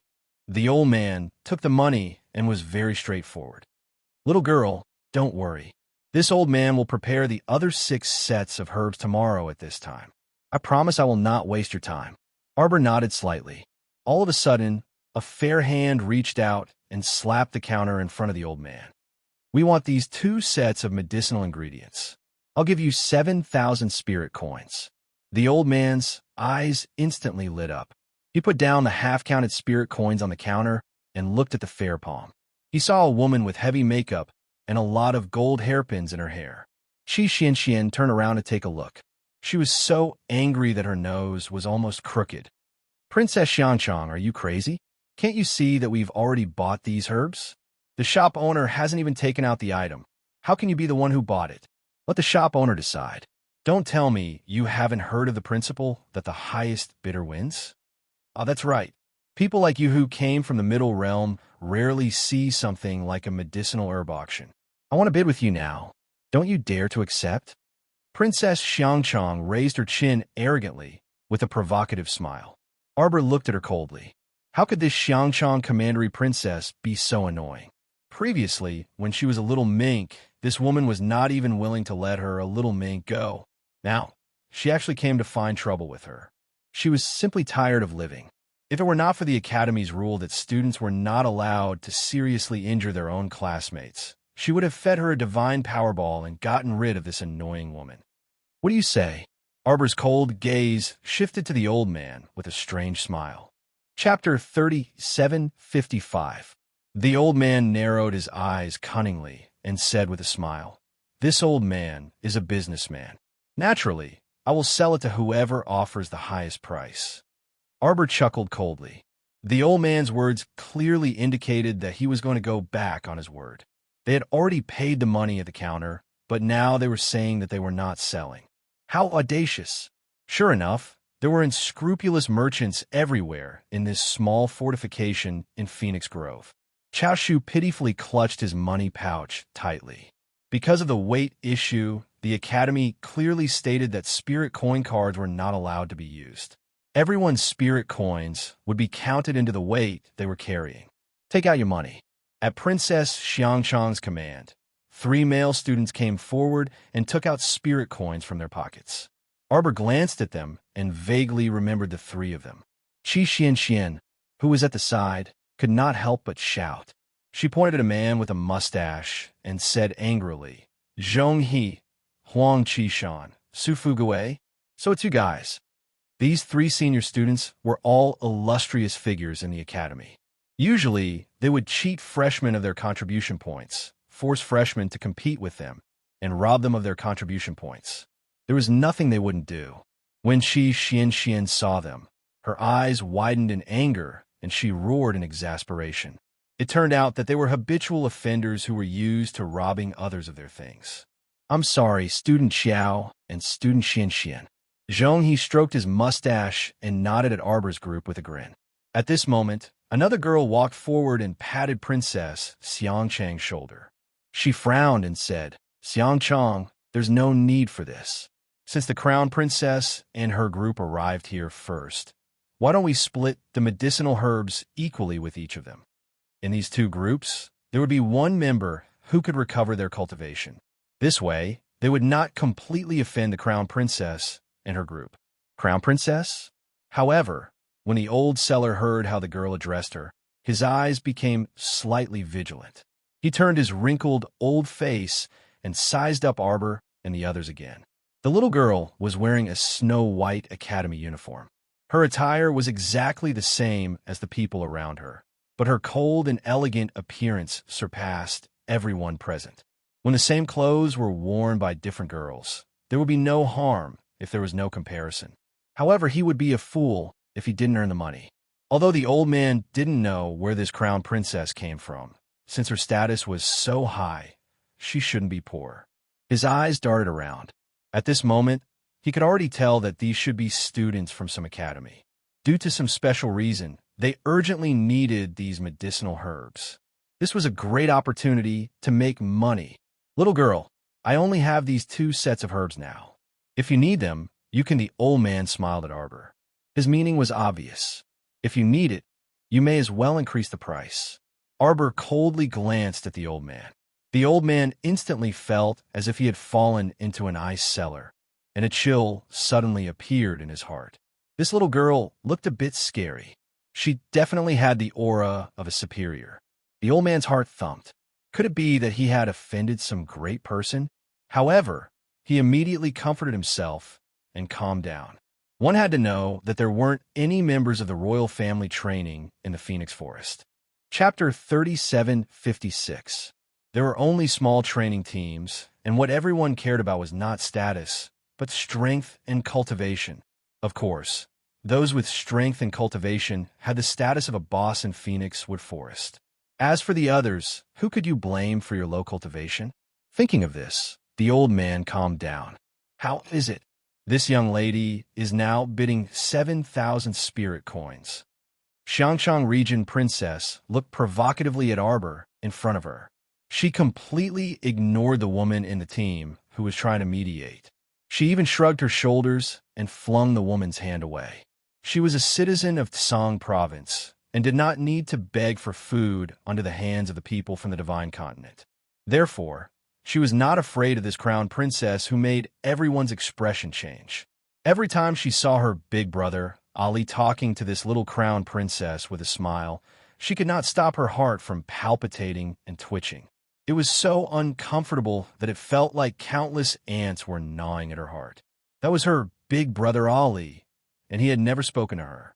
However, when facing this little grand concubine in front of her, he had a completely different attitude. It was simply infuriating. What a fickle woman. She already had such an outstanding person like the crown prince of the Divine Continent, yet she still dared to flirt around and throw flirtatious glances at men. If others knew what Xiangchang Region Princess was thinking, they would definitely tell her with a sincere face, "You should go see an ophthalmologist." This young lady was always expressionless when facing anyone. Okay? What did you get the idea that she would throw flirtatious glances at men? Arbor did not even bother to look at that foolish Region Princess and directly said to Chao Shu Dai, "Give him 8,000. When she regained her strength, she would definitely give each of them a generous gift. 9,000. Give him 10,000. Arbor's face was so gloomy that it was somewhat terrifying. 20,000. Give him 20,000. 30,000. As the price soared rapidly, Huang Qishan and the other two could not take it anymore and looked at Xiangchang Region Princess. Arbor and the others naturally recognized the woman who suggested to split the herbs equally. That was the Qin family's Qin vein. At this moment, she was staring coldly at Xiangchang Region Princess, who was raising the price with Arbor, with a very disapproving gaze. She really couldn't understand how there could be such a pig-headed woman in this world. Now that time was limited, they were able to reach Phoenix Grove so quickly because they had a flying spirit artifact.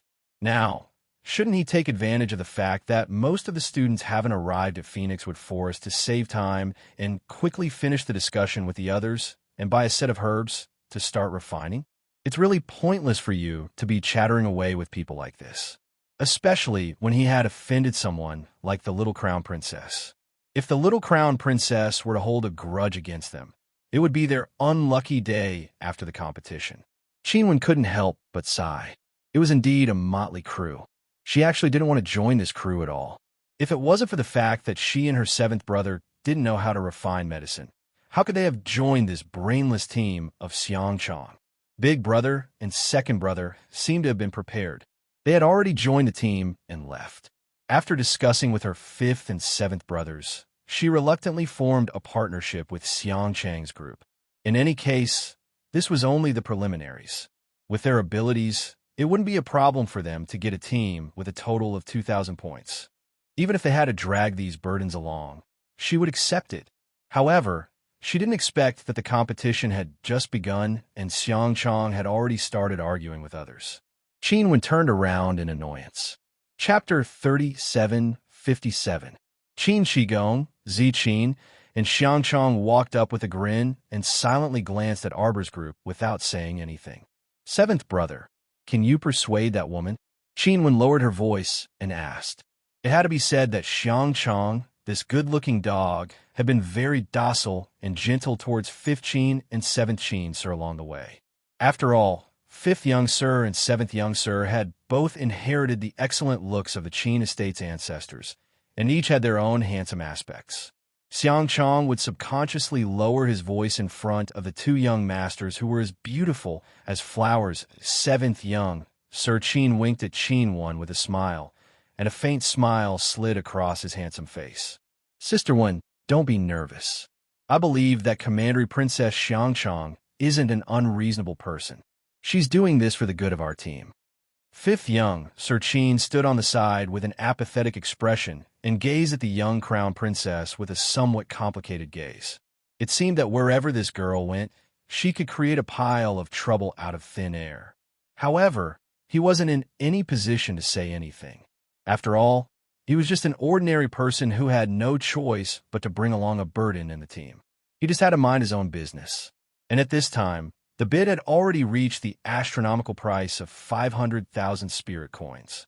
The old man behind the counter was already grinning from ear to ear, and his entire face seemed to be glistening with oil. 510,000, Arbor coldly blurted out. A strange luster rapidly flashed across Commandery Princess Xiangchang's face, and she pursed her small lips and said with a faint smile, Crown Princess, don't puff yourself up at your own cost. Can your companion have 510,000 spirit coins in his pocket? Does little Qi have it? Arbor asked indifferently. Our dear Chao, Qi clutched his pocket, looking like he was about to cry. In less than a second, he nodded vigorously like a hero dying for a cause. Commandery Princess Xiangchang's pretty face was cold, and a strange light flashed across her eyes. 800,000. Wow. 800,000 spirit coins. Is this girl crazy? 2 sets of medicinal ingredients actually sold for 800,000 spirit coins. Fuck, old man Qi really made a killing this time. I'll go. This is equivalent to a month's surplus of our small supply point. That's right.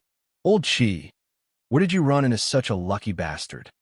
The shopkeeper, who was called Old Qi too, was grinning from ear to ear.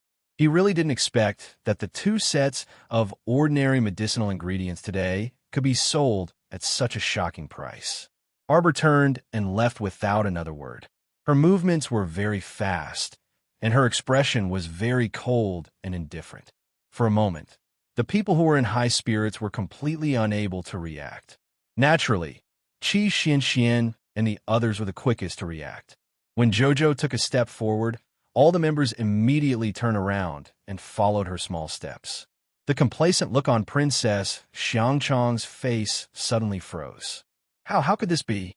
Half of her face turned pale, while the other half turned green. It felt good to bid, but it felt even better to pay.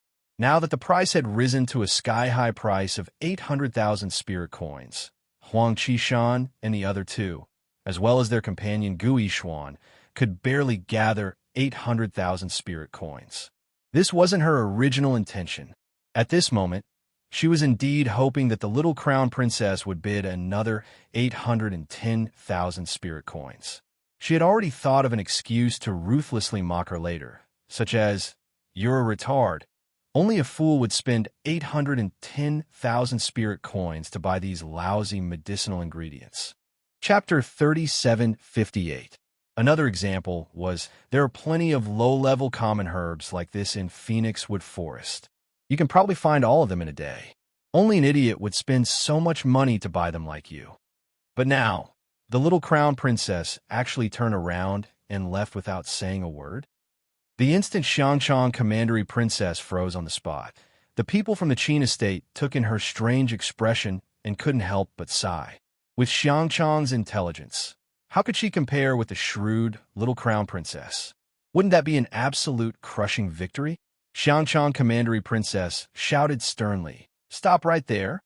Arbor, stop right there! Why aren't you buying anymore? Why aren't you bidding?" Everyone was baffled and looked at each other in dismay. Arbor stopped and turned his small face slightly.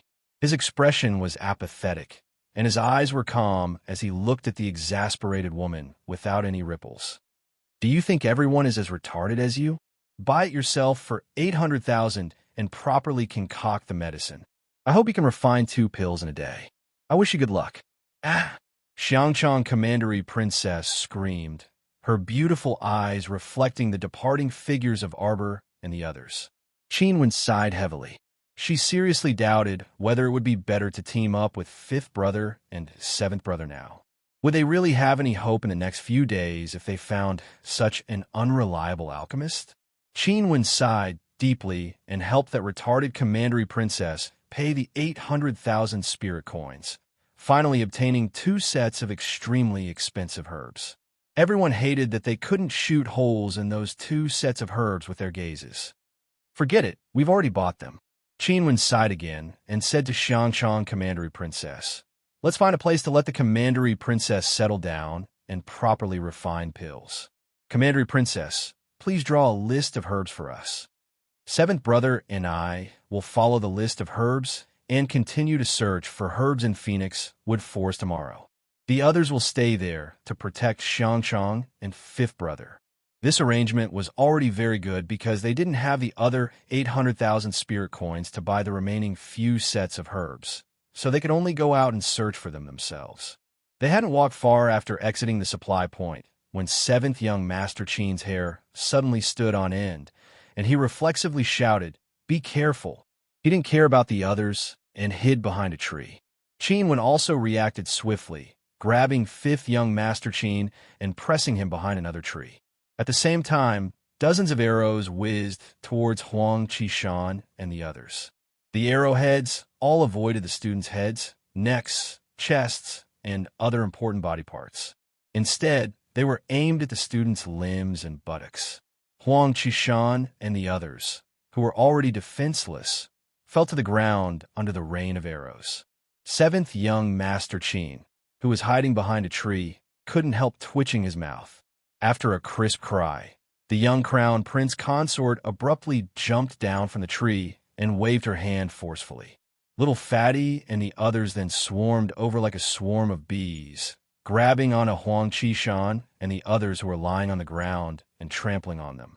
Qi Xuanchuan's lungs were about to explode from anger because of Xiangchang commandery princess just now. Now, she seized the opportunity and rushed over without a second word, slapping Xiangchang's charming face twice before fiercely stomping on her buttocks. Xiangchang fell to the ground head first, while the other was like a dog gnawing on mud. His front teeth almost fell out. Qi Xianxian was so angry that she rolled up her sleeves and fiercely stomped on her 2 feet. If it weren't for the fact that little Fatty was worried about taking someone's life and hurriedly stopped her, Qi Xianxian would have stomped on her 2 more times. Search. Chapter 30 7:59. At the young crown princess's command, all the team members pounced on Huang Qishan, Su Fugue, Zhong He, Gu Yishuan, and Xiangchang Regent Princess. After beating them up, they searched for their identity tablets and rubies. Medicinal herbs worth 800,000 spirit coins were stored in two very simple wooden boxes. After they were found, they were placed in front of Arbor by the team members. Arbor looked at them expressionlessly. He took out a small pouch from his waist and let the team members throw in the 5 identity tablets. Xiangchang Regent Princess's face was bruised and swollen.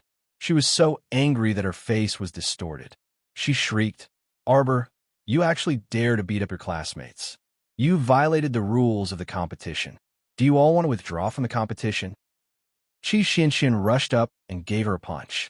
"So what if we hit you? We're hitting you because you're a troublemaker. Shameless thing, you think you're so great just because you have some stinky money. We've followed the rules of the competition completely. Snatching the rubies from you is one of the rules of the competition. We didn't injure you heavily or kill you. How is that against the rules?" That's right, that's right. Xiangchang Regent Princess was so angry that her eyes were about to burst into flames. Shameless people. These people were really vile, especially that woman Arbor.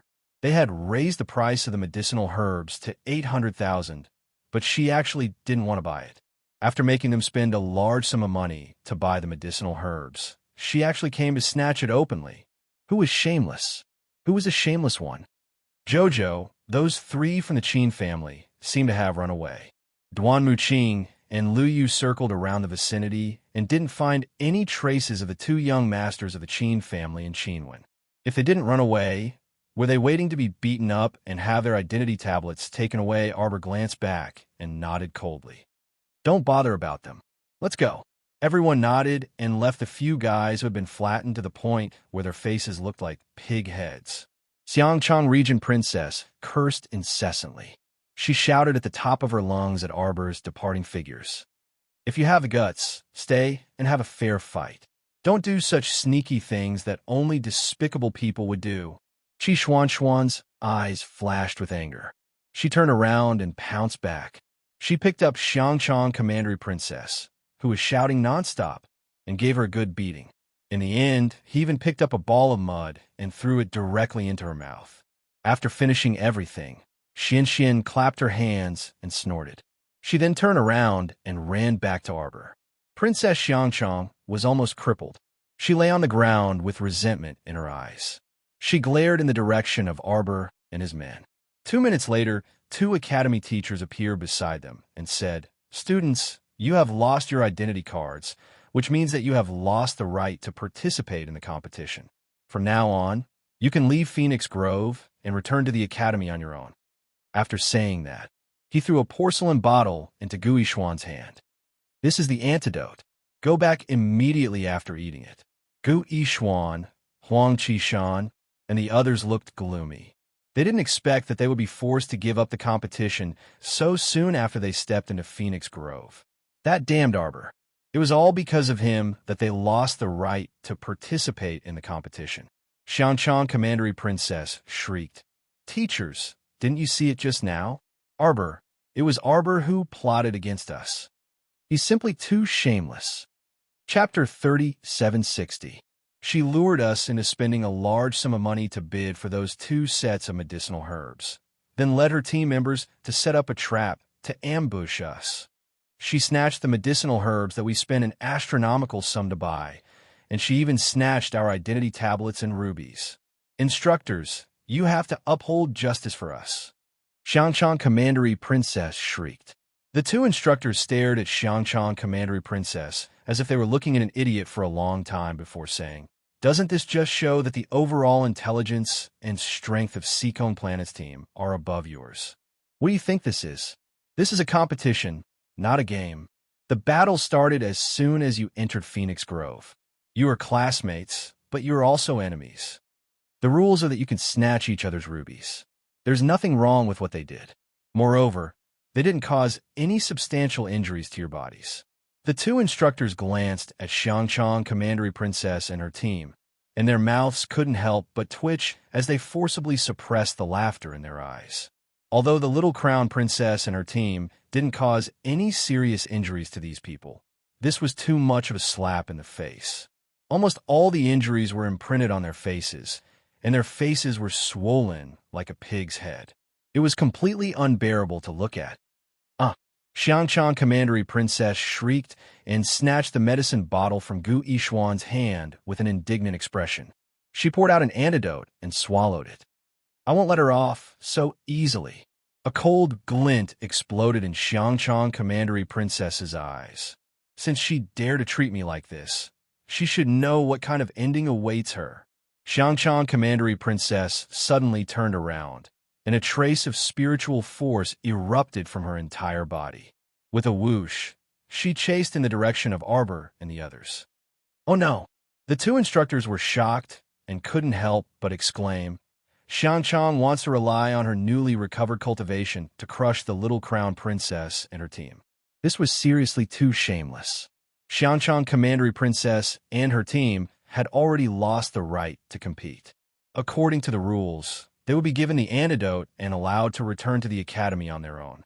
The two instructors didn't expect Xiangchang Commandery Princess to be so daring. After swallowing the antidote and recovering her spiritual force in front of them, she actually dared to immediately rush to find trouble with the other students. Although the little crown princess and her team's archery skills were top-notch, they were considered to be quite strong among ordinary people. However, Princess Xiangchang had recovered her spiritual power. Although Xiangchang was an alchemist, her cultivation level was not very high. Yet when a 5th-level spirit master with a 5th-level Ling fire faced a group of normal people, they would absolutely crush them. These two mentors had always been wandering around the Phoenix Woods. Naturally, they were not like Mentor Zhong, who was familiar with the power of the little crown princess. At this moment, Princess Xiangchang stretched out her hand to summon her spiritual beast, the 3-colored spiritual magpie. She jumped on it and went straight in the direction of the little crown princess. Suddenly, he knew that this was bad. He hurriedly summoned his spirit beast and mounted it. Then, he quickly chased in that direction. Gu Yishuan and the others looked at each other in shock. After swallowing the antidote, they looked at each other in dismay. Should we go over and take a look? Huang Qishan asked. Their entire team was now in a state of disintegration. The 3 people from the Qin estate only cared about running away when danger approached. As for the rest of them, Xiangchang Commandery Princess went crazy after taking the medicine and went to find trouble with the young crown princess. Should they go with Xiangchang or return to the academy obediently? A trace of deep resentment flashed across Gu Yishuan's eyes. Chapter 3761. Previously, he was only dissatisfied with the stoic face, but now, he truly hated this little stoic. This little stoic always came out to ruin his plans. Previously, she opposed him time and time again, and it was even more so for Zhongli Jiwei's matter. If it weren't for this stoic face's interference, he definitely could have saved Zhongli Jiwei and become a hero praised by everyone. But now, everyone only looked at him strangely when they mentioned him and Zhongli Jiwei. After all, he was the one who withdrew his hand and ran off by himself, resulting in Miss Zhongli's complete death. People were like this. They wouldn't remember how hard he tried to save Miss Zhongli. They would only remember that he, Gu Yishuan, let go and completely abandoned the pitiful Miss Zhongli. His reputation had long been tarnished because of this matter. Now, after that stoic face's interference, he, Gu Yishuan, was reduced to the first batch of people to be eliminated in the heaven ranking preliminaries. He would definitely become a laughingstock of the entire Dragon Flame City when he returned. How would he accept this? In any case, he, Gu Yishuan, was one of Dragon Flame City's young talents, one of the top talents in the entire Gu clan. But he didn't expect that he would be quickly eliminated after this stoic face's torment. He even lost the right to participate in the heaven ranking. In the future, when others mention him, they would definitely show disdain and ridicule him for not even being able to obtain a spot in the final round. Damn it! Now that Xiangchang had recovered her cultivation and chased after them, she definitely wouldn't let the stoic face's group have it easy. How could he not rush over to watch the show? It was always good to see the damn little stoic suffer. If Princess Xiangchang accidentally killed this damned stoic face, she would definitely kill him. A trace of cold anger flashed through Gu Yixuan's eyes. It would be even better if she died. Young Master Ma Gu, do you want to follow them and take a look? Huang Qishan's eyes flashed as he looked in Gu Yixuan's direction. Gu Yixuan got up without saying a word and chased in the direction of Xiangchang. Her intention was very clear. Huang Qishan and the others immediately followed. In reality, they were also very unconvinced. They hadn't even recovered their cultivation and hadn't been able to display their invincible might in Phoenix Woods before they were eliminated. Even they couldn't accept such an outcome. After all, the few of them were considered to be above average among the older students in the academy. Before the preliminaries, their goal was to obtain a position in the top 50 of the preliminaries. Who would have thought? Out of the 1,700 teams in the academy, they were the first to be eliminated. Gu Yixuan, Huang Qishan, and the others chased after Princess Xiangchang. Of course, Xiangchang was completely unaware of it. At this moment, she couldn't care about anything else. Her entire heart and eyes were filled with anger. She wanted to kill someone. Regardless of the rules, regardless of the academy's system, he only wanted to kill the stoic face in front of him to vent his hatred. She turned a deaf ear to the shouts of the two teachers who were chasing after her.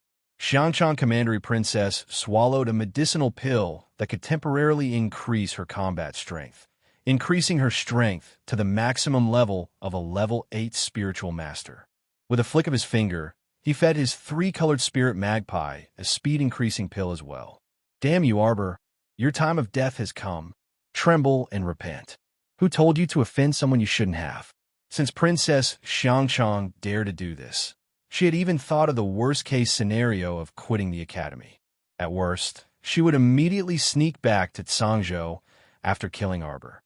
Chapter 3762.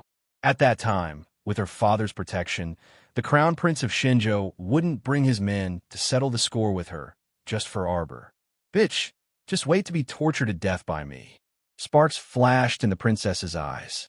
After the spiritual magpie sped up, it carried her into the depths of the dense forest. The two mentors cursed inwardly. The antidote we gave Xiangchang just now unsealed her spiritual power and spiritual sense. The mentor clenched his fists anxiously and angrily. I didn't expect this child to be so stubborn. The crown princess is in danger. After all, Princess Xiangchang was leading her spiritual beast to crush a group of ordinary people. One of the mentors immediately stuffed a speed-increasing pill into his spiritual beast's mouth and urged it to catch up. However, the 3-colored spiritual magpie was a flying spiritual beast, and its flying speed was one of the best among flying spiritual beasts. Now that it swallowed the speed-increasing pill given by Xiangchang, its flying speed had reached its peak. The two mentors prayed in their hearts that they must arrive in time. Otherwise, a level 5 spiritual master and a flying spiritual beast could kill a few ordinary people very quickly. It probably wouldn't take more than a minute. The little crown princess and the others were about to be wiped out.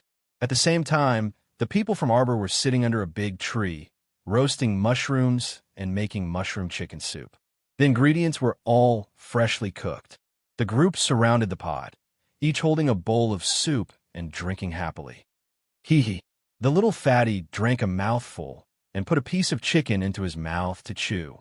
I remember the time when we were in the top academy's entrance test. Did you notice that Principal Yun's test style is quite similar to that of the previous principals of the top academy? Yes, I think so too.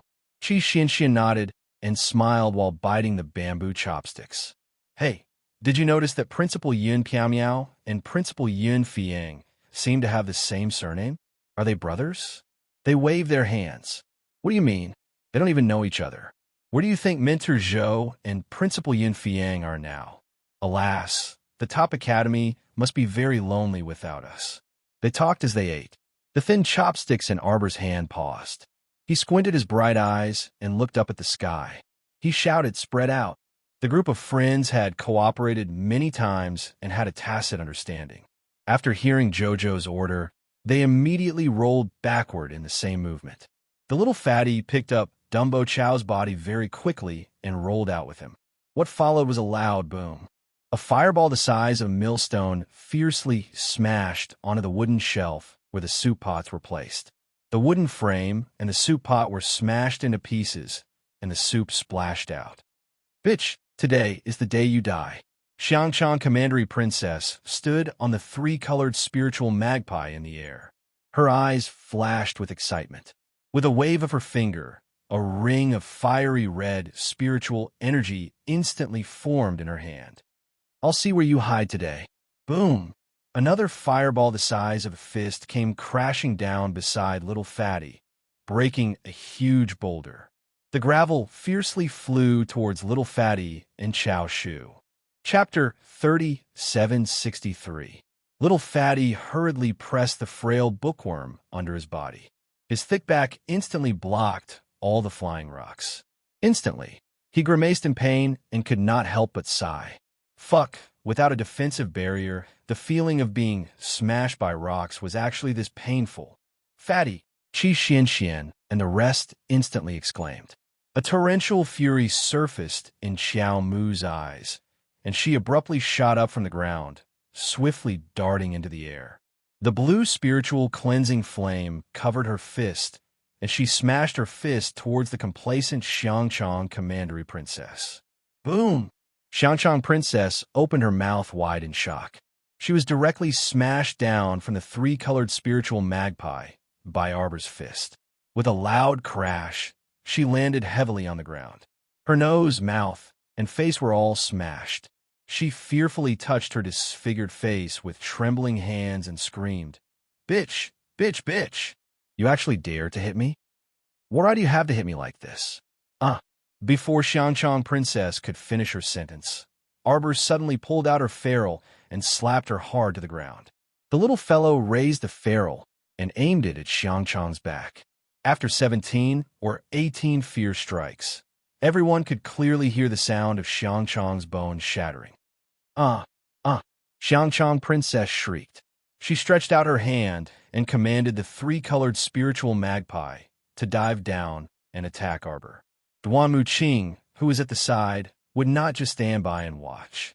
He immediately summoned the emerald sword from his conscience and flew towards the three-colored spiritual magpie's neck. The three-colored spiritual magpie immediately let out a shrill cry. A section of its wing was chopped off. It flew through the air and fell to the ground, landing heavily beside Xiangchang Princess. Bitch! Xiangchang Princess cursed harshly. Duanmu Qing was burning with rage. He swept his palm across. Endless wood spiritual energy rushed out of his hand and transformed into a huge palm. It brushed past Xiangchang Princess's face. After a crisp bam, half of Xiangchang Princess's face was swollen beyond recognition. She could not even open her eyes. Only half of her eyes were left squinting. Wow! As soon as Xiangchang Commandery Princess opened her mouth, she spat out a mouthful of blood mixed with a few broken teeth. She was so frightened that her body trembled slightly, and she kept crawling backward. On the other side, Qi Xian and the others had already helped Little Fatty and Dumbo Chow up. Under Qi Xuan's scolding, the little fatty awkwardly took off his clothes and covered his chest, exposing the bruises on his back to everyone. "You damned fatty! You don't even know how to hide your body of fat." Qi Xian was both anxious and angry. As she applied medicine on his back, she kept scolding him. I want to hide too, but I dodged, and the bookworm was smashed to death by the stone. We're going to lose." The rules of the competition stated that students without cultivation must be protected. Chao Shu's face was filled with guilt. Ivy dragged everyone down. "I'm just a burden." "What are you talking about?" "What burden?" Qi Xian smacked Bookworm's head in annoyance. "If that damn fatty didn't protect you, I would beat him up. We're all on the same team. Of course, we have to support each other and charge out together." That's right. Hua Tao, Lu Yu, and the others nodded in agreement. Chao Shu grinned foolishly. You guys are so nice." The team members who were inexplicably labeled as the nice guy rolled their eyes at him. Have mercy. The two teachers finally rushed over anxiously. Chapter 3764. The two mentors were worried about the safety of Arbor and the others, so they rushed over. However, the situation in front of them caused them to be greatly shocked. What was going on? Why did the situation feel so strange? The one who was stepped on like a dead dog was actually Xiangchang, Commandery Princess, and she looked like she was seriously injured. The three-colored spiritual magpie beside her even had its wings chopped off. It looked even more miserable. Since when did a normal person have such power to counterattack? To be able to go against a level 5 spiritual master and her spiritual beast? How is this possible? Arbor retracted his little foot and turned to look at the two mentors expressionlessly. Mentors, mentors, mentors, save me, save me. Like a paralyzed, dead dog, Xiangchang Commandery Princess raised her fingers strenuously and called out in a low voice. Step by step, she moved towards the two mentors. She cheated. This woman cheated. Mentors, she cheated. She was cheated. Arbor, this bitch, had spiritual power. There was also that handsome young man in her team. He also had spiritual power. They all had spiritual power. She was brutally beaten up by Arbor and that man. She had suffered so much. Cheated, she cheated. Mentors, she cheated. Xiangchang Commandery Princess used all her strength to drag her battered body in front of the two mentors. The two mentors were completely stunned. Why was the situation completely different from what they had expected? Why was it that the one who was beaten to a pulp was Xiangchang Commandery Princess and not Arbor and the rest? This made the two mentors feel that there was something wrong with the world. Mentors, she is spiritual power. She is spiritual power. And he also has spiritual power. This bitch, she cheated you, mentors. She has had spiritual power since the beginning. Xiangchang Commandery Princess pointed at Arbor, then raised her hand with difficulty to point at Duanmu Qing, who was standing at the side with a cold gaze.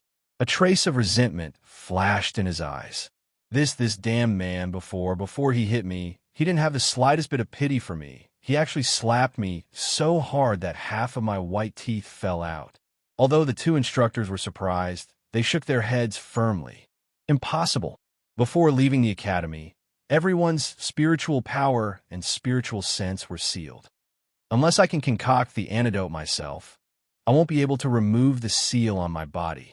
But Xiao Mu and he both have both spiritual energy and spiritual conscious. Ken, the dean must have gone easy on him. They must not have been sealed at all. Bullshit. Another mentor couldn't help but curse. The dean has always been a fair and just person. How could he go easy on two people in front of everyone? At this point, the teacher's eyes suddenly lit up. You ignorant girl, you keep saying that others are cheating. Have you forgotten? The 2 sets of herbs that you bought at high price were taken away by other teams. Someone else must have used those 2 sets of herbs to create the antidote. Impossible. Xiangchang Commandery Princess screamed angrily, trembling with anger. It hasn't even been half an hour. Who could concoct 2 unsealing pills? Duanmu Qing sneered. Sorry, Jojo only spent 5 minutes to concoct 2 unsealing pills. Chapter 3765. She and I both consumed the seal unsealing pill. Because it was obvious that they had the highest combat power in the team, the entire team supported them to consume the antidote first. Out of the 30 minutes you mentioned, Jojo only spent 5 minutes refining the pill. The rest of the time, we were eating. Qi Xianxian continued to provoke Xiangchang Commandery Princess. Even the soup was almost finished. The entire Seacombe Planet team started mocking her. Lu Yu waved her arm and said with a smile, "You haven't seen it before, right? Refining pills in 5 minutes isn't a legend. If you don't believe me, take out 2 more sets of medicinal herbs and let Jojo refine them for you to see." Xiangchang Commandery Princess was so angry that her entire body trembled uncontrollably. Impossible. These impetuous fellows were definitely lying to her. She wouldn't fall for their tricks. Impossible. Xiangchang Commandery Princess used all her strength to roar these 3 words.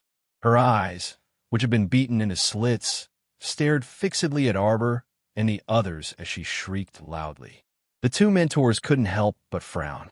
This shrew's attitude made the 2 mentors feel especially disgusted, especially when Xiangchang Commandery Princess completely disregarded the 2 mentors and rushed over immediately after recovering her cultivation, wanting to lay her hands on her classmate. This greatly angered them. One of the mentors said with a sullen face, "Xiangchang Commandery Princess, not only have you been disqualified from this competition, but you've also been disqualified. When we return, we will report this matter truthfully to the dean. You should be prepared to drop out of school." "Fine, I'll drop out." The Xiangchang Commandery Princess bellowed angrily as she turned to look at Xiao Mu, her eyes brimming with resentment. "You guys have 2 sets of standards for handling matters. It's completely unfair. I don't want to continue staying in the academy." "What did you say?" The 2 mentors' faces darkened at the same time. This girl actually dared to spout nonsense and casually smear the reputation of the Royal College. How could the 2 mentors tolerate this? "Isn't that so?" Xiangchang Commandery Princess seemed to have suffered a great grievance as she cried out miserably. "Arbor stole our medicinal herbs, our rubies, and our nameplates, but you don't blame him.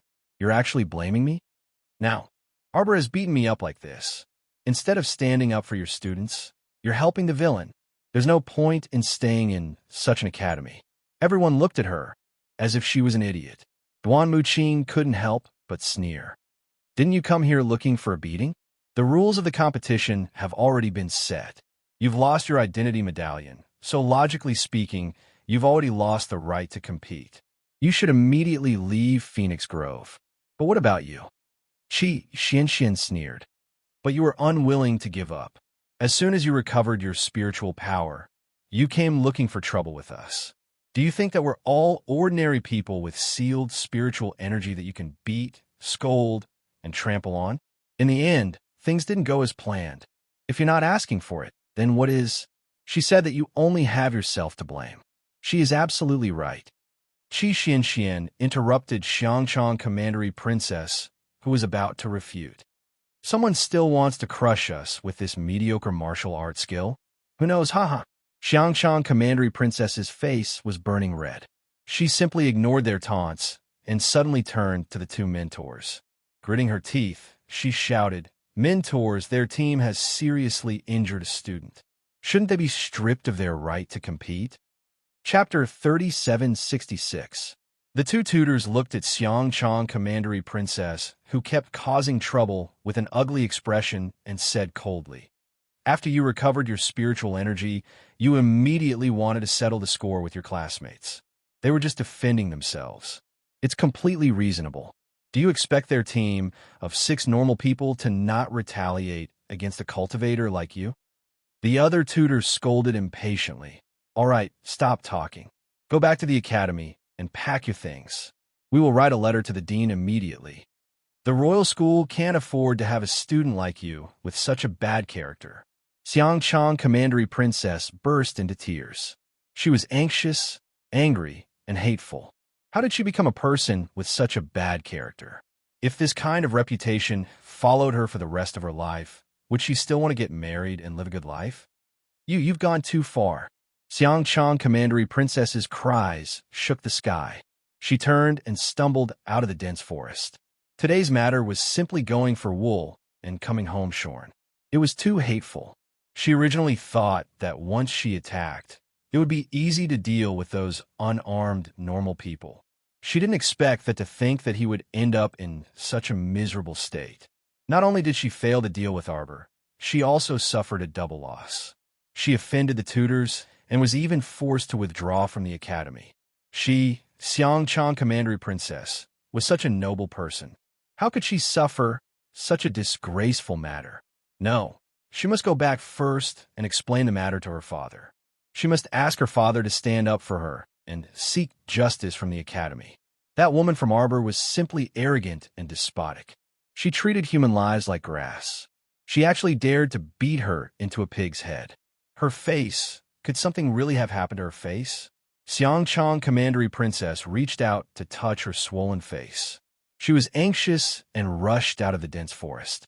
She didn't even care about her personal spiritual beast, the three-colored spiritual magpie. She had to return at Song State as soon as possible. Seeing that the annoying Xiangchang Commandery Princess had finally left, the two tutors turned to look at the people from Arbor. You don't have to feel burdened. Your recording array should have recorded the process of student Xiao refining the elixir. As long as you used your own abilities to break the seal, no one can wrong you. Qi Xian and the others nodded. The two mentors exchanged a few more words before they left in satisfaction. Xiao Mu's gaze seemed to glance behind a thicket on the other side of the forest, her gaze icy and apathetic. Gui Xuan, Huang Qishan, and the other two, who were hiding and watching the show, instantly felt petrified. It was as if they were being stared at by a ferocious beast. The four of them immediately felt a chill in their hearts. They didn't even dare to breathe loudly as they squatted there for a long time. It wasn't until Arbor and the others left that they slowly let out a sigh of relief. It was too dangerous just now. The feeling of being grabbed by the neck by a ferocious beast was too realistic. The four of them walked out of their hiding places and looked at each other. Then, they couldn't help but smile bitterly. Returning to the academy as soon as possible was the right thing to do. If the little crown princess really set her sights on him, he would definitely have a hard time in the future. Thinking of this, the four of them very tacitly turned around and walked out of Phoenixwood Forest. Arbor and his little companions continued to walk into the depths of the forest. He lowered his head slightly, took out a communication jade talisman from his pocket, and wrote a line of small words on it. Chapter 3767. Xiangchang, do you think this matter will end so easily? Arbor sneered in her heart. The moment she recovered her spiritual power, she immediately boarded the three-colored spiritual magpie and came to take her life. Since that was the case, how could she let her go so easily? She did not kill her personally for the sake of the Academy's reputation, but that did not mean she would let her go. A cold glint appeared in the little girl's eyes. A message flashed across the jade talisman, and the Dark Pavilion and Night Pavilion received an order at the same time. Gather all brothers and kill Xiangchang on the way back to Tsang Province. Xiangchang, this idiot, wanted to go back to Tsang Province to complain to her father? That would depend on whether she had the life to return to Tsang Province. If Xingho wanted to cause trouble for her, the little crown princess would be willing to entertain him at any time. All right, Nerd Chow. Qi Xianxian patted Chow Shudai's shoulder and said with a smile, how many spirit coins do you actually have on you? If we really want to buy those 2 sets of herbs, do you have 800,000 spirit coins? 1 liter of spirit coins is about 100,000, so I don't actually have 800,000 spirit coins on me. Everyone was speechless. Damn, so Jojo was just randomly bidding before. Actually, everyone did not have 800,000 spirit coins on them. No wonder Huang Qishan and the rest had to pool 5 or 6 people together to gather the required amount of spirit coins. Arbor looked at Nerd Chow expressionlessly and patted him on the shoulder, then turned and walked forward. What does Jojo mean? Qi Xuan's mouth twitched. She's praising Nerd Chow for being smart. The little fatty rolled his eyes. It was easy to guess Lord Jojo's thoughts. As long as others did not cause trouble for her, she would not take the initiative to talk to others for 10,000 years. However, once someone provoked her, she wasn't someone who would let it go easily. Chow Shudai's trick suited Lord Jojo very well, so Jojo would naturally praise him. Duanmu, go with him and move around for a while. I'll go and find the remaining 6 sets of herbs. We'll continue after we've recovered. The Phoenixwood Forest was fraught with danger. Currently, they were only active in the outer regions. If they wanted to go deeper, they would have to recover everyone's cultivation first. Otherwise, their hands and feet would be tied, making it difficult for them to make any moves. Now that Arbor had been restored, it was no longer difficult for her to gather herbs in the forest. After setting a time and place with everyone, Xiaomu moved out by herself. She moved very quickly and darted in and out of the nearby forest. Not long after, she found several medicinal herbs. Every time this medicinal herb appeared, it was naturally impossible for there to be only one or two of them. There would be at least 3 or 4 of them gathered together. Therefore, in less than an hour of searching an arbor, he had almost gathered half of the herbs. When she returned later, she would be able to restore all of their strength. Arbor's eyes couldn't help but turn cold when he thought about how the rocks had all landed on the little fatty's back. Xiang Chong, that crazy woman, she deserved to die. Not only did she want to kill her, but she had also hurt her friends. She must not let someone who harbored evil intentions towards her continue to live in this world. Otherwise, if she was careless, she would harm the people around her. Arbor picked the last herb. Suddenly, her eyes turned cold.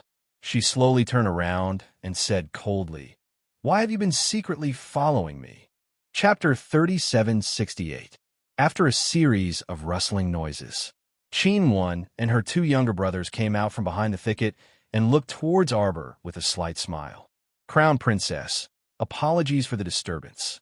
Qin Wan bowed politely to Arbor. Arbor turned a blind eye to it and continued to look at her apathetically with a cold expression. "What's the matter?" 7th young Master Qin chuckled lightly and suddenly took a few steps forward. "Little miss, you disrupted our team. So shouldn't you give us some compensation?" Arbor gazed indifferently at the man in front of her, and a faint sense of revulsion welled up from the depths of her heart. She loathed this person. She didn't know why, but it was clearly their first time meeting, yet she instinctively loathed him. It should be said that she actually quite loathed anyone from the Qin estate who used any excuse to get close to her. An unpleasant rotting smell surged up from her body. "Did you grow up eating the flesh of corpses?" Arbor asked with an icy gaze. "You stink, stay away from me."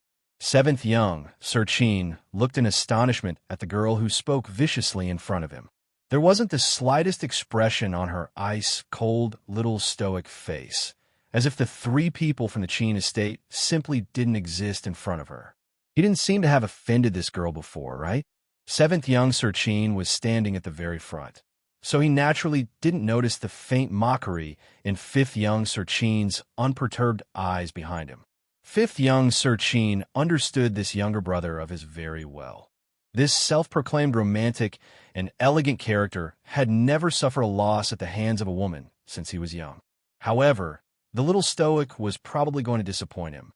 7th young Sir Qin's usual methods of dealing with other women clearly didn't work on the little stoic at all. Even though he had known the little stoic for a long time, he questioned himself and realized that he had never truly conversed with the little stoic until now. Sometimes, he could even clearly see the alienation and indifference in the little stoic's eyes towards him. This little miss was clearly very aloof, but she could be so gentle and warm even to a beggar. 5th young Sir Qin expressed that he really couldn't understand her. 7th young Master Qin barely suppressed the bit of anger in his chest and continued to grin at Arbor as he said, "It's not nice for a girl to speak like this." Scram! Arbor flew into a rage, and a slithering wooden vine snaked toward Qin Shi. 5th young Sir Qin stood to the side and quietly watched this younger brother of his who thought highly of himself continue to court disaster. Isn't it hilarious? He simply didn't understand the little stoic as a person, yet he boasted to them earlier, saying that he would ask the little stoic to bring them 2 antidotes while she was at it. Qin Wan couldn't help but smile bitterly. She had long known that this little girl was not to be trifled with. Big brother and second brother had warned her not to provoke this girl. But 7th brother Qin Wan let out a long sigh, knowing that this matter had most likely been messed up. The little girl loathed them so much, so how could she possibly be kind enough to refine medicinal pills for them? She had previously said that instead of hiding at the side and discussing how to get this girl to help, it would be better to quickly wander around the Phoenixwood Forest and see if they could bump into Big Brother's team. Sigh. Yet 7th brother refused to listen to her. Great.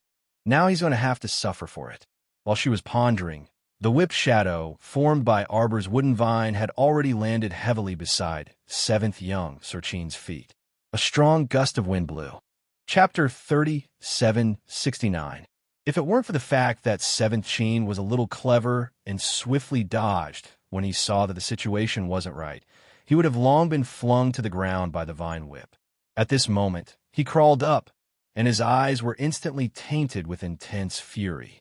Arbor gazed coldly at the man in front of her, her gaze as if she was looking at a corpse. Seeing that they were about to make a scene, Qin Wen hastily stepped forward and pushed seventh young Master Qin behind her.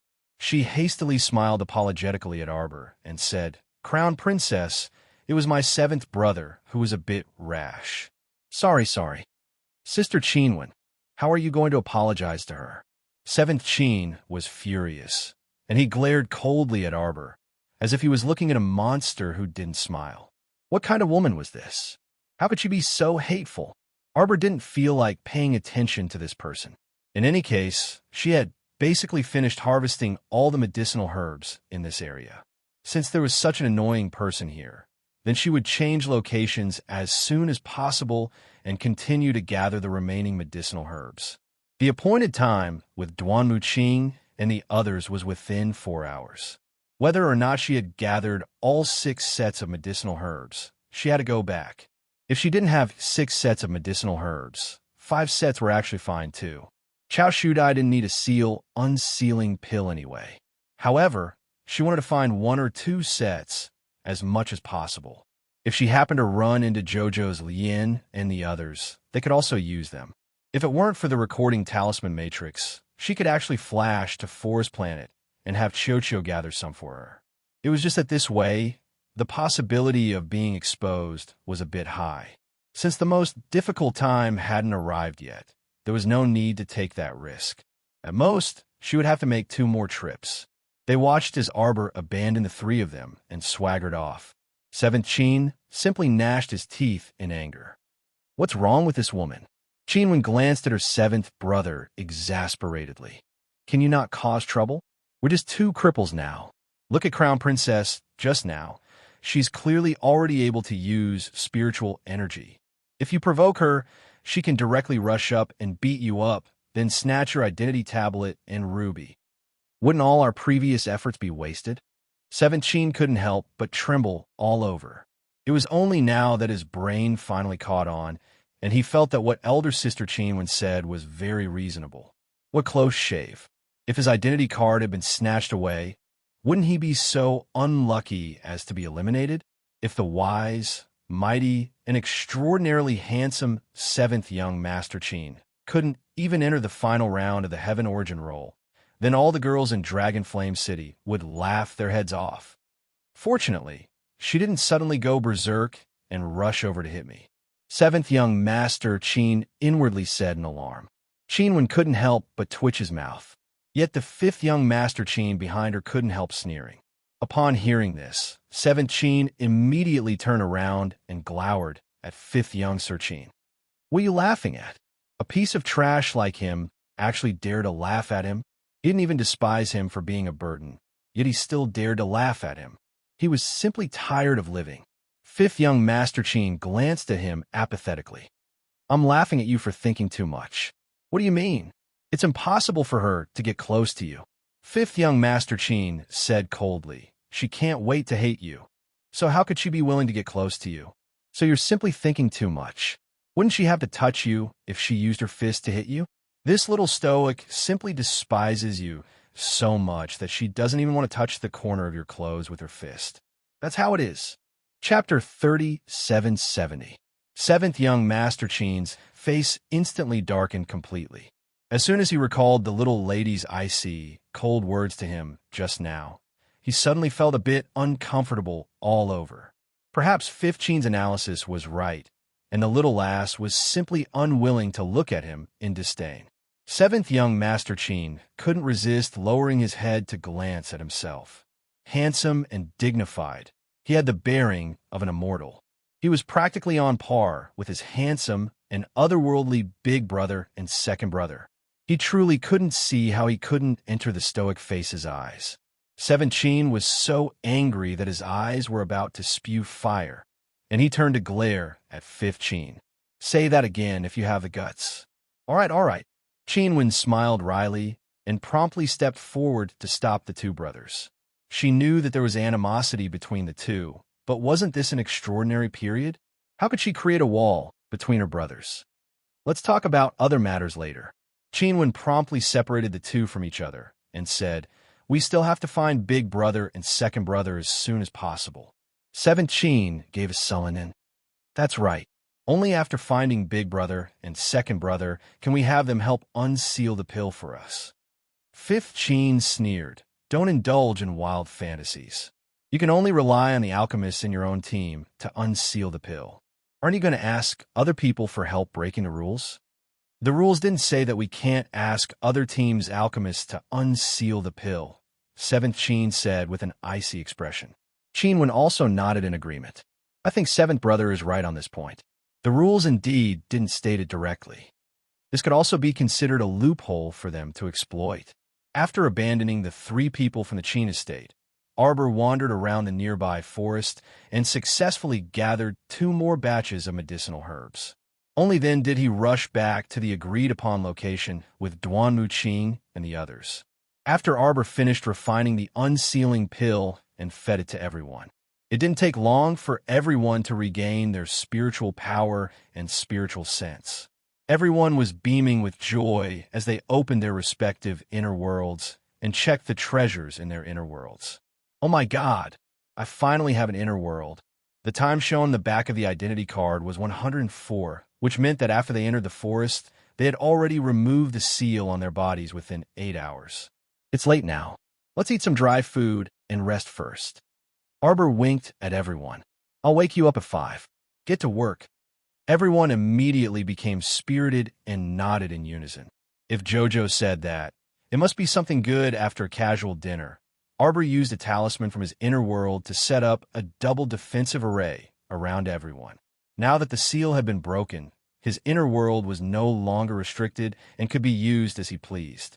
After setting up the array glyphs, there was no need for anyone to keep watch at night, and everyone could sleep peacefully at night.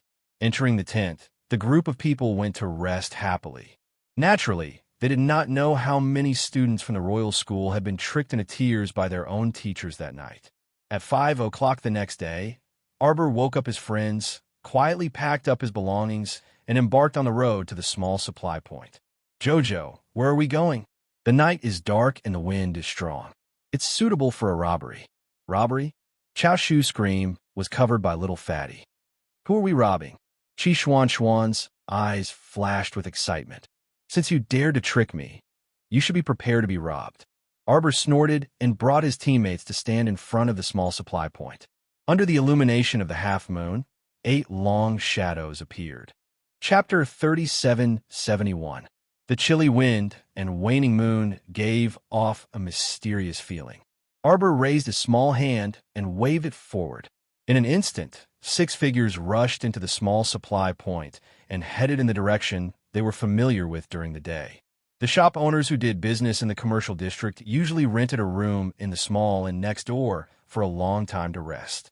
Because Old Chi had made a lot of money today, he packed up his stall early and went back to his room to sleep. Even when he was sleeping, he hugged the bag of coins and salivated happily. There was no need to worry about public security in the supply point. Generally, robberies happened outside the supply point in the Phoenix Forest. So as long as he didn't leave the supply point, no one would think about his 800,000 spirit coins. Moreover, Old Chi too believed that he had been doing business in this area for decades. In any case, he could be considered to have some face. No one would dare to rob him. Who knew Old Chi was awakened by a cold wind and wanted to straighten up in an instant. However, his vision was blurry and his movements were restricted. It took him a long while before he could react to the situation. Was he put into a sack in the middle of the night? He was shocked and lowered his head to look at the bag of spirit coins in his arms. It was gone. The bag of spirit coins had disappeared without a trace. Heavens, that was 800,000 spirit coins. Arbor and the others surrounded the sack and didn't make sound. As soon as Qiao Mu's palm landed, the 7 people's 14 feet simultaneously stomped down on Old Chi's body. You profiteer wanted to harm people. You smelly profiteer dared to deceive Sir Jojo. I'll kill you. Old Chi didn't know where he was at this time and could only shout for help. Everyone's eyes were full of ridicule as they stepped on the damned old man. This old man was very vexing. Who knew how many people he had cheated when he sold medicinal herbs? He didn't have a bit of benevolence, and was a completely shameless profiteer. Arbor waved his hand, and everyone stopped. Old Chi whimpered and begged for mercy. It wasn't until the sound of the footsteps faded away that he finally struggled out of the tightly tied sack with all his might.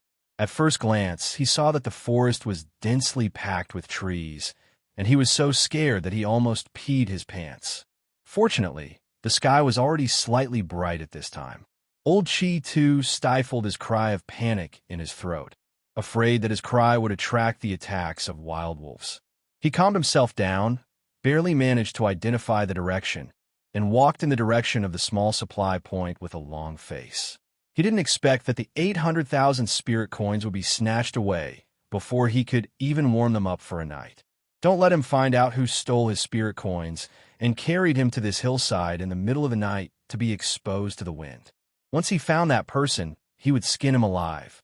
At the same time, Arbor and his 7 team members squatted under a tree and began to count the spirit coins in the bag. 800,000 spirit coins, 100,000 per person. Although they didn't lack spirit coins, they still felt happy to rob that profiteer. That old geezer should be crying when he returns. Chi Xianxian giggled as she spoke.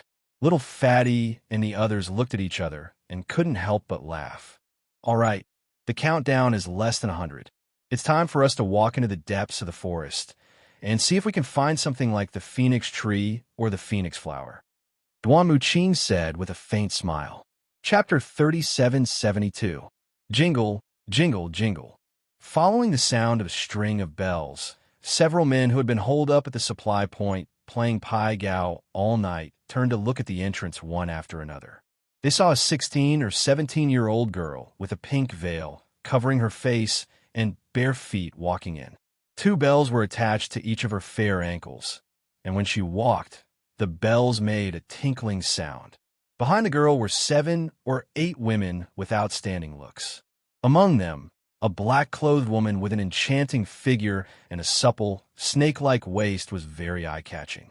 The men's gazes towards the women were clearly a bit hotter. Oh, everyone should be tired after a day's journey. Younger sister Fulling, let's take a break here first. The black-clothed woman's voice was seductive, and the moment she opened her mouth to speak, those men's souls were captivated. Sikong Fulling snorted and curled her lips non-committally. Deputy Cult Master Meng, you and your subordinates are too delicate. You have to take a break after walking for a few minutes. With your traveling speed, you won't reach your destination next year. The black-clothed woman chuckled. Younger sister Fulling, you came from the lower star domain and don't understand the living habits of our 3 prefectures. The pace of life here isn't so fast. As soon as that woman opened her mouth to speak, the 7 or 8 veiled girls behind her giggled like background music. This Deputy Cult Master Meng was obviously full of mockery and looked down on Sikong Fulling's background from the lower star domain from the bottom of his heart. Sikong Fulling didn't get angry and merely rolled her eyes indifferently. Rest by yourselves if you want. I'll take my leave first. In any case, she wouldn't be able to accomplish anything major with these people, so it would be easier for her to act alone. Sikong Fulling looked like she couldn't be bothered with this group of women and turned to leave when she suddenly saw an oncoming team. They were all young men, all of them with extraordinary looks, wearing a white academy uniform. They should be disciples from some academy who came out for experiential training. Sikong Fulling glanced at the leader, and her jaw nearly fell off instantly. She subconsciously took a few steps back and obediently returned to Vice Sect Leader Meng's side, pretending to be an innocent little quail. This small supply point should have medicinal herbs for sale. Mo Yin spoke indifferently. When she walked past Sikong Fulling and the others, her footsteps did not pause in the slightest, and her gaze did not linger in the slightest. The 7 young men following behind him nodded in succession upon hearing this, and their gazes occasionally swept past Sikong Fulling's group of women, but they did not linger for a moment. Sikong Fulling continued to be a pure and innocent quail. The girl in black's eyes couldn't help but light up. She turned sideways and took 2 steps towards a few men, smiling as she asked, "Hey, are you guys students from the Imperial Academy? Wasn't this obvious?" Do Fenghua and the others paused their steps and looked at Meng Meiyu with furrowed brows. Half of the woman's body was in front of them, so they could only take a detour. After all, the small door in front of them wasn't very big, and this woman practically blocked half the door with her body. Duan Yu and Mo Lien, who had already entered the door ahead of them, turned their heads at the same time to look at Mu Xingqian, Duan Tianya, and the others who were blocked outside the door by that woman. They frowned in displeasure. Chapter 3773. Can't you just throw people out if they're blocking your way? Duan Yu asked coolly. Mu Xingqian and the others couldn't resist exchanging glances. Hey, big brother, we're cripples without cultivation right now. Throw what? If we can't throw people out, we'll be thrown out and crippled instead. Sikong Fuling was slightly shocked. She turned to look at Meng Meiyu and said coldly, I advise you to hurry and give way. Do you think Prince Mo and the others are vegetarians? Thinking back to when she was on Sikong Planet, because of a suspicion, that damn crown prince locked her up in prison for several whole days. Every time she thought of that incident, Sikong Fuling felt unbearably weary. The crown prince was here, but the little stoic wasn't. Weren't the little stoic and Prince Mo glued to each other all day long? Why was the crown prince here today, but the stoic wasn't? Prince Mo wouldn't notice Sikong Fuling at all if she didn't speak. Once she spoke, the crown prince's gaze shifted to her face, and he asked coldly with a frown, Who are you? Why did he feel like she was a bit familiar? Sikong Fuling twitched her mouth and inexplicably said, Passerby. Duan Yu couldn't resist laughing and elbowed the calm Prince Mo. You actually know another woman. I'll definitely tell Jojo later. Humph. Jojo won't listen to your one-sided slanderous words. Mo Lien glanced at him and pursed her lips. If you dare to spout nonsense, I'll kill you tonight to silence you. Mu Xingqian, are these two idiots? He felt so tired watching them dog-eat-dog the entire time. Because after these two fellows were done dog-eat-dog, they even dragged him into the water. For example, Big Brother, Mo Lien said, She'll kill me. Duan Yu shouted angrily at Mu Xingqian. Miss, please make way. Mu Xingqian speechlessly rolled his eyes at Duan Yu before speaking to the woman in black, Meng Meiyu. Young master, does the royal school come out in groups to train? Meng Meiyu asked with a smile. Why don't we travel together? Look, it's very dangerous for us girls to walk alone in the Phoenix Wood Forest. Big sister, we are all weak chickens now. I can't protect any of you. The calmness on Mu Xingqian's face was almost torn apart. He said expressionlessly, I'm sorry. We can't team up with others during the Academy's training. Please step aside. A faint smile flashed across Meng Meiyu's eyes, and she leaned into Mu Xingqian's embrace. What's wrong with that? I'm not going to team up with you. I'm just going to travel with you.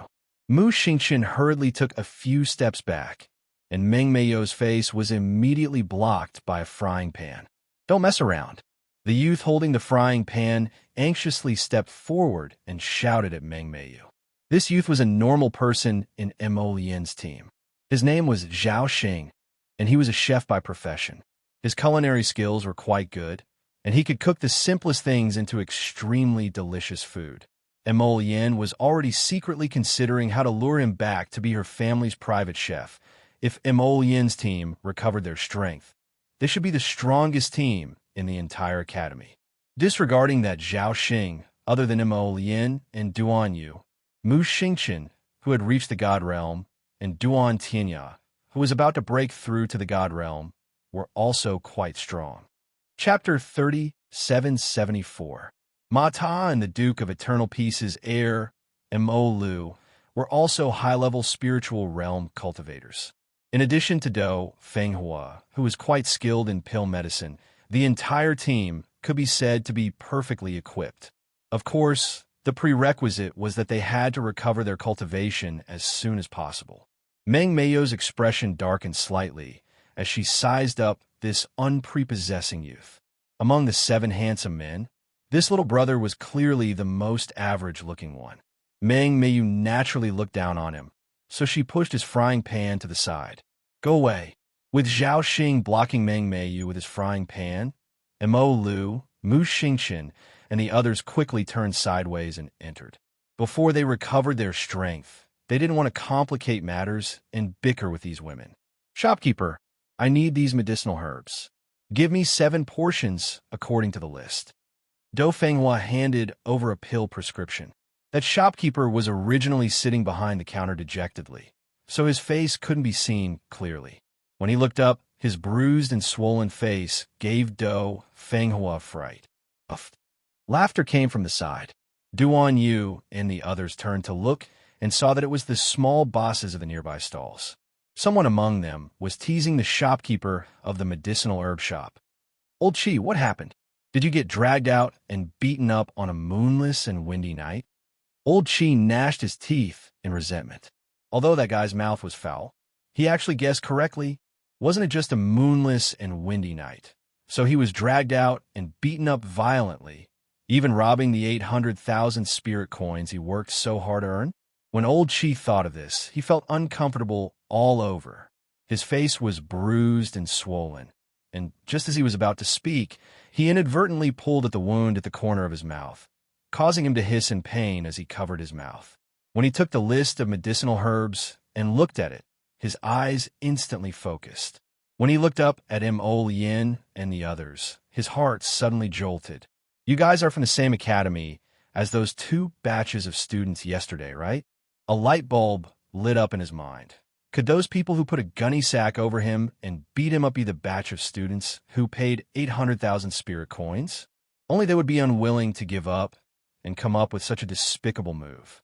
Old Chi Tu's face fell as he said coldly to Mo Yin and the rest, "I don't have the materials. Even if I did, I wouldn't sell it to you." This group of students was so black-hearted that it was scary. As soon as he paid, he was dragged out and beaten up before snatching the money back. Their moral conduct was so bad that they were simply ruining the reputation of their academy. Dou Fenghua was stunned. She carefully looked at the old man's face and felt that he was not joking. Dou Fenghua said in a warm voice, "Elder, why is that? How could there still be people who were unwilling to earn money in this day and age?" This old man's family was the only one selling medicinal herbs in this small supply point. If he refused to help, then they would have to go into the forest to pick the herbs themselves. This would take a lot of time. Duan Yu pursed his lips and harumphed. Next to Mo Yin, he muttered, "This old man looks so weird. I wonder who hit him with his face full of injuries. Look at that face of his. Doesn't it look like a large footprint from the middle down?" Zhao Xing, the lad holding the frying pan, couldn't resist asking. Everyone was taken aback, and when they turned to look at the old man's face that was as black as the bottom of the frying pan, they all erupted in laughter. It had to be said that Zhao Xing, this lad, had good eyesight. That really was a large footprint. Chapter 3775. It wasn't that there was an additional black mark on the old man's face, but that mark felt like a relief sculpture. Through the sunlight that shone in, one could tell it was a large footprint. The person who stepped on him clearly put in some effort. He didn't collapse his nose or slanted his face, but left a large footprint in the middle of his face. From the looks of it, the footprint might stay on the old man's face for 3 to 7 days. It was simply hilarious. Duan Yu and the others smiled faintly as their gazes followed the old man's body. Someone ran over with a cry of surprise and swiftly grabbed Old Chi's sleeve. "Aya, Old Chi, your body is covered in footprints." There were also many footprints on his arm. Old Chi's face darkened at once. He used all kinds of medicinal herbs to wash these footprints after returning, but they couldn't fade away. It could be seen how black-hearted those students were. He merely cheated them out of 800,000 spirit coins, but they actually took advantage of the dark night to leave footprints all over his body. It was simply infuriating. However, Mo Yin and Duan Yu's gazes landed on that old man's claw. The small half-footprint above his wrist looked familiar no matter how they looked at it. The two of them unexpectedly met each other's eyes and exchanged probing gazes. Jojo beat him up? It was too similar. Those footprints were clearly left by the little fellow.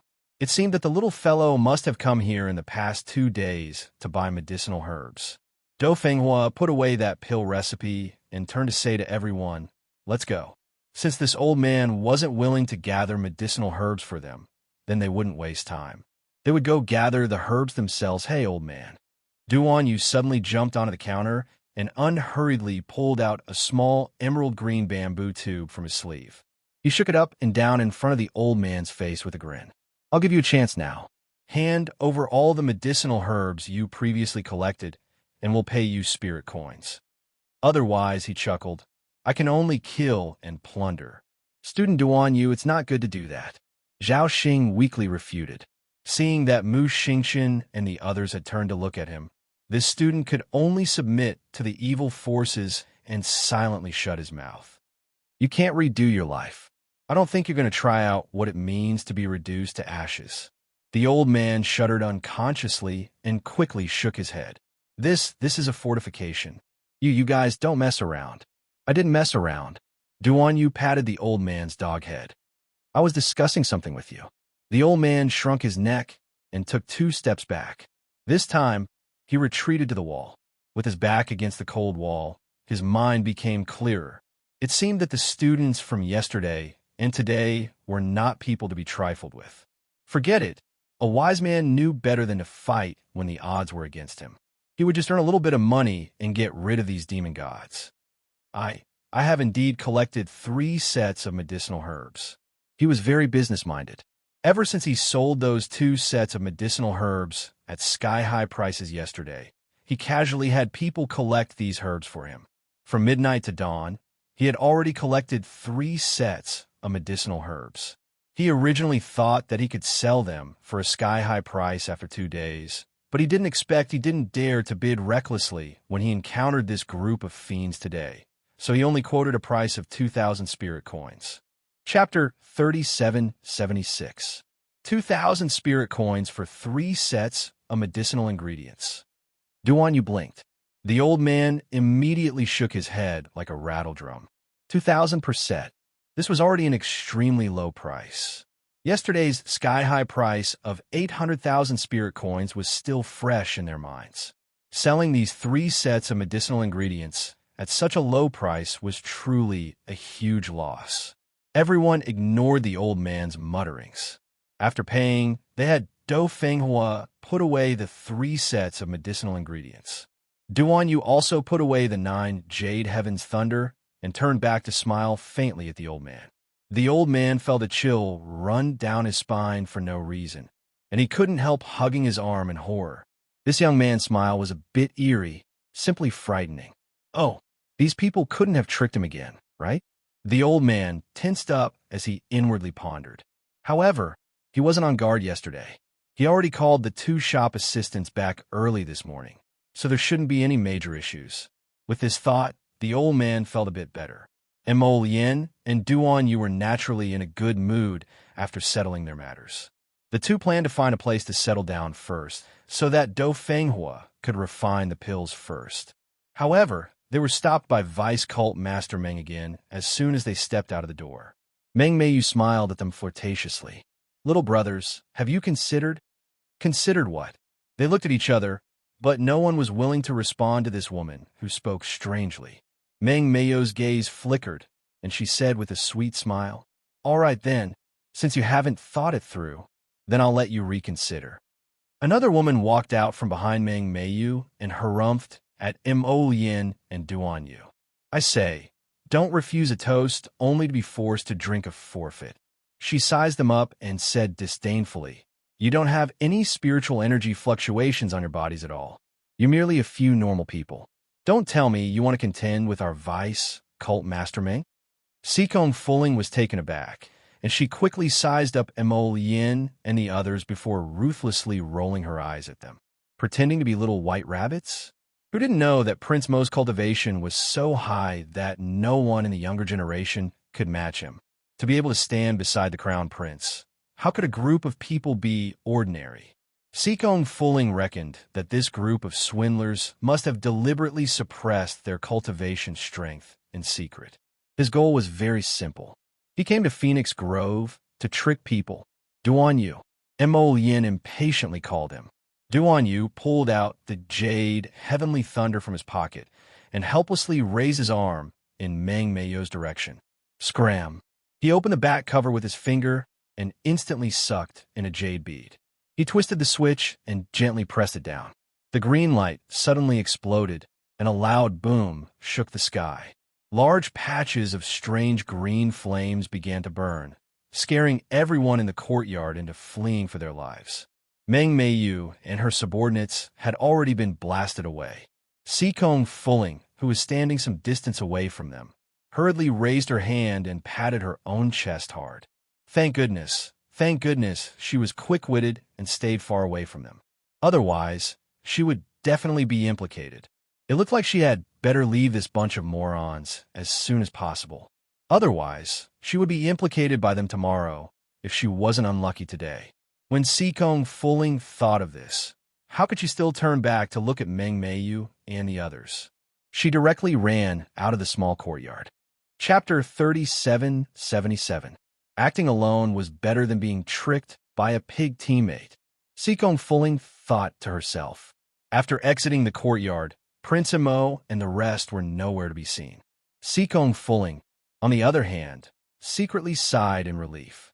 She was well aware of the extent of Prince Mo's trickery. Only an idiot would invite him to join them on the road. Humph. Meng Meiyu had a screw loose, so don't blame him for torturing her. Sikong Fulling patted her chest again. After running away from the small supply point, she slipped into the Phoenixwood forest and disappeared without a trace. As for Mo Lian's group, they naturally found a quiet place in the Phoenixwood forest to wait for Do Fenghua to concoct the antidote. They didn't care about wasting this bit of time. As long as Do Fenghua could concoct the antidote, no matter how long they had to wait, they would crush them in the remaining few days after they recovered their strength. Who were those women just now? Mata asked curiously. Why were they dressed so skimpily? Who knows? They don't look like good people. The Duan family's third young master harumphed as he squatted on the ground while biting a leaf. They inexplicably blocked their path and caused trouble for them. They deserved to be blown up. So what if they were normal people? Who said that normal people couldn't counterattack? Could it be that they couldn't have other abilities without cultivation? After these 2 days of experience, their view of ordinary people had changed a little. After this period of experience, their mental state had grown quite a bit. I wonder where Jojo is, Duanyu muttered. Prince Mo's eyes flickered, and he coughed lightly before pushing aside the branches and hiding behind another large tree. Duanyu followed after him as he softly called out, "What are you doing? What is this?" He paused and looked at Mo Lian's hand in surprise. The youth leaning against the tree trunk absent-mindedly glanced up at him and grumpily said, "Looking for Jojo." Duanyu jumped over at once and sat down next to Mo Lian. His gaze landed on the green ointment in his hand. Holywood essence. He lowered his voice and said in surprise. Within this ball of Holywood essence, there was actually a small figure that was constantly jumping around, waving its 2 small hands expressionlessly as it walked around. Duanyu wanted to laugh, but he coughed lightly. However, there was some hesitation in his eyes. Why would there be soul fragments? I suspect that her soul self-detonated. Duanyu was taken aback when he heard Mo Lian's icy voice. I haven't asked her yet. Mo Lian poked the Holywood essence with her finger. Do you think I should ask? Ask. Duanyu nodded. Of course I have to ask. If you don't ask, how do you know if there are any hidden dangers? Mo Lian remained silent. He was actually a little afraid to ask her about her past. He could tell that every time he asked her about her past, the little fellow would be emotionally unstable. Since it was already in the past, there was no need to peel away the painful memories of the past. Duanyu naturally understood. He glanced at Mo Lian and said dryly, "You can only help her after asking clearly."